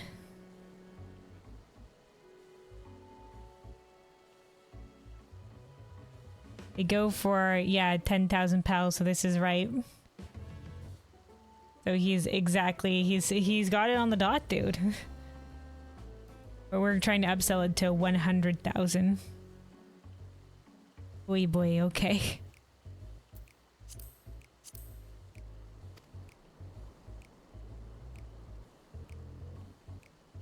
Speaking of worth, I forgot to mention one terribly important detail. The brushes are made with the hair of a creature indigenous to Tyrol, the Yulon. Specimens are painstakingly chosen for each brush by a master craftsman, paying close attention to the beast's age as well as the texture, thickness, and strength of the hair. I'd say a single brush is worth no less than 2 pel in the 100,000 column. Oh, that's not as how much we want to upsell it. He's just doubling the price here. Gasp. I beg your pardon. 200,000 pel for a brush. Oh yeah, dude, he's upselling it even more. Oh, is he going high so that we could go low? So we can be like, yeah, we'll give you a deal at this one. You must be out of your mind. I shall take my business elsewhere. Wait. I have to purchase in the corrupted crystals for you. I'm in urgent need of funds. If you agree to not disclose this to anyone else, I'd be willing to sell the brushes to you for half that price.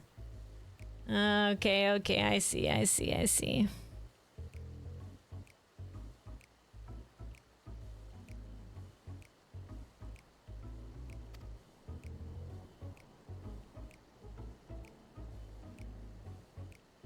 Clever.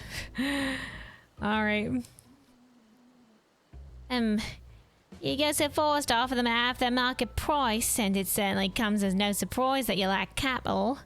After I fucking swindled you so hard. I may not find a more opportune bargain.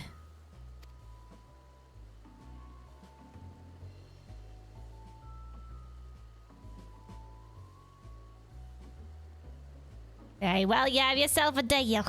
I shall use all the pellet I have on hand to purchase as many brushes as you can offer.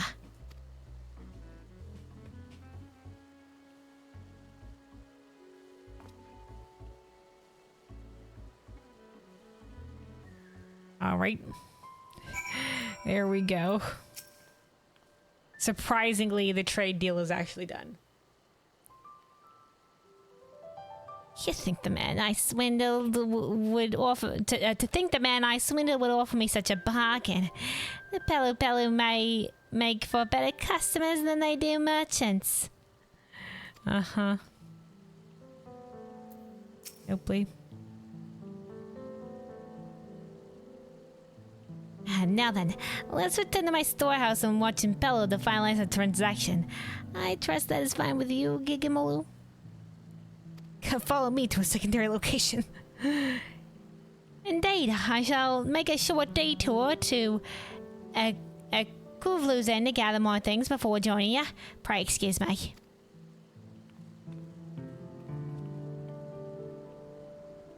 Phew.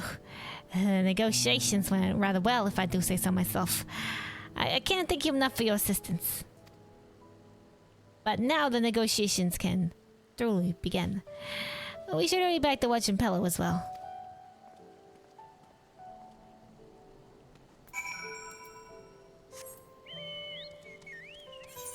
Alright. Back we go, back we go.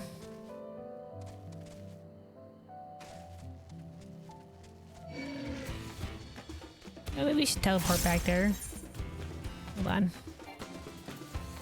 We're currently in combat though. It was a fair amount of a run. You know what? A lot of the times if I'm in a zone like this, I'm just like, yeah, you know what? It's nice to see more of the zone though. To enjoy the beauty of the zone, take your time, smell the roses. Normally I do that when I have flying unlocked though, but I mean, look, we're almost there. We're almost there already.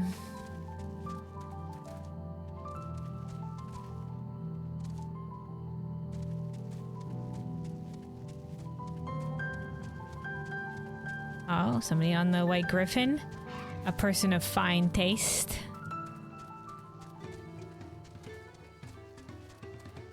So the White Griffin I think looks more majestic in the air than on the ground. Alright. Gimolo? All that remains is the final exchange. Do you know Blade truly is a generous soul?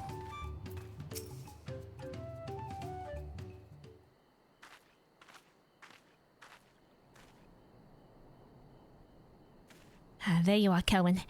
Now that we're all assembled, let's continue our discussion. What is there to discuss? The deal is already agreed upon. All that remains is the exchange of goods. Are you sure? Even if I told you that the actual value of the brush is a single pel in the 10,000 column? Gasp. What? You just saved me. Why are you so fucking surprised?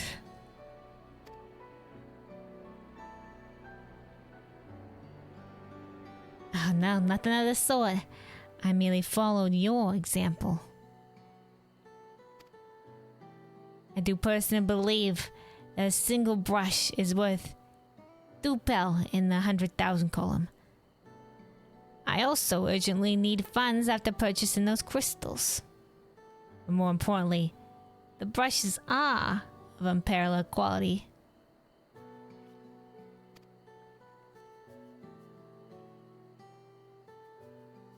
The thing I would have been at, Hold on, the accent. think I would have been out forks by the man who I took for a fool. And why tell me the true value now?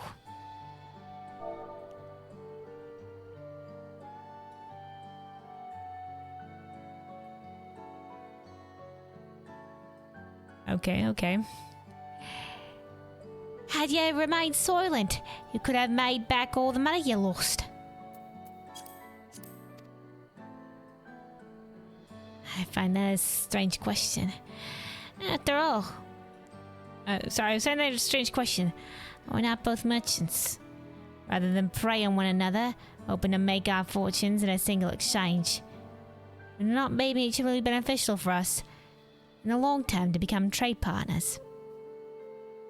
Oh, hold on, we're going to the accent, that's the problem. Keep on following the other one's accent. Okay, hold on. Rather than prey on one another, hoping to make our fortunes in a single exchange, would it not be mutually beneficial for us in the long term to become trade partners? Yeah, man. Why not? And don't burn bridges, build them, man. That would be consistent earnings, would not. As far as I'm concerned, this is a chance I can't afford to let slip away. You know, I thought it would be, you know, like I was just like, nah, dude, and like just like write him off, just be like, we're not going to trade with this guy ever again. But Dopley here wanted to maintain relations with you as someone willing to make this journey.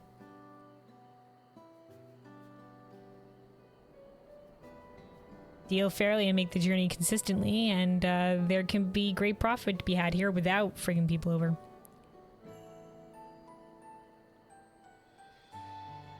Foreign merchants willing to sell all the way to Dural are few and far between, and I certainly won't have the wherewithal to travel to Eorzea myself anytime soon.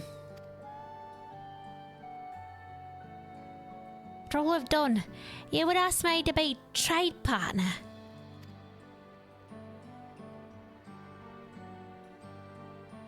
I apply my trade in a city called Uldar.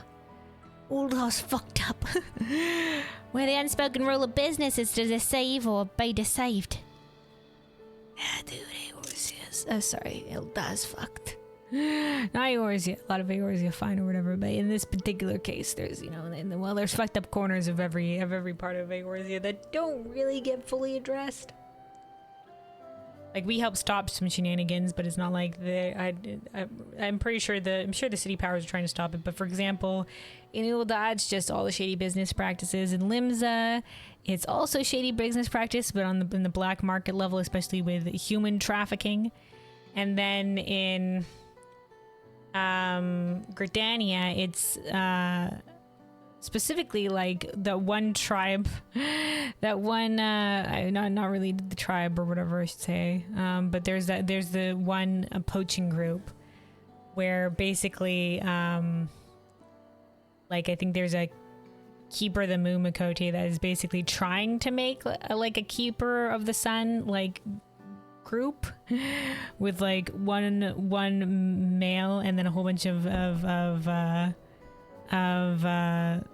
ladies in the clan or whatever have you, but he's like basically gaslighting and being toxic to like he's basically forcing these ladies to sort of be there through underhanded means of like isolating them. And I think one of the ways was like he would force a situation where they had to kill one of the guards of one of the wood whalers, and in doing so it was just like, well, now you have blood in your hands, how can you ever go back to the city or whatever have you? It's like, stay with me or face jail time, you know? So that never was really resolved in a quest line. It was part of the, I think it was part of the Post-Moogle's quest line or something like that. And then, you know, it was just like not resolved, not brought up ever again. We really need a Post-Moogle's questline 2 Electric Boogaloo where we see a little bit of a conclusion for some of these characters, because definitely some were a little more up in the air.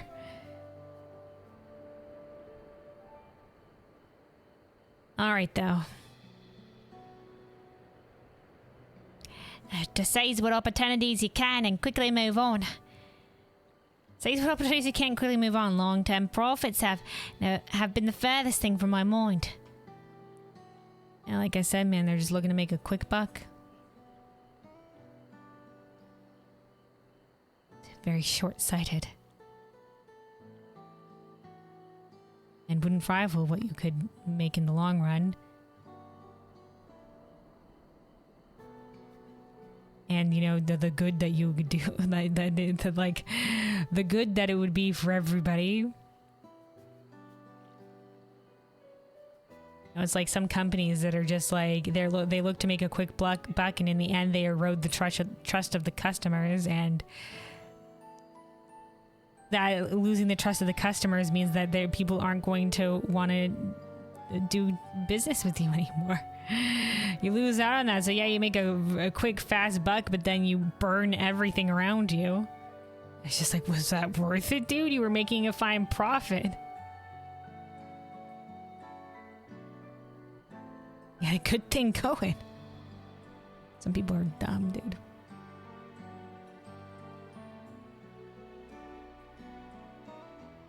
Or also have more money than sense. They're just like, yeah, well, I've got in my hand, I've got pie, I've got my finger in so many different pies. It doesn't matter if this one burns up.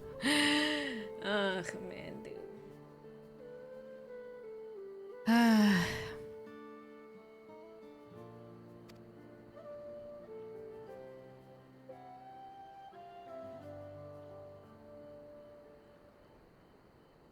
Holy shit, we're teaching him a lesson. He's learning.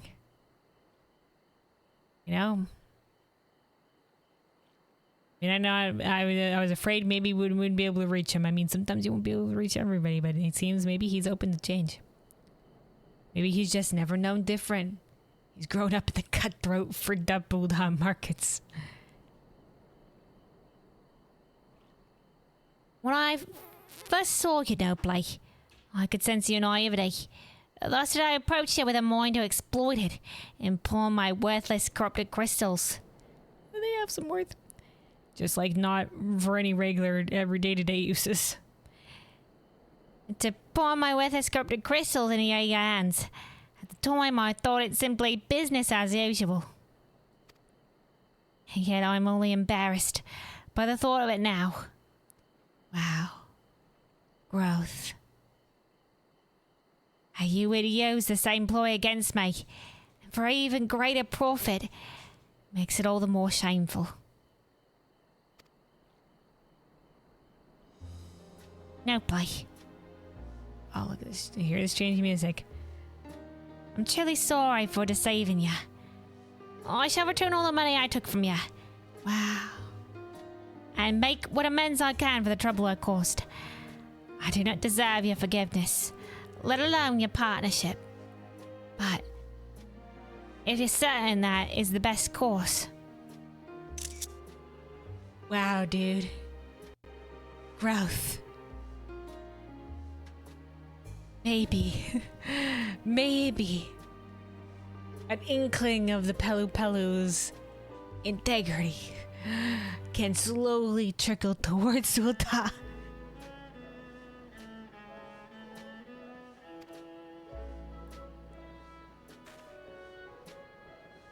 I am.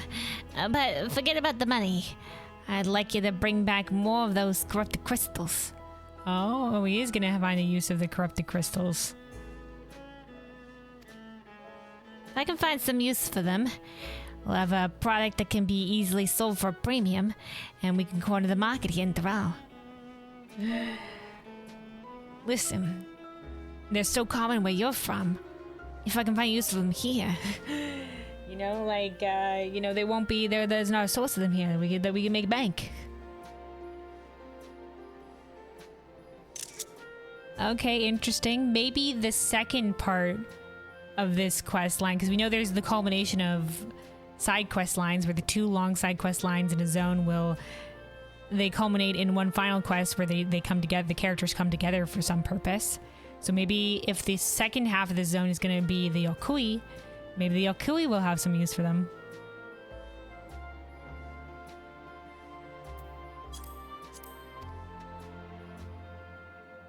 I'm happy to oblige, but until such time as the crystals become profitable here, I could not proceed in good conscience without a product we can both benefit from. If it pleases you, I'd like to explore options. Hell yeah, dude. All's well that ends well, man.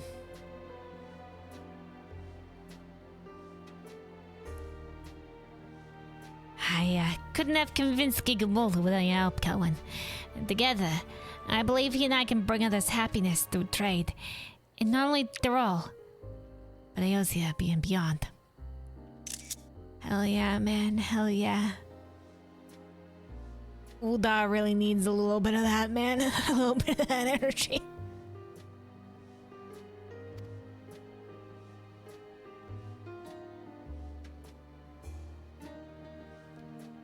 I've prepared a small gift for you to show my thanks, although it's hardly enough.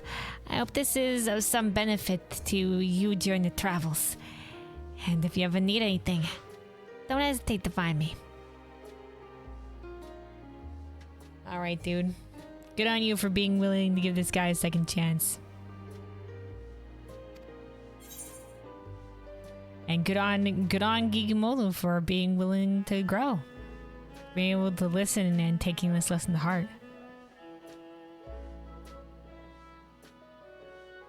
Sometimes it truly is that they just don't know any different.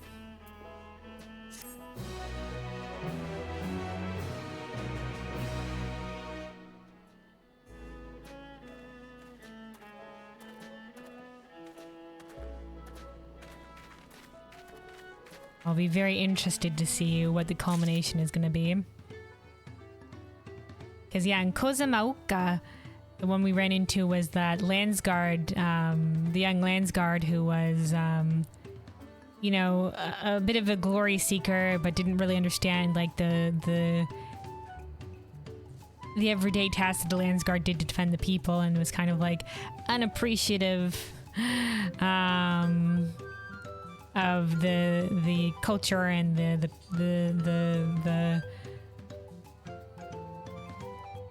basically was looking to just like blaze a trail straight to glory, but you know didn't understand like the important things that the Landguard did, and didn't appreciate the culture of the different people and what they did to help the Landsguard, like everything that went into their uniforms, for example, that the Hanu helped with. And I imagine he said he was going to continue on his journey. He's probably going to learn some stuff from the Moblins, is when it's going to come down to however the Moblins are going to come together. I'm interested to see, man. The side quests, the long side quest chains are always a little bit of delight. Interesting to see the different characters and stories we get with them. But yeah. So that clears all our side quests off the map here in the first part of the Urco-Pacha zone. And yeah, next we'll be returning to Wuklamat in Tuliolol and seeing what zone we go to next. Like I said, my bets are on Yaktael. But wherever we go, that'll be for next time. Yeah, we've already been going for quite the while here. We've already been going for quite the while. I would like, before I finish here... Oh, it is past reset time. It is past reset time. So I was like, maybe we'll do a quick thing before reset, but no, it's already past the daily reset. Instead, the one thing that I want to do is I want to go do the custom deliveries. Let's continue the custom delivery storyline. So let's quickly go out to Yulmore and finish the custom delivery story with Kai Shir.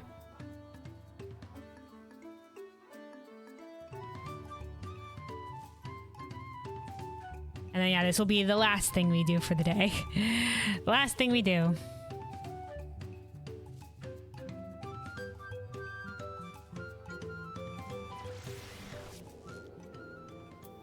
All right, let's see from here. Let's go to Mordona, and then we can go to the first. Quickly get over to Yulmore. I'll probably do this on Carpenter, because Carpenter is in the Shadowbringers levels right now. Been slowly leveling it via basically just doing the Dwarf Tribe dailies.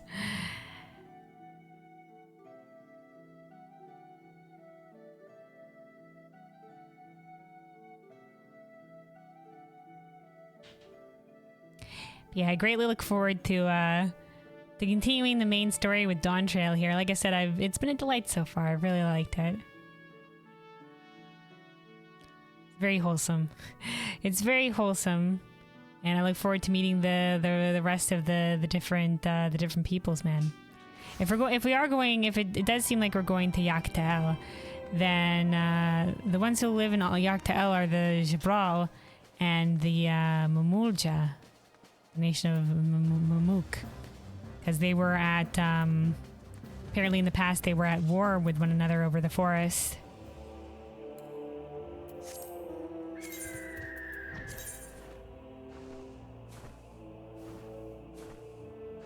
Or maybe it'll send us to the second parts of the zones of the Moblins in the second half of Kozmoka, and then the like I said, the giants in the second part of the Yokui giants in the second part of Urkopacha.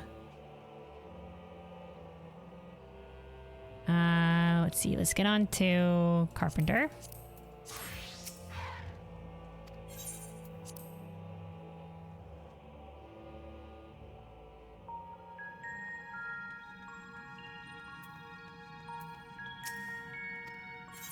All right, to the first. Then we're booking it out toward Yulmore. We have a quick last thing that we're doing.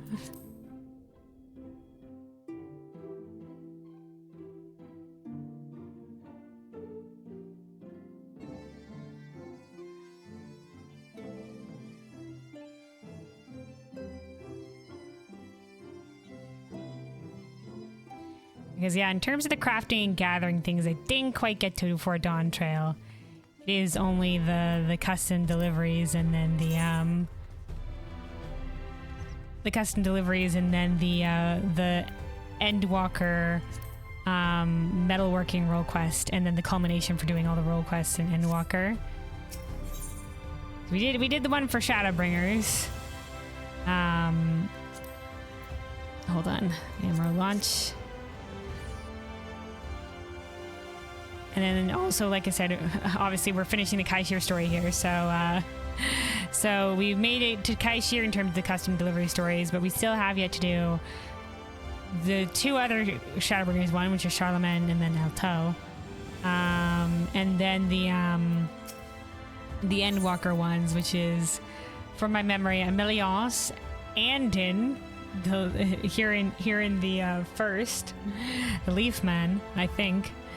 And then Margaret, who is the Charlene scientist. So great! I greatly look forward to seeing what direction those stories are going to be taking. All right, let me take a sip of water as we're doing. Of course, deep fog, can't see shit. Can't see shit. But yeah, let me take a sip of water here as we're getting out the more. You know what? I could probably use. I have the Aetheryte tickets. I could probably just use one to teleport out here, but I was just like, this is the way that I usually go about it, because it's you know, I have Morgdona as a favorite location, and then it's just a short flight to go zone transition to the first, and then it's a short flight from here to out to the Yulmore gate, so I'm like, that's good enough.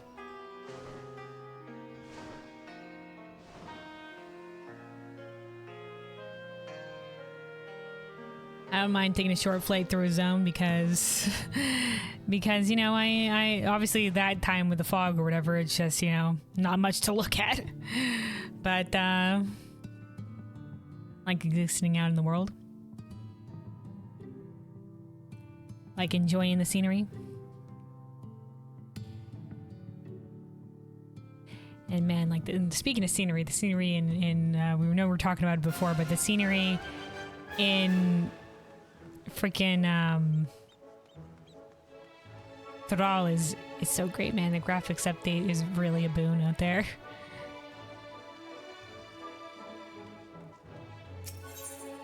All right.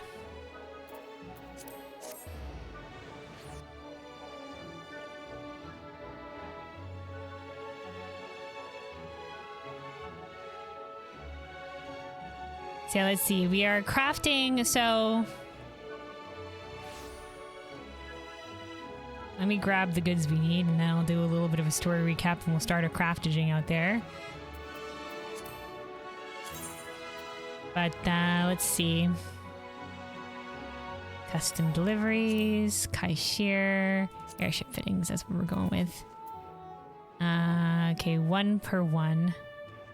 So we need 6 of these.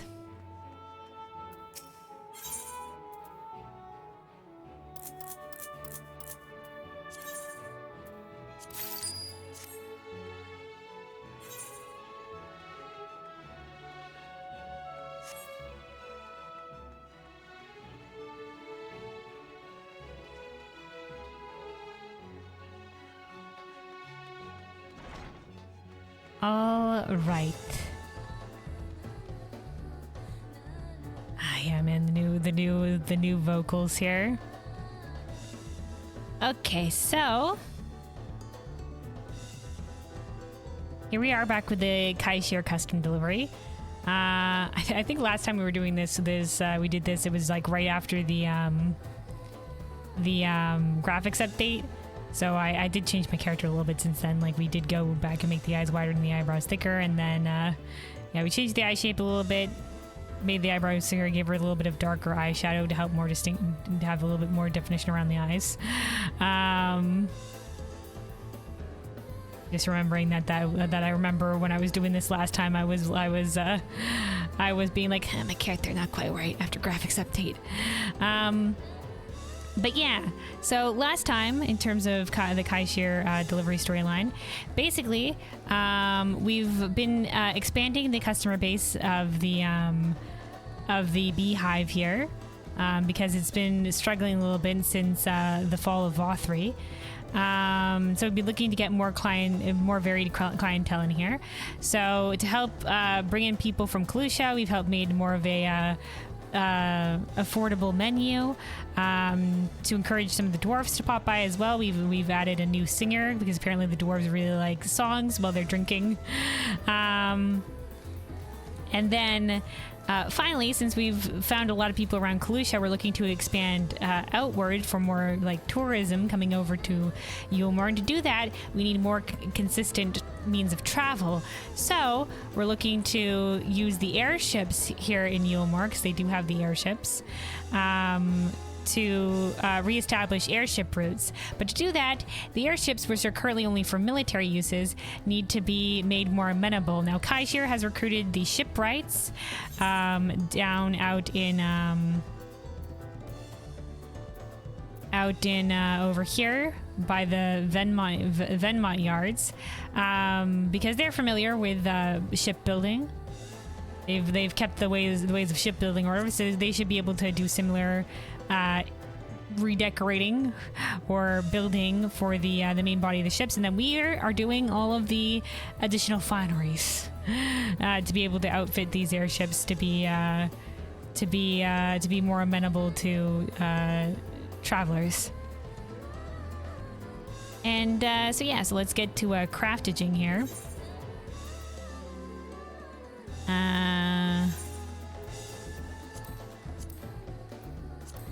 Let's get the crafting here. So we need to make 6 of these.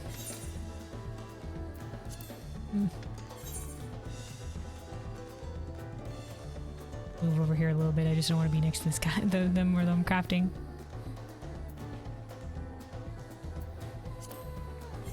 All right. Good, they're going off anyway. Don't want to disturb anyone. Don't want to be like right next to them.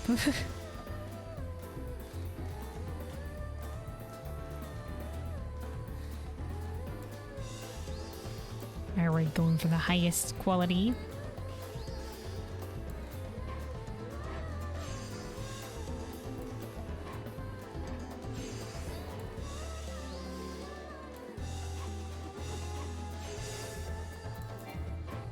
What volume do I currently have the music set to? Oh, it's still a bit high, dude. Should turn that down a little bit. There we go. I'm trying to find a good volume for the music. I think this one could be. I might have to turn it down a little bit. I left that at 30. I wanted to leave it at 30, but I guess I turned it up a little bit while I was listening to some of the quiet music and didn't set it back. That's the only problem is that in this game, like, if the big bombastic music can be so loud, but then the quiet, like, gentle piano is so quiet. And I'm just like, I want to find a good, even thing for it.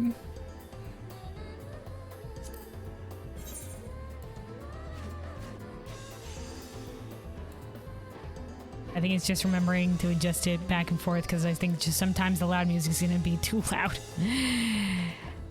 But if I adjusted the music too down in general, then sometimes the music's going to be too quiet.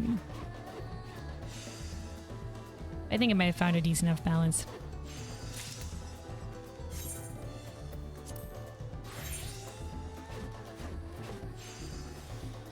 We'll see. I can't really tell that well until I can listen to it over the VOD. Especially in terms of like how it sounds versus the volume of my own voice.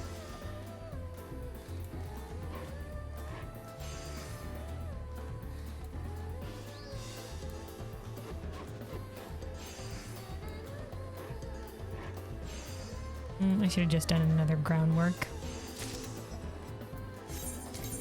All right, halfway there. We got 3 more to go.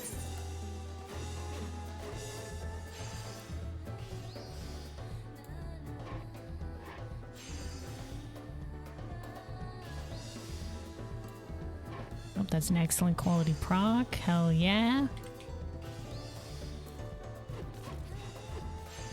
Yeah, I think it's 2 groundworks should get us all the way in terms of that quality bar. All right.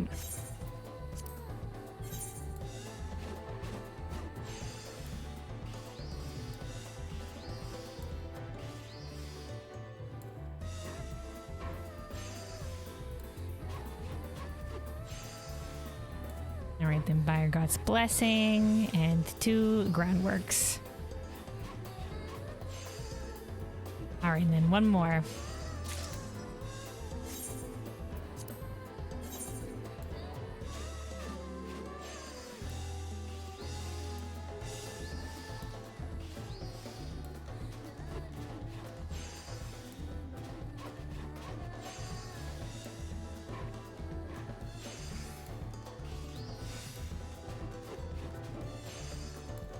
All right.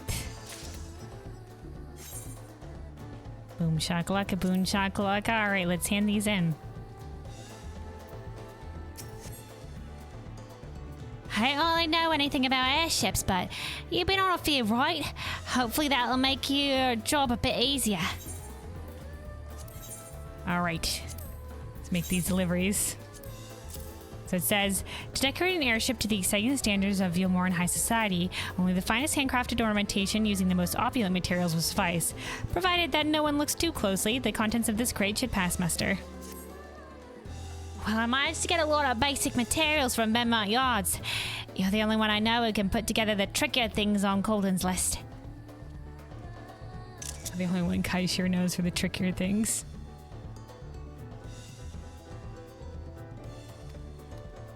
I won't pretend I know much. Oh god, a little bit of lag here, man. All right, there we go.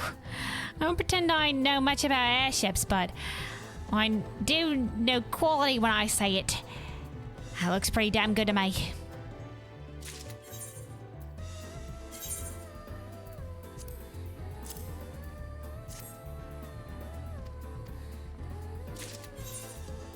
All right. This should get us to level 78 plus on Carpenter here. Oops, that's not what I wanted to do.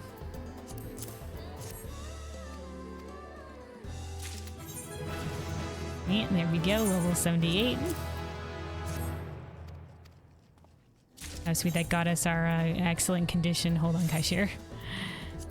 That got us the excellent condition, or the when you have good condition, the condition spender for progress. There we go, alright. Okay, last delivery here, and then we'll see where the last chapter of this story takes us.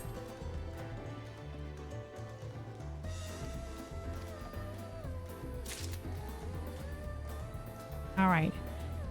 How to do it? I'll get this lot off to the soldiers and shipwrights working on the fleet. I'll bet they're chuffed to bits. They'll be chuffed to bits when they see what you've come up with.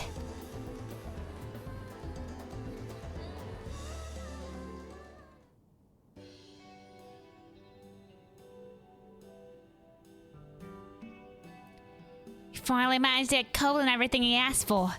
Since our part of the bargain is taken care of, all we have to do now is wait and see how things turn out. Oh, I almost forgot. I almost forgot to mention that Master Choi wanted to see us. We've been asked to meet him by the Xylem lift. I reckon we've got some good news coming our way. So let's take Amfrig and Zia along to hear it. Alright, Stoke nod, Stoke nod.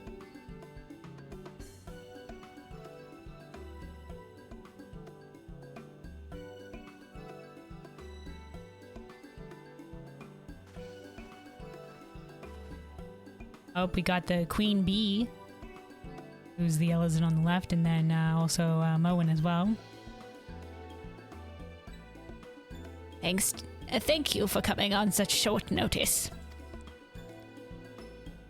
What an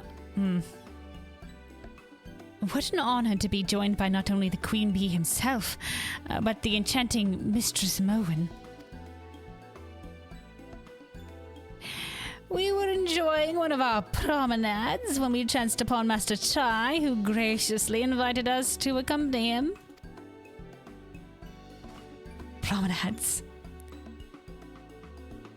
I am lucky that I ran into you, as I'd neglected to invite you from the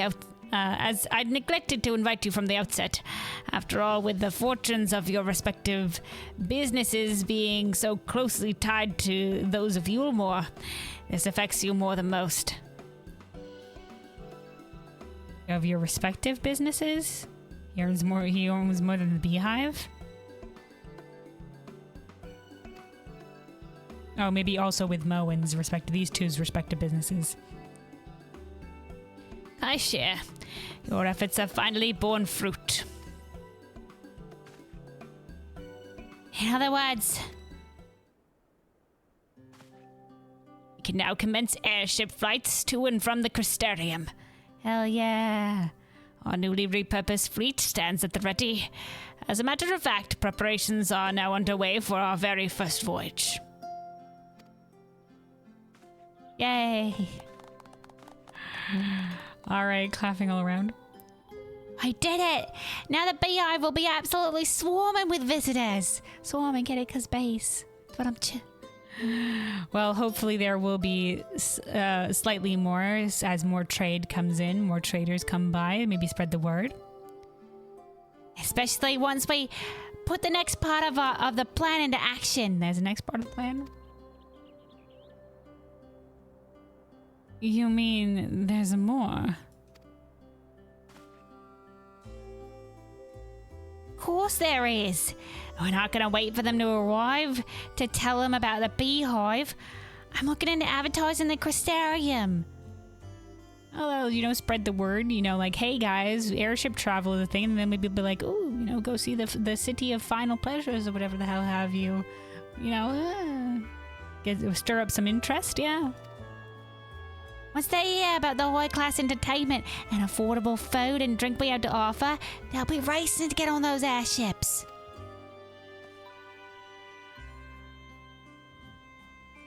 Hold on, I got another idea. If we get them a little souvenir on the way out, they're bound to come back for more. Oh, a little, gift baggie? Maybe people will ask about it back at the Crystarium is what he's thinking, maybe. And when they get back to the Crystarium, there we go. They can show their friends and tell them about all the fun they had at the Beehive. That'll bring even more customers. Dude, he's doing pretty good, dude. And he was almost thrown out because they said he didn't have a good eye for business.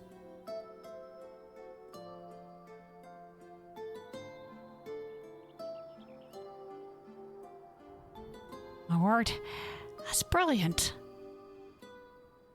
Wish I thought that. My sentiments exactly. Hiring him on the spot was something of a gamble, but My faith has been repaid manifold. Yeah, dude. Also giving him a souvenir on the way out, dude. Yeah, he's grown into quite the little businessman Kaishir has. And yeah, like I said, considering like basically Alphino made in the main story, Alphino made a deal with the Ondo, which are the Sahagin of the First, and that was going to be his in into Yulmore. Was like, hey, I have this pearl trade agreement with the Ondo, and Kaishir went to go speak with the Ondo first to like undermine that deal and take it as his own. We confronted him about it. Kaishir was just like, I just want to join my friends in Yulmore, whatever. Alphino, being the good lad as he is, said, all right, you can take it. We'll find another way into Yulmore. Now, when we got to Yulmore and after investigating everything like that, you know, we hear freaking commotion or whatever, and it turns out Kaishir, who was supposed to be this, who was like, got into Yulmore because they're just like, oh yeah, he's a businessman who's made a deal with the Ondo, somehow got outed as not having much of a sense for business, and so got brought forth before Vothri, where Vothri was just like, scoundrel, scoundrel. And instead of being, he was just like, he begged not to be executed on the fucking spot, and so Vothri was just like, cut your arm off and feed it to Sin Eaters or whatever. And luckily we got there in time to intervene or whatever the hell, and like spirited Kaishir the fuck out of there. Yeah, it turned out like sometimes you give somebody a chance, and it turns out Kaishir does have a mind for business here. He just didn't have the opportunity to get some experience.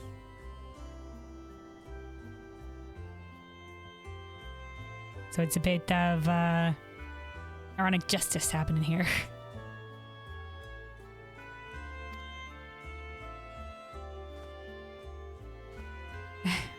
Oh, Kaishir, take the credit, ma'am. Let's not count our ammo just yet. There's still a lot to do before any guests arrive. Oh yeah, I know these guys won't be showing up, ma'am. Until then, we dancers will be working on some brand new routines. We'll show them such a good time they'll never want to leave. Or, did I give her an accent? I think I just did there. We'll show them such a good time they'll never want to leave. There we go. Sorry, the accents are bleeding over. I never imagined the entertainment would be the key to turning around our fortunes. Hell yeah, man. And now tourism. I can get you, it's gonna be some good money, can be some good money, dude. Yeah. But here we are. I see great things ahead of you, Kaishir. Which is often said, the proof is in the pudding. I have every confidence you will see this through to its natural and successful conclusion. Thumbs up.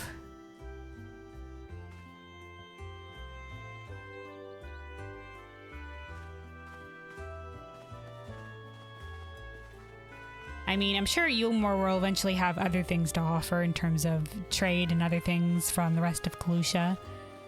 But, yeah, it could be like a central trading hub, but first they have to revitalize the rest of Kalusha, because Vothri was just taking whatever to fuel, like, anything that the people wanted or whatever, but it wasn't really any equitable or consistent trade. It was more like a, yeah, it was burn it all thing. It was more like, we're not interested in, consistency here because we don't expect to live that long. We're not interested in the long term, I should say.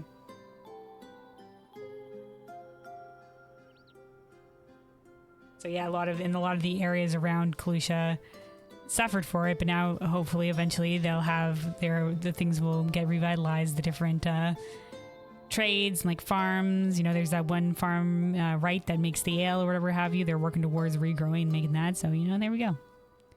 Apparently they're also working on juice too as well. We learned in the dwarf reputation. See. Alright, there we go. Kaishir now considers you a savior of the beehive, it said. Yeah, there we go. Kaishir could not be happier your efforts. Now considers you a savior of the beehive. Through your efforts, the beehive has become one of the primary reasons to visit Yulmore. It seems, however, that Kaishir has a different sort of favor to ask you. Dude, one of the primary reasons to visit Yulmore, alright.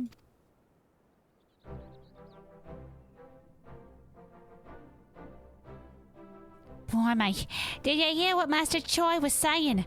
I gotta tell you, it feels good having a man like him singing your praises. Dude, you've done well, man. And like the souvenir thing as well. I mean, that was a good idea.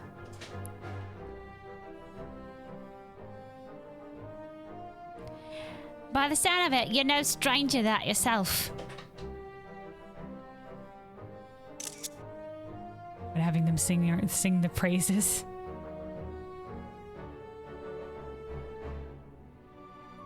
Or having others sing your praises. Yeah, man, it feels good, man. To do something good. Be giving thanks for it. He's got every reason to be optimistic, though. Everything's coming together nicely, and it's all thanks to you. And you. And your friends. Of course, we're not quite there yet, and we can't afford to get complacent.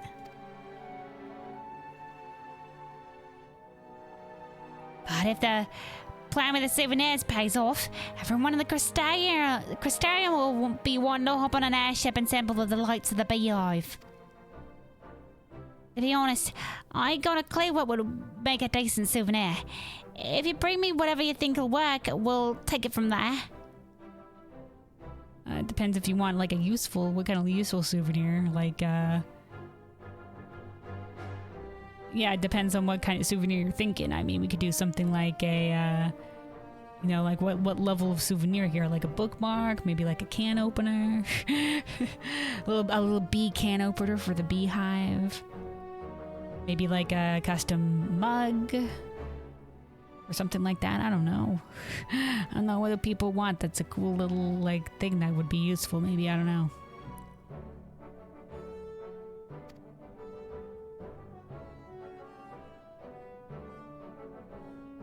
Oh, and before you go charging off, there's one thing I want to ask.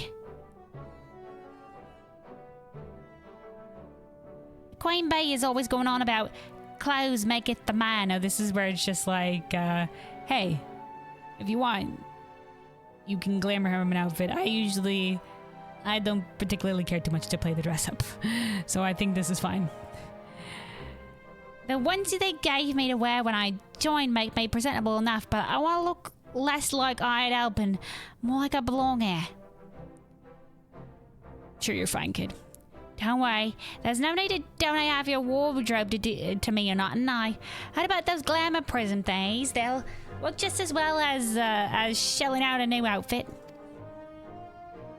Mind you, I spent most of my life dressed in bits of old sacks, so I wouldn't know where to start.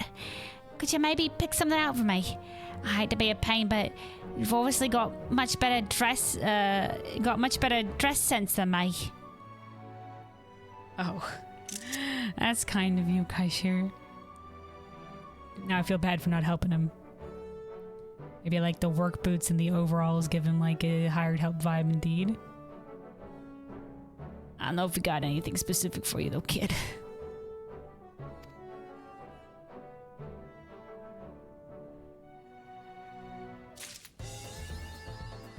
Alright, future requests will be selected at random from all those you have seen thus far, with the list refreshed once a week. Alright. Note that Beehive souvenirs, Collusion Miscellany, and Collusion King Crabs will earn you a particularly handsome reward. Okay. It felt like, you know, like that was going to be more to the story, but that was it to the story. They're like, but we're not done yet. We need souvenirs. Alright, that's it, Bug Kelvin. Like, okay. Oh, wait, a new quest is available from Anne Frigg. Completion of this quest will allow airship travel between Yulmore and Crystarium. Oh. Oh, and this is going to be our cutscene for like, hey, you've made all deliveries this week. I know it's right to ask for your help. You're really got an eye for quality and a skill to match. Still, I expect we'll both be kept busy in the days to come. Dude, we're getting airship travel between these two places, dude. For doing the custom delivery, you get a tangible benefit, man. Alright, Kaishir, let's see what I have in my inventory. They said... A pleasant day to you, madam. How would that sound? I'm trying to brush up on my manners, going to make a good impression, you know. Alright, hold on. Let's see what we got for Kaishir here.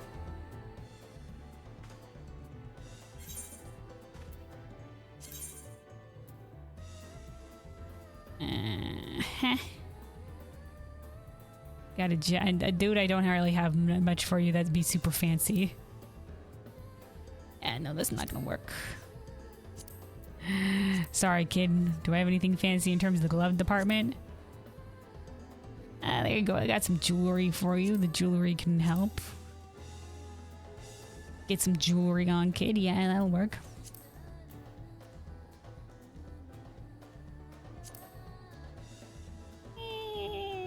At least it's a fancier belt. The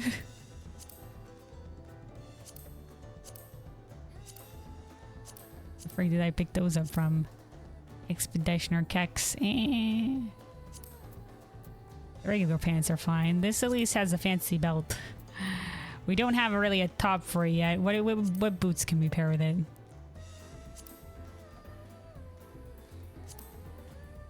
Cowboy boots, of course.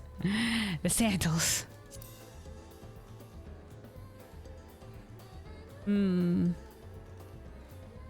Those don't look too bad with it. I guess they're more like...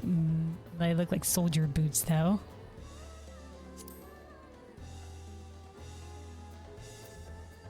But I don't know. It's pretty... I guess it can be pretty swag. There, we bedazzled him a little bit. They've got some bedazzlements. And then, I don't know about a better top. We don't really... There is no really good top here. What about Expeditioner's thing? Could be worse. Can't see the belt, though. Can't see the belt. Honestly, looks a little bit too adventurous. That one obviously doesn't fit the vibes. Here, take an Islander shirt. Well, that's certainly a vibe. Maybe a little too vacation-y, though. What is it? I can't see what Amfric's currently wearing.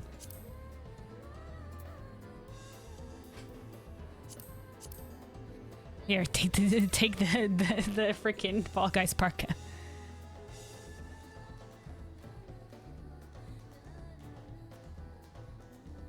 All right, you know what? We can keep him in sure. I think it looks fine. There you go. Dead, slightly bedazzled kid.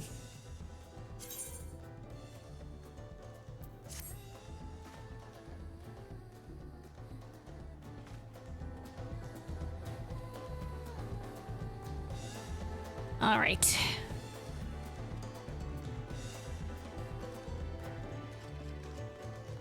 I feel like you need something fancier for a top to truly blend in with the rest of them, but yeah, that's good enough. That's good enough here, man. I think the overalls are pretty swag. Okay. So yeah, so that's it for the custom delivery storyline, but apparently we can unlock freaking airships. A ship on his shoulder, like a chip on his shoulder.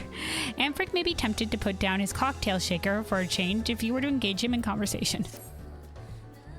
I'm glad you saved me the trouble of tracking you down. There's a bit of news I've been asked to share with you. One of the refitted airships is about to embark on the very first commercial flight into the Crystarium, and you've been invited to join them as a passenger of honor. As a passenger of honor. Way of darkness. And consider everything you contributed to the cause. It's only fitting. When you're ready to board, speak with Lernbird, that godly dressed twit over by the xylem lift. Be warned, though, he usually has an expression so dour he could curdle milk at 2 paces. So dour. Xylem lifts normally manned by a bloke who looks like he stole his mum's curtains and made a coat out of them. Wow, dude, tell me how you really feel. Lernbird's his name, and more odious bastard you're never likely to meet. Okay.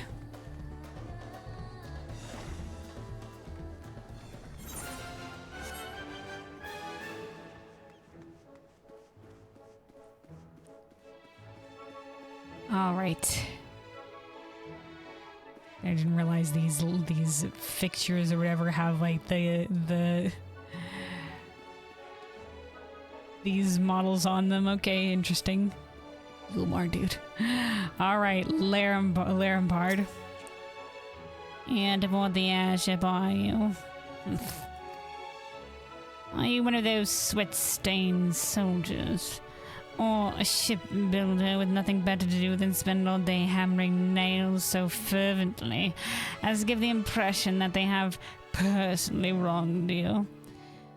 Which is it? Neither, bitch. Warrior of Darkness. Why, it was decided that you all be given lifetime passes for whatever shoddy work you performed is beyond me. Wow, we get lifetime passes? Not that it is any concern of mine, of course. Riffraff is riffraff. Well, dude, I hope you're not the airship steward here. Are you for realsies? You're going to be the one welcoming people to this city? Dude, I have to talk to Chinese about this one. I'm duty-bound to inform you that all passengers are to be guided from here to the uppermost levels of Yulmore, where the airship landing is situated. Only those granted permission to board may pass upon beyond this point. You know what? I agree with Amfred's assessment of this guy. Frick him. Alas, the powers that be have neglected to provide me with a proper reception area, and I'm relegated to standing upright for bells on end like some wretched footman. Oh, well, even if your personality is shit, dude, yeah, you probably deserve to have a seat or something somewhere. We can make that work for you, but, like, please be less of an asshole. If you are quite done boring me, your airship awaits, madam. Freaking madam in italics, dripping with sarcasm. Alright, wait, was that all? We can just go on the airship? Here to ride the airship, you'll go stay, are you? The quicker you're out of my sight, the better. So I'll make the necessary arrangements. No, hold on, welcome back. As apparently it. Let's see if Anfrig and the last have anything to say. Sorry, last, I forgot your name. Oh yeah, Bastas, yeah. And the colors, yeah. The beehive certainly has changed since you and Kaishio started helping about the place. It's great to have customers other than the usual Yulmore and regulars. That's great. Anfrig? Recent changes have brought a whole host of new customers, which really keeps me on my toes. I never even heard of some of the drinks they're ordering. We get to see... I was gonna say, do we get to see maybe some diversity in the clientele? Doesn't seem like it, though. Yeah, the only thing that's changed is we got vocals now to this track. Alright, cashier? Nope, alright. Well... Good job, Kaishir. Good job. So yeah, that's it for Kaishir's custom delivery story. It really made it seem at the end there that there might be a bit more. And maybe there might be. If we continue with the deliveries, I'll have to see. Because occasionally I've gotten like unique dialogue from Zloe when continuing to do the deliveries with her. I'll make sure when I get to the end of her, because you get additional achievements from doing more of the custom deliveries beyond the main storyline for them. Hold on, I think it's under items. Yeah, items, collectibles, and then eventually you get a title for them. So this one ends for doing 150, so we'll see. I've been taking screenshots of them, but it's usually been just like some things like, Calvin, thank you so much for helping. Or whatever, like this time maybe I'll have time for 2 pineapple puddings. Or whatever the heck like that. Or one time she was just like, Calvin, I look up to you. I really want to, like, you know, imitate you, whatever the heck like that. And then she stood there with like a stoic, like fish-eyed expression, like not moving or whatever, and did a stoic nod. And I was just like, yep, that's exactly us. And she's like, how am I doing? Or the heck like that. So There has been a couple of additional things, but I never know when I'm getting them, and it doesn't seem to be, you know, there's no indication of when they happen, or like if they're not just like a shake and bake things that happen on repeat occasionally. I don't know. Oh, hey, Mind of G. Hello, welcome. I hope you're having a great time. I'll keep you tabbed up. I am having a good time. I just stopped here to do custom deliveries for the week because we've been working. Before Dawntrail hit, I was working on the custom delivery storylines. But yeah, I'm practically done for the day. I've been going for a while now, but thank you for popping by to say hi. I do appreciate it. But yeah, I think I'm done. I'm done for the day. But thank you. Got here just as I'm ending.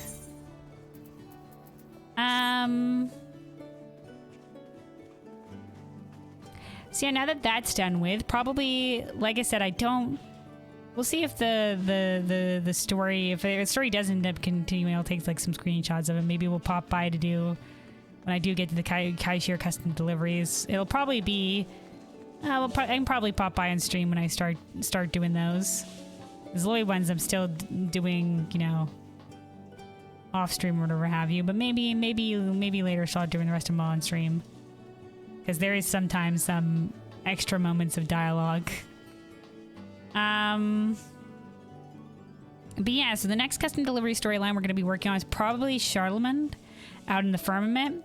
I really look forward to seeing where that one's going, because if you did the Firmament quest line, where it ends with Charlemagne is looking to restore the broom. So I think that's what his custom delivery is going to be involved with, is helping to rebuild the broom area, because it's sort of been, it was in a poor state and has been in a state of rebuilding after the attack that Ysael let in at the beginning of the Ishgard story.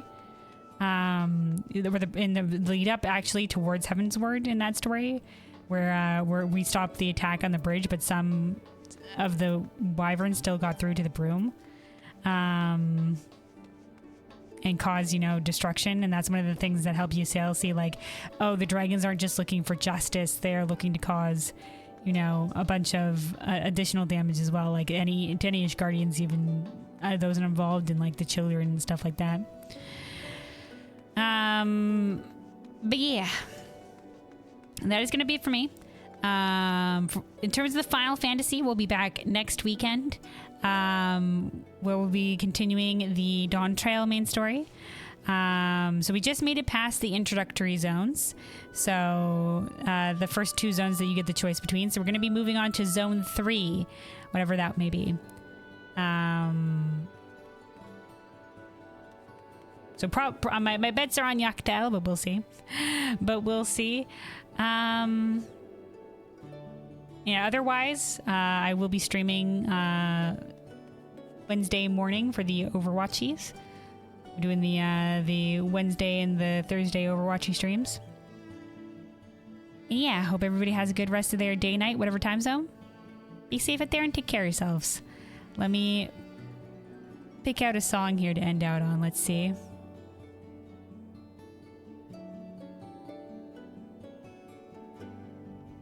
Let's go with...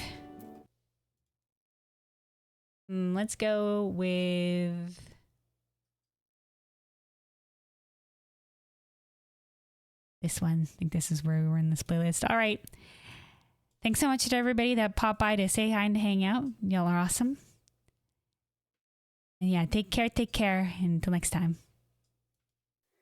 Maybe I'm colorblind. Don't know where I lost the colors. I only see black and white, come to think of it.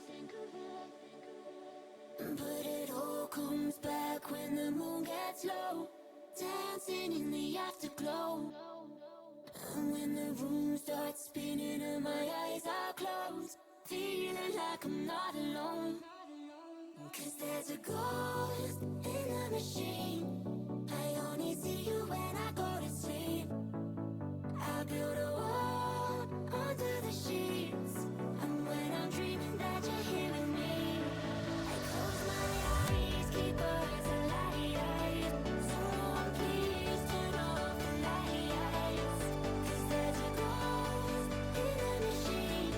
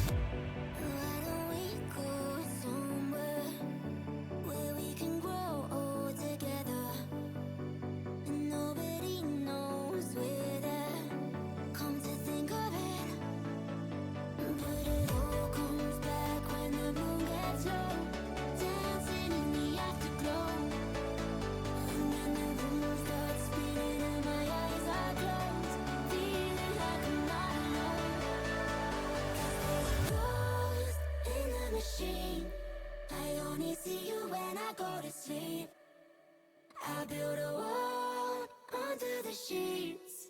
And when I'm dreaming that you're here with me,